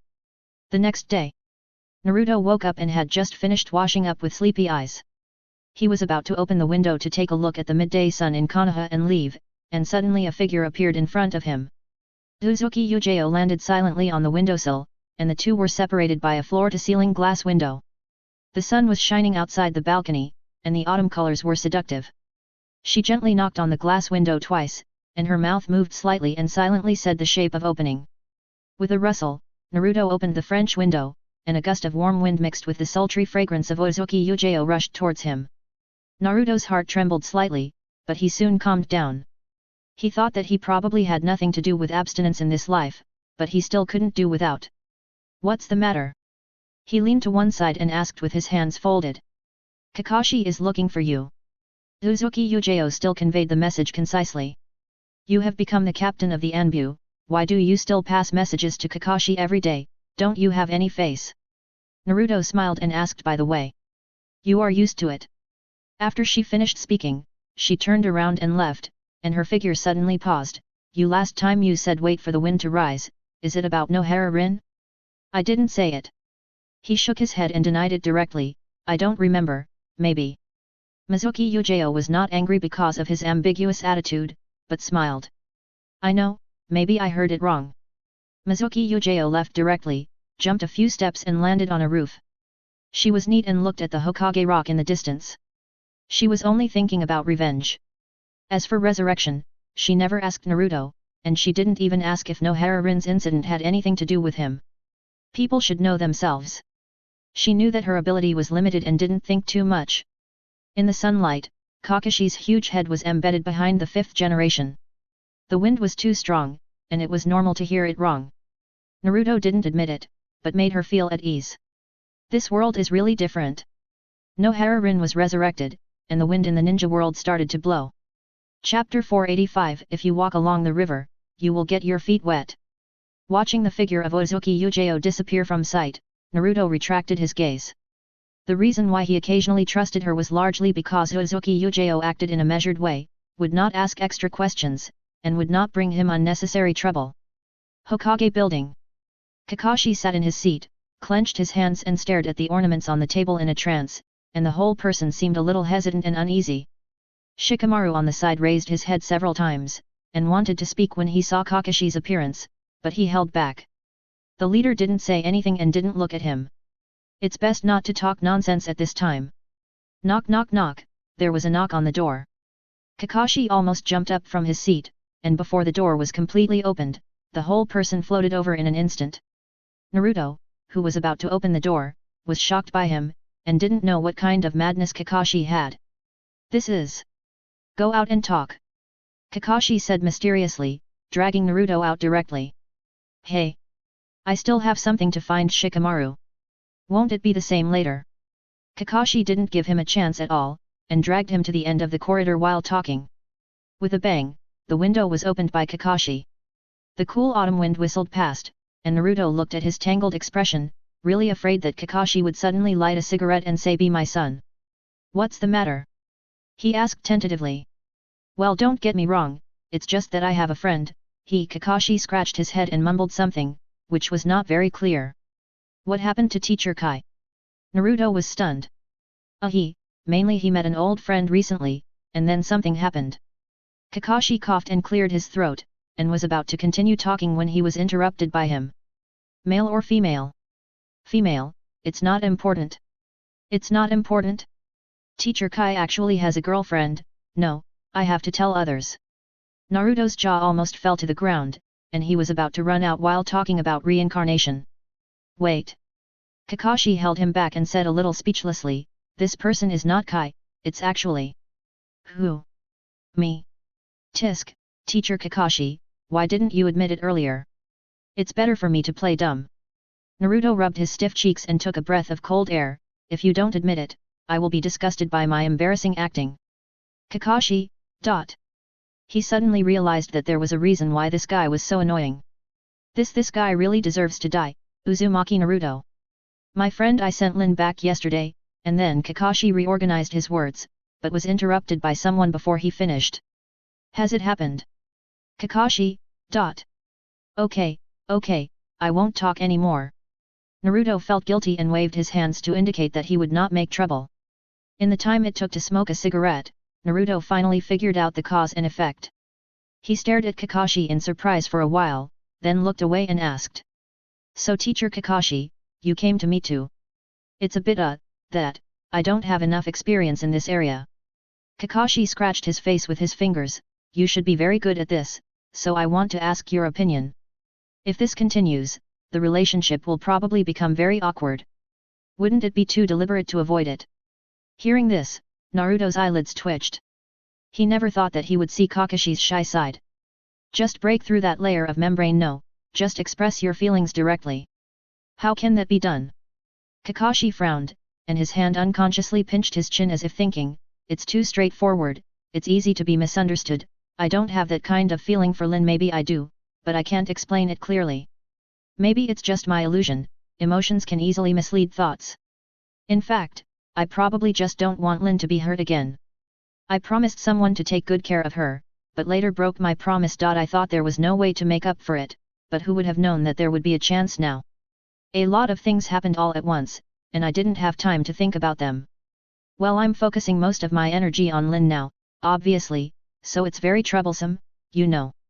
Kakashi said a lot of things very restrainedly, pausing countless times in the middle. It can be seen that he didn't really want to tell others about these things. Not to mention that Naruto was still his student, this was a completely socially dead choice, but Kakashi now realized that he had to find a solution. The reason why he took the risk and chose Naruto was simply because he trusted Naruto's professionalism and found him. "Is there a better way?" Naruto looked at Kakashi, patted his shoulder hard in a teacher's tone, and said earnestly, "Teacher Kakashi, sincerity is the best antidote. After coming out of the Hokage building, Naruto couldn't help but roll his eyes. Kakashi is such a loser. I thought he was looking for me for something, just for emotional consultation. Looking for an expert, why looking for me? How can I know how to express ambiguity and then use a sincere monologue to trick the girl? He doesn't know how to retreat and advance, so that the girl's impression of him will be further deepened. Who understands? Family members. This is a fucking scumbag's trick, who really believes it? Walking to a hidden alley, Naruto directly summoned the yellow spring gate, blew a whistle, and completely forgot about Kakashi, and stepped directly into the yellow spring gate. Locate the coordinates of the sand village, find the gourd the kid is begging for money. Kakashi was still a little nervous. The two sat on the Hokage rock, a few clouds drifted leisurely in the sky, and occasionally looked down at the two shadows hidden in the huge shade of the tree. The breeze blew on their faces, and the two talked about what happened in the past. Kakashi's memory was actually a little fuzzy. With Nohara-rin's patient reminder, he finally remembered part of the shadow. Uchiha Obito was always stupid, circling around Nohara-rin like an idiot. Minato teacher was always so gentle, and Rin was also trying to tolerate everyone. It was like a dream to be in such a team. At that time, Kakashi, your attitude was so cold, as if you were stern to everyone. Nohara-rin sat on the bluestone, stretched her legs straight, and her white socks were particularly eye-catching. I don't mean anything else, I just think you have changed a lot, Kakashi. Hearing this, Kakashi glanced at Nohara-rin, and when he retracted his gaze, it happened to pass over the white socks. Almost like a conditioned reflex, he remembered the socks incident last night, and couldn't help but coughed in embarrassment. Maybe, when I was young, I liked to frown when I couldn't figure out many things. Kakashi said half explaining and half jokingly, maybe I'm old now, and I can't frown anymore. Nohara-rin covered her mouth and giggled, still not embarrassing like before. The shade of the tree blocked the sunlight outside, and in the small world next to the big blue stone, the shadows of the two people leaned against each other diagonally. She seemed to never let the topic fall to the ground, and her peripheral vision was always on Kakashi. This made Kakashi feel a little uncomfortable, and he turned his head to look at the scenery on the other side, and half of Konoha jumped in his eyes. Hey, yesterday did I drink too much? She suddenly asked, her fingers unconsciously tangled together. Well, I took you home. No, didn't do anything embarrassing, did you? She asked nervously. Hearing this, Kakashi paused for a second and then shook his head. No. She really didn't do anything embarrassing, but Kakashi almost embarrassed himself. He didn't know what to do with a pair of white socks in his hand. Too many words came to his mouth and went around in circles, and then swallowed back. Nohara-rin looked at the village in the distance and couldn't help but sigh again. The village is really different from before. I almost don't recognize it. After all, it's been almost 20 years. The village is really different from before.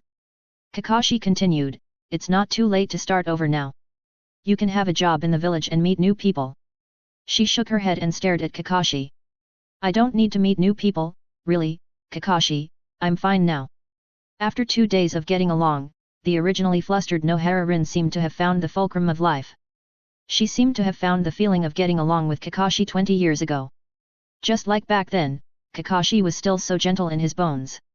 So she was no longer restrained when she spoke, and expressed her feelings boldly and passionately.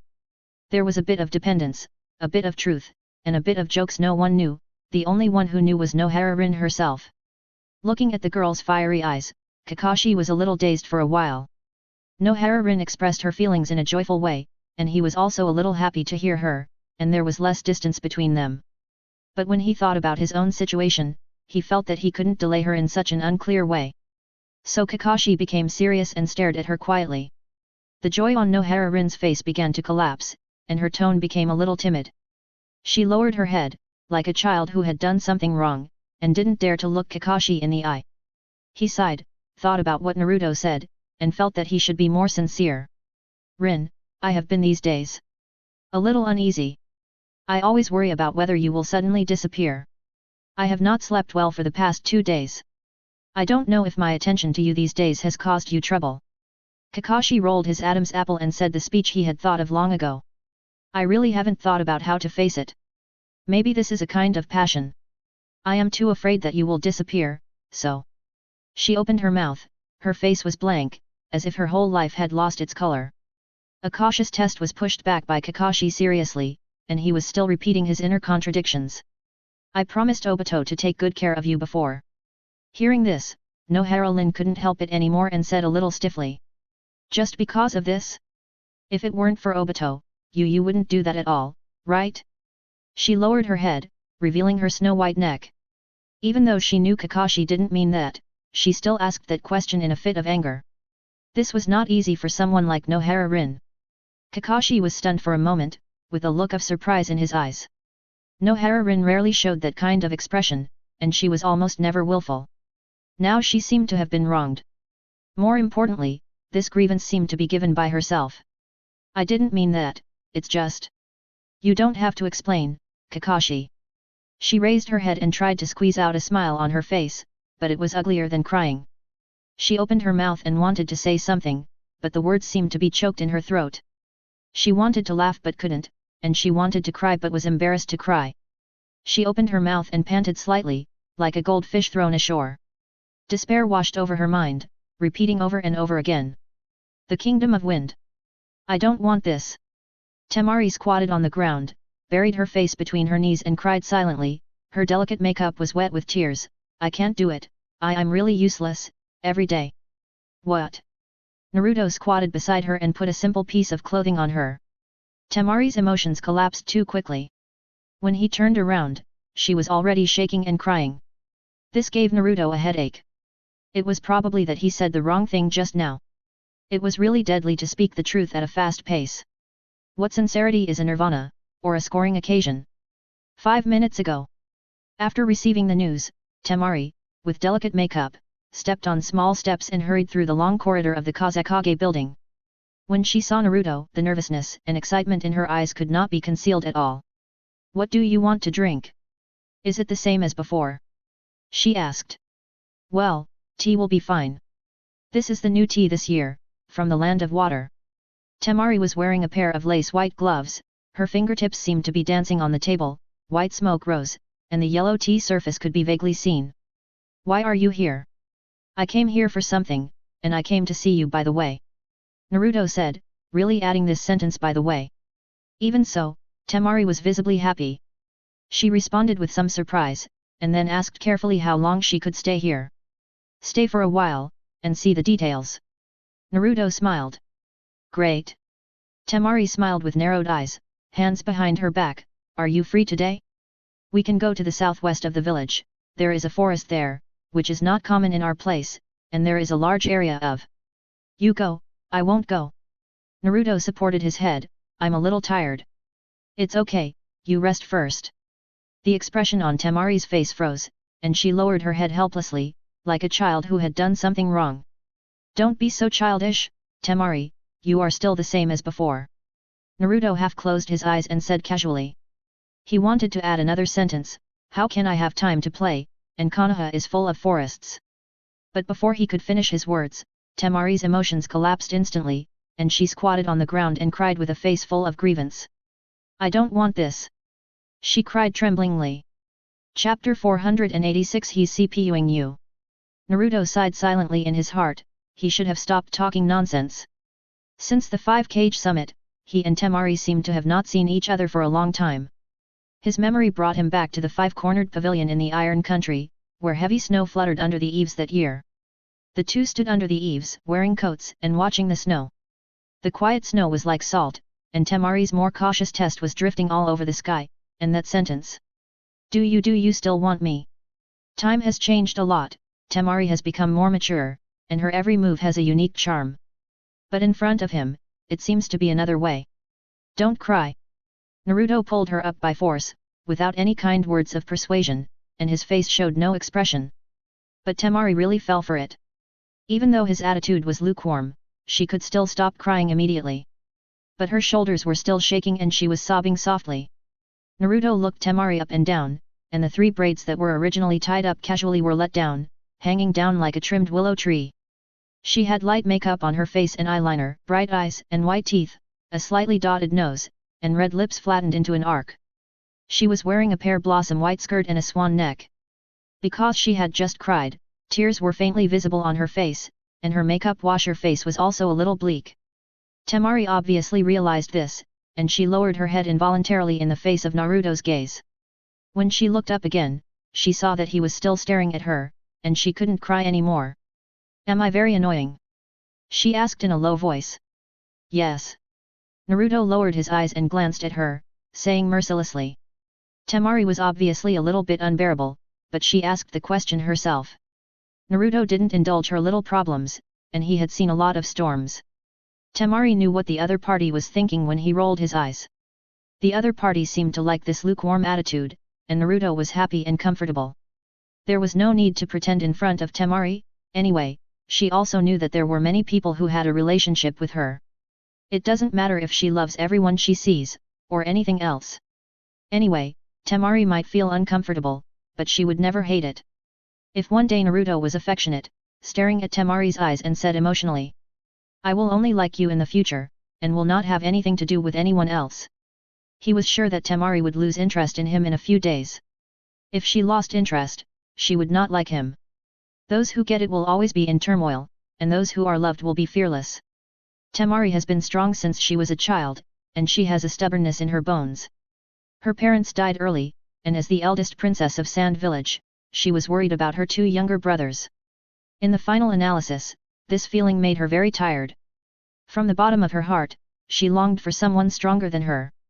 But such a person did not appear during her growth, and her only father was killed by Orochimaru. On the one hand, she longed for it, and on the other hand, she did not want to get it. Because she no longer believed in the existence of such a person in her heart, Temari had such a contradictory personality. When Naruto was tough, she would obey silently. When Naruto sent a signal of dispensability to her, she would be worried about gains and losses. Even when saying something, she would accidentally hurt her heart. He could be mean to Temari, even ignore her, or he could be good to Temari and take good care of her. But Naruto can't revolve around Temari, and can't give up everything for Temari. It sounds outrageous, but it's the truth. It's the same old saying, those who can't get it will always be in turmoil, and those who are loved will be fearless. What Temari wants is someone who has a relationship with her, but won't let her get it completely. Naruto can be good to her, can be a jerk to her, or even ignore her. The only point, and the most important point, is absolutely can't be got. He also figured out this rule, so getting along with Temari is unusually easy. As long as you get the right degree, with the Tsunagakure princess serving by your side, this feeling is really great. I just miss you a little. We haven't seen each other for a long time. Temari said a little aggrievedly, you never thought of me, and never came to see me. How do you know I didn't look for you?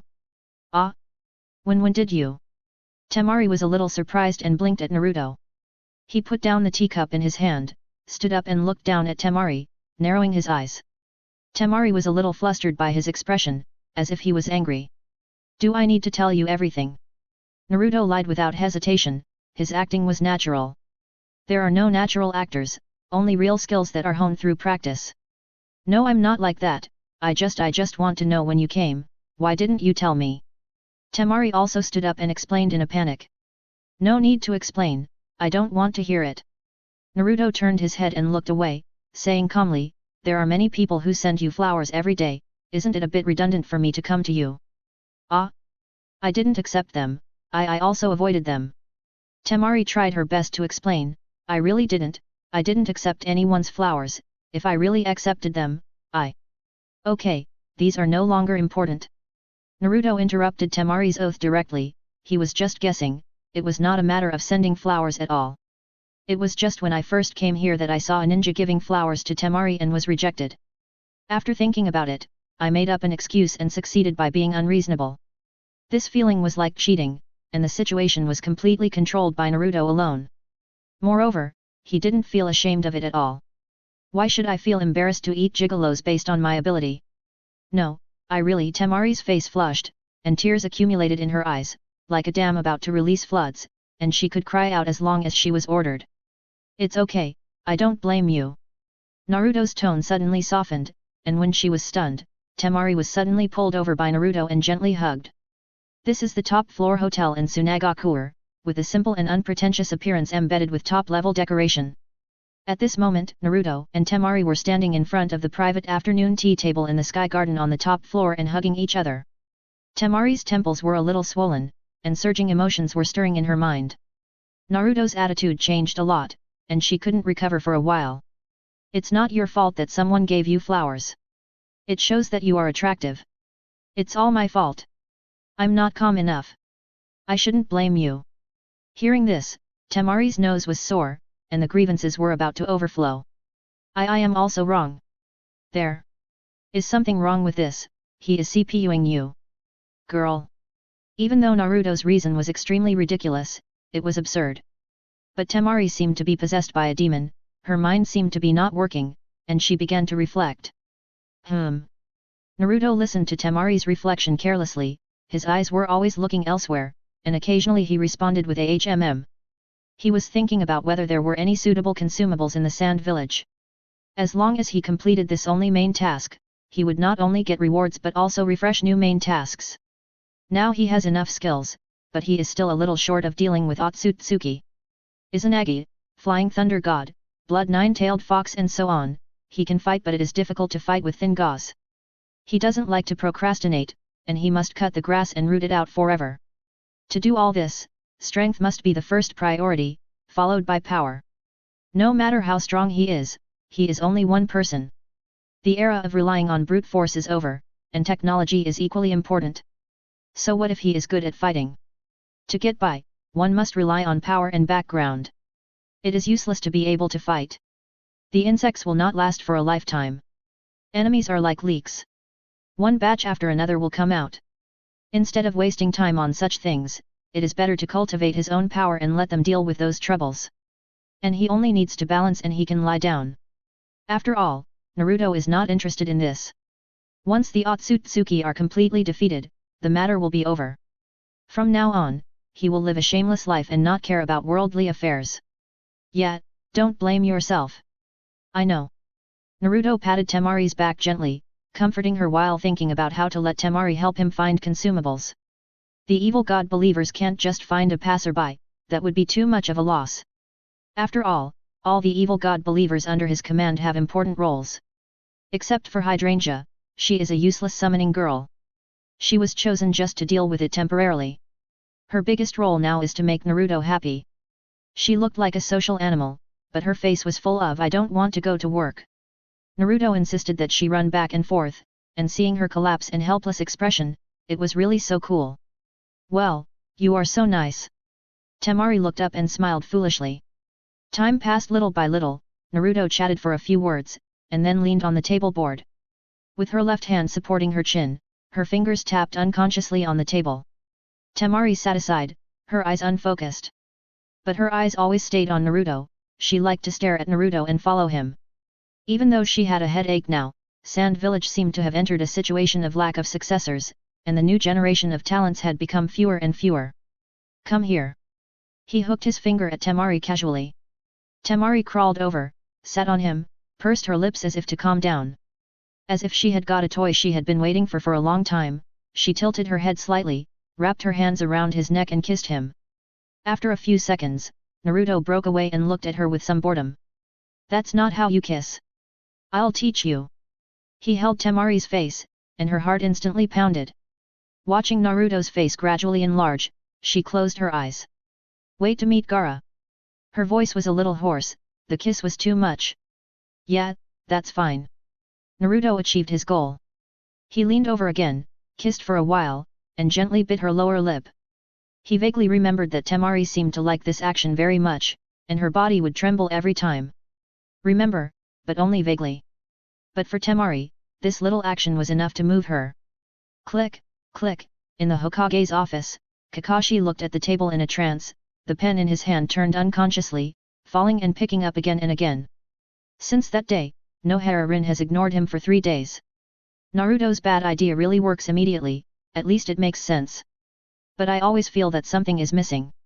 Is this what I want? Kakashi's mind is a little confused, he shouldn't think about these things. He obviously didn't want Nohara-rin to rely on him at the beginning, but he just took advantage of the opportunity. Although it sounds a bit twisted, he really thinks so. He doesn't have such thoughts about Nohara-rin, it's not that it's impossible, but he doesn't have the mind to think so much in this situation. For him, Nohara Rin is the salvation of the nightmare. The regret that has been unforgettable for 20 years has suddenly been solved, and this feeling is very wonderful. At least for Kakashi, he just wants to protect Rin now and doesn't want her to get hurt at all. But in the eyes of others, he is too meticulous to Rin. Don't say that others will think wrongly. As the person involved, Nohara Rin can't help but feel it. When people are extremely helpless, they will grab any life-saving straw at all costs. Nohara Rin was no exception, but when she looked around in panic, she found that what Kakashi handed over was not a life-saving straw but a space elevator. Well, who can stand it? After sleeping for 20 years and coming back to life, Nohara Rin thought that she would be isolated, weak and pitiful at the beginning. Her companions, relatives, and enemies were all silent in the past, leaving her with only a blank 20 years and a pale future. But who would have thought that her former academic companion would directly become a Hokage and openly give her the green light? Not only all kinds of protection, but even details such as clothes and socks were taken into consideration. Let alone Nohara Rin, who lacks a sense of security now, even a grown man would be confused. But the key is that Kakashi knows, but he doesn't want to avoid suspicion and do nothing. He wants to explain it clearly, in Naruto's words, to tell the truth. But why explain? Kakashi's excuse is that he hasn't thought it through, and he doesn't have that kind of idea, and he doesn't want Nohara Rin to misunderstand and get hurt. But Kakashi clearly knows that Nohara Rin has a generous personality. If she finds out that she has misunderstood Kakashi, she will also smile brightly and say sorry. Shikamaru looked up and glanced at Kakashi suspiciously. Kakashi has been absent-minded since 3 days ago. It's been the third day, and the documents on the desk are almost piled up like a mountain.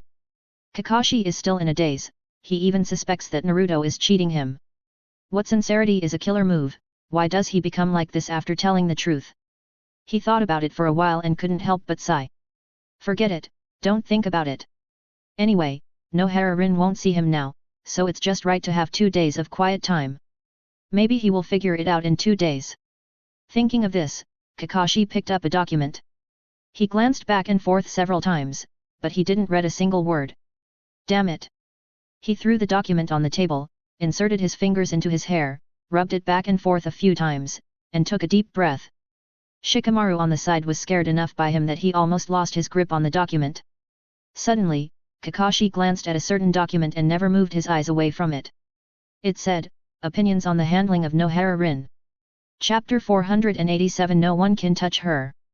Kakashi picked up the document and looked at it several times. After putting it down, an incredible expression appeared on his face. His eyes were empty for 2 seconds, and suddenly he smiled. The top leaders of Konoha are still the same top leaders, and they have never changed. Most of the time, the forces of the several parties in the village are balanced.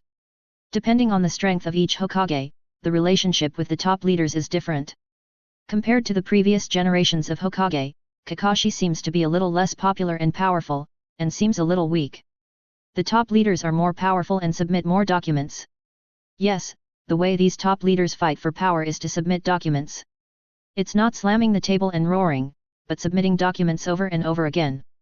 No matter whether it is important or not, they submit them all at once, and submit them together, which directly fills up the workload of the Hokage. Those people just look at people and serve them according to their needs. They didn't dare to do this when the third generation was in power. When the fifth generation came to power, he ignored them at all. As long as the workload is heavy, no matter whether it is important or not, it will be put aside. Wait, you perfunctory me, I perfunctory you. After many times, those top leaders rarely do anything weird. There is no way, the fifth generation has a good background, and he has countless supporters with a wave of his hand. Fighting her would be a lose-lose situation, and the facts have proved that this is true. Tsunade took the initiative to resign and took the remaining old guys of Konoha F4 away. Leaving a mess behind, they left in style. Kakashi seemed weaker and gentler. This gave them a reason to take action. They had been testing him before, and now they finally seized the opportunity. As Naruto expected, the people of the Fire Country couldn't bear to see Kakashi continue to be so successful, and they wanted Konoha to be used by them.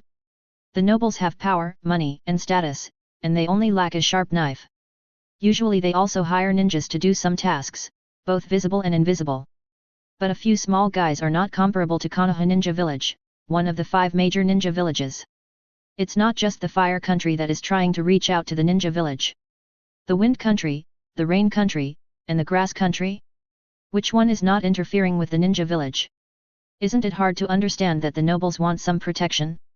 How can they expand further without controlling the ninja village? To a certain extent, ninjas not only help the nobles maintain their rule, but also hinder them from further completing their rule. The Kingdom of Wind. Since those nobles have put their hands on your faces, why don't you fight back?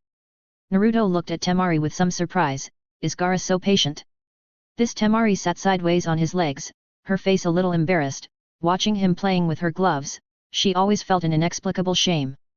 Many high-level officials in Tsunagakure were bribed by nobles. Bribed? She said hesitantly. Bribed? Spending money. It can be said that ninjas also need to live, although Tsunagakure is also one of the 5 major ninja villages. Temari's voice trembled slightly, and her eyes followed his hand. But the village's financial situation is not very good. Although the ninjas are rich, they are not very rich. Ordinary ninjas can still be satisfied, but those high-level people may not be. The nobles in the capital of the Wind Country have interests with the village's high-level people. No one cares? What does Gaara think? Naruto frowned. He didn't care much about the private affairs between these nobles. There is nothing new under the sun. Looking at the history of mankind, there is nothing strange. Before the emergence of the ninja system, the nobles controlled the city-states to train the army to attack cities and conquer territories. Everyone had 2 arms and 1 head. Once the blade was bright and the arrow was fired, all beings were equal in the face of life and death. But after the emergence of ninjas, people magically discovered that ninjas have deviated from the standard of mortals. Flying in the sky and hiding in the ground, spitting fire from their mouths, almost all kinds of magical powers are displayed. Cold weapons cannot cause effective damage to ninjas. What's even more amazing is that some ninjas are close to invincibility and will never die. There is a huge gap between life and death. Ordinary people fell into it, but ninjas jumped over it easily. So, there was a war later. Ninjas participated in large numbers, fighting frequently for land, population, and resources. Ninjas intensified the internal circulation and indirectly became a tool for the nobles to maintain their rule. Until the appearance of that man, peace temporarily appeared in the ninja world. It can be said that if the sky did not give birth to Hashirama Senju, there would be no long night in the ninja world.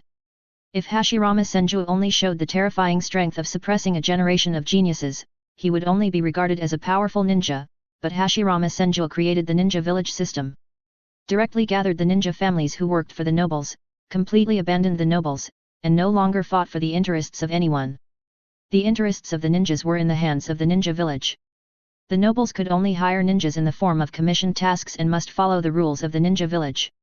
Whether it is the content of the task, the commission, the dignity, all the rights and interests of the ninja are protected by the village, and an organization similar to the ninja guild was established.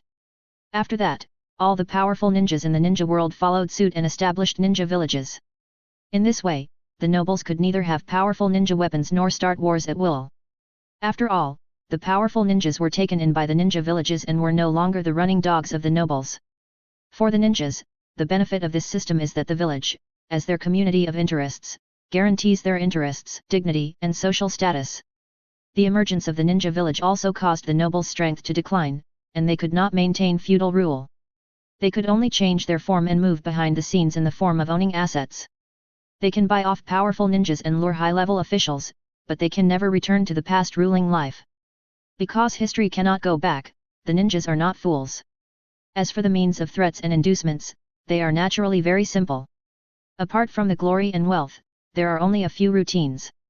Very good, obedient, reward you to appear in the silver party. You. No party allowed. That's really troublesome.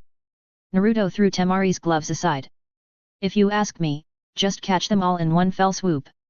Anyway, those nobles are so active. Find an excuse to make some money, collect the nobles' money, or maybe find some handle to make them play bigger before closing the net. Gaara seems to have an idea, but he just doesn't want to tell us. Temari's whole body was tense, her eyes turned slightly, and her expression was a little unnatural.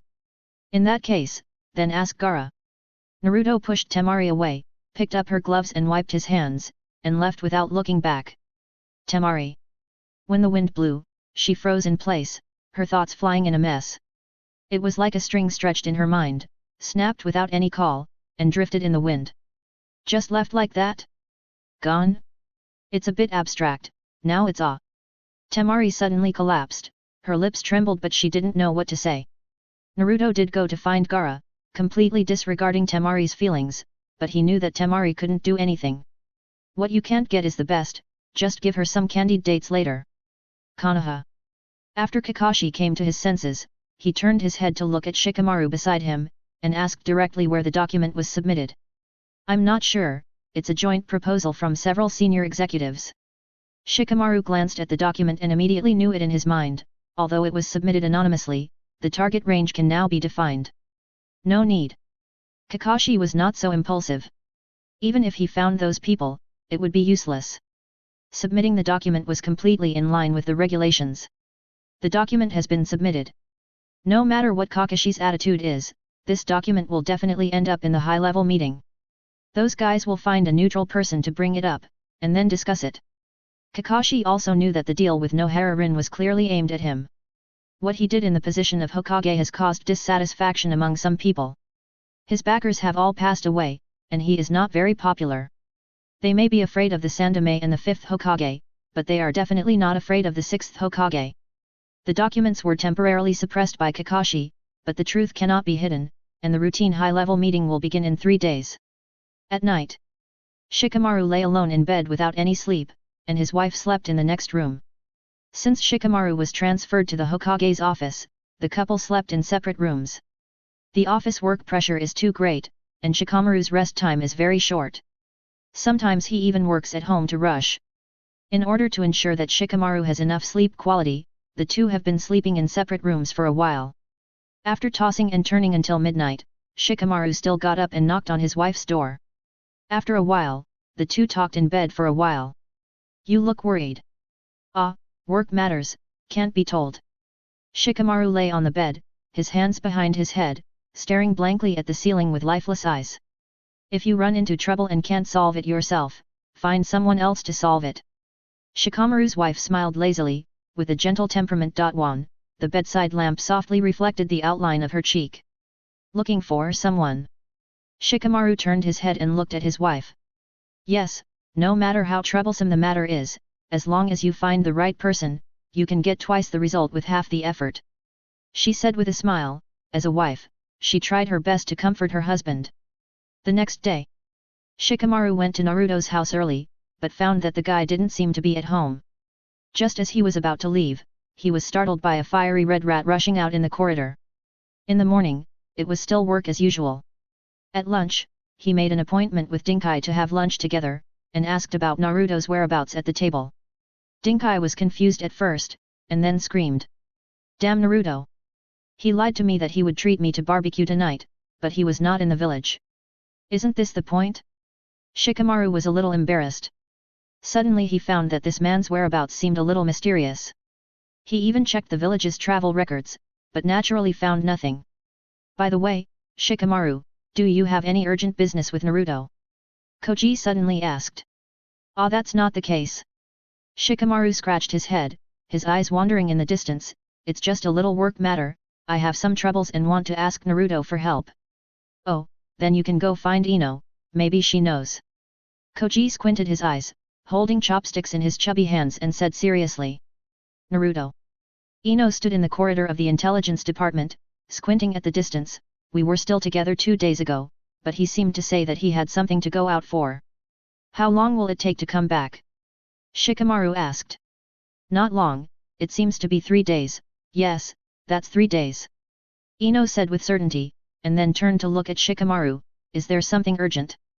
Shikamaru hesitated for a while, and finally nodded. Well, it's very important, related to work, but more important than my work. What a joke, Kakashi's face was so gloomy these 2 days that water could drip out. Shikamaru was watching from the side, trembling with fear. How could it not be important? It was urgent, okay? He was still as smart as ever. Even though Shikamaru was always taciturn in the Hokage's office, it didn't mean that he had stopped thinking. From the sudden appearance of Nohara-rin to now, all the identity files were handled by him. Shikamaru knew very well what Nohara-rin meant to Kakashi, and he had read the file a long time ago. At that time, he didn't say anything but submitted it silently, just to see Kakashi's reaction. After all, people in the workplace, as subordinates, can't make decisions on their own. Now he doesn't even need to guess what Kakashi is going to do. His face has been gloomy for 2 days. If he doesn't find someone to persuade him, he will probably slam the table with those adults at tomorrow's high-level meeting. Kakashi has a gentle personality, but it doesn't mean he has no temper. Shikamaru was keenly aware of this, and also saw that Kakashi seemed to have some conflicts with Nohara-rin recently. As a man, he knows very well what kind of chemical reaction will be formed when all these troublesome things pile up together. If things go wrong, the Hokage will have to be replaced. Kakashi naturally doesn't care about the position of a Hokage.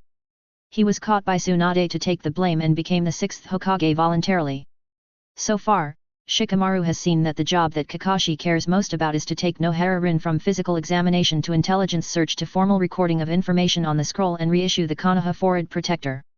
Now the top management wants to suggest dealing with Nohara-rin, and the reason is just because of unknown origin. Shikamaru is in a big headache. He and the 6th Hokage will rise and fall together. It's not that he cares about the position of secretary in the Hokage's office, but because of his sense of responsibility, he wants to do everything related to him well. Well, if that's the case, if it doesn't work, you can go and ask Hinata again. Ino hesitated for a long time, and suddenly said this. Hinata. Shikamaru was stunned, obviously didn't expect her to say that. Yet. That guy may not be telling me the truth. Ino raised her fist and said with gritted teeth, he may have another story in Hinata's story. You may be able to figure it out if you ask him. Ah, this Shikamaru was a little confused. For a moment, he didn't know what to say. This is really Naruto. Chapter 488 No one knows high-level meetings better than Naruto. After hesitating for 2 seconds, Shikamaru gave up thinking. Forget it, the big things are important. Kakashi was obviously not in a good state. He didn't talk much in the past 2 days. Shikamaru was afraid that his boss would fight with those people at tomorrow's high-level meeting. He was just a subordinate who just wanted to complete the work. It was too difficult. Even so, Shikamaru still agreed with what his wife said. The more difficult the matter, the more he had to find the right person. In his eyes, it was troublesome, but Naruto might not think so. In other words, this matter was a trouble for him, but it might not be for Naruto. Hinata. Hinata looked at Shikamaru who came to visit, a little surprised. Naruto. Yes. Isn't he in the village? He met me 3 days ago, so he should. Hinata looked confused. He said he has something to do and will take a break for 2 days. He will come to me for dinner in 2 days. Hearing this, Shikamaru's face twitched. Is what happened? Hinata looked at him with a worried face. Some work matters, just asking Naruto for help. Shikamaru stood up and bowed, in that case, I'll leave first. Yes. Hinata also stood up and bowed slightly in return. After leaving the Hyuga gate, Shikamaru looked up at the sky. The lunch break was about to end. It was too late to find someone now. There was still work in the afternoon. There was only 1 night left. If Naruto didn't show up, he could only try to find Sakura. After all, they were all Kakashi's students, so Sakura should be able to do it. At night, Shikamaru got off work a little nervously. He looked back and saw that Kakashi was still sitting in his seat. The light from the windowsill was blocked by the curtain, and the light in the office was dim. Teacher Kakashi? Shikamaru asked in a voice that was awkward. Today's work is done, then I will go back first, you.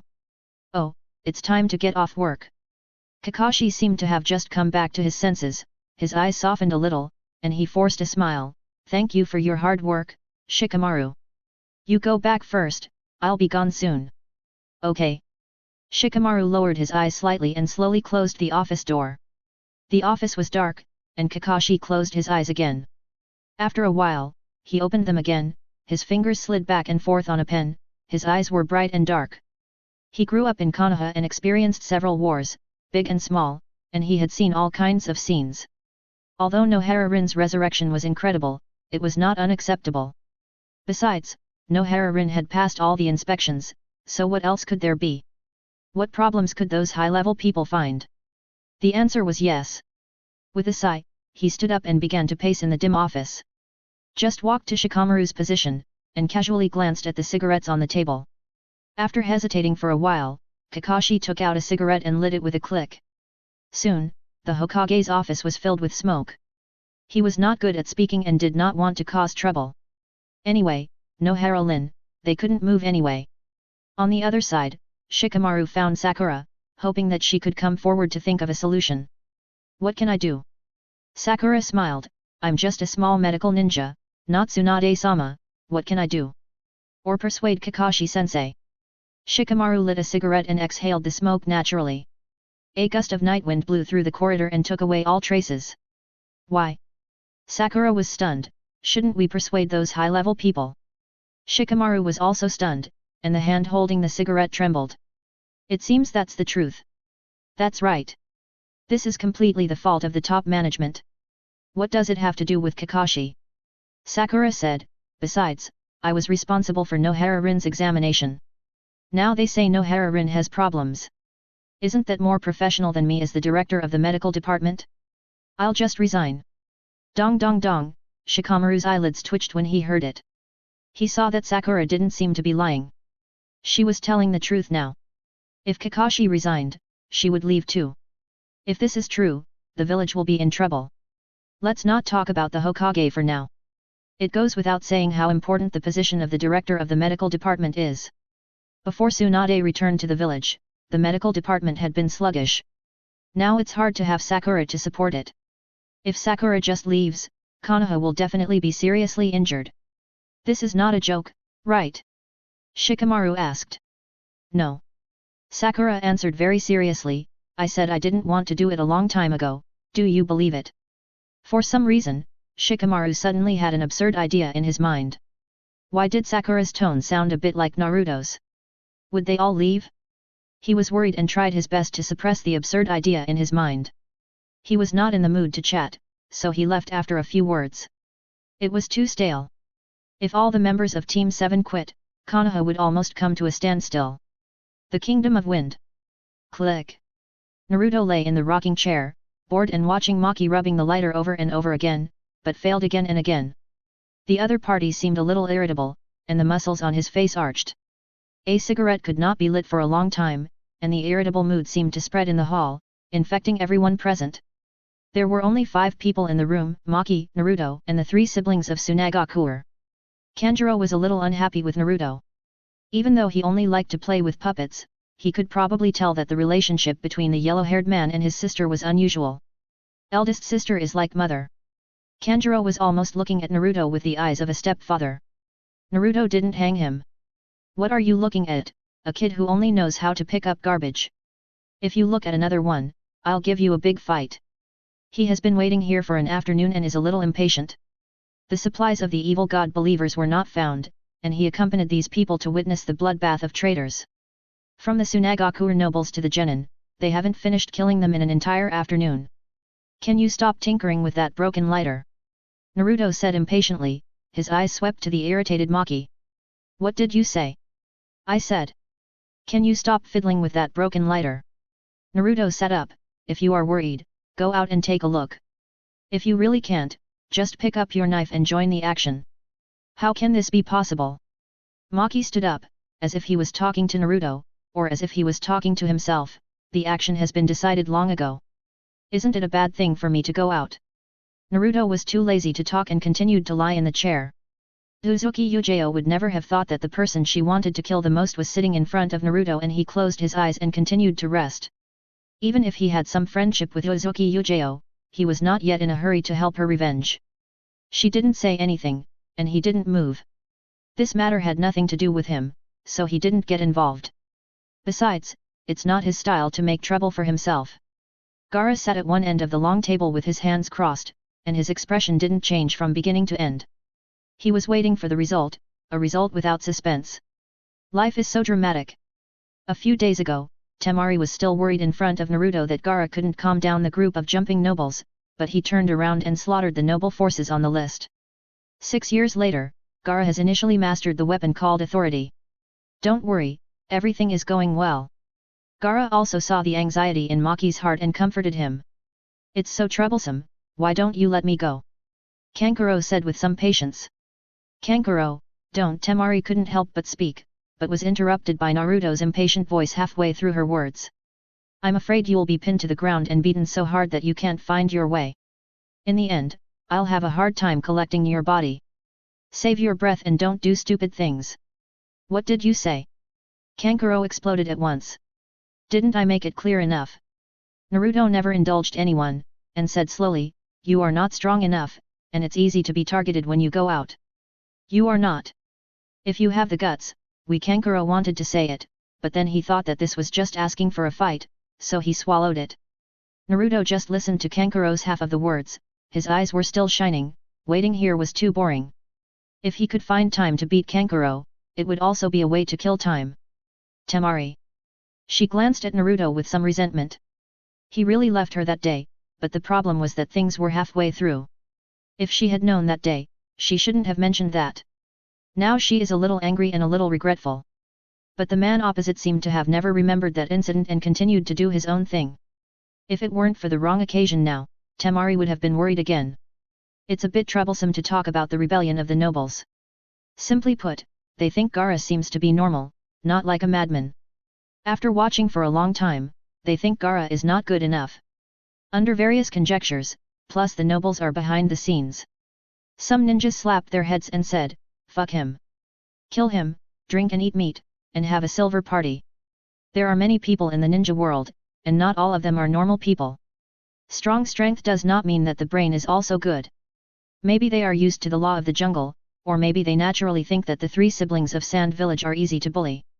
In short, the biggest rebellion in the history of Sand Village began. At first, only 1 or 2 people took to the streets, and then more and more ninjas controlled the main roads in the village, and the crowd approached the Kazekage building like ants. Originally, if only the ninjas from the Wind Country participated in the action, it would be just a rebellion. Later, no one knew which noble of the Wind Country had a brain injury and asked the wandering ninjas for help. Now, the nature has completely changed. At the beginning, the group was very excited and rushed directly to the vicinity of the Wind Shadow building. They had already thought about what wine to drink and what flowers to admire at the celebration banquet. With a bang, more ninjas suddenly appeared from all directions, and a string of torches lit up the Sand Village. The flames burned half of the village red, and the group was dumbfounded. Then there was a fight. At the beginning, they were evenly matched, but after a long time, the noble coalition army could not do it. They rushed too fast and too smoothly, and the battle line was too long, and they were forcibly divided. At this point, the small group of nobles who were looking for death had also reached their limit, and failure was only a matter of time. Originally, the sky was just a rebellion, but now it had to be added with treason. Everything was in order and arranged clearly. It was precisely because of this that the scene just happened. Naruto was getting bored waiting and was ready to leave after watching this scene. Gaara had already promised to help him find a suitable candidate. Of course, he didn't tell the truth. The consumables of the evil god believers were too ugly. How about polishing it a little and crowning it as the light of the young seedlings of the Alliance country? This opening was much more pleasing to the ear. Gaara thought he came on behalf of the 6th Hokage Kakashi, so he nodded directly. It's just that he has to wait for him to deal with a small matter, and then he will give him a specific answer. And Naruto stayed here, firstly because he wanted to return the favor, and secondly because he couldn't stand Temari's tearful pleading. Thinking that since he was here, he might as well sit for a while. Although I knew that Gaara was sure to win and there would be no accidents at all, I didn't expect it to be so boring.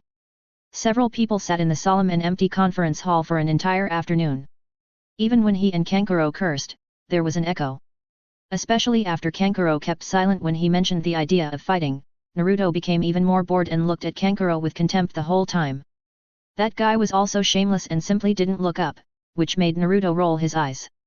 Naruto returned to Konoha in the middle of the night using the Yellow Spring Gate. In the past 7 or 8 days, he even took time to go back to Konoha to go shopping with Ino and have dinner with Hinata.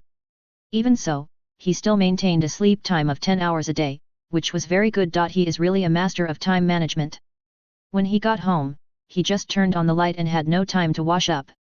He yawned and was about to look for something to eat in the refrigerator, but was suddenly startled by a rapid knock on the door. Who would knock on the door at this time in the middle of the night? He opened the door and saw Shikamaru's bloodshot eyes, and took a step back. Shikamaru? What's wrong with you? Naruto, you are finally back. Shikamaru exhaled, and the whole person was a little crazy. I've been looking for you so hard. On the sofa. When Shikamaru finished explaining the cause and effect, Naruto was a little stunned, thinking it was something important. But that's it? Well, maybe he just watched a rebellion drama, and he was a little tired of the high-level scolding that was going to happen tomorrow. In contrast, it was too mild, just like a child playing house. Wouldn't it be better to let Kakashi fight back? He said. Shikamaru, how can it be that simple? What else?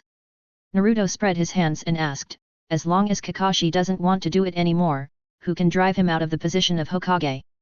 But Kakashi doesn't think so. He seems to be a little. Shikamaru stopped talking halfway. Then the problem is probably with Nohara-rin. Just tell her the whole story. Naruto gave a straightforward suggestion, it's more useful to find her than to find me. Kakashi hates me the most. Okay. Although Shikamaru thought about it in his heart, he didn't dare to do it. Then will you go and tell her? Okay. Naruto knew that if he didn't let go, the guy in front of him would not leave. What about tomorrow's high-level meeting? Even if I go to inform Nohara-rin, I still won't make it in time. Shikamaru frowned and said worriedly. High-level meeting? Naruto yawned, forget it, I'll make one more trip tomorrow. I'm really impressed. Why do you have to find me for such a thing? Hearing this, Shikamaru smiled. Then make your own arrangements. It's getting late. I'll go back first. Shikamaru was relieved that he could sleep well at night. Sure enough, the right person should be found to do the tricky things. No one knows how to deal with those high-level people better than Naruto. Chapter 489 Windpipes from Afar. The next day, the high-level meeting came as scheduled. Naruto forced his way in. When he met someone who stopped him, he pushed him away. Don't touch me. I'm the patriarch of the Uzumaki clan and I'm qualified to attend the high-level meeting. I didn't notify you. What are you doing here? Someone was angry. Yes, no one notified me. Naruto turned his head to look at the man, and suddenly a smile appeared on his face. That was your work mistake. What does it have to do with me? Get out. The man looked a little unfamiliar. Okay, if you let me out, I will appear at your door tonight. Naruto didn't know this guy, so he directly increased his strength and continued to talk while staring at him. If you don't believe me, you can try it. Are you threatening me? Yeah, what's wrong? Naruto lowered his eyes and stared at him, blocking the door with his body, preventing everyone from entering or leaving. What do you want to say? Go file a complaint against me. If it weren't for Kakashi's face, I would burn your house tonight, believe it or not. Then, he looked around and roared with full of hostility. What are you looking at? If it's difficult, don't do it. If you don't let me participate, let's hold the high-level meeting next time. Hearing this, the man who was arrogant just now stopped talking. The rude ones are afraid of the arrogant ones, and the arrogant ones are afraid of not wanting to die. The other party has no ties, and he will really do it if he says he will do it. Besides, he also knows that Naruto has a circle of buffs stacked on him. Even if Naruto retaliates against him, he can't do anything to that guy even if he has evidence. The background is too strong, and it can crush people to death. Naruto curved his lips, walked in openly, and deliberately bumped the man's shoulder. A kind person is bullied by a dog. Without this identity, he would still be a rogue. This group of people always can't figure out who is the big king and who is the small king. It is they who need him, not him who needs this village. To be honest, he doesn't need to stay in Konoha. The sea is wide and the sky is wide, and there are beautiful women everywhere. The last relationship that keeps him is just the few close people around him. In the empty conference room, with large floor-to-ceiling windows against the light, all the senior executives sit at a long wooden table.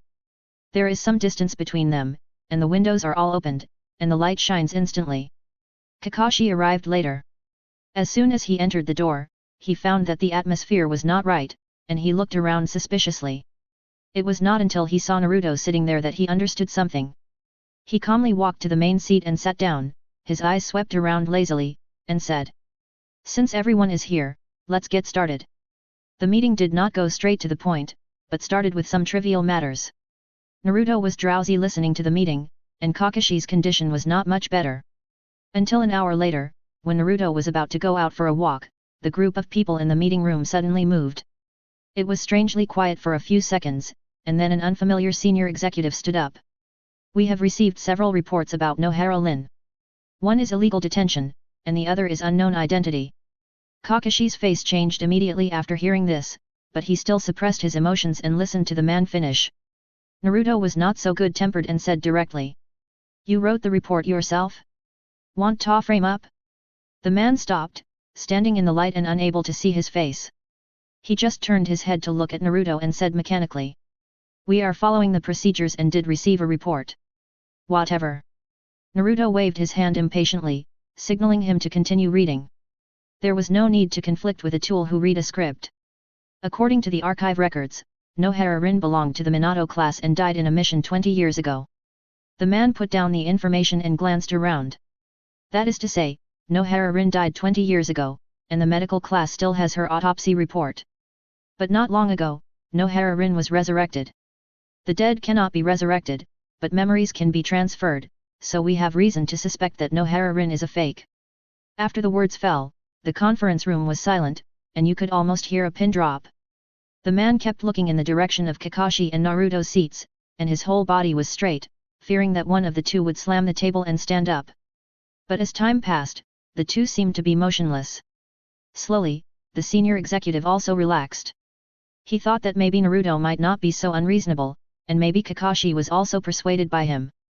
After all, the Hokage must take the interests of the village as the most important thing, and this information is genuine. He asked someone to look through the autopsy report after several days of hard work, which was too difficult. The silence did not last too long. Kakashi was about to speak, but Naruto slammed the table first. Bang! Almost everyone's eyes looked at Naruto's position, and Kakashi turned his head away. He probably knew why Naruto forced himself to participate in the high-level meeting. If you say it's fake, it's fake. How can you be so sure that the dead can't be resurrected? That's the fact, an obvious thing. Then I think you have been dead for a long time, and you are pretending to be here now. Naruto said slowly, picking on the loopholes in the other party's words. At least I don't have a death record, don't distort the facts. Who is distorting the facts? You. You are distorting the facts. Who asked you to produce this autopsy report? Who are you trying to disgust? Naruto is a good mouth-to-mouth, and he can lead people into a trap by following the topic. The man was about to speak, but his mind suddenly shocked and stopped, thinking to himself that it seemed that. He looked in the direction of Naruto and found that he swallowed his words when he saw that he was about to speak, with a look of regret on his face. The man felt a chill in his heart, thinking that this Uzumaki Naruto was really disgusting. He said one after another, and if he really said it, he would be doomed. How to say this kind of thing? Nohara-rin is the eldest disciple of the 4th generation, and the whole class died for the village, leaving only Kakashi. What about Kakashi? The important friends and relatives around him died, leaving only him alone. Now, in order to prove that Nohara-rin cannot be resurrected, he must be a fake, and then he dug out Nohara-rin's autopsy report from 20 years ago. This is a bit crazy. Konoha always talks about the will of fire, and the predecessors burned themselves to become spring mud to protect the flowers. Now the person has been dead for 20 years, and he died for the village, and he turned around and dug out the autopsy report. What Naruto said is absolutely right, who are you disgusting? What you mean? The man was speechless, what else could he say? Finally, another senior executive stood up, with a beard, staring at Naruto with a righteous face. Naruto glanced at him and didn't recognize him. Nohara-rin's matter is indeed weird, and we can't just cover it up so hastily. Doing so is irresponsible to the village, and we still have to be cautious. What do you want?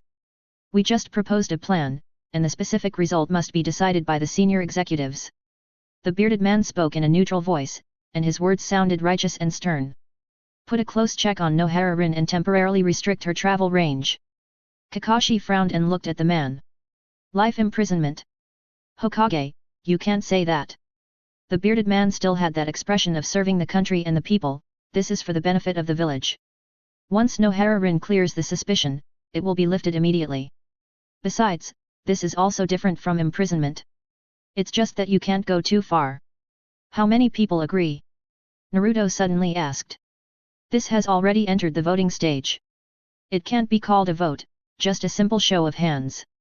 There are not many people sitting here, and the tribe leaders of Inoshikajo didn't come. Hinata Niji did come, sitting in the middle seat without saying a word, and didn't respond when his hand was raised. It seems that he just came to go through the motions and didn't care about the drama of that group of people at all. As a result, the result of the show of hands on the scene was almost overwhelming. In addition to those who stood on the side of the Hokage, there were some neutral people who gave up the vote, and the rest of the people all raised their hands to express their approval. The result came out, but Kakashi strangely stopped talking, and even Naruto was strangely silent. The bearded man was a little proud at first, but the silence lasted too long and he felt uneasy again. The entire high-level meeting seemed to be stuck there, like a frozen river on an ice field. There was no sound, only the biting cold wind blew, and everyone was silent. A bad feeling, the premonition, came to his mind, and the bearded man's eyelids twitched. Sure enough, the door of the conference room was pushed open. Just like 6 years ago, Tsunade pushed open the door, and the dazzling sunlight outside the door mercilessly pierced in. Now it was Sakura's turn, but she was not here to make trouble. With a bang, she threw 2 files on the table very casually. Here is one of Nohara-rin's physical examination reports, which I did myself. When Sakura said this, she deliberately paused and observed the expressions of the senior executives. Most people's expressions did not change much, and they were still indifferent and calm, like paper dolls. I guarantee with my career that Nohara-rin's body has absolutely no problems, and her body has not been replaced. She said, pointing to another file. The other one is my resignation report. Only one report can be taken back by me today. If you think that I, the director of the medical department, am cheating, I will quit. Please choose someone else. If you want to compromise, then I only have one thing to say. I can't do it anymore. The high-level meeting room fell silent again. Sakura's words were like a heavy hammer, forcing everyone to have no way out. Originally, they wanted to use Nohara-rin's matter to suppress Kakashi, but they didn't expect to involve more troubles.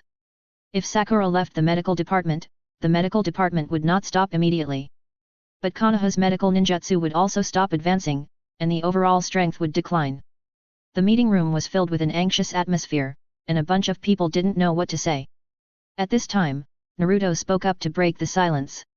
I brought the person back. Since you think Nohara-rin has a problem, then I must have a problem too. I don't want the title of the head of the Uzumaki clan, by the way. Konoha has no tailed beast Jinchuriki. Maybe there was in the past, but now there is no more. Do you understand what I mean? In the future, there will only be Uzumaki Naruto, no 9 tails Jinchuriki.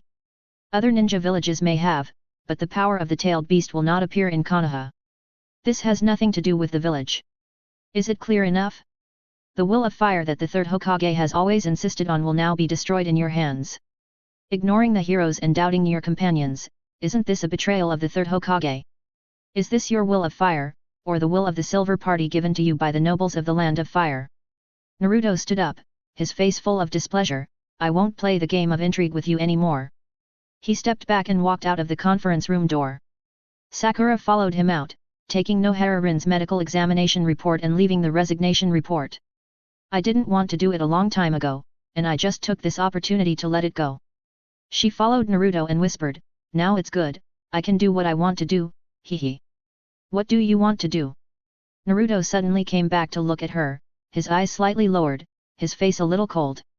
Sakura had long been accustomed to his expression, knowing that he was talking to her while thinking about something, and there was no emotion, just a simple question. A lot. She smiled cunningly.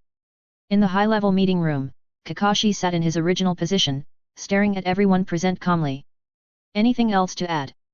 He was too calm as an outsider, and didn't seem to care about Nohara-rin. He was just performing the work obligations of the Hokage and asking for the opinions of the people present. Well, no opinion, then the vote just now counts. 6th generation, wait. A senior executive suddenly stood up, scratched his head and said a little stiffly, I think the previous proposal may be a bit biased, how about discussing it again? Okay, discuss it again. Kakashi rubbed his eyebrows. That's probably what happened, Kakashi is probably still in the meeting room. Naruto looked at Nohara-rin across the table and told her everything. He was indeed helping Kakashi, but he didn't think about chasing him to feed him.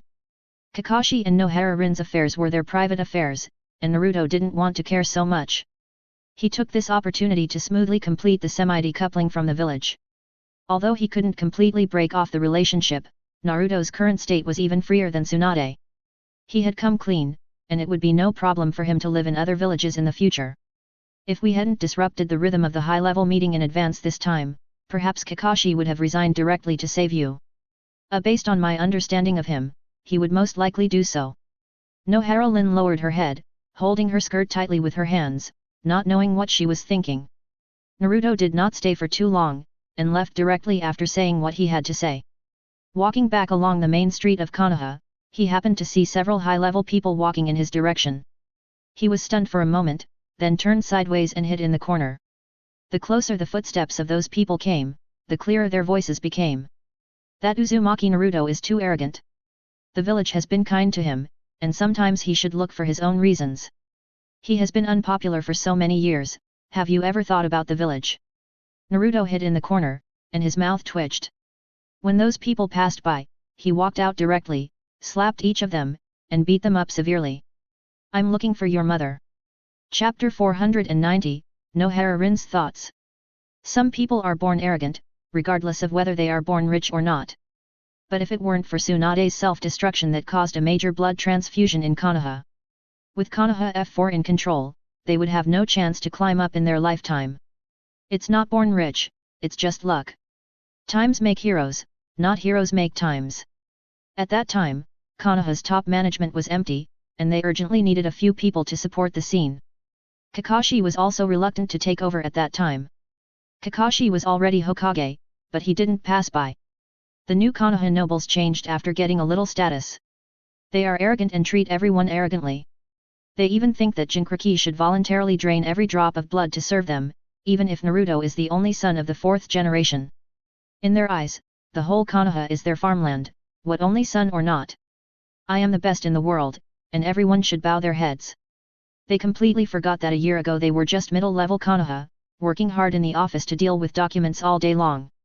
They were exhausted all day long, and they had to take a detour when they saw Naruto. Now, those who are lucky enough to achieve the status of the leap look down on ordinary people. What are they? Ah! What are you doing? Uzumaki Naruto. We will complain about you at the high-level meeting. Go ahead, ugh. I will beat you up every time I see you and break your legs. Naruto gritted his teeth. You are looking for trouble with me, you want to die. Ah! Stop it. Stop it. Stop hitting me in the face.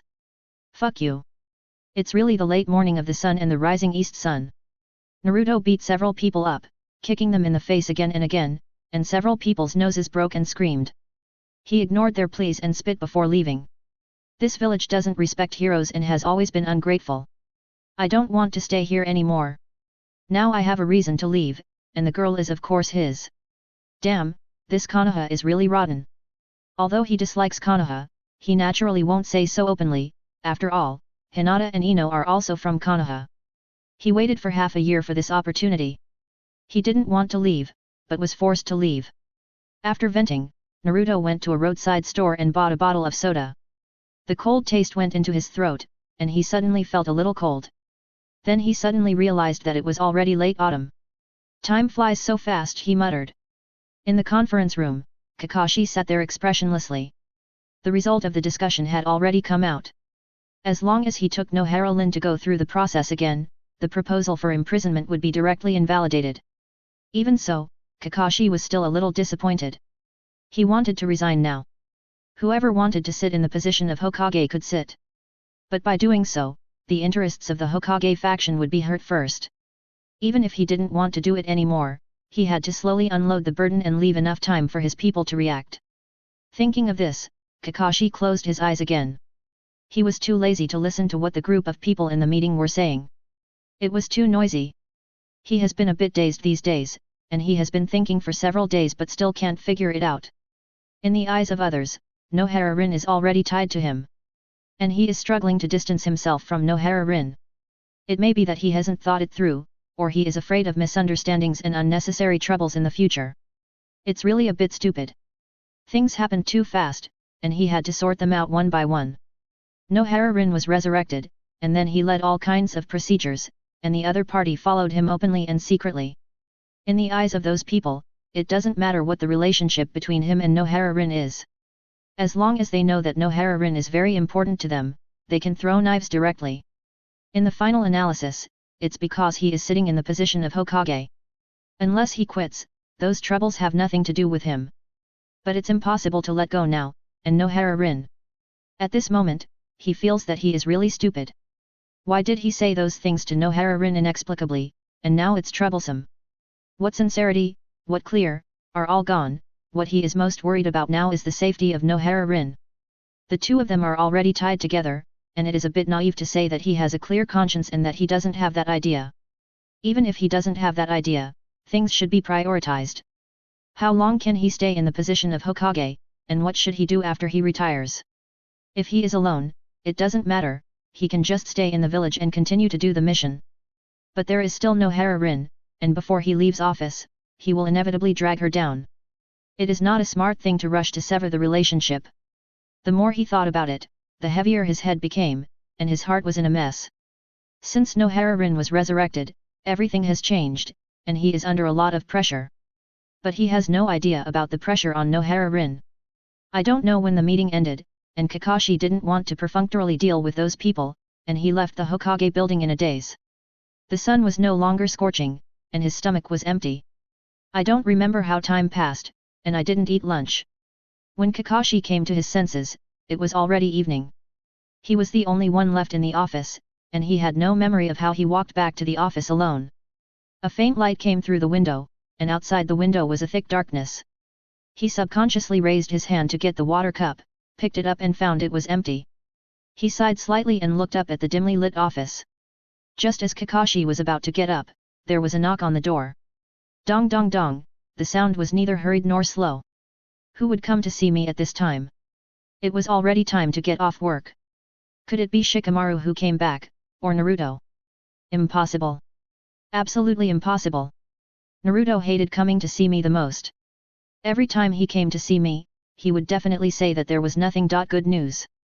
Kakashi muttered quietly, and simply walked forward and opened the office door. The corridor was lit, and Nohara-rin was standing at the door, looking a little nervous. She was holding a big bag in her hand, and the bag shook when the door was opened. Kakashi was stunned and stood in the door frame, a little at a loss. Since he said those words, he never saw Nohara-rin again. Even though he knew she might be angry, Kakashi didn't have the courage to look for her again, but he didn't expect Nohara-rin to come by herself. Why are you here? Kakashi opened the door, let her in, and turned on the lights in the office. Come to see you, I heard from Shikamaru that you didn't eat lunch. Nohara-rin still had a smiling look, as if all the unhappy things before had never happened. She has that kind of personality, gentle to the dust. Like the sunshine that is everywhere, gently dispelling all the visible haze. Even if there is unhappiness, it is all hidden in the deepest part of the heart. Ah, I don't think I ate it. Kakashi scratched his head embarrassedly and said vaguely. I brought you some. I don't know if your taste has changed over the years. Nohara-rin smiled and took the lunchbox out of the bag. Still the same, I know how to eat. Kakashi didn't know what to say. He passively took the lunchbox, opened it and started eating directly. He was indeed hungry, and he was more afraid of embarrassment. Nohara-rin didn't feel embarrassed. She sat there and watched Kakashi eat with a smile. Even if you grow up, you have to eat on time. Yeah, okay. Kakashi was a little embarrassed. What was wrong with the tone of talking to a child? He could only eat with big mouthfuls of rice in embarrassment. Let me wash it. No, you sit down, I'll do it. Nohara-rin grabbed the lunchbox lightly, walked into the lounge next to her, and rinsed the lunchbox with boiling water. Let's go out for a walk later? How about it? She said it casually. Oh, okay. Kakashi was stunned at first, and then hurriedly agreed. Hey, Ino, why do those two look familiar? Naruto sat on the roof and poked Ino who was sitting next to him with his finger, wondering. Oh. Where did you poke? Ino slapped him back and complained. Sorry, I was excited for a moment. Naruto smiled awkwardly, and then shouted again, Look, aren't those Kakashi and Nohara-rin? It's impolite to call Kakashi teacher. Ino rolled her eyes at him, and then looked up. Okay, Kakashi teacher seems to have an affair. He said excitedly. Ino. Be quiet, don't let them hear it. Ino reached out and grabbed his ear, and lowered her body with Naruto, and continued to spy on the roof secretly. Ear. Ear. Stop arguing. I haven't told you about my weak legs last night. I said I don't want to talk about it anymore. Are you going to bring it up? Ino threatened, but she let go of him. No, Aunt. Naruto felt guilty. There are not many people in this village who can control him, and Ino is one of them. Youth is as passionate as a picture. Naruto has been openly partial to her since a long time ago. If Hinata is angry, she can control Naruto, but it's a pity that the girl is too naive and is always easily fooled by the scum Naruto.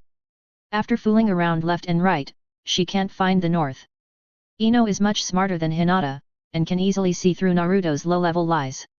She also knows that Naruto is not often in the village because of necessity, after all, the gang in the village. And even if Naruto doesn't say it, Ino can vaguely feel that Naruto should be hiding something from her. Otherwise, how did the snow lotus come from last time? Things from the snow country, just take them. It was a coincidence that she saw that guy, Koji, holding a bunch of snow lotus to give to his father-in-law. Ino was also there and easily noticed something was wrong. It was just that these people were always in the same boat, and Ino was too lazy to question Koji. If she was too serious, she would appear to be petty. Later, she also used various methods to verify, including checking the bullet depot, but she didn't find any clues. Over time, she gradually dispelled her doubts. Naruto secretly breathed a sigh of relief. Ino had suddenly become idle recently. Sure enough, people can't be too idle, otherwise their brains will turn too fast. If he didn't have so many tricks, he would have died without a burial place. On the other hand, Naruto directly used Kakashi's movements to divert Ino's attention. He knew that Ino was serious, but she was also a gossip seeker in her heart. What do you mean by adultery? I think Kakashi and his teacher are pretty normal. Ino snorted, let go of his ear, and pinched his waist again. Normal. Naruto grimaced in pain. Normal friends are so close, I and Koji are not so close. Really? What about Hinata? Ino narrowed her eyes. I'm wronged. Recently, I have no time to accompany you except for missions. How can I go to see Hinata? He cried out in injustice, without blushing at all. Humph, this is more like it. Ino let go. She herself didn't either is a correct attitude, just not allowing Naruto to find Hinata, but what about secretly finding her? She doesn't know, and doesn't want to know. The attitude fluctuates between opposition and acquiescence. When she is in a bad mood, she will be caught and questioned. She is also angry in her heart. Why should she share with Hinata? How dare Naruto have any opinions? He just dragged it out. In a movie with 3 people, he is the one who doesn't deserve to have a name, and he wants to disappear. Now that the ninja world has not been in chaos, he can only use the word drag. Konoha Street. Kakashi and the others walked to the prosperous place. The whole street was brightly lit and full of various kinds of food. The street lights were much better than the dying old street lights elsewhere, and even the roadside was lit with colorful lights. What did you eat in the evening? Kakashi asked back. And the same as you. Nohara-Lin suddenly turned her head away and spoke a little stutteringly. You didn't eat anything. How is that possible? I brought it all to you, so I made 2 identical portions. Stupid. Nohara-Rin refuted in a rare rebuttal. Oh. Did the higher UPS suspect me? Why didn't you tell me? Nohara-Rin asked out of the blue, without any foreshadowing, or perhaps not knowing how to foreshadow. After staying all night, this might be what Nohara-Rin wanted to say the most. Kakashi's expression froze for a moment, his hands froze in mid-air, and then fell back to the edge of his pants. He didn't put them in his pockets, but just rubbed them on the edge of his pants. Naruto told you. He tried to change the subject. After waiting for a while, Nohara-Rin didn't say anything, which was considered as tacit agreement. He didn't look around, but just stared at Kakashi deeply, and Kakashi felt a little uneasy. Those are just small things, actually. Small things can make you uneasy for days. I didn't even eat today. Even if my body is yours, you can't waste it like this. Nohara-Rin seemed a little angry. I just think what I said before was a little stupid. Kakashi scratched his head, his eyes a little unnatural. We don't need to be too clear, you are the only one left by my side. Might guy? Am I free? It seemed that the air froze at this moment, and it seemed that someone drove the air after setting off firecrackers over, and the hot emotions ran wild in Nohara-rin's body. It entered from the eyes, circulated in the lungs for a long time, and stirred up the internal organs. Kakashi saw that Nohara-rin didn't speak, and stood there with her head down, thinking that he had said something wrong again. Chapter 491 Walk 2 steps, stand up and walk 2 steps, is it lame? Seeing Nohara-rin was stunned for a long time, Kakashi also looked away uncomfortably. Just when he thought something was wrong, Nohara-rin suddenly spoke. Kakashi. Yeah. Do you really think so? What? Nohara-rin took a deep breath, smiled and didn't say anything. Why don't they move? Naruto asked, stretching his neck on the roof. Ino. Don't watch, let's go. She dragged Naruto away without any hesitation. Kakashi teacher is like that, there is basically no hope. Hey, let me watch for a while. Naruto didn't see what happened later. He only knew that he was busy until 11 o'clock that night. Ino said she was very sleepy and fell asleep. It was already early morning when the two woke up. Ino opened her eyes and saw that something bad had happened. She was so tired last night that she forgot to go home. Suddenly she remembered and her legs went soft. Still sleeping. Ino pushed Naruto hard. What's wrong? I'll take you home now. Naruto sat up suddenly and was also stunned. Ino, why is the moon so bright today? Idiot. What moon? I overslept. Ino was a little crazy. It's over, it's over. Father and mother were at home last night. If I don't go home all night, I will be beaten to death. It's not that he will be beaten to death, but Naruto's reputation with the Yamanaka couple has almost been used up. His name is a taboo word in the Ino family and cannot be mentioned. I'll take you home first. If my uncle is angry, I will explain to him. Naruto quickly calmed down and realized that this was a test. It's actually useless for Naruto to say this. It's obviously a bad idea. If he takes the initiative to explain, wouldn't Ino confess herself? Is this serious? It's not serious. Ino can just lie. Maybe she will be found out, or maybe she can make up for it. The probability is equal. But even if Ino can do this, Naruto can't take the initiative to let her do it. It doesn't matter what Yamanaka High thinks of him. Anyway, the evaluation will not be too good, and it doesn't matter if it is a little worse. The most important thing is Ino's attitude. She wants to hear what he says. If Naruto doesn't care now, or asks her to find an excuse, then it's over. She will inevitably be angry. At this time, Ino hopes that Naruto can take responsibility. Even if this responsibility is only virtual, for Ino, if Naruto agrees to it, she will feel happy. Sure enough, Ino patted him lightly and scolded him. Oh! What nonsense are you talking about? If you explain, I'm done. Although her tone was complaining, Ino looked happy. After saying this, she reached out and carefully picked up the communicator from the table, took a look and closed her eyes again. It's over, made a lot of phone calls. At this time, Naruto did not speak, but dressed neatly and took Ino's dried clothes directly. Don't say too much expression will appear deliberate.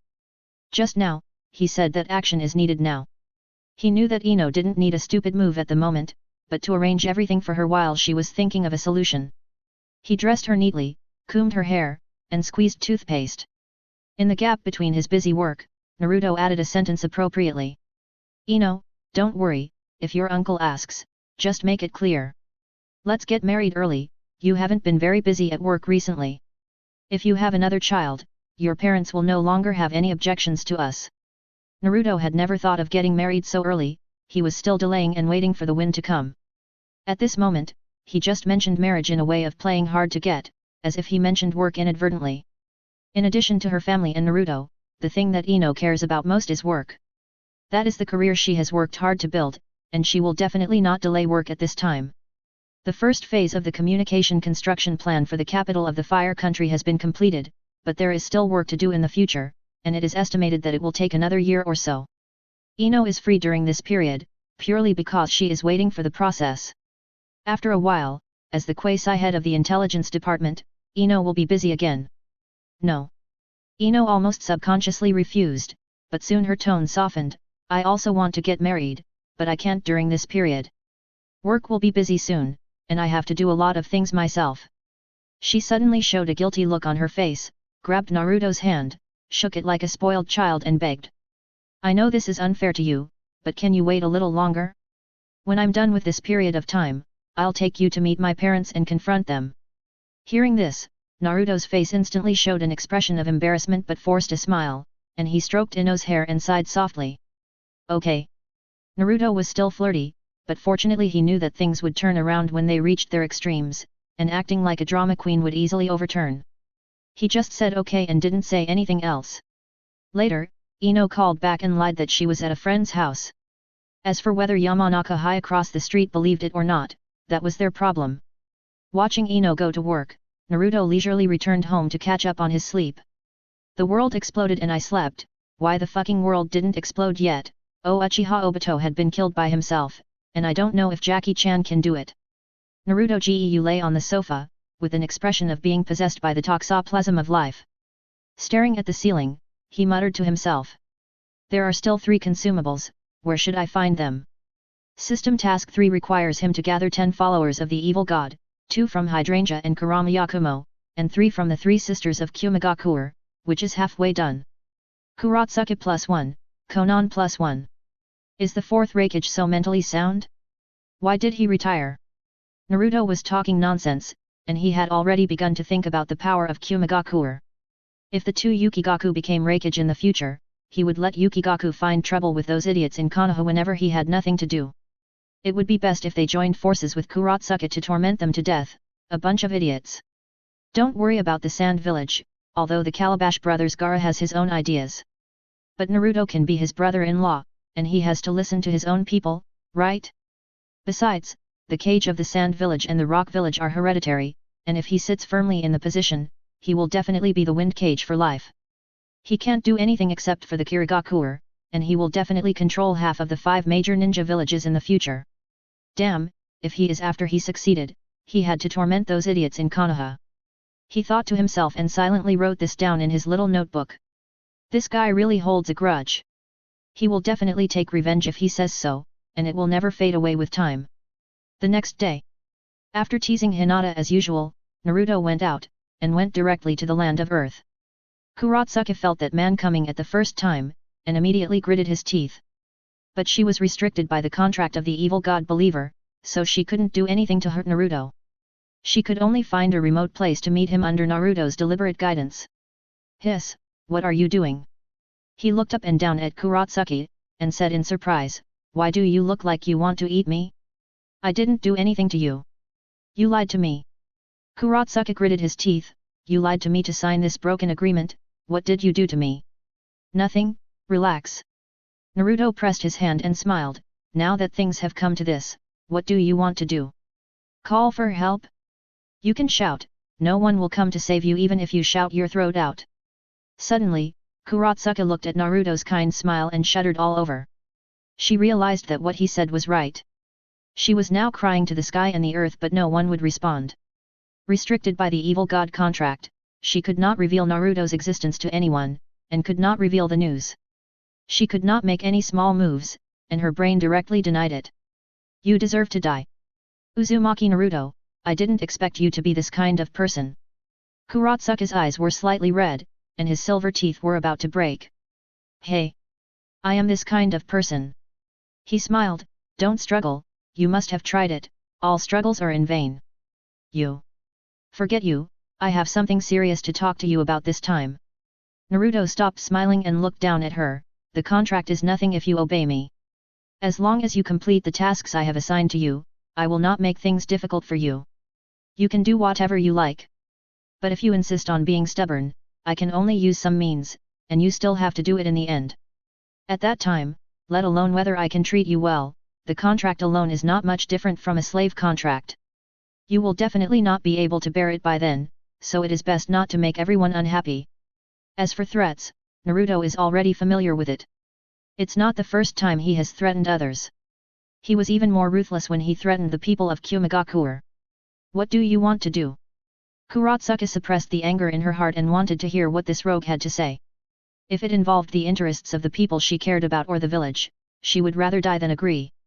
Don't worry about that, sit down and talk. Naruto's tone softened a little. He glanced at Kuratsuka's long legs, it's almost winter, don't you wear long johns? What? Nothing, you don't understand anyway. He muttered vaguely. Kurotsuka didn't care too much. What she cared about was what excessive demands Naruto would make next. Either he wanted her to do something humiliating, or he was coming for the village. Just when she was thinking about it, Naruto suddenly spoke. Do you have a dream? Kurotsuka was confused. She had thought of many possibilities. Even if Naruto ordered her to take off her clothes with a bitter face, she wouldn't feel strange. Dream? What kind of magical development was this? For a moment, Kurotsuka didn't know how to answer. Do you have a dream? Is this a code word, or some special hint, hey? I don't understand what you mean. She even took a step back. Okay, let's put it another way. What do you think of Iwagakure? Naruto covered his face and asked seriously. The village is pretty good. Kurotsuka looked at him warily. His posture was quite good, but he had not been beaten by society, and his eyes were full of clear stupidity. Is it good? Not good at all. He suddenly raised his voice, which scared the already tense Kurotsuka. What? That's not important. Even an outsider like me knows that Iwagakure is short of young talents. You said your village is pretty good. He smiled contemptuously. What does that have to do with you? Kurotsuka's face sank. It's really none of my business, but your grandfather Onoki is already very old, how many years can he last? Naruto said, the position of Tsuchikage will be yours sooner or later, so do you want to consider it for the village? Even if that's the case, it's none of your business. Kurotsuka was still stubborn. Naruto didn't care. This young and tender-headed boy was completely a little Kurami in front of his mouth. Strong on the outside but weak on the inside, he'll beg for mercy if he says a few more words. Really? He continued, Onoki will never be able to revitalize the village in his lifetime, don't you want to do it and make him happy? This Kurotsuka was silent. Although she said she hated the old man, he was her grandfather after all. Although Onoki was strong, he protected the interests of the village with his own strength. But the strong can't beat time after all, and the old man's health is not as good as before. What the man said made some sense, and the old man also said that the position of Tsuchikage would be passed to him. Kurotsuka pursed his lips, still unwilling to bow his head in front of Naruto. What do you want to say? It's not your turn as an outsider to point fingers at the affairs of the village. Hiss, Naruto secretly took a breath of cold air, and there was a trace of anger in his heart. He thought to himself, why is this girl so hot-tempered, is she in need of discipline? He came with serious business, so he could only suppress his anger and said with a pleasant face. Hey, don't be so shameless and force me to beat you up until you cry. I'm not here to quarrel with you, but to give you a chance to turn the tide for the Hidden Rock Village. Opportunity? What opportunity? Kurotsuka's voice was a little lower, and he didn't dare to speak loudly after being frightened by Naruto. Apart from anything else, she believed that the scoundrel on the other side would really fight, and more importantly, she really couldn't beat him. Well, it's very embarrassing, and she would be pressed to the ground if she fought. The Hidden Rock Village has been developing for so many years, and it's understandable that it's always thinking about preparing for war. After all, the ninja world is not peaceful. Naruto said slowly. But wasting all your energy on this kind of thing is a dead end. How about I make Kumigakure and Tsunagakure settle down and work together to develop technology? Wait, what did you say? Kurotsuka frowned and looked at Naruto, are you kidding? Our village doesn't need any technology, and we won't cooperate with the enemy. Really? Naruto couldn't hold back his anger and stood up directly, you don't want to drink a toast, right? I just said that I'm not asking for your opinion. Besides, are you deaf? I can make Kumigakure and Tsunagakure join forces, and I can also deal with other villages. He took a deep breath, his face grim. You mean, we have to fight? How long do you think you can last relying on that old man Onoki? Do you believe that the next time you want to see him, you can only look at the stars in the sky? Kurotsuka was frightened, his head buzzing. Chapter 492 Cutting the Gordian Knot. Does Kurotsuka believe that Naruto can mobilize Kumigakure and Tsunagakure is one thing, but whether she is afraid that this person will do something to Onoki is another. Even though she knows that there are only a few people stronger than Onoki in the ninja world, she can count them on one hand. But she is still afraid of Naruto and doesn't want to take the risk. It's nothing, this person is too evil. Even she herself doesn't know how she got tricked. A contract of unknown meaning is more domineering than any ninjutsu she has ever seen. Even if she doesn't believe it, her life is in the control of the other party. What do you want? Either cooperate as I say, or defeat him and then cooperate. Naruto said, you can find a way to do the former. If you choose the latter, I will be in trouble at most, but I still have a way to target Iwagakure. Besides that, don't expect to have a good life. You know my methods. Don't make trouble to the point of tearing each other apart. No one will get any benefit from this. Be smart. It will benefit both you and Iwagakure. Cooperation is better than fighting. Otherwise, it will be a matter of time for Iwagakure to be finished. Hearing this, Kurotsuka showed a trace of struggle on his face, and soon turned into submission. Okay. Naruto pouted. It would be better if he agreed earlier. This guy just needs to be disciplined. The two reached a preliminary cooperation and finally sat down to talk. It can't be said that they were in harmony, but it can be said that the gunpowder smell was not so strong. You have been out for so long, and no one has come to you. Naruto suddenly asked an irrelevant question. Who can control me? Kurotsuka became proud again, and puffed out his chest. I can go wherever I want, and no one will look for me. Will no one care if I die? He said this faintly. Ordinary people can't enter the village, and those who are stronger will be discovered by the old man if they enter the village. Kurotsuka retorted sourly, staring at Naruto faintly. You can easily kill the conversation like this. He scratched his head. There was silence for a while, and it takes a process from being on the verge of a fight to wearing the same pants. The current situation is no matter how Kurotsuka struggles, his fate has already been determined. Although you said it nicely, I absolutely don't believe that you are doing it for the good of Iwagakure. Kurotsuka curled his lips. Even if I don't understand technology, don't fool me. Technology includes too many aspects. What aspect do you mean by cooperation? There is a big difference. Don't say that you are completely kind-hearted. Hey, you. Naruto leaned against the pavilion carelessly. It's really boring to chat with you. Of course, I don't care about the life and death of Iwagakure. But can't you pretend not to know? I am your master now. You can't disobey me even if you have any opinions. So why bother? Even if you pretend to surrender, will you die if you speak nicely? Kurotsuki. She found that chatting with this person was definitely not a good thing, and it was easy to have a myocardial infarction.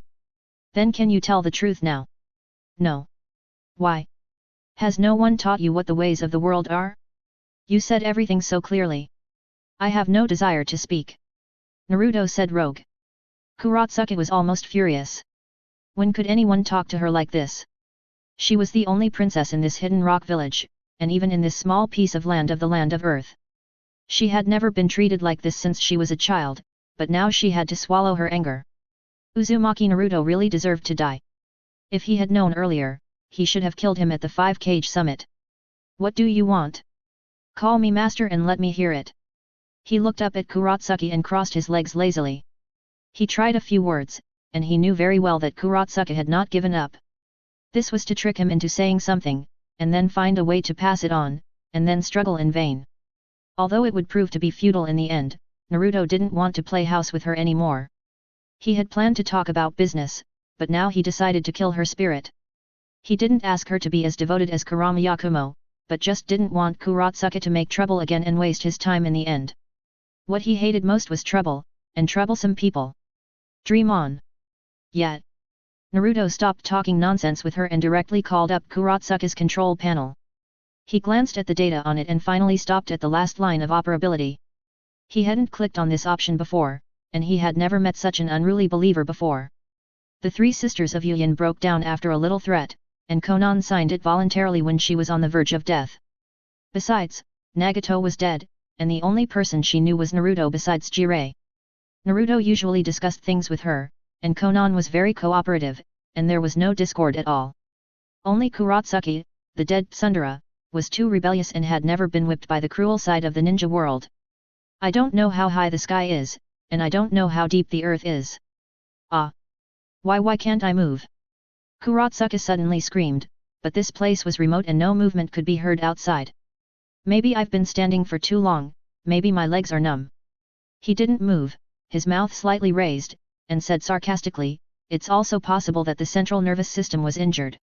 Try to see if your eyelids can move. Hearing this, Kurotsuka blinked. Yes. Oh, that could be something else. Naruto said perfunctorily, and then with a series of operations, Kurotsuka suddenly bent over 90 degrees, with his legs straightened. Ah! Damn it, Uzumaki Naruto, what did you do to me? Don't frame a good person. What can I do if I'm 3 meters away from you? Naruto said with a mocking tone, and stood up and walked towards Kurotsuka step by step. You! What are you doing? Pa! A loud slap hit her butt, and then another one. Naruto was too lazy to respond to her. He slapped her one by one. Hitting other places would be easy to be seen. At present, Onoki didn't know about this. He didn't want the old man Onoki to know that he controlled his grandson, so as not to lose control of the hidden rock village. Although the physical damage of this fighting method is not high, it adds magic damage, and the shame level is directly off the charts. Ah! Stop it! I'm going to kill you! Uzumaki Naruto! What did you call me? You bastard! Kurotsuka gritted his teeth, wishing to tear him into pieces immediately. Hearing this, Naruto stopped beating for a while. Kurotsuka was still cursing at him, using words like bastard and bitch.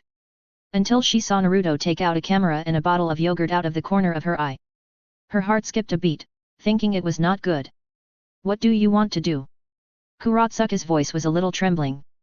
Nothing, just taking a few photos, don't be so nervous.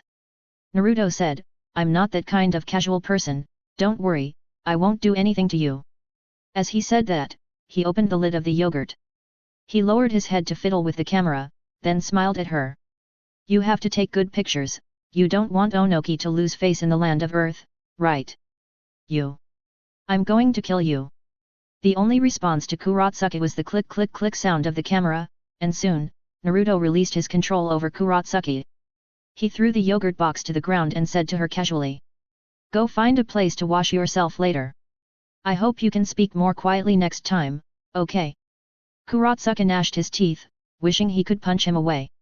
How could someone come up with such a despicable method? It's simply mean, a rubbish bastard. Naruto doesn't care what Kurotsuka says about him. He has already given him a chance. If he refuses to accept a toast, he will be punished. Maybe this method is indeed a bit despicable, but at least it's not real. After all, if he wants, it's not impossible to give Onoki a great-grandson. But Naruto dislikes Kurotsuka for being troublesome, and he doesn't need to contact Onoki at the moment, and there is no conflict of purpose.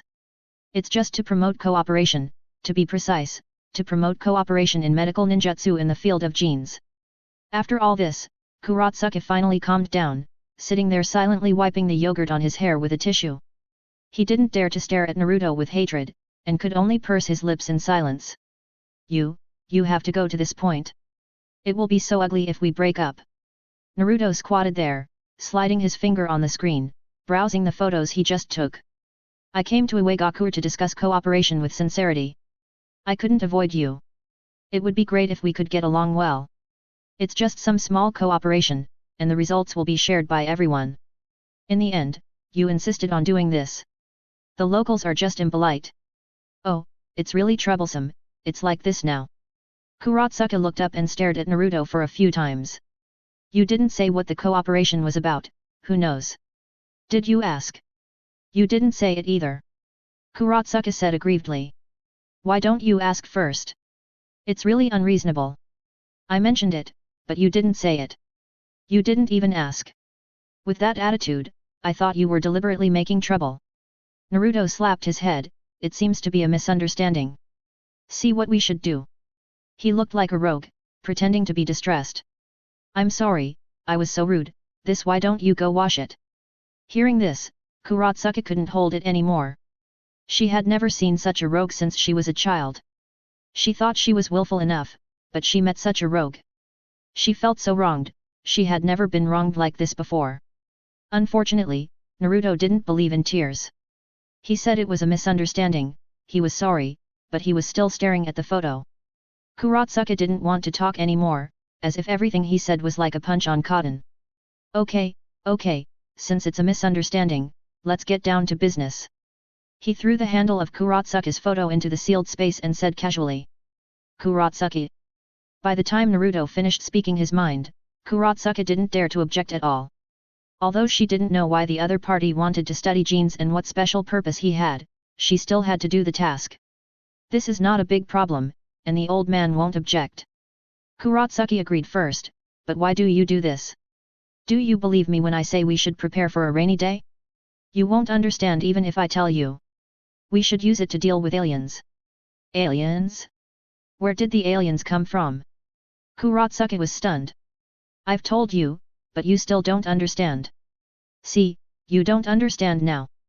Naruto didn't want to explain to Kuratsuki at all, and said, it's useless to tell you, so I won't tell you. Kuratsuki, Do you think I'm a fool? Even if you don't want to tell me, make up a good reason. All right.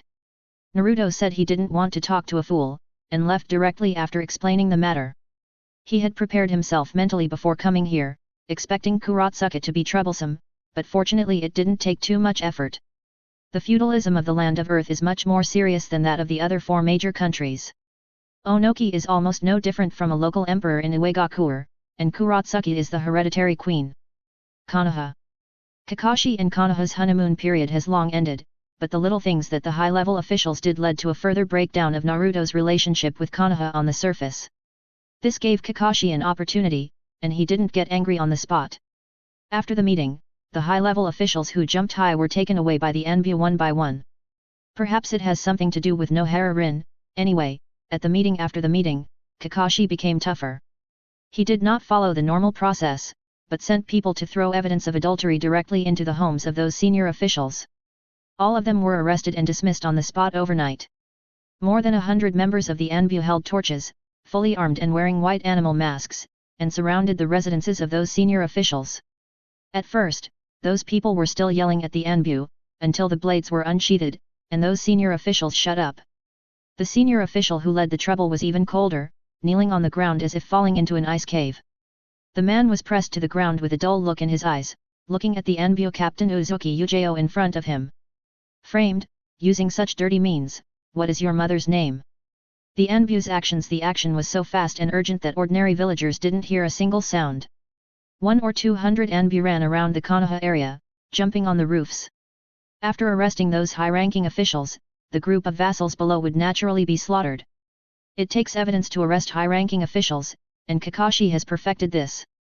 But to arrest those little Kurami who were secretly communicating with the nobles of the Land of Fire and intended to subvert the foundation of the Konoha ninja village, there is no need for evidence at all, only a list. Who would listen to their explanations? If you have anything to say, save it for the Six-Path Sage. Overnight, Konoha was in turmoil. Even when Tsunade was the 5th generation, there was no such a big move. It happened that during the reign of the most gentle 6th generation, the high-ranking officials were arrested for the first time. Situation. The night Naruto left, the sound of swords and screams broke the thick night. The evidence was made on the spot, and the handprints were made after the killing, and they were sent to the Hokage's office through the most urgent procedures. Shikamaru was forced to work overtime all night and stayed up all night with Kakashi. The Enbu completed the procedures, and the Hokage's office immediately approved it, and the cinnabar was still bright red. The Enbu's swords were as fast and fierce as rain, shocking a group of villains overnight. The last time Konoha had a large-scale bloodshed was on the night of the Uchiha clan extermination. The next day at dawn, the blood on the street had been cleaned up. Everything was as if it had never happened, and only a few people who knew the news were shocked. Chapter 493. Want to learn the multiplication technique? It was the next day when Naruto knew about this. When he returned to Konoha, he suddenly found that the usually lazy Kakashi was suddenly possessed by Danzo and dealt with all the miscellaneous things. It was cool, but there was no sense of participation at all. He squatted on the big blue stone under the tree like an old farmer, stroking his chin and thinking, and occasionally glanced at the plump face of Koji, which made Koji panic. Are you sick? You've been staring at me for a long time. Chokji, are we good brothers? Naruto asked slowly, with a rare serious tone. No, get out. Koji had been tricked into a conditioned reflex. You are too heartless. If you come to me for help in the future, have you ever thought about the consequences? Koji. Naruto asked with a smile. Please. Koji pouted, I won't beg you even if I kill myself. Really? Young man, you are still too young. He stood up very coquettishly, and squinted his eyes at the long mossy stairs in front of him. This is a long stone staircase, the cliffs around are covered with moss, and the houses on both sides are lined up. The store is at the top of the stone staircase, and there is a big green tree next to it. Naruto stood up and overlooked the whole view of Konoha, and the wind blew. What do you mean? Koji turned his head and looked at him, but he didn't think much of it. He might really ask him for help in the future, but he definitely wouldn't do it now. I don't lack food, clothes, or money, why should I beg you? Koji, I didn't expect you to be so stubborn. He pretended to be deep and patted Koji's shoulder, sighed and said, very good, very good. Koji became more and more confused, not knowing what Naruto was up to. Yesterday, Ino told me that your wife seems to have some problems with you recently, so she asked me to warn you not to be idle outside all day. Really? Koji believed it halfway, but didn't react much. This kind of warning is not worth mentioning to him at all, as long as he behaves better during this period. What will happen in the future, or what will happen? Do I have to lie to you? Naruto saw that Koji didn't care. Oh. Koji didn't care, so what?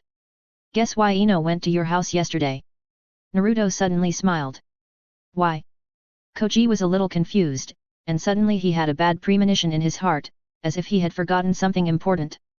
Yesterday he went to watch the fun, and it was too late, so he simply slept in the Hokage building, and witnessed the Anbu dealing with all those people, catching and killing them.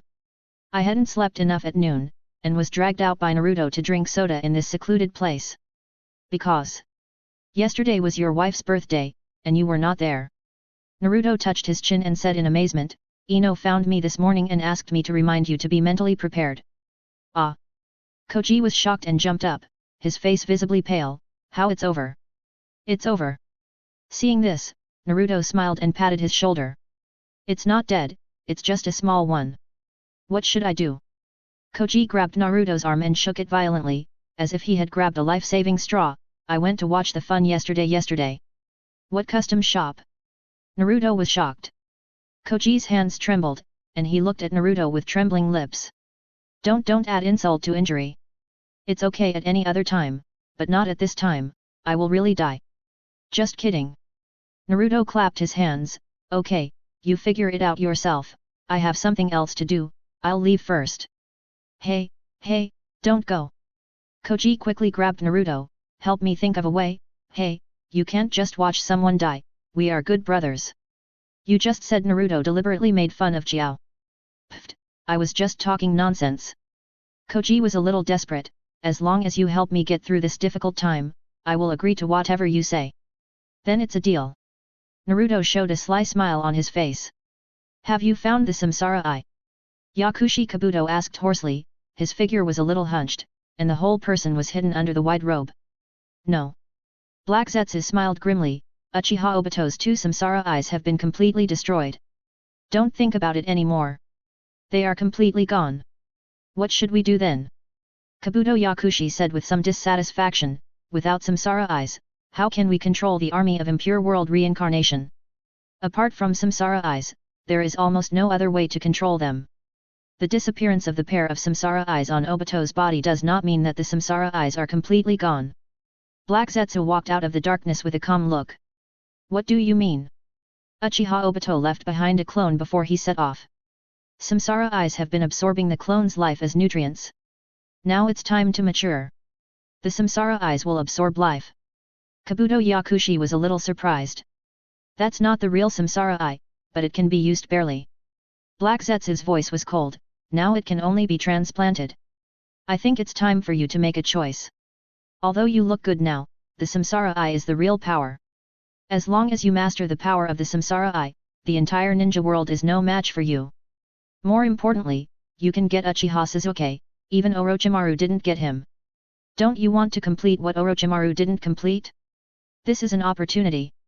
Listening to Black Zetsu's words, Kabuto Yakushi's eyes turned, and he was not fooled. Hehe, will the clone Samsara eye turn people into puppets? That's it. He smiled hoarsely and glanced at Black Zetsu. I'm a little curious about what your purpose is. Kabuto Yakushi turned to Black Zetsu, since Nagato was dead and Uchiha Obito was also dead. In the entire Akatsuki organization, you and Konan are the only ones alive, right? Konan's purpose is already very clear, and she has probably been mixed up with Uzumaki Naruto. What is your purpose? Hearing this, Black Zetsu was silent for a moment, looked up and stared at Kabuto Yakushi for several seconds without saying anything. It was not until half a minute later that he slowly spoke, with a cold tone. Does it matter? You have your purpose, and I naturally have mine, but if we cooperate, there is no need to understand so much in detail, it will not be of any benefit to our cooperation. But our enemy is Uzumaki Naruto, I'm just more cautious. Kabuto Yakushi laughed sinisterly, like the sound of a crow. In the dark cave, as he paced, the snake's tail slid across the ground and made a rustling sound. Uzumaki Naruto. Black Zetsu paused, that person is indeed a bit tricky, acting illogically, and is a very destructive person. Very destructive? That's all?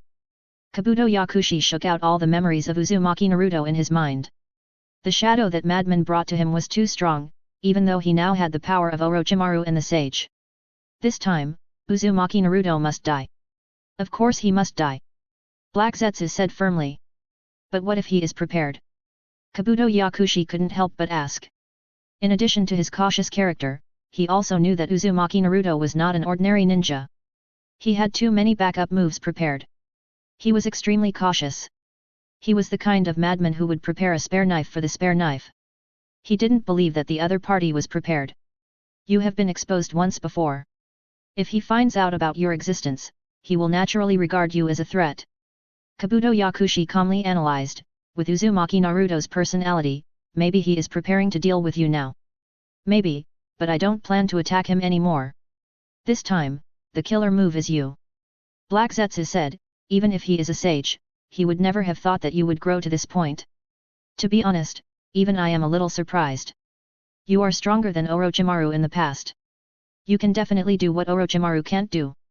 With a bang, Kabuto Yakushi turned his face without warning and hit the snake. The tail swept over heavily. Black Zetsu anticipated it with his peripheral vision and jumped away suddenly. The snake's tail hit the cave wall heavily, and with a bang, the rock wall began to disintegrate. Boom, boom, as the cave collapsed, a piece of the mountainside began to collapse downwards. Swish, two figures shot out from the ruins. Black Zetsu was a little embarrassed, shook off the dust on his body, stood in the woods and looked at Kabuto Yakushi not far away. Are you crazy? No one has the right to slander Lord Orochimaru, he will not die, and he will be resurrected one day. Kabuto Yakushi smiled sickly. Black Zetsu was speechless, this group of lunatics were more mentally ill than the other. Uchiha Obito also refused to listen to advice and insisted on going to die with the Samsara Eye. Now this Kabuto Yakushi is the same, one is sicker than the other. In any case, someone must inherit the Sharingan, and Kabuto Yakushi will accept it sooner or later. Is this really useful? With his arm wrapped in bandages, Koji looked at Sakura who was putting a plaster cast on his foot, and then glanced at Naruto who was standing next to him watching the show. It definitely works, it works every time. Naruto said, you were not watching the show yesterday, but you were collecting precious medicinal herbs for your wife and got injured in the mountains. I have the medicinal herbs here, you don't have to look for them, just go there in one step. How about it, am I considerate, brother? Hearing this, Koji was speechless. That's too exaggerated, how could I fall like this? What are you afraid of with Sakura backing you up? Naruto pouted, you can be more realistic, I'll break your legs right now. Get lost. How can you be so cruel? How could I? You just have to dilly-dally. Naruto stretched out his finger and tapped the plaster on Koji's arm, remember, it takes a month to heal a broken bone. The physical fitness of a ninja is much better than that of an ordinary person. Even if a leg is broken, it only takes half a month to fully recover. Naruto, I think it's still a little inappropriate. Koji was a little panicked. Then tell the truth, say that you were bored last night and watched the excitement all day and forgot her birthday. Naruto said with his hands folded. See how your wife reacts, you can try it too. Forget it, I'll just listen to you. Koji muttered, looking resigned to fate, what do you want me to do for you? Nothing, just a little favor.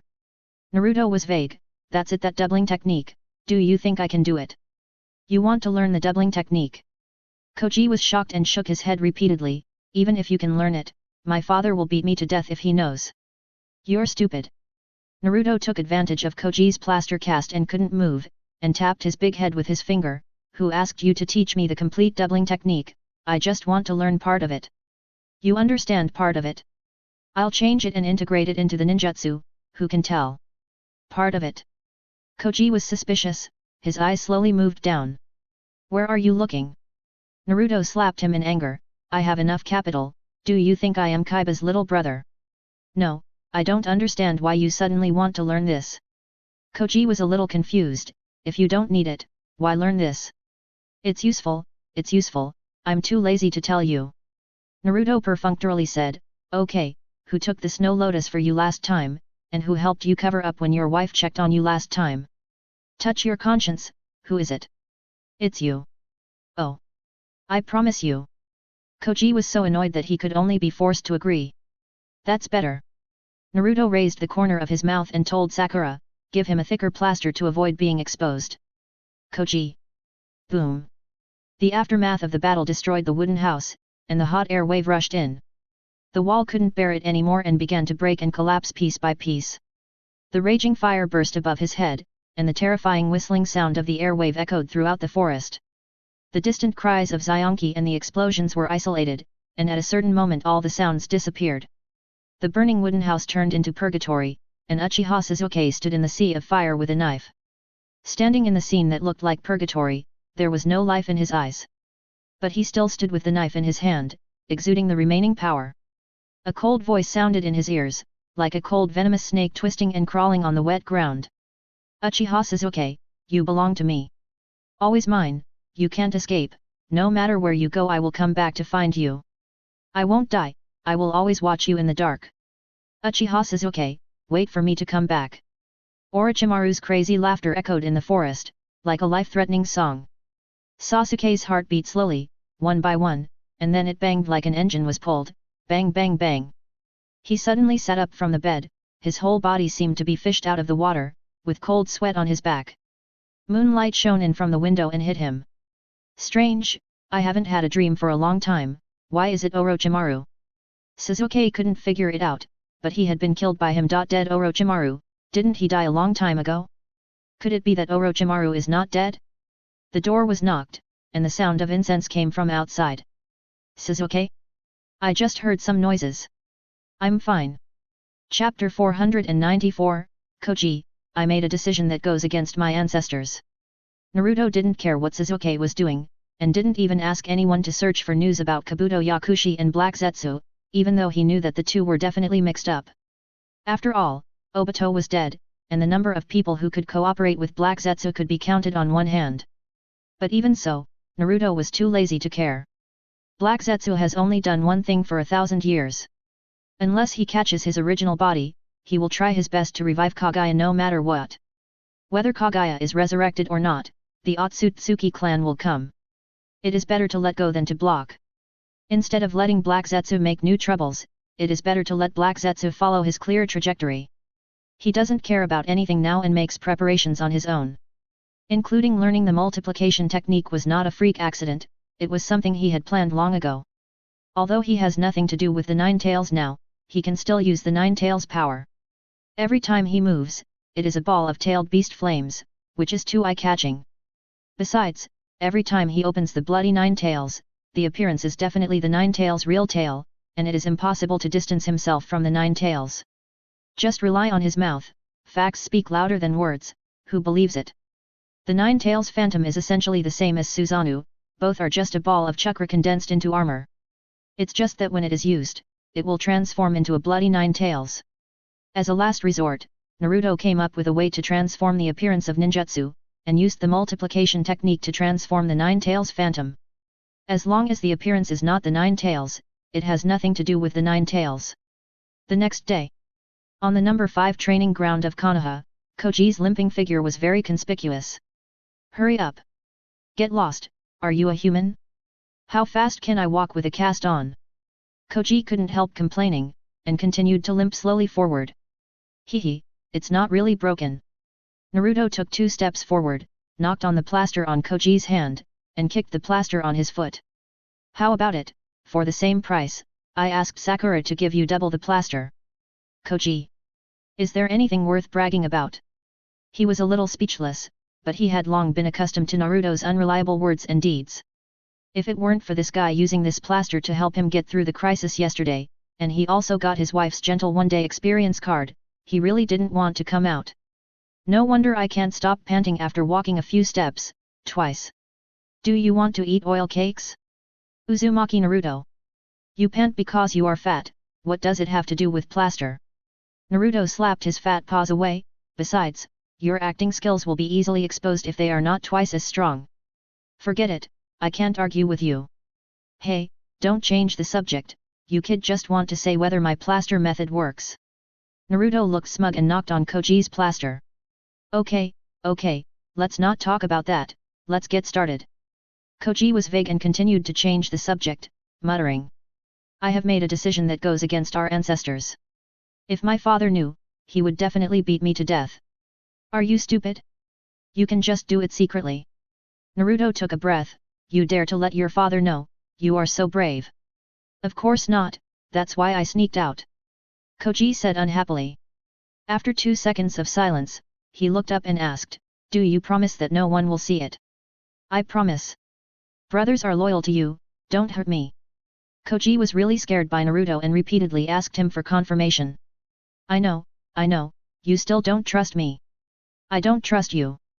Naruto. The multiplication technique is the secret technique of our Akimichi clan. You know the effect. It can make a part of the body bigger. Koji said with a serious face. It is essentially a change in the nature of chakra. In simple terms, it consumes chakra rapidly, like burning. Let chakra transform in an instant and turn into energy to be used. Say it again. Naruto was a little stunned. I say it again a few times and it's the same. The doubling technique requires practice. Koji said unhappily, look, I'll show you now. You have to do this first, take a breath, and use all the chakra in your body. Outside the number 5 training ground. The 3 little ones who were passing by in an orderly manner suddenly stopped. Konohamaru put his hands behind his head. He saw the 2 people in the training ground from the corner of his eye and couldn't help but stop and shout. Brother Naruto. Fuck. Naruto heard Konohamaru's voice before he turned around, and immediately thought it was not good. Damn, didn't I check the almanac before going out? I was actually run into by these kids, what a trouble. Koji, who was imparting his experience, saw the 3 troublemakers running over. The whole person was stunned, and then a look of fear appeared on his face. They are coming. I know, I have ears. Naruto said. What should I do? What should I do? Koji was also very annoyed with these children. He hurriedly wanted to run away, but he looked down and saw that one of his hands and one foot were in plaster. Damn, why is it double the plaster? Why are you panicking? I'll take care of it. You stand still. Naruto scratched his head, put his hands in his pockets and turned to walk towards the 3 children. Konohamaru, Yuden, and Mogi are already 14 years old, which is considered an adult in the world of ninjas. The 3 of them studied under Ebisu and have all passed the Chunin exam. Even so, the 3 were still as excited as ever to see Naruto. Even Mogi, who had been taught a lesson by Naruto, waved her hands in joy. Her brown hair was tied into a big ponytail, and her little face had grown up, with a bit of girlish charm. She had bangs on her forehead, thin and short eyebrows, and her face gave people a very clean feeling. The Konoha forehead protector was pulled at her neck, she wore a green vest, black shorts, and was thin and had earrings. The reason why Naruto looked at her more was because there was still a trace of wood release power in her body. This trace is not an adjective, but really only a trace. The wood release of Hashirama Senju can reshape a country, and the wood release of Yamato can really dig out a 3-bedroom apartment, but the wood release of Kaze Festival Mogi can probably only lay a small lawn. True. Lawn greening technique. When she was young, her hairstyle looked like barbecued pork, and when she grew up, her hairstyle looked like a yellow peach. Even Naruto was a little speechless, so he looked at her hairstyle for a few more seconds. Why are you here? Naruto asked the 3 people across the wire fence of the training ground. Konohamaru looked happy and answered excitedly. The mission is over, we just happened to pass by, Naruto. Let me tell you, we have learned the raise nan you taught us last time, and we used it in the mission. Raise nan. Naruto hesitated for a moment, then remembered that he had indeed taught them before, but he didn't expect them to master it at that time, but just used it to fool them. Oh, Raise Nan, it's better to practice it, anyway, it's not a powerful ninjutsu. Very powerful. Meng Huang retorted. Really? I haven't used it for a long time. Naruto's hand drooped on the wire mesh, and he pretended to be cool. After all, the power of the Raise Nan is too small. I usually use forbidden techniques. Wow! The three exclaimed, looking at him with admiration. Naruto said he was very pleased with it, and smiled as he accepted the admiring gazes from the children.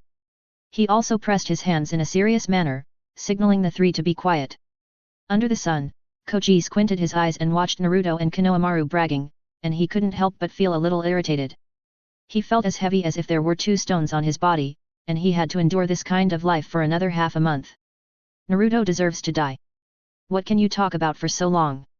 Get them away quickly. If you keep on being depressed like this, you will fall down before you have violated the decision of your ancestors. Konohamaru suddenly said something beside the wire mesh. We also want to learn forbidden techniques, Naruto. Yes. Yes, we also want to learn. Yuden echoed from the side. He also believed what Naruto said. After all, no one in this village was more powerful than him. There may have been people who were more powerful than him, but they either left or died. Most of Konoha's F4 died, and the remaining 2 also went to retire. Kakashi's popularity has temporarily soared due to his tough methods recently. Apart from that, Konoha has no rising stars. You think too much. I don't have time to teach you. Naruto stretched his hand through the barbed wire and hit each of the 3 people on the head. Hurry up and leave. Don't delay me from doing my work. Ouch. Konoha failed to dodge. It hurts. Meng Huang covered his head. It hurts. Yuden took the hit honestly. Ah. How can this be? Konohamaru wailed, but it didn't work. Naruto was already chasing people away. Go away, you little brats.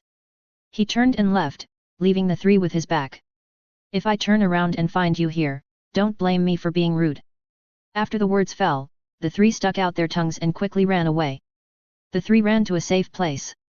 Konohamaru looked around and found that it was far away from the number 5 training ground. He breathed a sigh of relief. Fortunately, Naruto didn't catch up. But what are Naruto and the others doing? Yuden asked confusedly.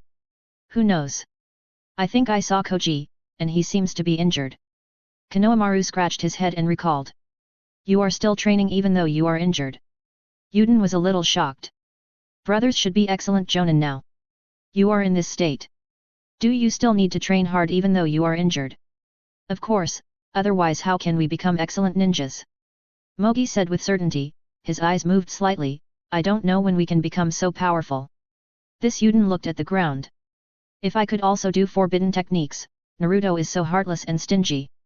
Konohamaru complained casually, I should have pestered him earlier. Hearing this, Mogi looked up and his eyes lit up. Aechu.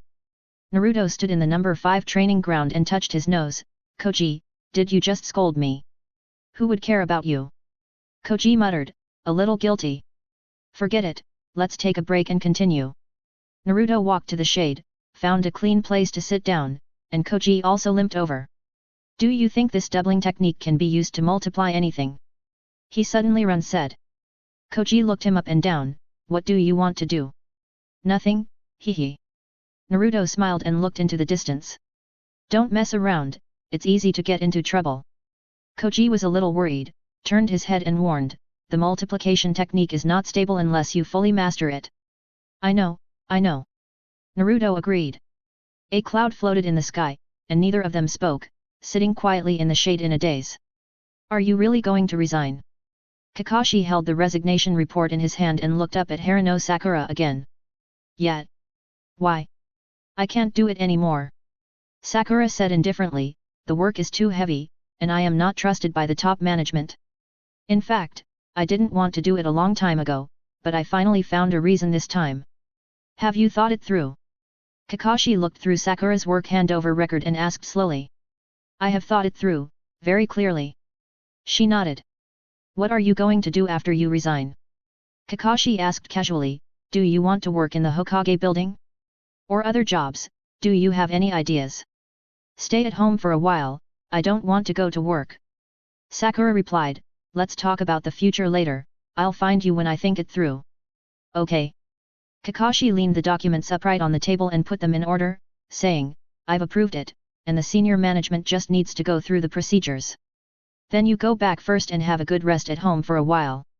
Okay, Kakashi-sensei. Sakura's eyes smiled into a crescent moon, turned around and went downstairs. She left the Hokage building and turned into a small alley not far away, where Naruto was squatting on the wall of the alley, waiting for her boredly. Agree. All done. Sakura walked to the wall, put her hands behind her back, and smiled ambiguously, do you have anything to do today? Let me see. Naruto took out a small notebook and glanced at it, practice in the morning, have breakfast, go find Koji. Well, I'm fine for now, what's wrong? Nothing, come to my house and sit down. She tilted her head and asked, eat some fruit like peaches or something. Thank you, I don't like fruit. Naruto curled his lips and didn't fall for it. Then I have a rocking car at home, come. Sakura smiled and didn't give up, licking her lips, you can rock me, or I can rock myself. I'm not a child, why play a rocking car, it's so childish. I like to play flying trapeze, is there one? Naruto looked down at her. Sakura was stunned for a moment, and after a moment she seemed to come back to her senses, and her smile became more prosperous.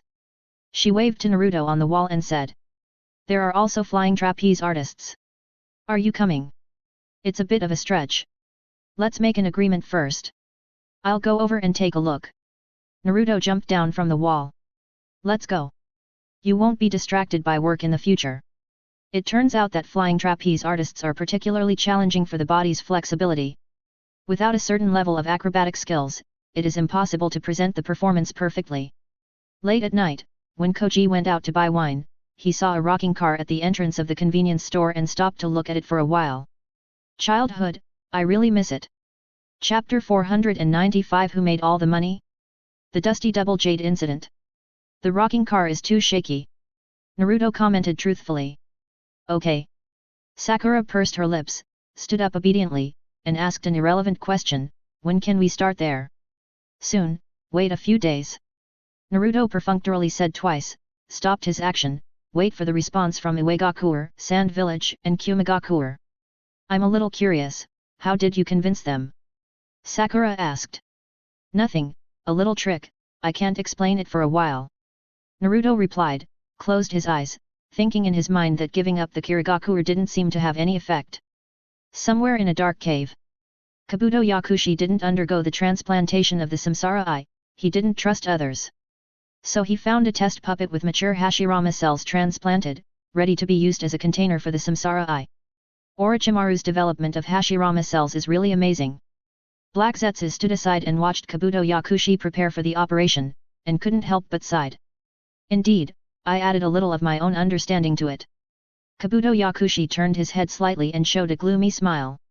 The power of the samsara eye is too strong, and the power of the white Zetsu is too weak. From the current situation, using a puppet to transplant the samsara eye is the best choice. I hope you understand. Yet. Black Zetsu nodded, thinking that even if he didn't understand, what could he do? Currently, Kabuto Yakushi has obtained the immortal inheritance of the Ryokai Cave, and the talent he has shown is even higher than that of Orochimaru. What can Black Zetsu say? Is it internal strife? Uchiha Obito has killed himself, Uchiha Madara has not yet resurrected, and Orochimaru is missing. He can't find many allies, so he can only compromise temporarily. So when will we start to strengthen the 100,000 White Zetsu army? Soon, after the transplant operation is completed. Kabuto Yakushi turned his eyes slightly and looked at Black Zetsu, but before that, we need to obtain a more powerful Hashirama cell experiment. Who? Yamato, the Jonin of Konoha. Kabuto Yakushi said with a smile, we have obtained enough materials for the impure world reincarnation these days, and we only need the last dose of medicine. I understand, I will go capture the target now. Hearing this, Black Zetsu was about to turn around and leave. Wait, I have something to give you here. Kabuto Yakushi stopped him and handed a potion to Black Zetsu with the snake tail behind him. What is this? Black Zetsu looked down at the potion in his hand, which was green in color. Hashirama cell inhibitor, which can inhibit the activity of Hashirama cells in Yamato's body. Kabuto Yakushi explained while performing a transplant operation on the puppet. Inject this potion into Yamato's body, and he can be easily captured. There is no need to waste chakra or risk exposure. You have even researched this kind of thing, it's really scary. Black Zetsu stood there and stared at him. This is not my research result, but something that belongs to Lord Orochimaru. I just inherited Lord Orochimaru's research and made it. Kabuto Yakushi had a smile on his face. By the way, I need a living Yamato, not a corpse. Got it. Black Zetsu disappeared into the ground. Konoha. Sakura had quietly left Konoha and sneaked through the Yellow Spring Gate to the Hidden Rain Village without anyone noticing. Konan received her and arranged food and lodging for her. At the dinner table, she looked at the heavy rain outside the window, stopped her chopsticks, and frowned slightly. If we build a laboratory here, the weather is also a problem. According to Naruto, he plans to set up a genetic laboratory in the Hidden Rain Village.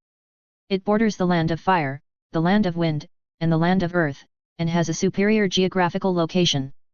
Not only that, the Hidden Rain Village has an advantage that cannot be replaced by other places, the industrial base. Although it is poor, it is still possible to squeeze in to supply a genetic laboratory. What should we do? Konan asked at the other end of the dining table without eating a few bites. The sound of the rain rang out, and Sakura pursed her lips in thought, and did not immediately answer her question. After a long time, she raised her head and looked at Konan and asked. We can find a way to get the equipment. The Hidden Rain Village needs to provide a sterile and dust-free environment and control the constant temperature. We can find someone to solve these problems. Now we have to ask Naruto for some people. Yes. Zionin responded. She knew that the other party would make arrangements, and she just needed to follow the arrangements. Even though Sakura was much younger than her, Zionin did not neglect her at all. Naruto had told her about the plan to build a genetic laboratory in advance, but he only sent Sakura. Zionin knew that the other party must be trusted by Naruto in terms of ability and other aspects. The next day, Naruto went through the Yellow Spring Gate and arrived at the Hidden Rain Village. You want people? Naruto was slightly stunned, turned his head and looked at Sakura. That's no problem, how many do you want? What are your specific requirements? If you have any difficulties, just ask directly. Hearing this, Sakura's eyes smiled into a crescent moon. Okay. Find 4 or 5 trustworthy people, preferably medical ninjas with a certain foundation in medical ninjutsu. But don't ask for people from Konoha's medical team, as it's too troublesome to keep secrets. It costs money to purchase equipment, and there are also daily expenses. We also need to find someone to do technical work. The construction standards inside and outside the laboratory must be in place, and there are also. Sakura said a lot of things, and she said them all in one breath. In the end, Naruto regretted it a little. I shouldn't have taken on so much. I should have said that I would overcome difficulties. There is no regret medicine in the world. Okay, I'll ask if Sand Village can send a few people. Naruto thought for a while and said, I'll find a way to arrange the equipment and money, and everything will be ready in the next 2 days. Ah? After all this time, you didn't prepare any money at all. Sakura was dumbfounded. Then you asked me to resign, but nothing was prepared, so I took a vacation. That is not it. In general there is a temporary shortage of funds, not enough money, and no equipment. Naruto laughed. Anyway, everything will be solved in 2 days. I'll get the people to you in the next 2 days, and you train them first. Okay. Sakura pouted. She was used to the high-pressure working state over the years, and she was a little uncomfortable with being idle all of a sudden. Konan followed by her, but didn't say anything. By the way, how is the village recovering? Naruto saw Konan out of the corner of his eye and asked casually. The reconstruction has been prepared almost, and the thermal power generation department has been built, but there is a lack of money. Konan said a little embarrassedly. Money? No money. Naruto wanted to slap himself. Why are you so talkative? If you don't ask, there won't be any problems. Where can I get money now? The grass on Cardo's grave is already 5 feet high. It's okay. I'll find a way. Naruto forced a smile. Really? Zionin obviously didn't expect Naruto to care about such things. She couldn't help but be overjoyed. That's really great. Hee, yeah. Naruto smiled as usual, his eyelids twitching. Konan and Sakura left together, leaving Naruto alone on the tower. He watched their backs disappear behind the door, and his face fell immediately. Where's the money? Where can I get money? I'm so handsome but I don't have money. Who made the money? He was like an old farmer, muttering to himself and wandering around the office. Who can make the money? The nobles, or people like Cardo, a wealthy man who is as rich as a country. But nobles are common, but wealthy men with low intelligence like Kato are not common. Naruto couldn't think of a solution for a while, so he cast his eyes on the nobles of the Fire Country. When they clashed with the nobles of the Fire Country, these stupid nobles watched coldly until the upstart was killed by them, and then they jumped out to show their courtesy. Even if they have a good attitude, the subtext is also very bastard. We don't provoke you, so don't come to our side, don't make trouble for nothing. To put it bluntly, the population of the Fire Country is green cabbage in their eyes. Even if a war breaks out, they will just sigh like, ah, the harvest is not good this year. Ninjas are responsible for fighting on the front line, and the daimyo of the Fire Country only needs to think of the name of the medal. During the sage time after eating, sleeping and having a silver party, think carefully about whether it is called the Mailing Medal or the Lone Brave Medal. He had long been unhappy with the daimyo of the Land of Fire. They were originally a group of celestial dragons, not to mention the wealth they possessed. They also had the so-called 12 guardian ninjas around them, which was too ridiculous. Konoha. Shikamaru looked at Naruto, a rare visitor, and was a little dazed for a moment. His work intensity had been too high recently, and he hadn't had a good rest for a month, and he almost died with his grandmother. Now he suddenly saw Naruto in the clan land of the Nara clan, and thought he was hallucinating. How do you have time to come here? Come and take a look. He looked around and saw no one, so he took a step forward and said, Are you free? How about taking me to see Asuma? Asuma? Do you have something to do with him? Shikamaru was a little confused. Almost. I want to ask him something. He nodded and said vaguely, I'm not familiar with Asuma, and I can't find him for a while. Okay. Shikamaru didn't think too much and agreed directly, wait for me for a while, finish these things on hand, and take you there on the way. Naruto heard it and simply sat down and waited. He touched the antlers on the wall for a while, and then stood up and stared at the huge deerskin in thought. Shikamaru couldn't stand his pretentiousness, so he sighed and said, Sit down and have a cup of tea. No, you just do your thing. Naruto waved his hand to refuse, I can do such a small thing as pouring tea by myself, you don't have to worry about me. Shikamaru. Is this a matter of pouring tea? This guy was walking around there, and he couldn't calm down to work. But he was also used to Naruto's unserious look, and barely finished the work. On the way to Asuma's house, Shikamaru suddenly realized that if he were Naruto, it would be difficult for him to ask him to find Asuma so generously. Perhaps he would find a formal reason, but he would not be so shameless to come to the door. He shook his head and threw away all the thoughts in his mind. Recently, he was busy with work and stood in that power field. He would unconsciously think about how to move up. It's funny to say that he was originally a person who was very afraid of trouble. But because of his intelligence, when he was immersed in work, he would unconsciously think about how to make his life smoother due to the idea of laziness. On the contrary, Naruto didn't care about these things at all. However, with his current status and ability, he probably didn't need these things. Knock, knock, knock, Shikamaru knocked on the door of Asuma's house. Naruto met Asuma as he wished. Since Yui Kurane and her daughter were at home, Naruto found an excuse to ask Asuma out.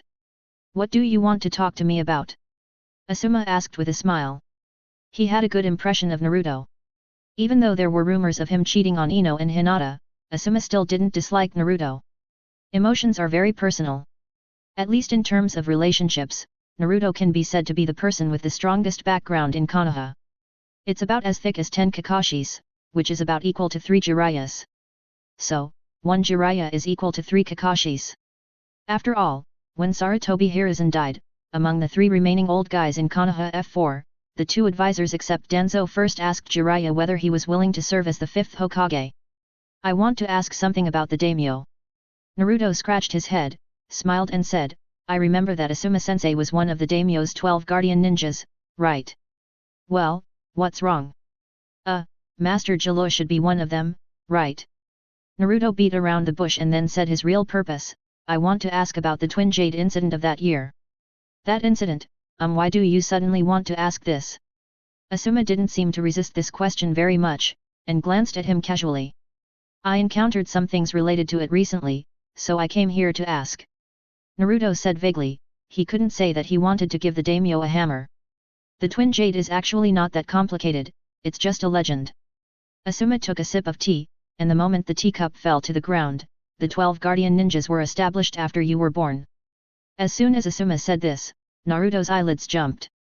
Asuma didn't beat around the bush, he spoke the hard stuff as soon as he opened his mouth, and directly linked the Nine Tails incident. What do you mean? Originally, there was no such thing as the 12 guardian ninjas.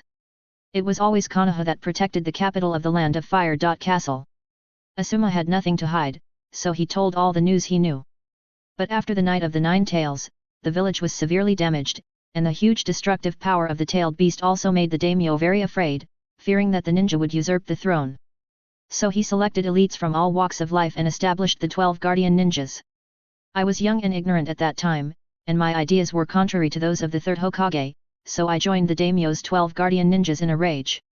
At that time, there was a man named Kazuma among the 12 who radically believed that Konoha should belong to the daimyo, instead of becoming weaker and weaker under the leadership of the Hokage.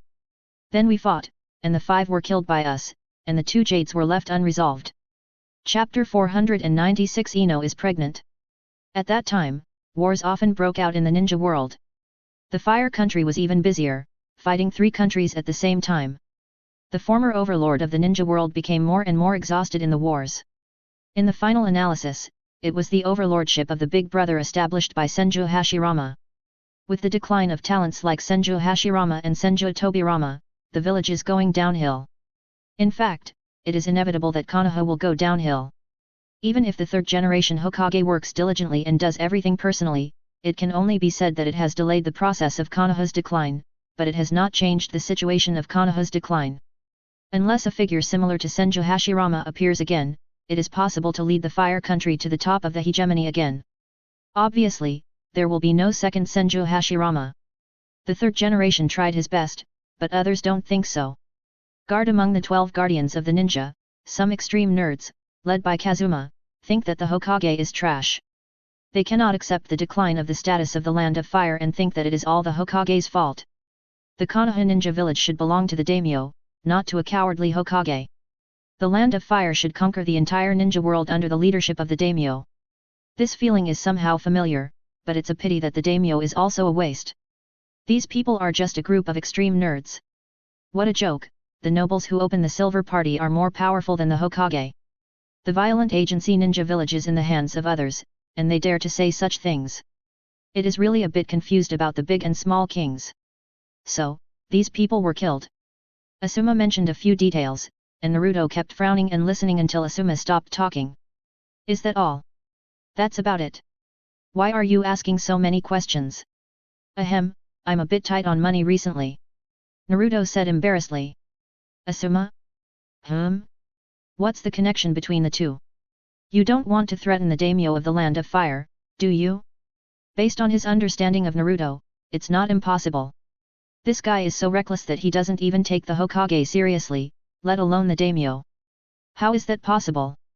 No way. Naruto waved his hands quickly. I'm just short of money, not my mind, why would I threaten the daimyo? Hearing this, Asuma was relieved. I'm just afraid that you'll mess around. The daimyo has a very high status in the Land of Fire. You should avoid contact with those nobles. Those people are high and mighty and look down on ninjas. I know. Naruto nodded. When are you free? Sarutobi Mirai is coming to eat at the beginning of the meal, so come over and join in the fun. Asuma lit a cigarette and asked casually. Asuma's daughter was already 100 days old. According to Konoha's tradition, it is not called a 100-day banquet but a food feast. On that day, a sumptuous meal will be prepared for the baby and she will be fed. The invited people must be relatives and friends. Naruto was a little surprised.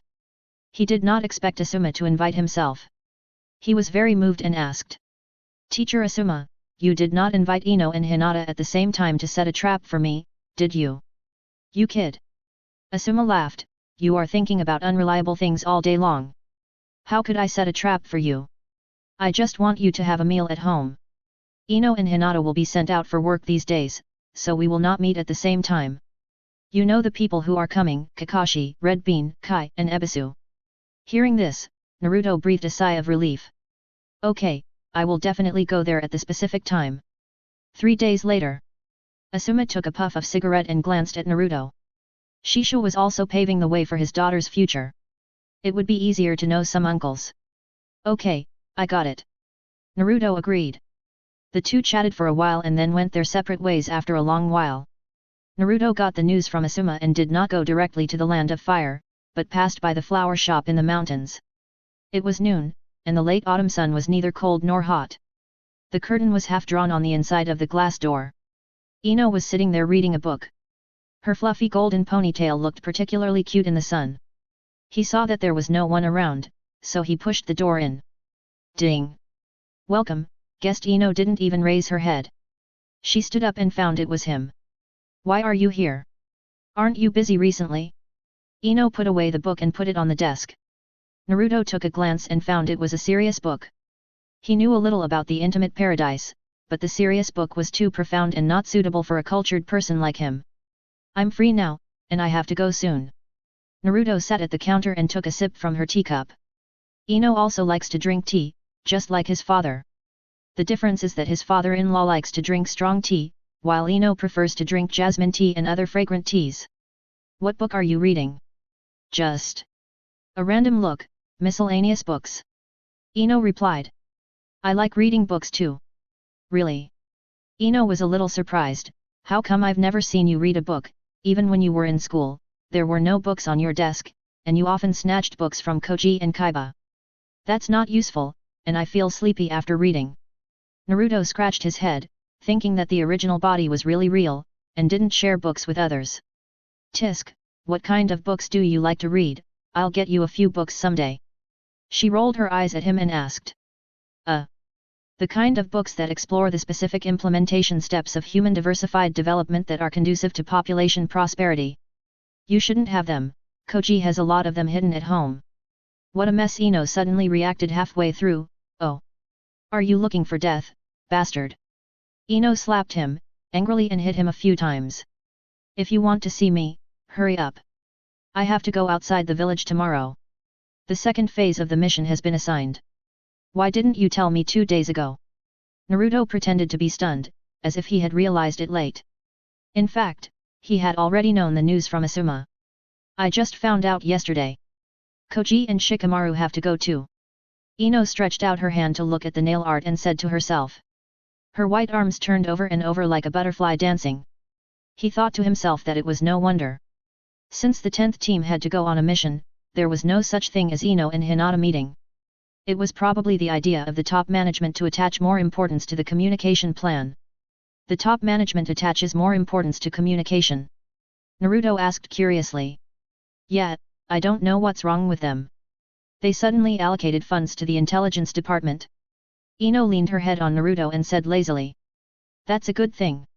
It may be related to Mr. Kakashi. After all, a group of high-ranking officials who colluded with the nobles of the Fire Country were arrested some time ago. They really deserve it. It's not so easy to get the money of the nobles. If you take the benefits and money, you have to work for them. Ino said with a smile. Working for them, isn't that begging? He muttered, I can't do that. I have to rob. What are you talking about? Ino turned over and asked. I said that Koji hid his pocket money in the interlayer of the bookcase. Naruto changed the subject. Ah, really? Ino suddenly laughed. No wonder his wife complained to me last time, saying that she always felt that Koji was hiding his pocket money, and that he had to go out to eat secretly because he didn't want to eat so much. What's wrong with eating more?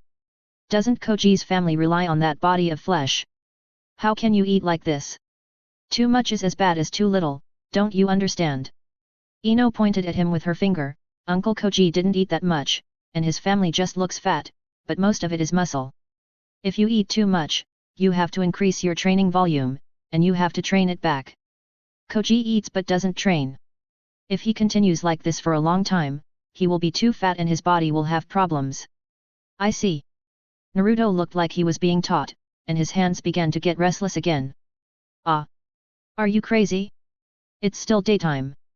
Ino pushed him, you should leave soon. My mother should be back soon. Okay. Naruto got up reluctantly. I'll come over in a few days, and I'll find you then. Ino, perhaps because she felt sorry for Naruto, stood up and kissed him on the face. Some things become more delicious after a while. Ino didn't say that she was addicted, but she would become accustomed to thinking about them after a while. It's just like eating and drinking, but the cycle is longer. The only flaw is that Ino doesn't like to turn on the lights. Naruto originally thought that Ino's lively personality would probably be more receptive to some new ideas, but he was obviously wrong. Okay. Not long after Naruto came out of the Yamanaka flower shop, Yamanaka Rino arrived home. Looking around, he saw his daughter leaning on the soft chair at the counter reading a book, and he didn't doubt it. She put down her bag, raised her jade bracelet slightly, and poured herself a cup of tea. Ino, 3 days later, Asuma's daughter will have a meal. Your father and I are busy. Are you free? If you are free, go. No, mother, I have a mission. Ino's eyes were still on the page. Asuma teacher also said that we don't need to go if we are busy. Let's get together next time. How can you not go if you say you don't want to go, kid? Yamanaka Rino frowned. Forget it, I'll go. Okay. Ino turned a page and didn't take it to heart. Mother, what are we eating today? A few vegetarian dishes. Didn't you say that the meat is a bit greasy recently? Yamanaka Rino put down the teacup. Are you sick? You used to like it. I don't know, you are tired of it. Ino yawned. Maybe I have been idle for too long. I have nothing to do recently, and I don't want to move. Hearing this, Yamanaka Rino, who was wearing an apron, looked back at Ino, her hands still tying the belt neatly. Why don't you check to see if you've gained weight? You might have gained another 2 pounds. Ah. No way. Ino said this, but her body bounced up, and she walked towards the scale nervously while repeating that she wouldn't gain weight. Ah. Really? She's gained weight?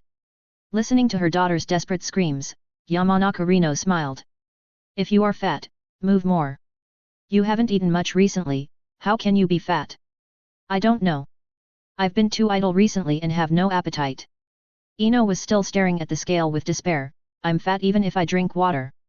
Hearing this, Yamanaka Rino didn't take her daughter's complaints to heart. She stood in front of the mirror and combed her hair, then went upstairs slowly.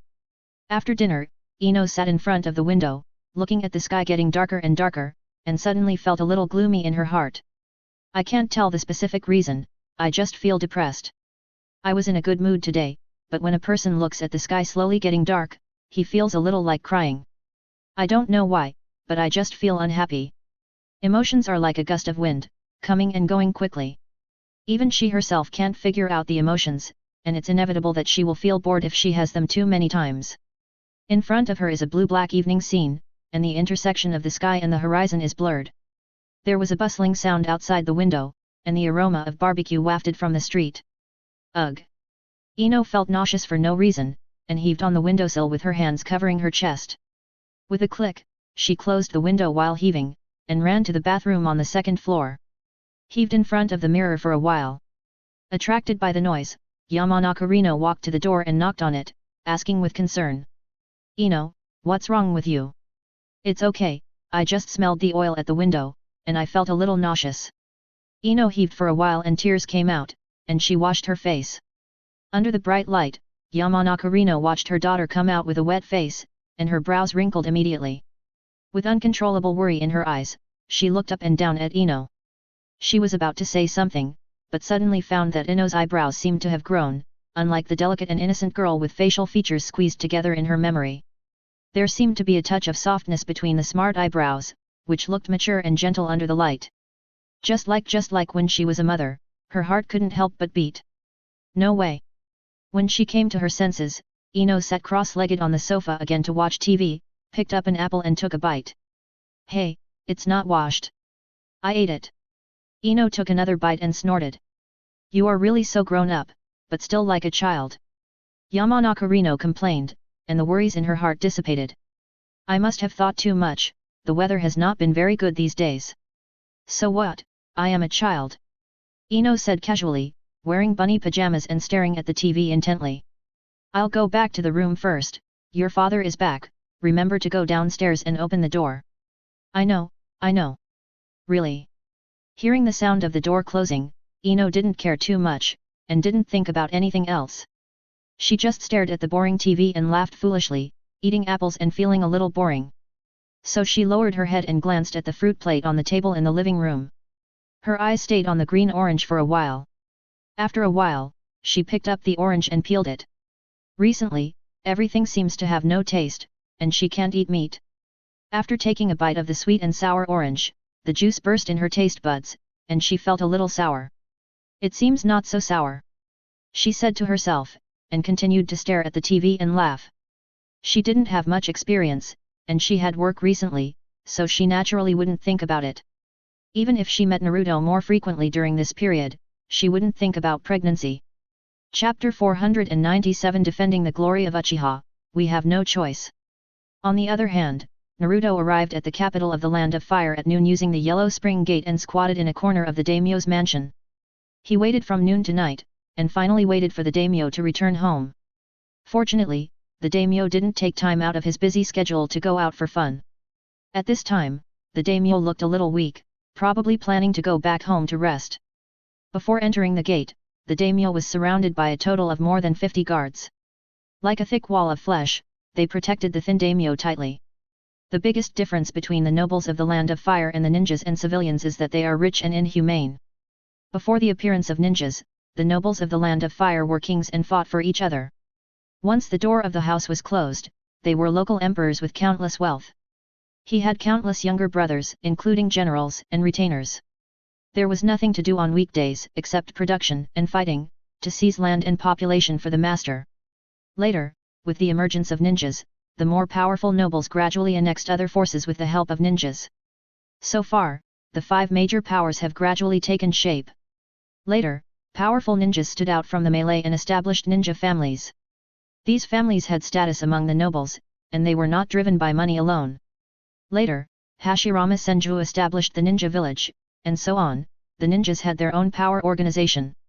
The rights of the Fire Nation nobles were further weakened, and they were afraid that the ninjas would seize their property, so they proposed a hiring system. The ninja villages were self-governing, and the Fire Nation was managed by the nobles. Every year, the Fire Nation would provide the ninja villages with sufficient money to maintain the normal operation of the ninja villages. Since ninjas had to spend a lot of time just to practice, they had no energy to govern the country. They simply agreed to it directly, so that they didn't have to worry about financial operations. The disadvantage of this system is that the nobles of the Fire Nation controlled the economic lifeline and had a great deal of say to a certain extent, so that the Fire Nation whether the Hokage can speak loudly depends on the strength of the Hokage. For example, when it comes to the first Hokage, the attitude of the Fire Nation nobles is to lick his boots, with an attitude of I am good to you, and I am good to you, and I am good to you, and I am good to you. You are awesome, and you have the final say. The attitude of the nobles towards the Uchiha killer Senju Tobirama is to be respectful. Tobirama is famous for his strong character, bad temper, and extreme style of behavior. The Fire Nation nobles wished that Tobirama would die soon, so that they would not have to live a life with a sword hanging over their heads. After the death of Senju Hashirama and Senju Tobirama, the Fire Nation nobles suddenly found that the new third-generation monkey did not seem to be an unreasonable barbarian. So, the nobles began to reason with the third-generation Hokage Sarutobi Hiruzen and talk about interests. Ah, we are all civilized people, and the fighting and killing is outdated. Let's sit down and talk. When the Konoha War failed, the nobles, as the financial sponsors, would naturally have some complaints after spending money without seeing any returns. The third generation knew that he was in the wrong and resigned from the position of chairman of Konoha. The noble board of directors decided to let the fourth generation Yellow Flash, the fastest man in the ninja world, take over. The fourth generation was indeed powerful. Even though he was just a civilian ninja with no family background, he relied on acquired factors to firmly sit on the position of Hokage. The nobles also found that the fourth generation was a humane Hokage, and they were overjoyed. Not talking about interests, but only talking about feelings. Great! Great!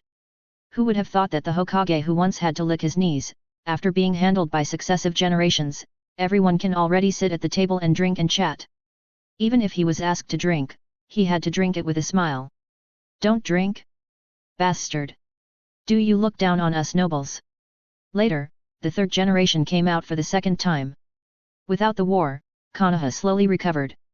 Relying on the commissions of tasks in the Land of Fire, Konoha achieved a balance between income and expenditure.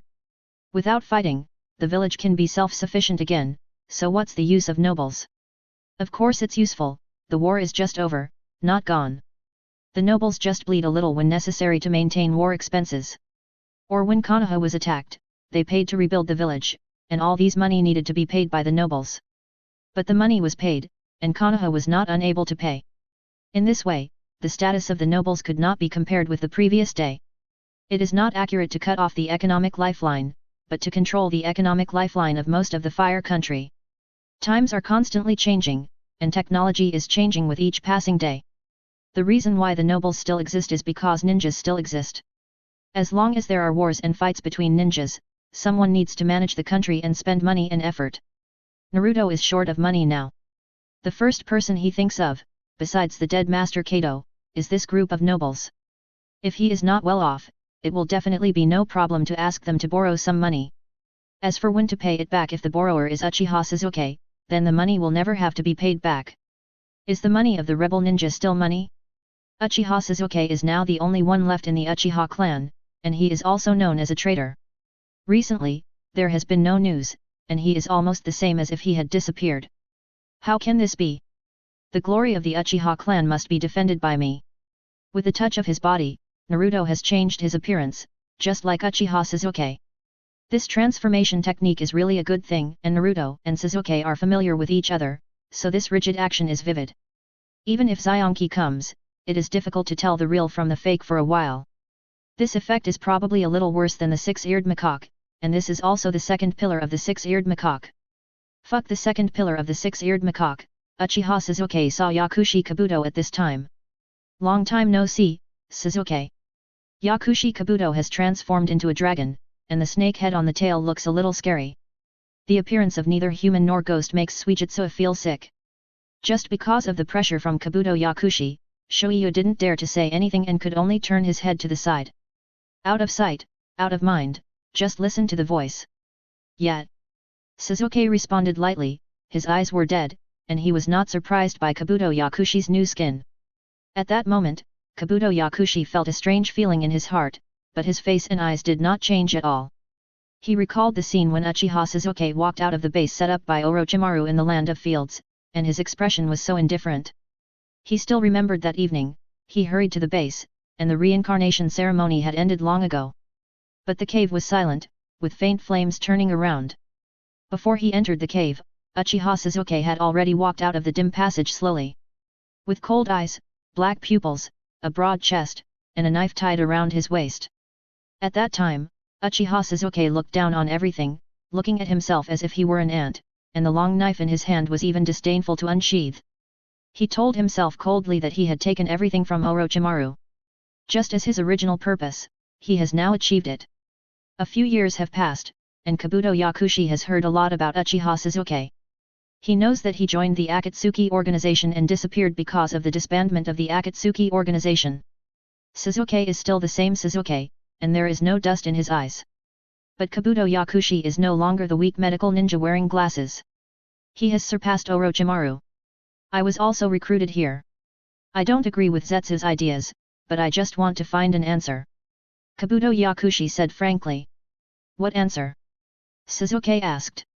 Find the real self. Kabuto Yakushi smiled. People like you who have a meaning of existence will not understand, but it doesn't matter. Ze asked me to be a lobbyist, but I think Sasuke, you don't need to listen to long lectures, you can get what you want here. What? Revenge. Yakushi Kabuto slowly uttered two words. Sasuke didn't show any expression when he heard it. If it was a few years ago when Uchiha Itachi and Danzo were still alive, he might have been obsessed with revenge. But now Uchiha Itachi is dead, and he left his eyes to him. Is it hateful? The revenge of slaughtering the whole clan is definitely hateful, but the culprit is Danzo's gang. But the third generation Hokage died and was called a hero, Danzo also died, and the remaining two old advisors are also waiting to die. Uchiha Sasuke has no intention of entangled with Konoha anymore. He wants revenge now, but more confusion.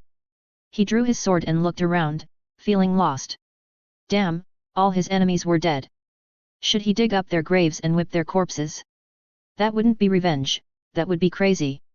Besides, the Sandaime had already made his final decision, Danzo was killed, and his reputation wouldn't be much better or worse. There was nothing to do after the person died, and everything was settled. That person died some time ago, and now he was the only Uchiha left alive. Revenge, how to take revenge, who to take revenge on, and what to do. Sasuke hadn't figured all this out yet. Revenge? Who? He asked. Ninja world. Yakushi Kabuto said with a smile, and then he talked about the ninja's guilt theory, this is a dirty world and so on. Sasuke's eyes became more and more solemn as he listened. He didn't believe it immediately, but he also found a goal in life.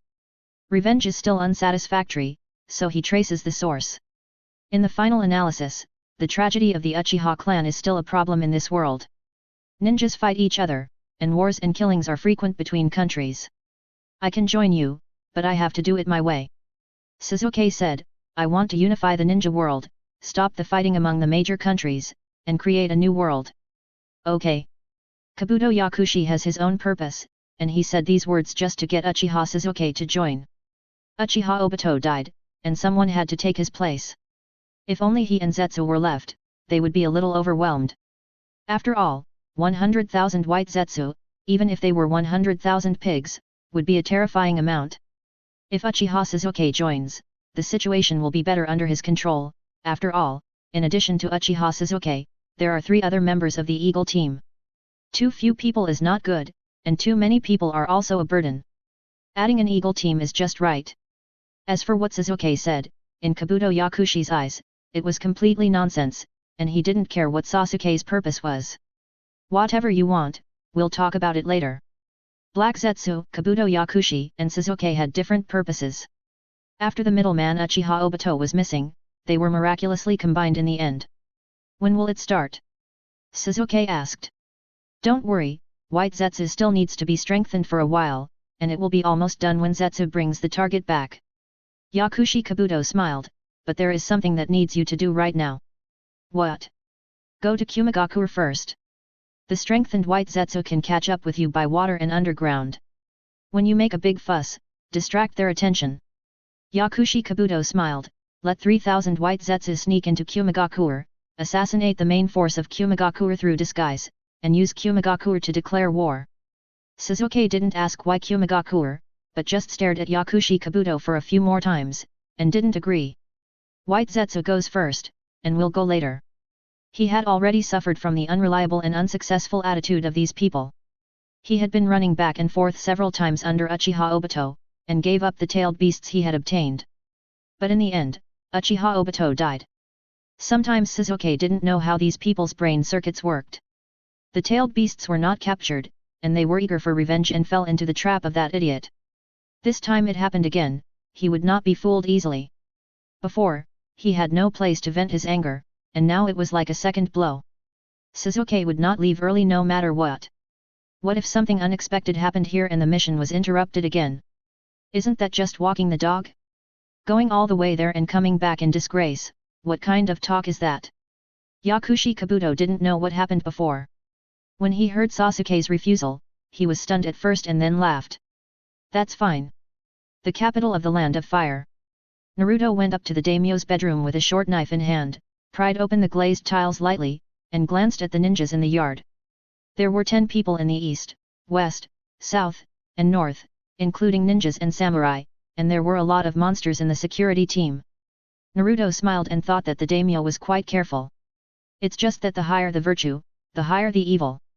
This time, we met the Uchiha Glory Defenders, and these 3-legged guards were useless. It's a good opportunity to show off the new multiplication technique after the matter is done. Under his unremitting efforts, in order to better promote the Uchiha's nuclear art, Naruto combined the doubling technique with the transformation technique to create a plasticine effect. Originally, he just wanted to change the appearance of the Nine-Tails blood-colored phantom and try to align it with the Susanoo armor. Later, he accidentally discovered that, damn, he could mold it into the appearance of Susanoo by changing the color.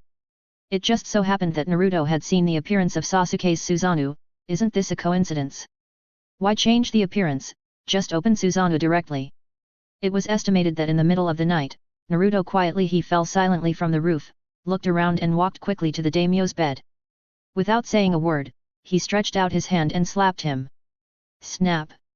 The daimyo suddenly woke up from his sleep, but someone held his mouth. The face of the person could not be seen in the dark. Only a silhouette could be vaguely seen, a young man. Don't make a noise. Otherwise Naruto's short knife was against the daimyo's neck, the meaning was self-evident, and then he slowly loosened his hand. Who are you? The daimyo trembled. Uchiha Sasuke. Naruto replied, and his voice seemed to have become Sasuke's cold voice. Uchiha, the daimyo's upper and lower teeth trembled. What do you want to do? Chapter 498 True Susanoo. I am the only good person left in the ninja world.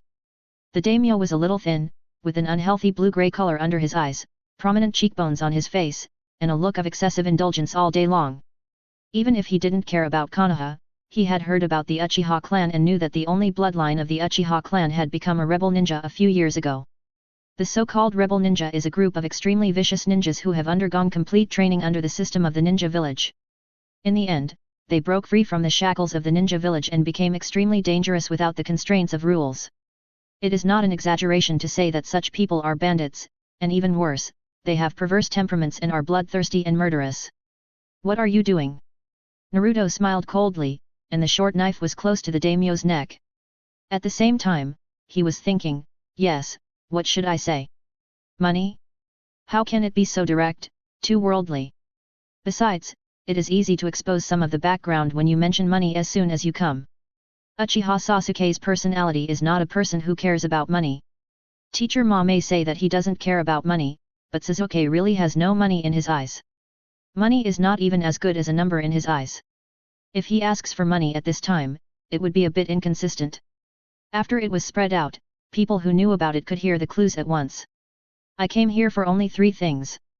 Naruto's face was hidden in the darkness, and only a little outline could be seen clearly. His voice was even more chilling. The daimyo was about to urinate, and asked tremblingly. What is it? Fair. Fair. It's still fucking fair. Ah.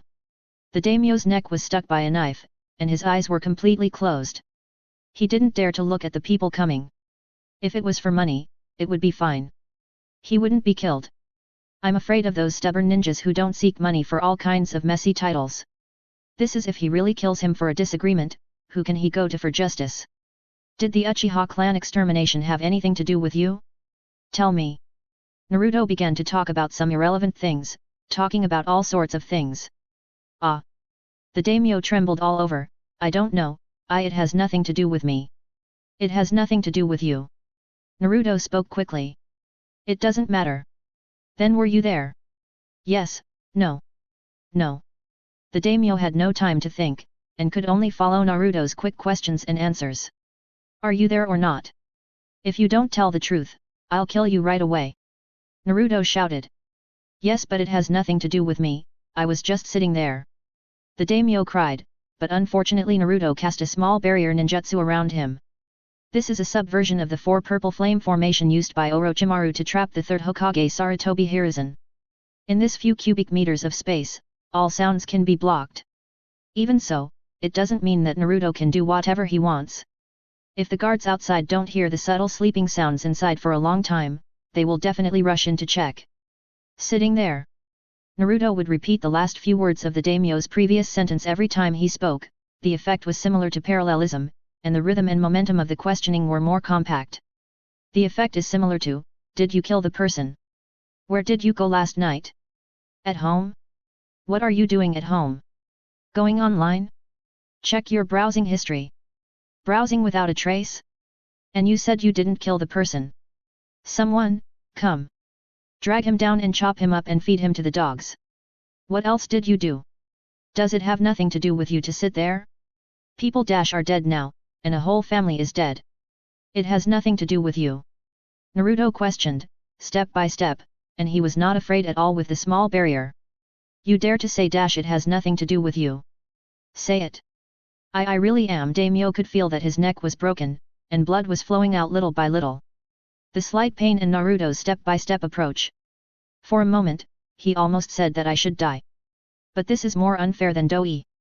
I am just a mascot. I was still participating in the primitive party when the Uchiha clan was exterminated. After everyone was killed, I was called here by force, and my clothes were all ready to wear. But I was really young at that time, and I was playing tricks, but I can't do it now. It's none of my business. Still quibbling, you killed the man, Your hands are stained with Uchiha's blood, what can you give in return? Hey!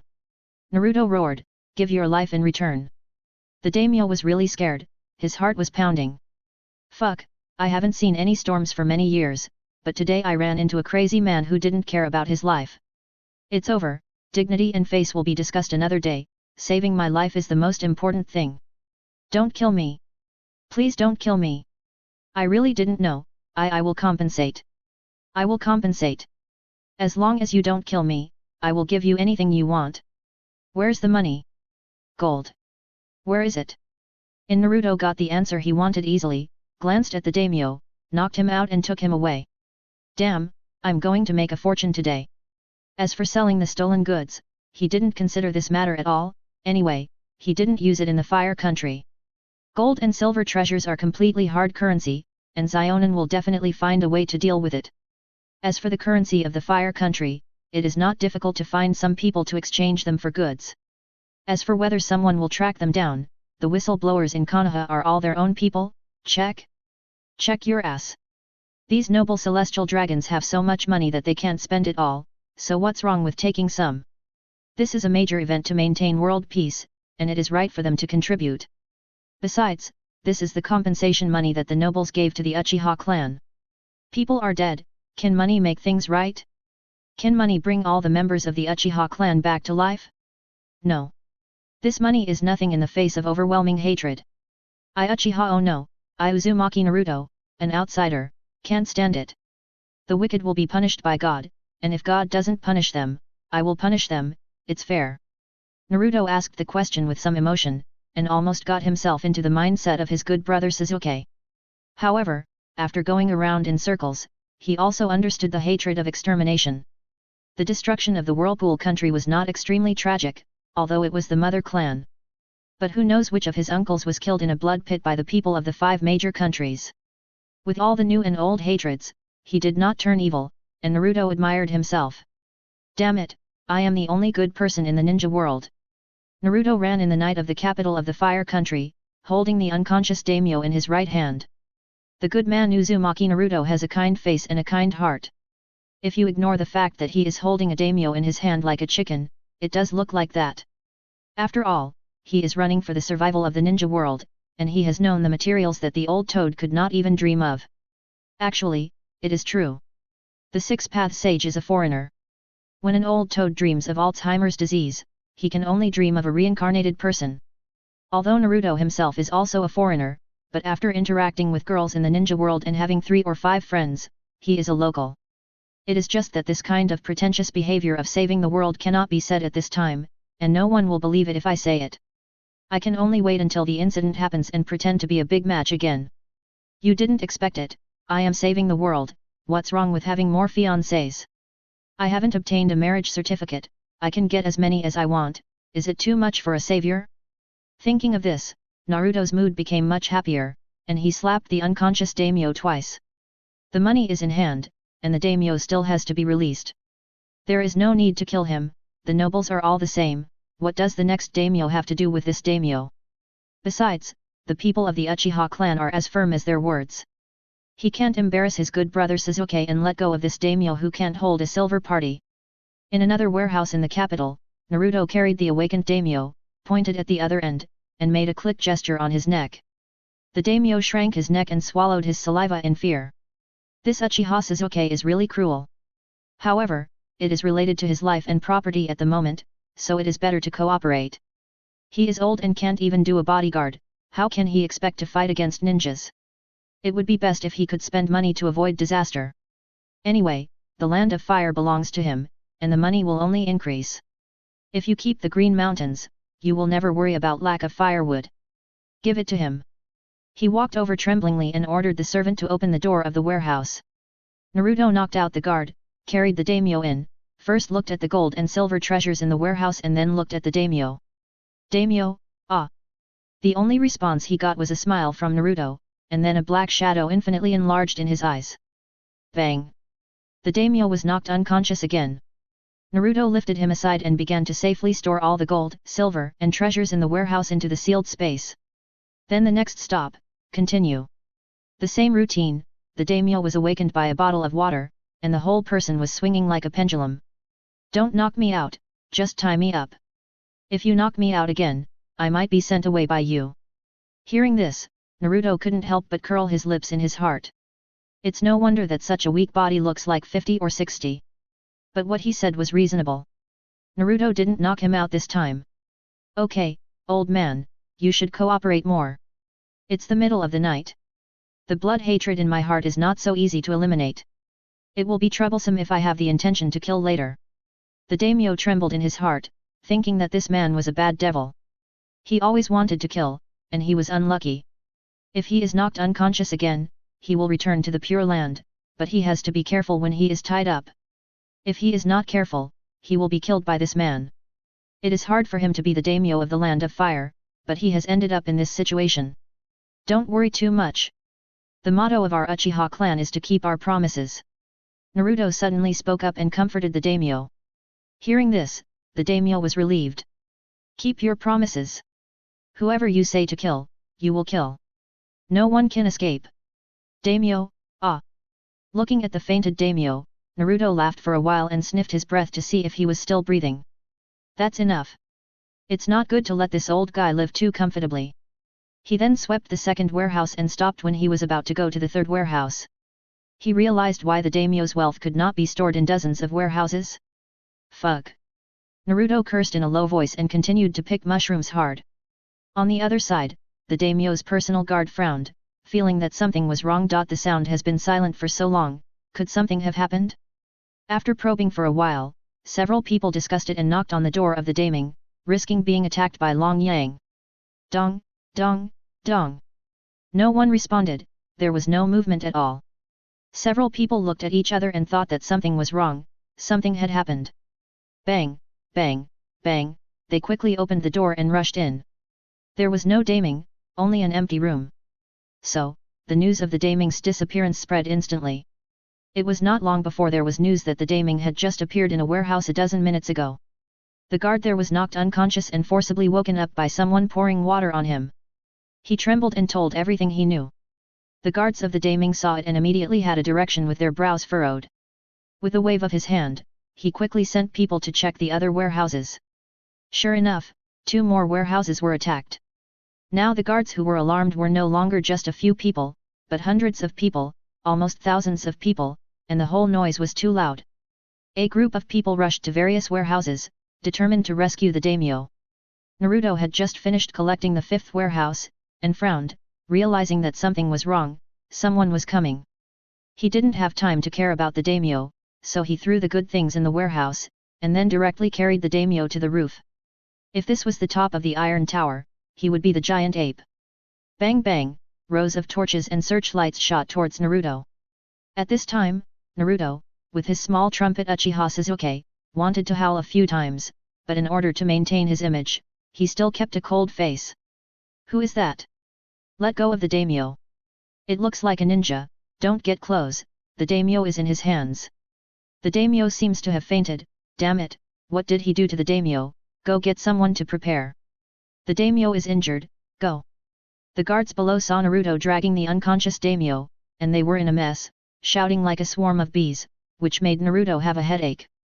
Without any nonsense, he directly activated the bloody 9-tail mode and multiplication technique and transformation technique. Boom! A huge purple flame rose on the roof of the warehouse, and the movement was like the BGM of Kamen Rider, and everyone's attention was attracted.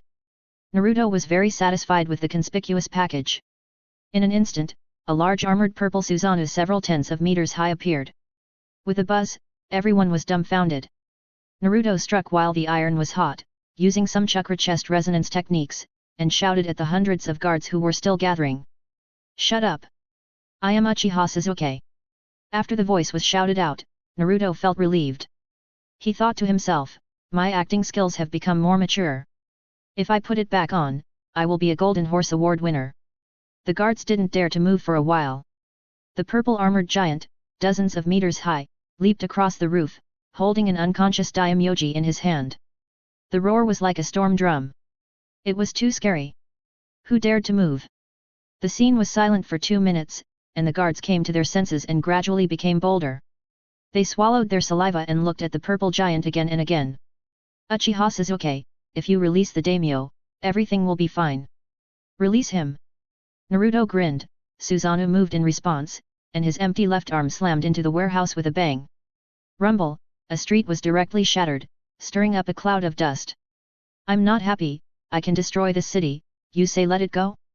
Come and rob it. Chapter 499 Red Bean is as stupid as ever, Uchiha Obito doesn't deserve to have a name. He has already restrained his strength. If he really wants to do it, this small city area will be reduced to ruins. It's just destroying a road, just to scare them. If he really wants to destroy the capital, he is not so crazy. First, he just wants to scare them, and second, those who start to do it are called lunatics. No one will be afraid of a lunatic, but it will make them concentrate their strength and rush forward one after another. The deterrent effect of a gun is the greatest when it is not fired, of course, except for the large machine guns with thousands or hundreds of rounds of bullets. The threat really worked. This place was too small to use. Naruto had almost taken what he had and was ready to leave. The daimyo must be released, but it would be a loss to let go so easily. He thought about yelling a few more times to divert their attention. I'm not here for money, but for fairness. I'm here for revenge. It's these nobles and this ninja world that are wrong. Hundreds of warehouses can't hold the daimyo's treasures. These nobles are so rich, but many people in the land of fire can't even eat. Are they more noble? When did the ninja world become so absurd? He almost shouted, are there any kings, princes, generals, or ministers? Fortunately, he held back, otherwise it would sound too weird. Don't do anything unnecessary at this point. He pretended to be Sasuke just to divert the attention of several parties, focus on other places, and put some pressure on Kabuto Yakushi. Since no one has changed this world, I hereby declare war on the 5 great powers. From today on, I will lead the army to flatten the 5 great powers and reshape a new world. For a moment, he almost couldn't hold his mouth tight, and he almost shouted Tatakai, but fortunately he forced himself to hold it back. After shouting, he casually wrote his name, he threw it and jumped away. Who dared to chase the purple giant of dozens of meters? Besides, the safety of the daimyo was obviously more important at the moment. Seeing Naruto driving away in the purple Gundam, a group of people shouted and killed, but they just ran in the direction of the daimyo. What good would it be if you were stupid enough to chase the Gundam? If you catch up and can't beat it, you will die. If you can't catch up, you won't make any merit and may be blamed. At this point, of course, saving the daimyo is the most important thing, and it would be better if you get hurt. Daimyo. I'll take it, get out of the way. I'll do it. A group of people rushed forward like human meat pillows, carefully taking the unconscious daimyo, and checking his breath to find out that he was still breathing, so they felt relieved. The daimyo was kidnapped and a large amount of gold and silver treasures were taken away. This matter could not be concealed in the capital. The news spread rapidly like wildfire. Uchiha Sasuke kidnapped the daimyo and declared war on the 5 major countries to destroy the ninja world. The people who received the news had different expressions, some were numb and some were shocked. The news was passed on from one layer to another, causing waves like the flapping of a butterfly's wings, and the waves accumulated little by little. It really has the potential to shock the world. Sasuke kidnapped the daimyo. Kakashi's voice rose a few degrees. It's unlikely. Where did the news come from? 6th Hokage, he came from the capital of the Land of Fire, many people saw it, it can't be fake. The messenger explained. Why would Sasuke kidnap the daimyo for no reason? Kakashi couldn't figure it out, stroking his chin and pacing back and forth in the Hokage's office. He seems to have said that the daimyo is closely related to the extermination of the Uchiha clan, that is, he wants to destroy the ninja world or something like that. Destroy the ninja world. Hearing this, Kakashi was no longer anxious, but sat down instead. If Sasuke threatened to kill all the nobles, Konoha would have to make some moves and send people to protect those nobles. But if it was to destroy the ninja world, then forget it. This thing has too wide a scope, so there is no need to take it to heart. There are too many people who want to destroy the ninja world, let's talk about it when it is Uchiha Sasuke's turn. That's it, I'm tired.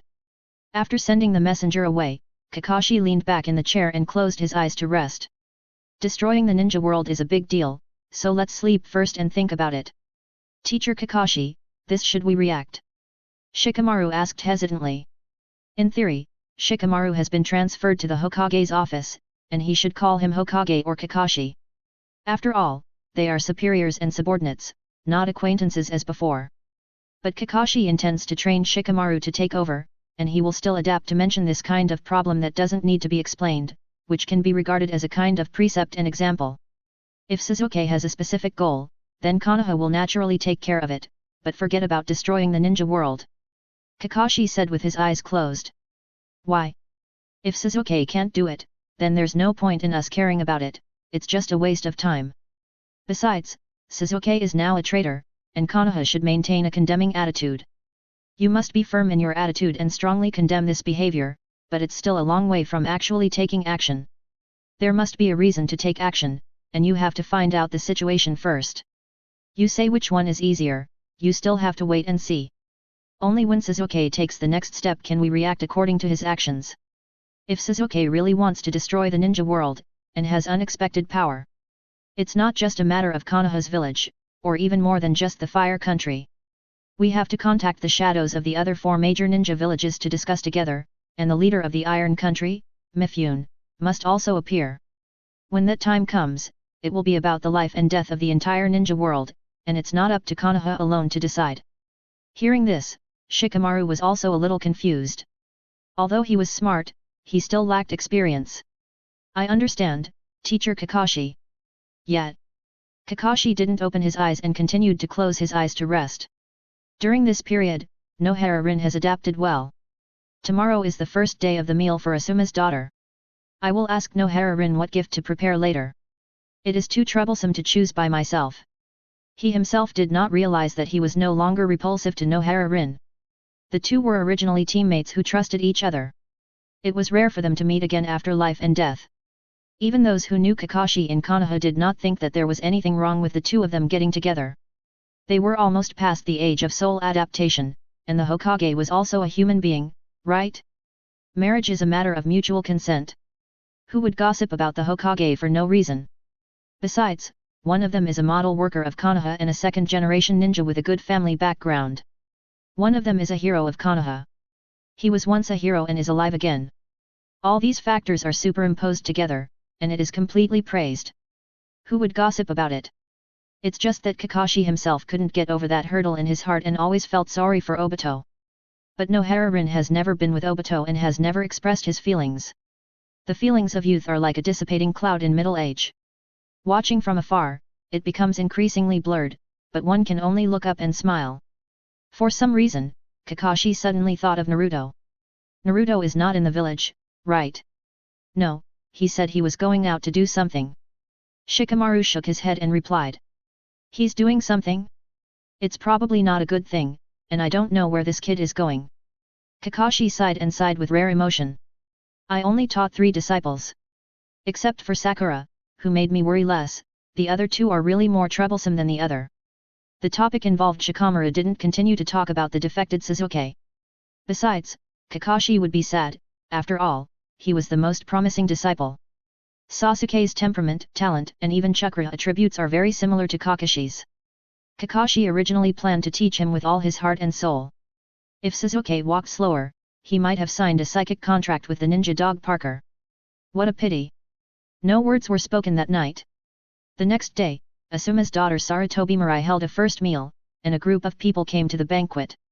Carrying some gifts in large and small bags, the cold courtyard suddenly became lively. The Sarutobi clan is a lean camel that is bigger than a horse.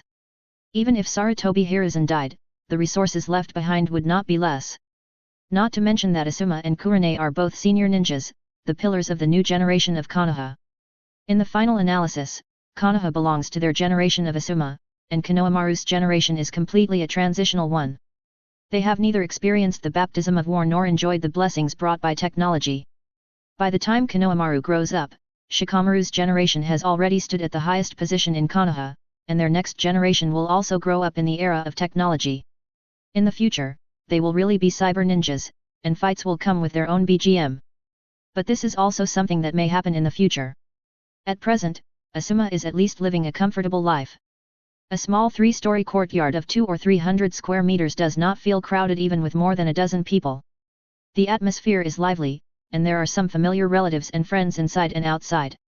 Kakashi and Nohara-rin stand together and talk to Might Guy.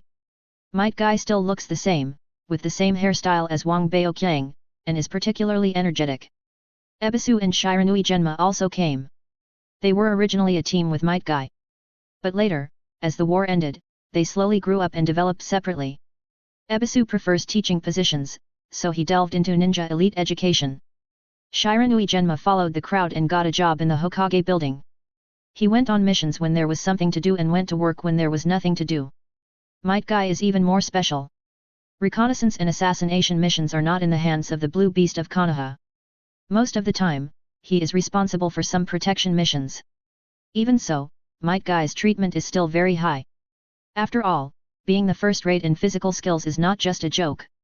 There are top talents in all 360 professions. Hongdu secretly took a piece of cake, and when she wanted to eat it, she started to hesitate again. Yui Kurane, who was standing by, looked a little funny and smiled while holding her daughter Sarutobi Mirai. If you want to eat, just eat it. Why are you hesitating? I'm afraid of getting fat. I feel like I've gained a pound in the past few days. Hongdu shook her head and reluctantly put down the cake, her eyes glued to it as if they were drawn. Yui Kurane couldn't help laughing, her eyes narrowed, and said jokingly. Hongdu, you look at the cake like you're looking at your lover. Hehe, I'm almost dying of greed, and you're still laughing at me. Hongdu wailed, I can't live a day without cake, it's so annoying. Since you want to eat it so much, just eat a little, don't wrong yourself. Ziriong persuaded with a smile. No, no. Hongdu shook her head like a rattle, a little impatience will ruin a big plan, I can't get fat, I can't get fat. I have to run for 3 days to eat a bite, it's too painful. This made Ziriong curious, and asked. Why do you care so much about being fat, do you have someone you like? No. Hongdu shook her head and said frankly, it's not good to be too fat, anyway, it's not good in all aspects, eating a bite is just a temporary happiness. I'm not young anymore, it's hard to lose weight once I get fat, I must not get fat. Hearing this, Ziriong didn't quite understand and was still confused. Hongdu had put down the cake and walked away mumbling something, looking like she was possessed. What's wrong with her? Asuma came over to hug his daughter, and asked another question when he saw Hongdu's distraught back. She wanted to eat cake. Yui Kurane said, but she has to lose weight, so she left reluctantly. Hongdu is quite slim, why does she want to lose weight? Asuma took his daughter from Yui Kurane's hand and teased her happily, with a smile on his bearded face. Who knows, maybe she is strict with herself. Yui Kurane said with a smile. By the way, where is Naruto? Naruto, I called him, he should still be on the way, it's not time yet. Asuma was teasing Sarutobi Mirai, and didn't pay much attention. At the other end of the yard, Hongdu, who was possessed by a demon, was walking, and was suddenly hit by a chestnut, and immediately cried out in pain and covered her head. Ah! Who hit me? Why are you walking in a daze? Why are you still so stupid? Naruto stretched out his hand and pinched Hongdu's face, which was full of collagen. Let me go. Hongdu rubbed her face, a little indignant, it's all your fault. I don't even dare to eat small cakes now. I'm so annoyed. Still eating? You get fat even when you drink water. You dare to eat cakes. Be careful to turn into a bucket. Naruto snorted and pinched her face when he saw that no one was around. If you become fat like a bucket, I won't pay attention to you. You are fat like a bucket. I told you that I just rejected the temptation of small cakes again. Hongdu complained a lot, dancing with joy, like a complete silly woman. I told you to eat less cake. You'll become stupid if you eat too much. You're stupid. Did you see Kakashi just now? I seemed to see him standing with no Hara-rin. Hongdu was still chattering, these two seemed to appear at the same time recently. Do you know any news? What news? What if they get married? Then someone's coffin will not be able to be held down. Who are you talking about? Hongdu stood there and thought for a while, hey, you are not talking about Uchiha Obito, right? Who is Uchiha Obito? Naruto looked at Hongdu with some surprise, he didn't expect her to remember. Why don't you remember? He used to be the most annoying, just like you, a little better than you, not as bad as you. Hongdu said, I remember he used to like Nohara-rin the most, who doesn't know that little thing? It's a pity that he died early, died in a mission. His coffin can't be held down, it's been many years ago. Yes, he died early. Naruto echoed, it's such a long time ago, you ask me how I know, I don't know who Uchiha Obito is. Chapter 501 Night, the First Snow in Konoha. It's obviously a movie about 3 people, Uchiha Obito doesn't deserve to have a name. Naruto looked at Hongdo's silly look and wanted to pinch her again. He stopped when he saw Kakashi and Nohara Rin coming over from a distance and whispered to Hongdo. Drink tea in the evening. This was the code between the two of them. Drinking tea meant working hard. Hongdo was also happy and smiled with narrowed eyes. Okay. What are you talking about? Kakashi scratched his head and subconsciously glanced at Nohara Rin next to him. Naruto, you are late enough. I told her about losing weight, but she always forgets it. Naruto said with a smile, his eyes wandering between the two of them, making Kakashi a little embarrassed. Nohara Rin smiled generously and said, Hongdo is quite thin, there is no fat on her waist. Maybe she inhaled and held her abdomen. Naruto added. What nonsense. Hongdo rolled her eyes at him. After all, she knew that it would be bad to say too much and it would be easy to be exposed, so she simply found an excuse and left directly. Although Naruto always said she was stupid, if she was really stupid, she would not have been able to reach the level of a Jonin. Her master betrayed her, but she survived alone and became an elite Jonin without dying on the battlefield. It is true that she is unlucky, but stupidity is just a mess in life. If you really get serious, who can survive on the battlefield has a bad brain. She just doesn't want to implicate Naruto, although it was her first time and she was deceived by that bastard without even falling in love. But it was also consensual, she was willing. She herself didn't want to start a family. After experiencing too much suffering, Hongdo couldn't expect a happy life in the eyes of ordinary people. The relationship between Naruto and her is the most relaxed and pleasant one at this stage. No one talks about love, nor does anyone say anything about affection. It's just a simple intimacy, without any burden. She won't cause trouble to Naruto, and Naruto won't comment on her. The state of the two of them together is relaxed, and they can refuse if they want to. Red Bean would refuse Naruto's visit because she wanted to drink alone, and Naruto would not visit her for 2 months because he had too many things to do. No one thought it was wrong, anyway it was good like this, one more or one less would not do. Kakashi saw Red Bean leave, so he set his sights on Naruto. After hesitating for a while, he told Naruto the news about the capital of the Land of Fire that he learned yesterday. Ah! What? There is such a thing.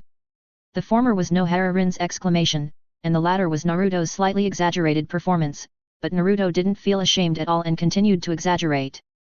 Suzuki is too much. How can the daimyo live? Hearing the first sentence, Kakashi was still a little confused, thinking that these guys could not be related to this matter. But when he heard the second sentence, his eyes suddenly turned into dead fish eyes. Sure enough, it was still that Naruto, Yan Hawaii.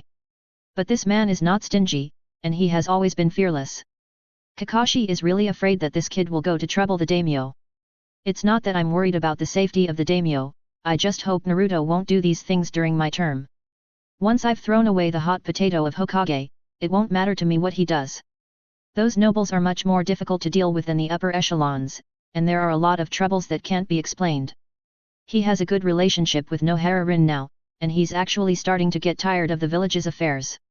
Originally, Kakashi was not a diligent person in tedious government affairs, otherwise he wouldn't have been charging at the forefront of Konoha to do missions for so many years. Now his thoughts are exactly the same as Tsunade's. Damn it, I don't want to do it anymore. Having such a disciple actually makes him more autistic. Fortunately, Nohara Rin has been standing by his side, which makes him feel hey, no, what did you say just now? Lie, Ellie. Naruto is in a good mood. There are still a lot of gold and silver treasures in the sealed space. Half of them were given to Zionin to deal with, and the money exchanged was allocated to the construction of the laboratory and the Hidden Rain Village. He couldn't just rely on the snow country for a place to stay, because it was too remote. The Hidden Rain Village itself had a geographical advantage, bordering the 3 major countries. In the hands of the Salamander Hanzo, this was a disadvantage, but in Naruto's hands, this disadvantage turned into an advantage. Because the Salamander Hanzo couldn't subdue the 3 major countries, but he could. In this way, the Hidden Rain Village not only had no disadvantages, but also had many advantages. Now the laboratory has been established with the funds and the reconstruction funds for Yugakure in place, he didn't have to worry about the rest. He actually had a lot of money left in his pocket for emergencies. So happy. Asuma had time to walk towards the three people and casually told them about the kidnapping of the daimyo. Is there such a thing? Naruto was shocked again. Kakashi, Nohara Rin. Even though Nohara Rin understood, every strand of hair on this yellow-haired man was bad. She never thought that a person could act out shock for the second time, but she could do nothing about it. She didn't care about the daimyo, and it wasn't a day or two for these nobles to do nothing. Come together, the meal is about to start. Asuma said with a smile, and had some guesses about Naruto's performance, thinking that it couldn't be this kid who did it. The Sarutobi clan has a clan land in the capital of the Land of Fire, but it has nothing to do with the daimyo. The relationship with the daimyo was just superficial, not a friendship. Even if he heard about this, he just felt it was incredible. Just thinking about what Naruto asked him about 2 days ago, he couldn't help but feel a little nervous. Finding a chance, Asuma pulled Naruto aside and asked with a frown. The matter in the capital of the Land of Fire, could it be you who did it? Hey, don't talk nonsense, it was clearly Uchiha Sasuke who did it. Naruto waved his hand quickly. Teacher Asuma, aren't you slandering me? So many people saw it, that was the real Sasuke, and the purple chakra armor came out. It can't be fake, it must be Sasuke. It seems to be the truth, but Asuma always feels that this matter is related to Naruto. The banquet ended quickly. Naruto went home as usual, turned into a small alley on the road, and turned 7 or 8 times to enter Hongdu's house. The two of them sat there drinking and chatting, but they didn't do anything. Why haven't I seen you looking for Hinata recently? Red Bean asked. If you can see me looking for Hinata, then I'm not going to live, what are you saying? Naruto replied bluntly, even a stupid woman like you can find out, didn't Ino know it a long time ago? You are really bad.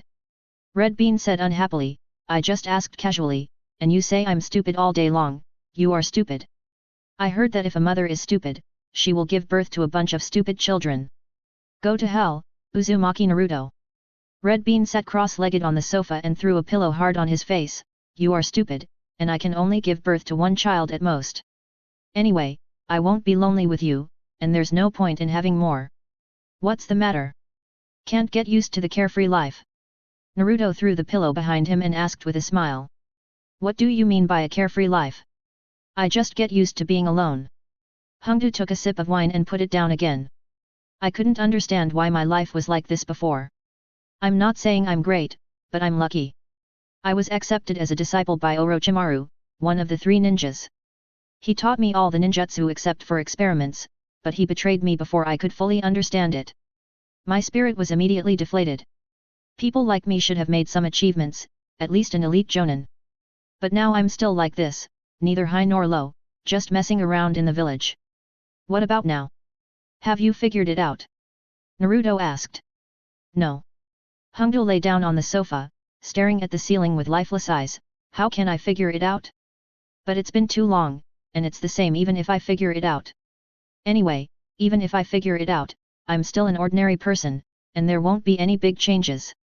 I just don't think about it now. Why think so much? Naruto raised his eyebrows. Look at me, the greater the ability, the greater the responsibility, and I hide from my father-in-law all day long. What kind of life do you live every day? It's really... Hongdu. Seeing his sullen look, I really want to beat him to death, but fortunately Hongdu held back. She threw her coat on the sofa on the side and said through gritted teeth. Then don't think about those things now, I just want a child. It was already midnight when it ended. Naruto skillfully searched in Hongdu's refrigerator, fried a plate of noodles in the kitchen, and took out 2 cans of cold beer from the refrigerator and brought them into the room. Hongdu sat on the small table, propped her elbows on the table, and looked at Naruto with her hands on her face. So tired. How can I not be tired? Besides, I'm doing this for your own good. Move more and exercise. Besides, can you blame me? Naruto opened a can of cold beer and handed it to her. I gave you a chance, but you didn't use it. Have you worked hard? Has your salary increased? Tisk, the salary of the ninja school is fixed. Hongdu curled her lips, blew the foam of the beer, took a sip, and her whole body felt much better. It won't be soon. How can it always be the same price? He sat down and said. What do you mean? Hongdu looked at him deeply. Others may be hypocritical, but this man is really bad. He just kept fooling her into exercising to lose weight. She was lying there without moving, and she felt relaxed. Such a person would never talk nonsense, and there must be a basis for everything. Sure enough, Naruto also glanced at her, suddenly smiled and said mysteriously. You don't know yet. Know what? So Naruto told the story of the daimyo of the fire country's capital being robbed again. The feeling of throwing the dirty water you have done on others is really different. Especially now that he said it himself, his face was not red and his heart was not beating. How could such a thing happen? Uchiha Sasuke gave the daimyo to Hongdo was surprised at first, and then reacted, what does this have to do with my salary? Of course it is related. The world is in chaos. The salary of the ninja school is fixed at ordinary times, but it will definitely change during special periods.